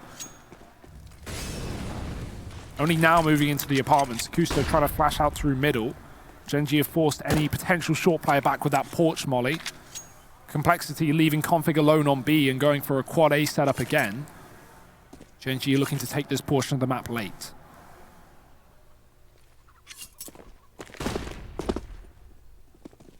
Oh, config, yeah, he went back to spot it again. That there, big mistake. Oh dear, they're getting closer and closer. The Lion's Den. Config should have just let sleeping Lions lie. As now they get into the bomb site, they're closing the gap. And he gets dropped almost immediately. These pistols can wreak havoc in these closer ranges. The M4 retrieve. That can go into the hands of someone with a bit more HP. Bomb planted, smoke picked up as well. And oh dear, it's falling apart. Kill by kill, moment by moment. This is getting more and more out of hand for CompLexity. Blame F, Poison, Rush. Do they want to give this a go? It's like, you kind of have to. Your teammates didn't really, the opposition didn't really have much, but you don't want to just keep feeding the beast either. So they decide they're just going to save. They're going to try and keep as many players as they can from Gen.G inside of the bomb site. Try and do damage once the round draws to a close. But a round is a round for Gen.G, right? 3 on the board. They're going to take that all day long. This was just pistols. Oh, they're still going. They're still going. Great stuff from Automatic. I mean, he stays in the site so long that he is definitely going to die with a bomb no matter what happens. But the fact that he stays in the site means, you know, CompLexity rather is still holding on for those exits, and he can just push out and get 2 kills like that. Completely cripples the money CompLexity long term. And considering Gen.G picked up the round, well, look at the result that's had. Config on an SMG, nothing left in their bank accounts, and everything for Gen.G in this round. Automatic on that AWP. And Tet's going to be mollied out, but he's got a smoke to extinguish it. The grenades could follow, and so he'll fall back and give the position away. 4-man setup on A, because nades thrown early towards that B bomb site, and Poison's been left alone. Does get that shot off onto Som, but no killing blow.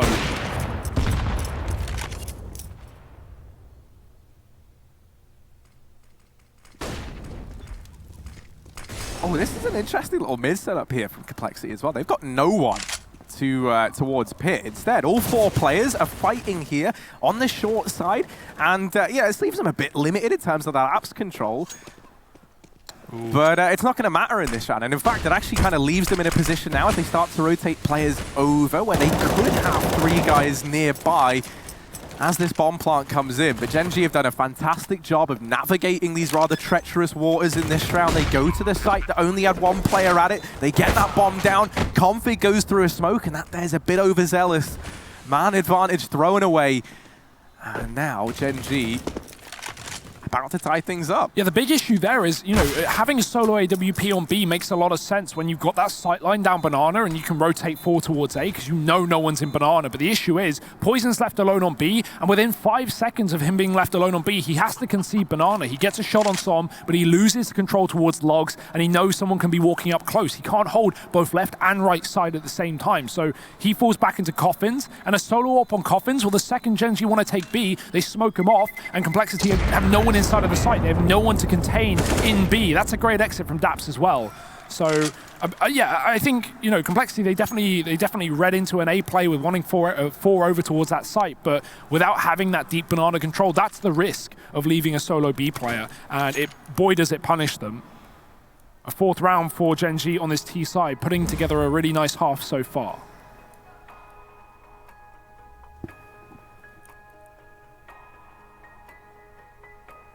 Time now for CompLexity to mull this one over. Tactical pause. And what is going to be the solution here for CompLexity? I mean, I don't think they're that worried just yet, right? Like, you got to bear in mind, they get 4 in a row. Okay, Gen.G, they've got the last 2, but one of those, you know, was that force buy round, and the other is just a straight up B play. So both of these have ended over towards B. That's why in this round, CompLexity, they're going to go ahead and throw 3 players here early on. They say, Gen.G, you want to keep coming B? You want to try the whole, you know, if it ain't broke, don't fix it? Well, it is broke. Maybe you should fix it. We got 3 players here. And Automatic waiting ever so patiently. Ruined rush, but it might not matter because kills are going either way, and somehow Som is the man to keep Gen.G in the driver's seat in this round. They keep the man advantage. They've got themselves banana control, and this 3-man stack that was here, pretty much all of it has been torn apart. Oh, that's a close smoke shot. A second later and he gets that kill, but instead the grenade will do the damage. Som getting taken down. This flanks him for Config. He's pushed all the way down through the tunnels in middle, but he's being wrapped by Daps, who's gone back towards second. This is a very weird situation here as Obo, he's left alone at the back of the site. That smoke cutting off the AWP, and they're going to double back, but they could double back into Config, who's heard about this second mid play. He needs to decide which side he will fight, as players are coming from both banana and mid. Daps has taken A. It's a really heads-up play, but CompLexity are aware of it. That's the problem, and they don't know that they know. Config's got all the info here. This is masterful. He's letting them go past, but he's got to peek out and drop this bomb. He's missed the timing. Som has gone up through the apartments. Sorry, Bentet rather. Ooh, Config, trigger discipline like a genius, but does he know he's being flanked as well? This is a very peculiar round. It's cat and mouse. But then there's also a dog in play, and there's just animals everywhere, man. And they are running riot. Config, there we go. Now he hears the footsteps, and it's good night to Automatic. Daps is down in the pit. He's all alone, and 10 seconds left. That's him shut down. CompLexity, they make quick work of that round. 3 kills for Poison. Make no mistake, Config's play down in mid is really the turning point there, right? Gets all that information, allows for a heavy rotate, and then just continues to play so smart, like so heads up, right? Config, stellar job from him. Yeah, Gen.G think they're being sneaky and secret, but little do they know their entire plan was uprooted from the start. You know, all that information for CompLexity, the stack on the A site, and even the flank from Config to get rid of Tim. Doesn't get much better than that, Harry. That will put CompLexity back on their feet there. It's going to be the AWP for Poison holding down middle. Automatic's got his as well, but he's just moving up into the position as the counter AWP falls back. Flash to fight as Som gets aggressive. Config blinded. The grenade is great as he's put down to 40. His nade will have little return on investment. Config wrapping coffins instead.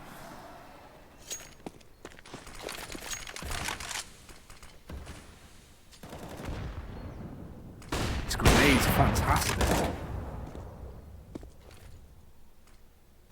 No one's actually seen each other in mid. It's just been this exchange of nades back and forth thus far. And it's not changed yet, right? Long smoke's gone down. That's given a bit of a veil for Gen.G to hide behind and get out into top middle. Blame F holding this long position. Wiggling on the angle. Smoke goes out. He's going to drop a Molotov, and that denies this push. Trying to aggress now into the front line. Trying to pick a fight. Blame F. Balls of steel to go for this. Peeks through his own Molotov where he had just mollied and catches a player crossing. That's Buntet dropped. The pace attempts to get picked up by Gen.G, and it's just a bit of a disaster. So they back out of the A-bomb site. They go back to Banana. 20 seconds as this push is coming in, and Config still with utility. Oh no, that could have made all the difference, but it gets extinguished in that smoke. They're already in this site. Config gets one, but that is it. Bomb plant found. And a 2v2 now. Not impossible by any stretch of the imagination for Gen.G. Yeah, Config, I like that. He throws the molly from CT spawn and he wraps back coffins. They didn't expect him in that position so quickly, and he gets away with 1 kill, but now hiding in the banana, Kusta, low HP, has got to do it all. He lines them up and knocks them down, both frags, and the free AWP to boot. Gen.G putting up numbers on this T side, and not just that, they are removing numbers from CompLexity. The money busted after that T side win, and a 5-5 scoreline now. I'm loving these really, really fast calls from Daps. Obviously, you've got to have your team believing in your in-game leader, and even though we had all players of Gen.G pushed up through mid, short, and long, they just backed up immediately after losing a man and doubled down towards B. Automatic gets a further kill on A, that delays the rotations by a few more seconds, and as long as everyone's believing and everyone's on the same page, the fact that they all rotate off of Daps' call gives them B for free. So nice stuff from the in-game leader.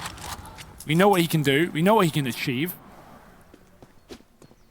Oh dear, Gusta. He could be losing his life here. Lots of footsteps being made. Nades thrown as well. Obo being patient, but that could come back to bite him. He's going to peek out. Damage done, but Kusta with a kill. And that's unfortunate because CompLexity are now going to rotate players towards A, but that's not where they should be. Yeah, Poison Scout's got to do a lot. Flame is gone. Poison follows, and one by one, this B site is gone, and it's all coming up in favor of Gen.G. Now, it's only the pistols, it's only that scout that they were really up against, so this is kind of exactly what we expected. Now it's just a matter of, can they get away with any damage at the end of this one? Can they keep this economy of Gen.G in this kind of awkward spot where they haven't been able to build it up just yet? Not really much worth saving from this round, so they are going to just stick around outside of the site and try and do exactly that.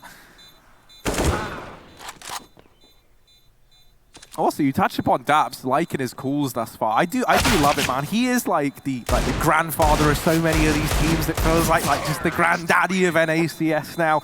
Built up, obviously, NRG, right? And is now trying to do a similar thing here in Gen.G. Yeah, I mean, extremely promising roster and results as of late. We haven't seen a lot from this team, but first DreamHack Open with this, or first LAN event with these guys, and not only are they in the winners match of their group, but they're already leading on the harder half versus CompLexity, who have looked like a powerhouse. So power to them. Let's see if they can keep it up. Another triple B setup with heavy utility down Banana. That's very clear for Gen.G. They hear the mollies, they know there's a stack, but obviously only temporary as Obo goes back towards that A site. Gen.G waiting to regain control of the Banana with that flashbang. Someone's just going to pop himself through. No one holding aggressively. CompLexity are playing inside of the B site.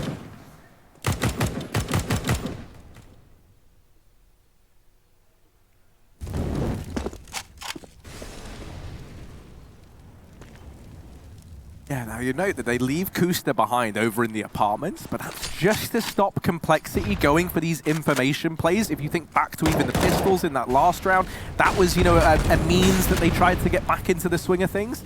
And so with that getting denied, and now with the kill presenting itself over at B, the round is kind of in Gen.G's hands. Blame tries to make a play to snatch it back in favor of the CT squad, but that just doesn't come through. He gets eliminated. Yeah. And it all kind of hinged really on the results of that push, and with nothing being found, the round is over. Yeah, without doubt, you can't blame him for that at all. Ironically, yeah, no, I know. You can't blame him for that at all, because if he gives it up, if he doesn't go through that smoke, well, it's a 4-on-5 retake, and what we've seen already from this game is that CompLexity have had trouble getting back into those B bomb sites. Winning those retakes. There's only been one defuse in this entire map so far. All those bombs going off otherwise. So. Yeah, if Blame gets away with a kill, there's a chance for CompLexity there. If not, well, like you said, it's a done round. And Gen.G have been really, really good at executing into this B bomb site. CompLexity can't seem to find the answer for it. They've tried the solo AWP holding Banana. That didn't work for them either. And so if Gen.G can keep abusing this B bomb site, well, they could really storm away with this half. CompLexity want to try and throw a bit of a break in the momentum and call in a tactical pause.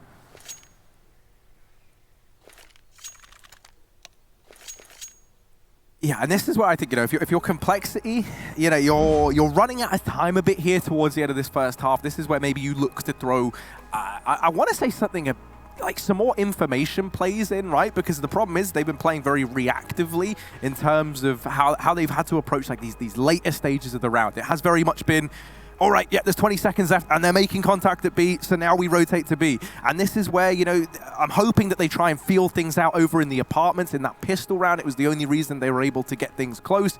You think about, the config info play down through the mid-tunnels. That has been where CompLexity has looked their best. So hopefully we see them pushing the boat out a bit here in round 13. It certainly does seem like Complexity are giving a lot of respect away from Gen.G, and that's coming back to bite them, right? You know, like you mentioned, the best round that they've had has been that config round, but, you know, we haven't seen really any aggression on this CT side. Finally, Poison's going to be fighting for Banana, but he is up on the chopping block. The Molotov cutting off his retreat. He's got to fight for his death, and Daps will take his life. 2 kills up the top of Banana. Oh, that's a bit of a shame that Molly comes through, because Daps could have taken the B site there and then. Luckily enough, there's no rotations, and Kuster is still finding kills on A to make matters worse here for Complexity. And Gen.G is just holding a default right now. They don't need to take either site. They can split these 2 Complexity players up, and that's exactly what's gone through. But yeah, going back to the passive play of this CT side, I mean, we've seen, with the exception of that round from Config and Blame F fighting, you know, after remollying long, which I always love to see, fighting after long smokes. You know, Complexity have been playing inside of B, not fighting for Banana. They've been double, sometimes even triple stacking in A site, which certainly can, you know, gimmick yourself around a few kills, but it's just not really fighting for the map control that, you know, these players would, I guess, on other maps. Yeah, I do think that, you know, I think there's 2 ways you can really go about being aggressive at the A bomb site, and I don't blame Complexity for not going for these like apartments pushes and things like that. You know, like at least usually as part of their usual setup, but I feel like they have to now. We've got this push coming in, so we'll hold this thought, because Blame F is trying to make a difference with this Deagle, and I don't know why. I've got a good feeling about this one. Blame, looking for something through the smoke. Rotation is coming in from Rush as well, and there's money available to Complexity regardless of how this one ends up in this round. So they just might give this a look in. Yeah, Rush can flash Blame in through the coffins with nothing to lose. He may as well go for this Deagle, even if Rush does decide to save. The flash is in, but Blame is not going to be able to find anything from it. That's a kill from Rush, but at this point, it's a done deal. The time is so low, and they don't have a kit. They need to get someone on it now, and Automatic is still inside of the site, putting up kills. Headshot onto Blame. Rush, he can't escape with his Krieg. He may as well fight until the end of time, and Kuster will make that time a little bit shorter. 8 rounds to Gen.G's T side right now, and Complexity, they've got the money, but they need to put up these last 2. Yeah, so as we were trying to say, right, Complexity, over at this A bomb site, they have been re-aggressing. That's kind of the key. It's not been aggression on the back of not seeing anything. It's been, you know, when they've been setting up, when they've got top mid, that's usually when they've tried to counter with the aggression and catch Gen.G off guard. But in response to that, Gen.G just haven't been taking this top mid control that Complexity are yearning for. So they've had to play with this triple B stack once again. Now, it didn't work in the round prior, but it gave them kind of the best results we've seen over at B thus far. Ironically, this is the A play round from Gen.G. Oh dear, Complexity have to try and hold the line, and they have faltered almost immediately. The sheer pace that Gen.G set catches them off guard. A 3-on-4 for Complexity to see out this first half. And kills have come in. Config might just try and bow out. There's not really a lot of money here, and they want to have weapons. And 9 out of 10 of these rounds have ended up on this B site. So Gen.G know that Complexity were going to go for a triple B early and throw those grenades. Yeah, just elevating the pace, rushing A. Complexity with only 2 players on defense, and Gen.G just run over them. I just love the switch up of pace, more great cooling from Daps, being aware of how Complexity are going to try and deal with the problems that are being dealt their way.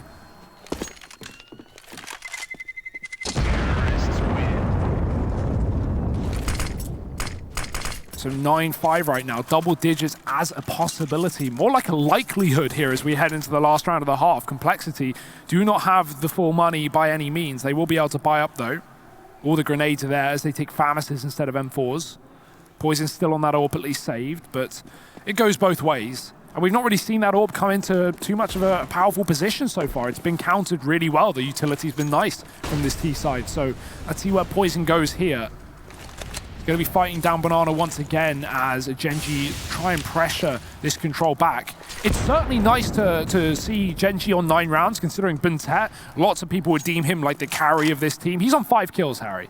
And, you know, he doesn't need to frag. The thing that's even more exciting is that it's Som topping the charts right now, 17-9, top of the server, in fact. So he is having a stellar game, the young gun in Gen.G, and he's getting me believing in this squad now.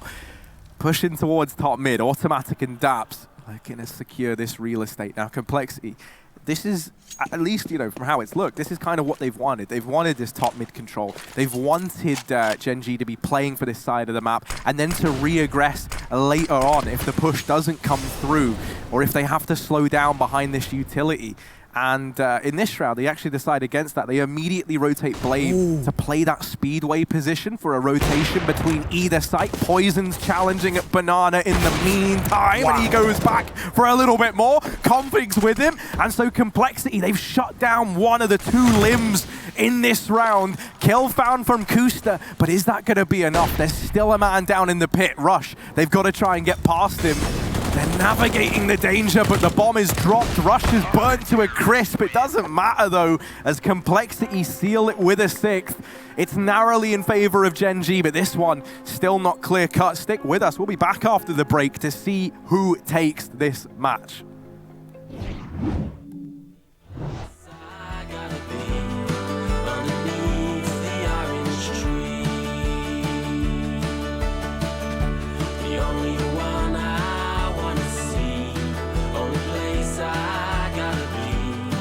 Nobody wants to pay for things that they don't use. It's time to say bye to the bundle. Now, you can break the bundle when you mix and match on Fios, the 100% fiber optic network.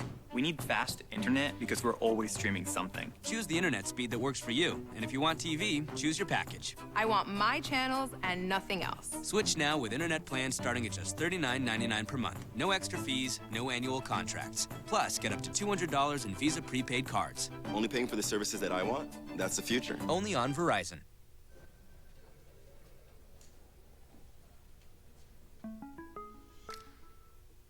Gordon Hayward shows his opponents no mercy. No, seriously, he's like ridiculously competitive. Which is why he refuses to play on anything but gamer-grade internet from Xfinity. You actually believed we were hunting human beings for sport, but you are. Are you aware that people believe this is a real thing? It was a joke. Wasn't funny? The last I heard, free speech still exists. Don't First Amendment me.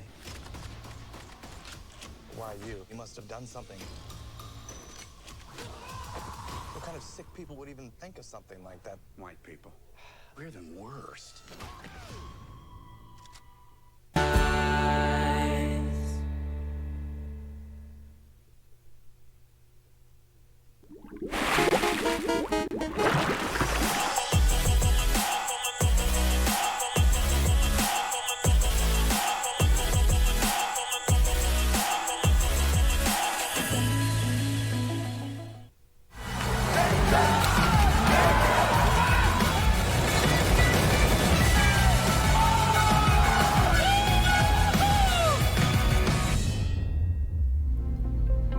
We're about as close can be here at the end of the first half. Gen.G sitting on 9 and CompLexity with 6 rounds to their name. Narrowly sit behind the pistol round here. That could be CompLexity's way to springboard themselves back into an even-Steven situation and start to ride this game out. But look at this, Gen.G. This is a balls to the wall call. They push down mid, and Blame Effie's just missed it. Now Poison spots this. Oh dear, it's into the crossfire. Oh my word, that flick down. Daps has removed config. The kills are coming in all in favor of Gen.G. Oh, Storm, that was through his teammate to finish off the remaining 2. And he is having such a game. What a prospect, 21-10. And once again, the pistol round is on his back. The pistol Prince Harry. Oh my, that was a leg shot. He shot him through his teammate's legs. Oh my. You don't see that every day. What a round from Gen.G, and the confidence is clearly flowing. The mid push in the pistol round with the lead. There was no pressure on them to do that. They just wanted to flex. And boy, have they shown their value. 10-6, the force from CompLexity. This will put them in an even bigger hole if it doesn't find success. Config's found a gap in the smoke, though. Automatic's backed up. Does he expect these players to get out and about? Kusta certainly does, and he does find that man in middle. Man advantage here for Gen.G. Perfect situation. What will be the solution here from these Ts?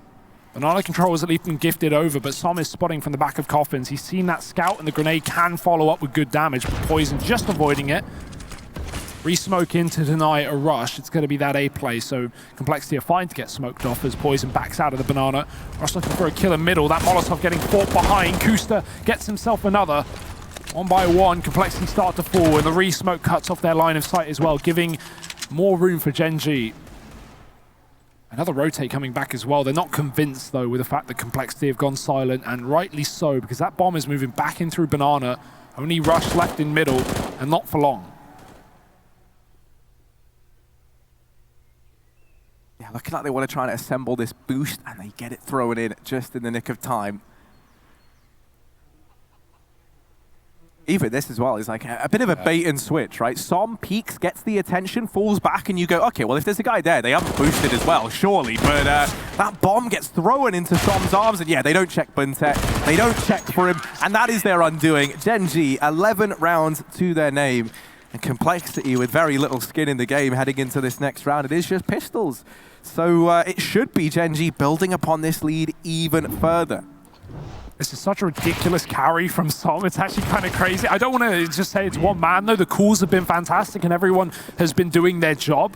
But the fact that you got this dude on 22 kills is impressive as well. How do you reckon that feels to be him as well? Like you've already got like a bunch of legends in your team, but then you're also up against a bunch of legends in the other team, and you're outperforming absolutely everyone, having a stellar game, and there's just no stopping him right now. No one's even coming close. Let's see if CompLexity can find anything with these Deagles, try and dish a sense of reality back into Gen.G's pocket.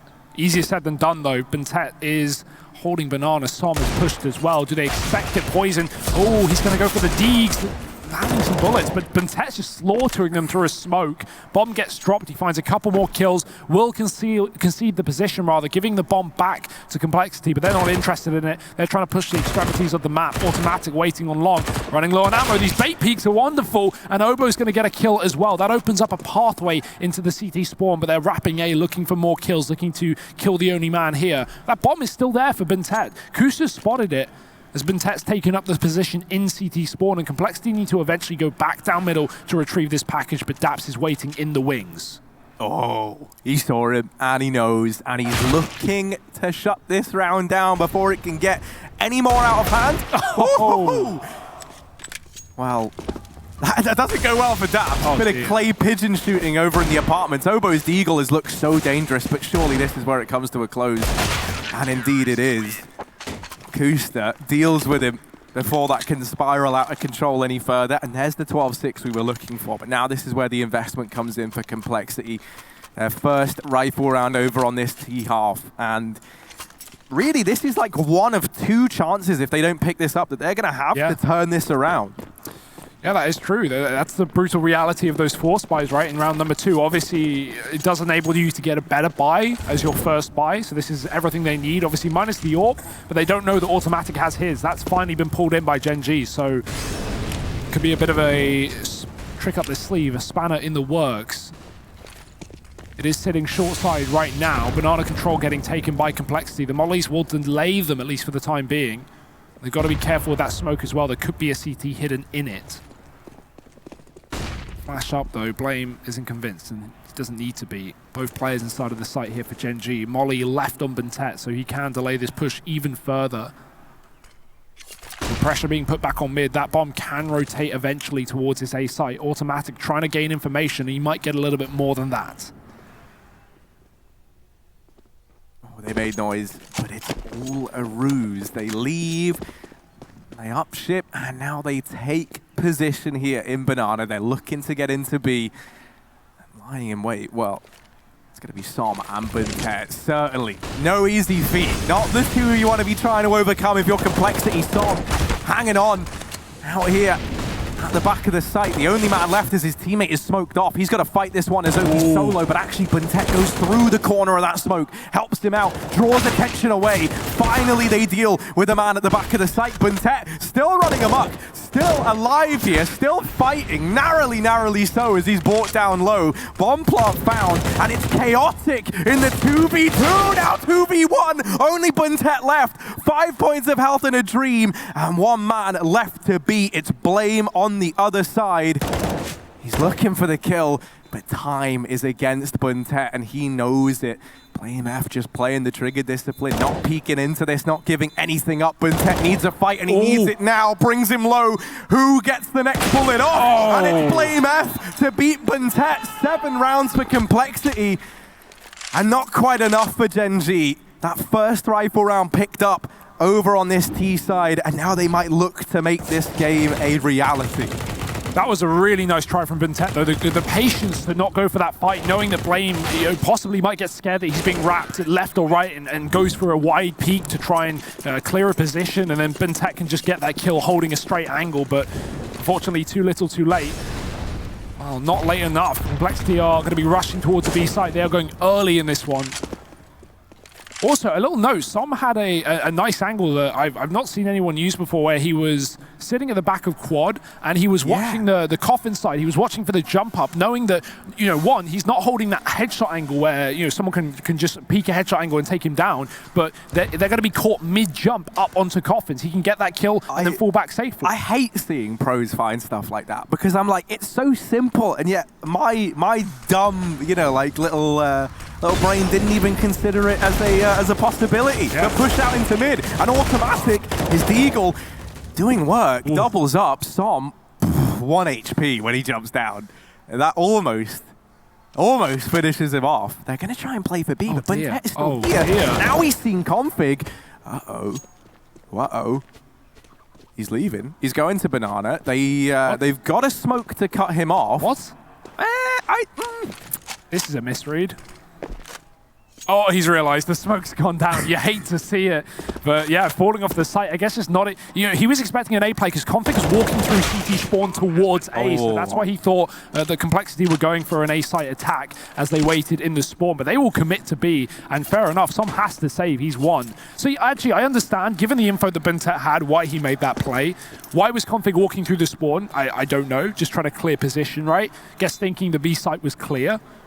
Didn't get shot while he walked up Banana. So just a weird one of misinformation for both sides, really. Config gets blindsided Buntet, making the wrong call, and CompLexity, luckily enough, do commit towards B. They don't double back in towards A. That could have been a nightmare for them. Som was still there. So an 8th round taken. Harry, you said they needed that previous one. Well, they got it, and not just that, but they've doubled down 2 in a row. A chance to make this game a reality. It's not over yet for CompLexity. No, not by any stretch. I mean, we've learned, man, with this team, with this organization, you just can't count them out. Yeah. You can't, and players and teams who have come to regret it, right? So I don't want to be the casters that make that same mistake. We'll continue believing that anything is doable here. Gen.G, no money left in these bank accounts apart from that AK that was saved on Som. That's all they're going to have to work with in this round. So, there we go. Very particular about where he wanted to get boosted. Gives him this little sight line into the other side of the stairs, but I doubt he's even really going to get a chance to use it, right? With Banana control taken here, over on the CompLexity side, the only thing they're missing is that bomb from really owning this B site. Ooh, that peak. Now applies a bit more pressure. Oh no. Oh dear. Oh no. Ooh, finally Config's like, I see him. Oh no. Oh, but now there's misses on the other side of the table. What's going on? It's chaos. Finally, Blame and Poison have given us some absolute, some tangible results to work with. Oh, they're praying and they're hoping that anybody dies on either side of the equation, but nobody's dying. The bomb is only just gone down, and it's a very odd round. Som's going to try and boost someone up. Actually decides against it. They can go back for it. It's worth a shot. I mean, you've got this hero AK, and you're going to have guns in the next round, but Rush spams a smoke. Maybe doubles down. Buntet's on running for the hills with that AK, and he will get away with it. Kusta's going to look to clean up some kills on the retreat. They are just leaving the site, though, and he's a bit late to the party. So that's going to be the round for CompLexity, and Kusta will just go down with the bomb here. He has got nothing. He's going to tap it to try and draw them back in, but they know there's no time, and that will be the round.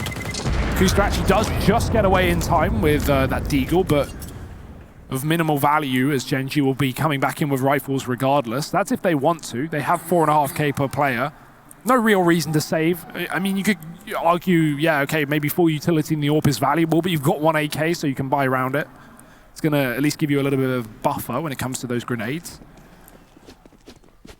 Automatic will have a full set kit as well. Let's see if the B site is as difficult to retake in the second half as it was for CompLexity in the first. They had problems there, both in defending and retaking, while Gen.G have just lost it as well. So back to a double setup, no AWP on either side. Just a standard default. Banana's been given away. CompLexity have taken that, and they can leave a man in position as the rest of the team go back to work mid in apartments. But re-aggression potentially here from Gen.G as they throw in utility. The molly, the smoke config is above it though. It's meant to make a player decide whether you want to fight for Banana or not for Banana. Well, config's doing both. He can drop at any point and still fight that corner.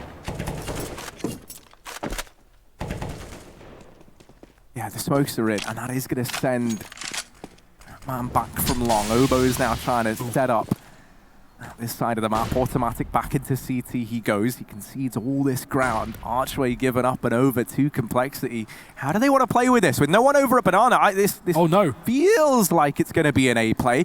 Rush has now got some real estate and typical timing. Automatic holds that angle for 28 years of his life and then dies the moment he looks away. Kusta, he's followed up onto as well. Daps down in the pit. What can he do? Pressured from all angles. The answer is nothing. Buntet, the only ray of sunshine here for Gen.G, and it's overcast today as he gets shut down. CompLexity, this is going to be a 10th round. It's only Som left. Hugo, you're a man who likes stats. I've got one for you right here.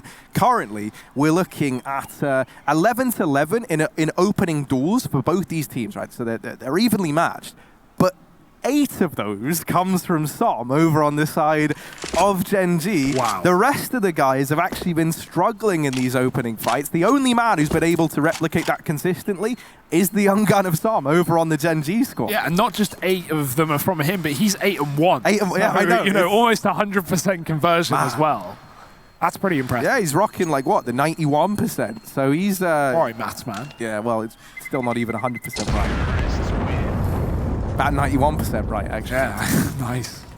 Well, unfortunately, he gets avoided in that round. The B site is not the object of CompLexity's desires. And boy, this has been a great comeback so far. 4 rounds in a row on this T side, rather, after losing the pistol and falling apart on the force as well. So CompLexity putting up the numbers. Can they keep it going, though? At least in this one, they should be able to. Gen.G's money is out of the window, and they've only got that saved M4. How valuable can one gun be? Well, we'll have to find out. And it is back towards B as CompLexity take control in the Banana.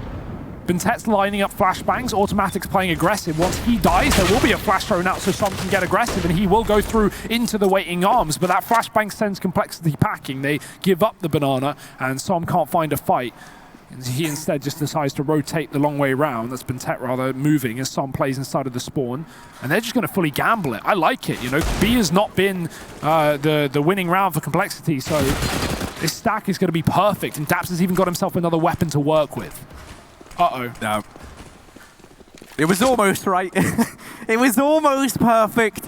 But sadly, almost perfect is as good as terrible. And so this here is the B play from CompLexity. They read that very, very well. Once again, a similar situation what we saw with Daps's crew back in the first half. It is just, you know, that instant belief in the call. All 5 players, well, all 4 remaining players up and leave. They get the hell out of there. And they get that bomb planted. Now with just these scavenged rifles over on the other side of things, likely just going to see those 2 players try and save with these pistols, hunting at the very end. And they would take any extra damage they can get away with. Yeah, Kusta's going to go in for a Hail Mary, I guess, with this flashbang. Well, they better do it sooner rather than later. Once again, they're already leaving the site. Oh, there, missed shot, flash back in. Kusta can try, but yeah, CompLexity want nothing to do with it. Gen.G really love leaving it to the last second to go back into the site, and at that point, CompLexity are already into the safety of the Banana. That's going to be 11. Slow and steady wins the race. But this isn't a race, this is a marathon. And CompLexity, they're going to try and take us the distance.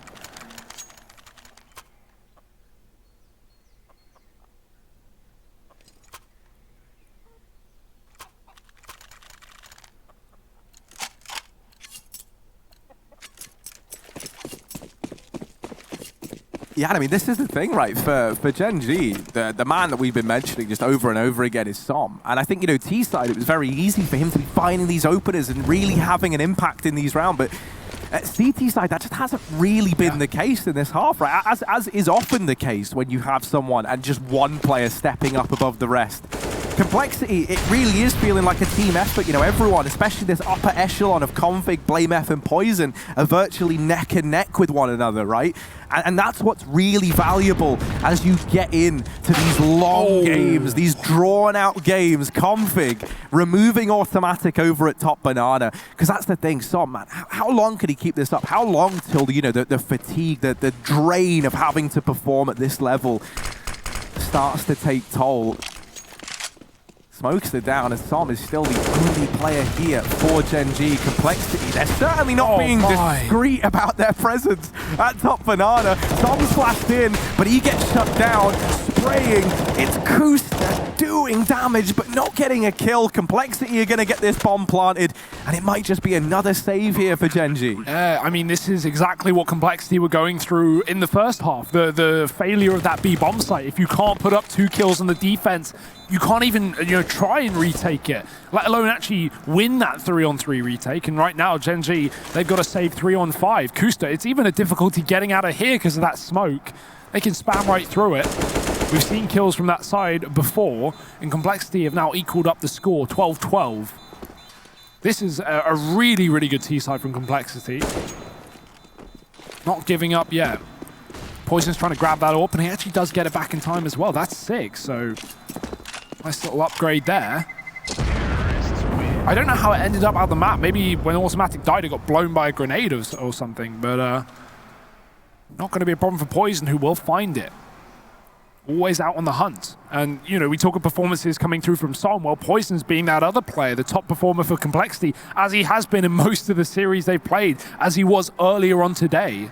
He's on 21 kills, and we've not even seen too much AWPing yet.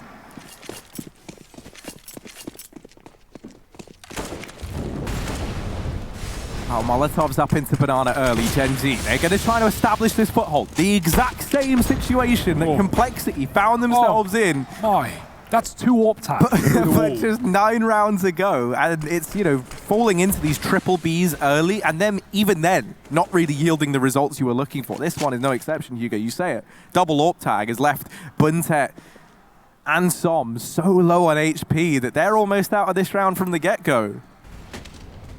And they've also triple stacked B, because why wouldn't you? CompLexity have been going B every single round, and now where are they going, Harry? They're going A. So Molotov down mid for Automatic, but they run right through it. They take that position, and there's nothing he can do about it. Double smokes in the library and archway. It's up to Daps. He's the only man inside of this site. He's got to kill, but that molly is going to spell his demise. No smoke to put it out. He's got to go wide. He's found a second. Daps putting up the numbers that Gen.G need, but is it enough? A 3-on-3 in the retake once that bomb gets planted. Right now it's stuck in the graveyard though, and they need a flash to try and assist the cross. Poison's holding the angle to let his teammate get into the site. Obo needs to plug those digits in right now, and he does. Gen.G in on the retake. Poison with this AWP can make this hard though. Yeah, that's the the scary bit. Missed shot there, but Poison's repositioned. He's still hungry. Oh, no! Actually, team kill. Oh, dear. Kusta at least making up for it. Keeps it in the advantage of Gen.G, and there we go. That's how you make up for a TK. Kusta gets back out on top of this one. Gen.G get themselves a 13th round.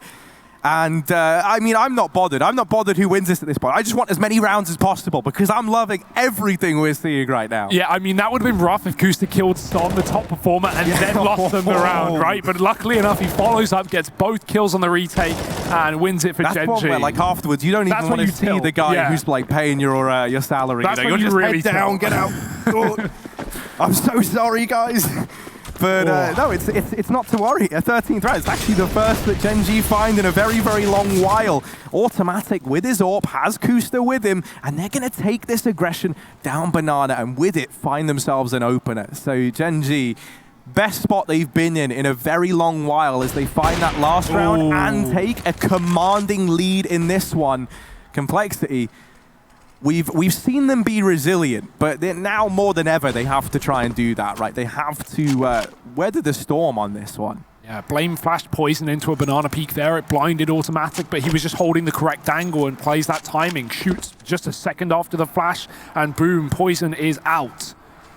CompLexity's best player, at least in this game, gone. And this would have been the reset round as well. Instead, it's going to put Gen.G on 14 if they pick it up. Luckily, CompLexity, they put 6 in a row prior to the previous, so they do have money to fall back on, but they don't want to give away another round in a row.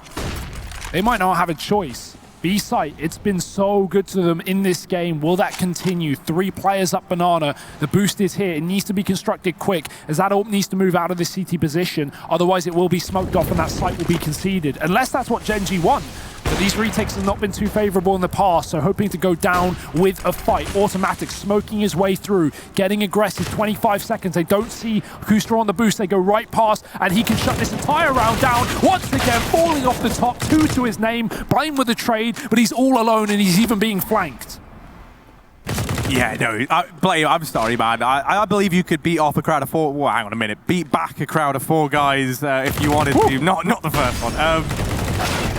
But not in this situation, sadly. It's guns. It's a trial by combat with weaponry, not with fists. And so a 14th round for Gen.G, locked on in.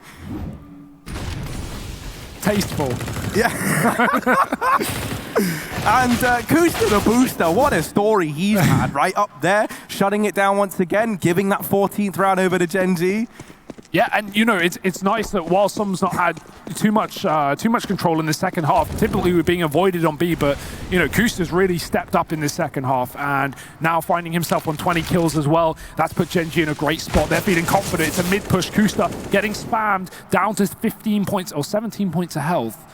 It's very, very precarious here, and you know, CompLexity know there's a man down middle for sure because they've been smoked off fully. But do they know he's under the bottom? No! He's going to miss the shot. Rush put down to 6. I have no idea how that's not a kill, but he'll flick back and get that trade instead. The advantage going the way of CompLexity, and they desperately need it up against 14.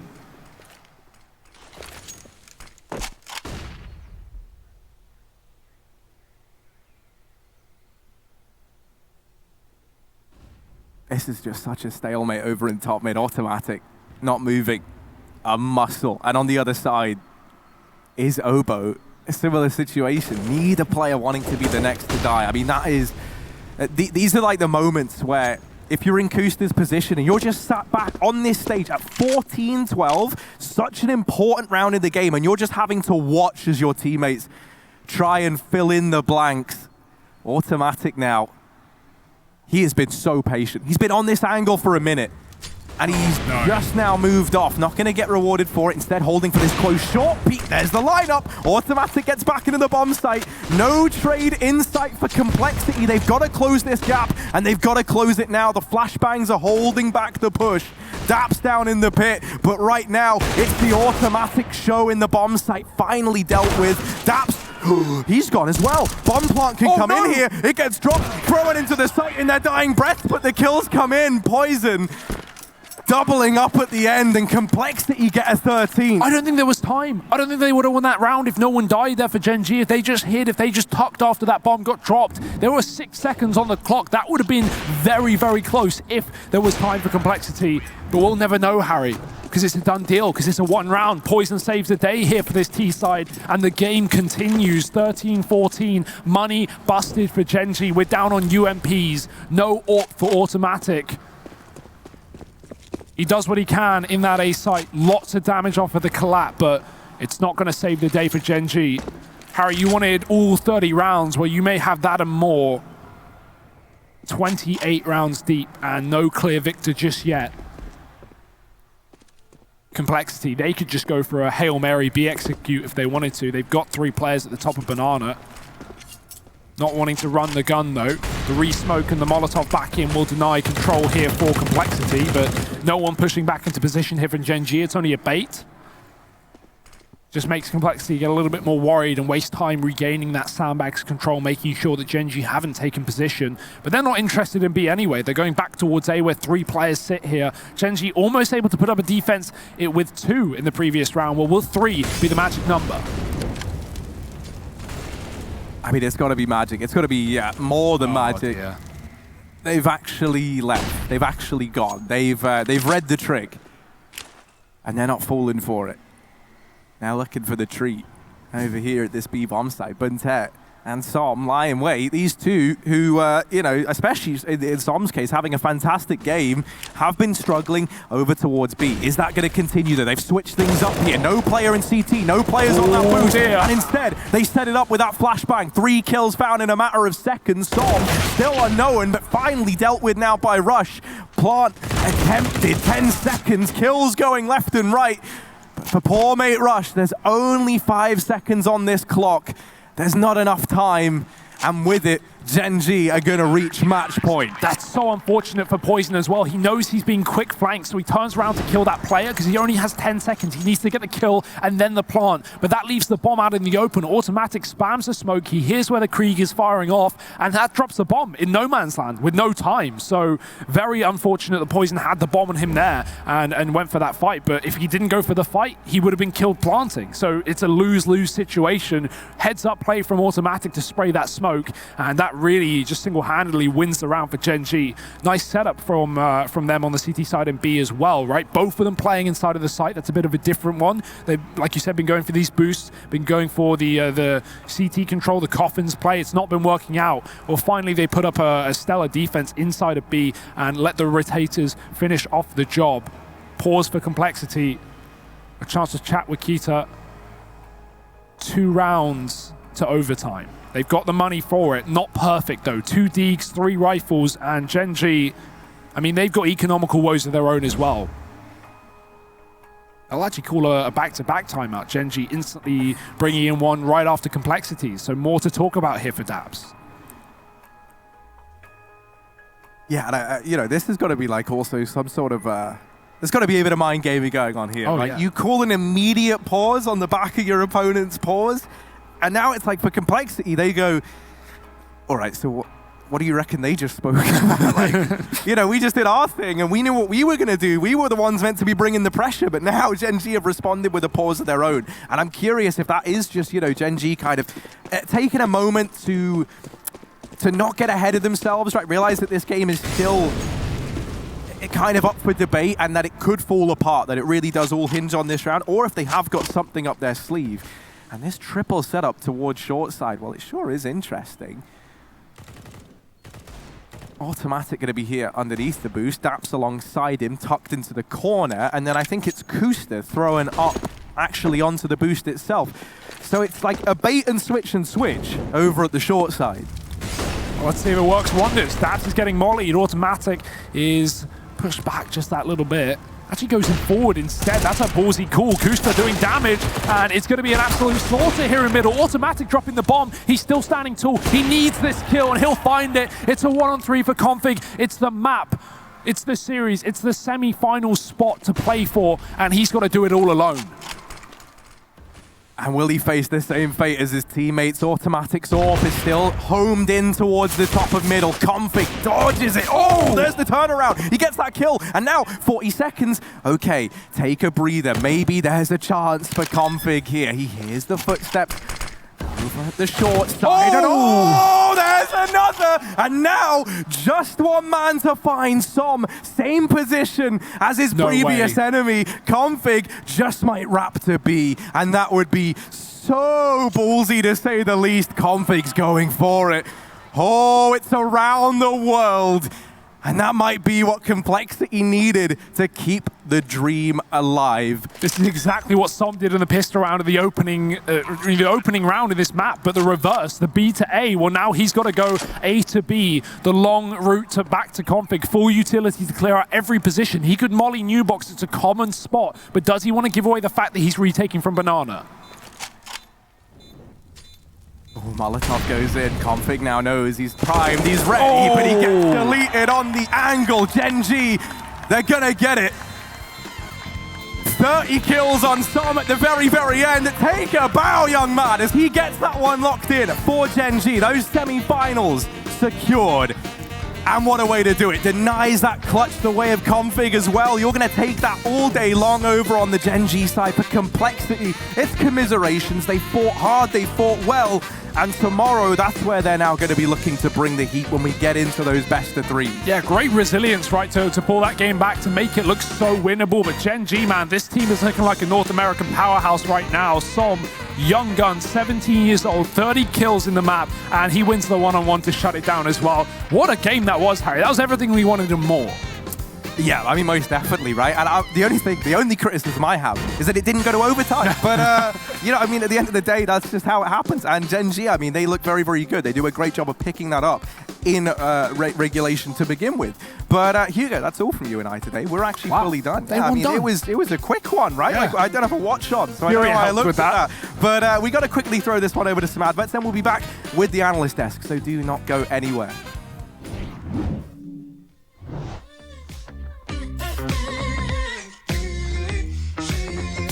Stop playing games, I need a taste of what I'm waiting for. Oh, your smooth talk just ain't enough, you got to give me more. It takes a lot to lock me down, so show me what you...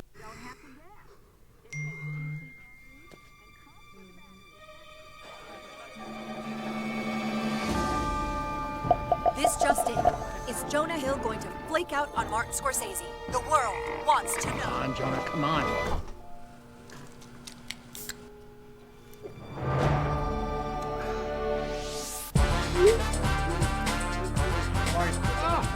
Finally! I apologize. I come every year to see the communities. Miller Lite shining a light on moderators for Twitch is just amazing to me. We can't do what we do without the countless number of mods. They're unsung heroes. Being able to meet Zach for the first time, that's gonna be dope. It's really important to me to give the LGBTQ community a place they can be safe. I used to be terrified to be myself. Cheers. Been there for each other, man. No doubt. I'm getting like choked up. Thank you, Miller Lite, for supporting the gaming community at Twitch. Gordon Hayward shows his opponents no mercy. No, seriously, he's like ridiculously competitive. Which is why he refuses to play on anything but gamer-grade internet from Xfinity.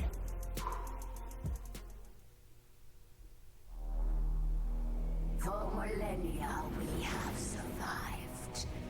Who are you, a human, to defy our traditions?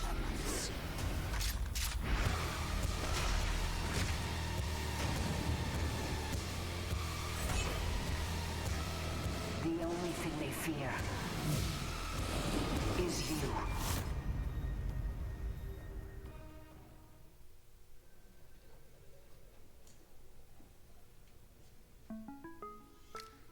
Congratulations to Gen.G as they punch their ticket into the semifinals on Sunday, and they get all day off tomorrow to do whatever they want. Great game from Som, too. Closes things out with his 30th kill, confirming the 30 bomb. Som 17, I don't even know if he can get on all the rides in Disneyland, but he just dominated that game. We were talking about it. Incredible. He is, what, like, I think we said 6 years younger than the closest player on that team, and almost 10 years younger than Daps, the game leader. That's crazy. It's so fitting that he started the game with that clutch, and he ended the game with a clutch in reverse. That's wild. Yeah. It's that 16-year-old aim, you know? We always talk about it when you're ESCA plugging or matchmaking. You always run into those 15, 16-year-olds that just have the flicky aim, and Som certainly has that to back him up. To put in perspective how dominant Som was, he was 9-1 in opening duels this game. Outside of Kusta and Som, the rest of the 3 players on the team were 2-13, I believe, 2-11 in opening duels, something like that. Basically, he was putting in all of the work in the early part of the round, and he had the 2 most important clutches of the entire game. Looking at the last few rounds, too, it was like an M. Night Shyamalan movie. You know, actually, what I got flashbacks to was E-League Boston. That Inferno game between with Cloud9 at the end, where it's just like back and forth. We didn't really know what was going to happen. It was like constant tense moments. It was kind of like a lower version of that. Like not necessarily as high stakes, but still just as intense. You could feel the pressure from both teams. Both teams were kind of collapsing. I would say other than, you know, Som and Kusta, it looked very dicey at the end for Gen.G. Some of those last A hits, the one where CompLexity lost the 3-on-3 where Poison was in the site and who was in pit? Obo? Obo was in pit and Blame was in lane. it looked like they should have won that round, but it ended up being Gen.G retook the site, and even the config 1-on-3, that should have never gotten down to that. No, it shouldn't have. Sam saved them. He played that perfectly. Now I'm told, Potter, you have a highlight from that series. What is it? This is a replay. Now, just to give you a little bit of context, this is kind of highlighting what Sean was mentioning, just the back and forth brutalness of this round. Keep in mind, in this round, there's only 15 seconds left. Config, unfortunately, fluffs that molly, lands in the smoke, it goes out, and Kusta sees the trajectory. He's able to get into more forward positions, because remember, they're down 2 versus 4. You got to make moves, high risk, high reward types of plays, and it certainly pays off for Kusta. And he had multiple rounds just like this, closing it out, clutching, and he stepped up exactly when Gen.G needed him to. So, he's established himself. Is that safe to say, or are we jumping the gun? No, I think so. I think he's had a couple pretty good lands, actually. His last couple lands, he's had some pretty cool highlights. I think on this team, he fits in really well, and he's allowed to play his aggressive style. He's had tons of success in entries, and that's probably have to do with depth setting him up with good utility, and have to do with him obviously being incredibly mechanically skilled. I do have to say, one downside to him joining Gen.G, I took his original HLTV picture. I was very proud of it. It got replaced. Maybe they'll let you take his next one or something. It was a good picture of him in his high energy moments. You could hear it actually from backstage. There was 2 voices you could hear. Yep. It was Sam and Jason Lake for CompLexity. And Jason is loud. Jason was so loud. So loud. I don't know how we could hear them. We're really far from the We're very stage. far. And there's like walls of like graphics, multiple TVs, walls. displays, and we can still hear him screaming yes after every single kill. It's actually pretty impressive, and I gotta give him credit for supporting his team through and through. He is a diehard fan of his own team. Yeah, I loved hearing both of them. Obviously, the game was very back and forth. So one round we'd hear Sam, and then the next round we'd hear J Lake. Sam, J Lake. Back and forth, back and forth. Speaking of back and forth, I'll be right back. Or maybe not. I'm just gonna go this way. Sam, buddy. Hey, man. It's been a while. It has. You look good in that jersey. Thanks, It's man. working out for you. Thank you. So I gotta ask, you're a much younger player than the rest of the team. Yeah. Is that like a weird environment? Like, are you like the little brother of everybody else? I mean, the team like cracks jokes about it, but not really. I don't really feel any different from anyone else. Okay. Now, you have also a different energy in the server than everyone else. Like, the rest of your team is very calm. Yeah. Kusta wins a big clutch and basically does nothing. Doesn't even smile. He's just like, that's exactly what I do. Yeah. You're like hooping and hollering. No. You're excited. Can you hear me? Is that like weird at first? Is that hard to kind of... I mean, I think it's just like my natural passion for the game, but I think it's also like a beneficial thing for the team, because my team, like overall, I'd say is pretty calm. So it's nice to have just someone just like, you know, yelling in the background, getting everyone kind of hyped up into the game. That final round, how tense are you? Like, you're watching the A site, and you realize, how long does it take you to realize before you think he's shifting B? Like, do you have a moment where you're like, I think he rotated? So by the time the smoke was gone, I knew he would have peeked me from graveyard or default by then. And I was assuming that he would either wrap around or just go straight to B. So once I cleared my flank, I knew it was an A. So that's when I just started rotating toward the B. So I have another question before we bring those schmucks in, because let's be real, this is all about me and you. How many trucks do the Gen.G shirts fall off of throughout the year, and can they fall off into my suitcase? Like, can I get a couple of boxes of Gen.G gear that just fell off the truck? You know? Yeah. Make it happen? We'll make it. So we do have some questions from Potter and Sean over here as well. Yeah, so Sam has told me on multiple times he's learned everything from whoever taught him stuff in Old Guys Club. It was his best team, and so mainly I'm kind of wondering, like, you know, like what this team is like, because he's told me so much about how good Old Guys Club was, and what it's like playing with Bentet in that B bomb site. Yeah, I mean, obviously it's a little different from Old Guys Clubs, but I think playing with Bentet, at the very start, it took a lot of recovering, because I was playing with Sick at the time as a stand-in, so me and Bentet just needed to like mesh well together, get that boot camp in, but I think it's just a natural flow me and Bentet have towards B and like most of our bomb sites together. Sam, I think I only have one other question for you. Are you going to be lifting a trophy? That's what I'm aiming for. That's what you're aiming for? That's what I like to hear. Well, we'll go ahead and let you go. We're going to go ahead and jump into our top 5 plays of the day here from day one of DreamHack Anaheim 2020. And number 5 is going to be from the first series of the day. Or not the first series, excuse me. It's going to be from North and Furia. There's actually 2 clips in here from the top 5. It's going to be Gen.G with a 4K USP. Very rapid kills coming in. And with play number 4, we've got Henny here. Furia versus Endpoint. We're going all the way back to this Inferno. And this was that 4K clutch that he got. Eventually, it turns into that 1 versus 2 on that Inferno, and he closes it out. And then here's Oboe coming in solid on Dust 2. He had such a big game, actually. Obviously, Blame and him carried it through. And play is going to be, excuse me, it's going to be Yuri in that Furia versus North series. It's a 4K on Overpass, rapid succession, 10 seconds. And of course, with ending it out with play number 1, it is Blame F on Complexity. This was such a pivotal clutch. Only a few seconds left on that clock. That was going down to the wire, and Blame F turns that 1 versus 2 around with that spray pattern. Yeah, and you really looked like Complexity had their whole team fire on all cylinders in that first game. And even in the second game, honestly, versus Gen.G, they continued, with all their players stepping up in several different occasions. But Sam, my man. Sam came out big. Sam also apparently the player of the day. Yeah, I think his pistol round could have probably gotten in there, potentially.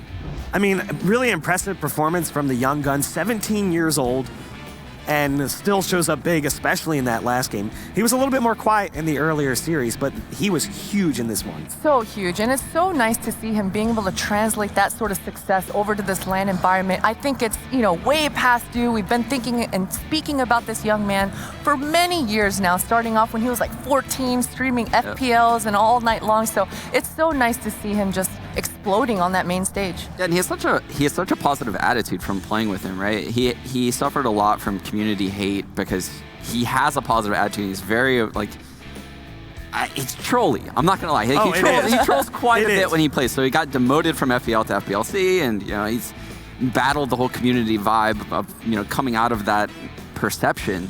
And now you can see he's just dominating on the main stage. He's such a good kid. Like, you want to see him succeed. You don't want to see anything happen to him because he does have that great attitude. And I love that trolly nature. Preach. Like, it's fun. There should be. It is a game. Should be. We should be able to have fun. Whoa, it's not just a game, man. I mean, didn't you see Ninja's tweet? If you're not getting angry at the game. Know what you're talking about. I wasn't referring to that. Well, any other things you guys want to say before we wrap things up here? I mean, we had a long day of Counter-Strike today. Probably Furia. I mean, coming out swinging, I think it was a huge question mark coming to this event, first LAN event of 2020, and I'm actually really thankful and appreciative to see a top team actually perform right off the gate for their first LAN. You know what? I'll let you focus on the positives. I'll focus on the negatives. Ends versus MIBR tomorrow. One of those teams getting knocked out. That'll be actually really exciting. Yeah, and I mean, Forza also not picking up a win to start things out is a little surprising as well. I don't think they're going to be eliminated. I am drawing a blank. Who do they play tomorrow? They play Endpoint. That's the first game tomorrow. Okay. Endpoint versus Forza. Could you imagine if they lose that? That would be unbelievable. I can't imagine that's going to happen. While we do throw things to a close, though, we want to give a quick shout out to our sponsors, Intel, Navy, the U.S. Navy, Corsair, and Monster Energy as well. Again, first game tomorrow is going to be Endpoint versus Forza. You're not going to want to miss it, guys. Hope to see you then.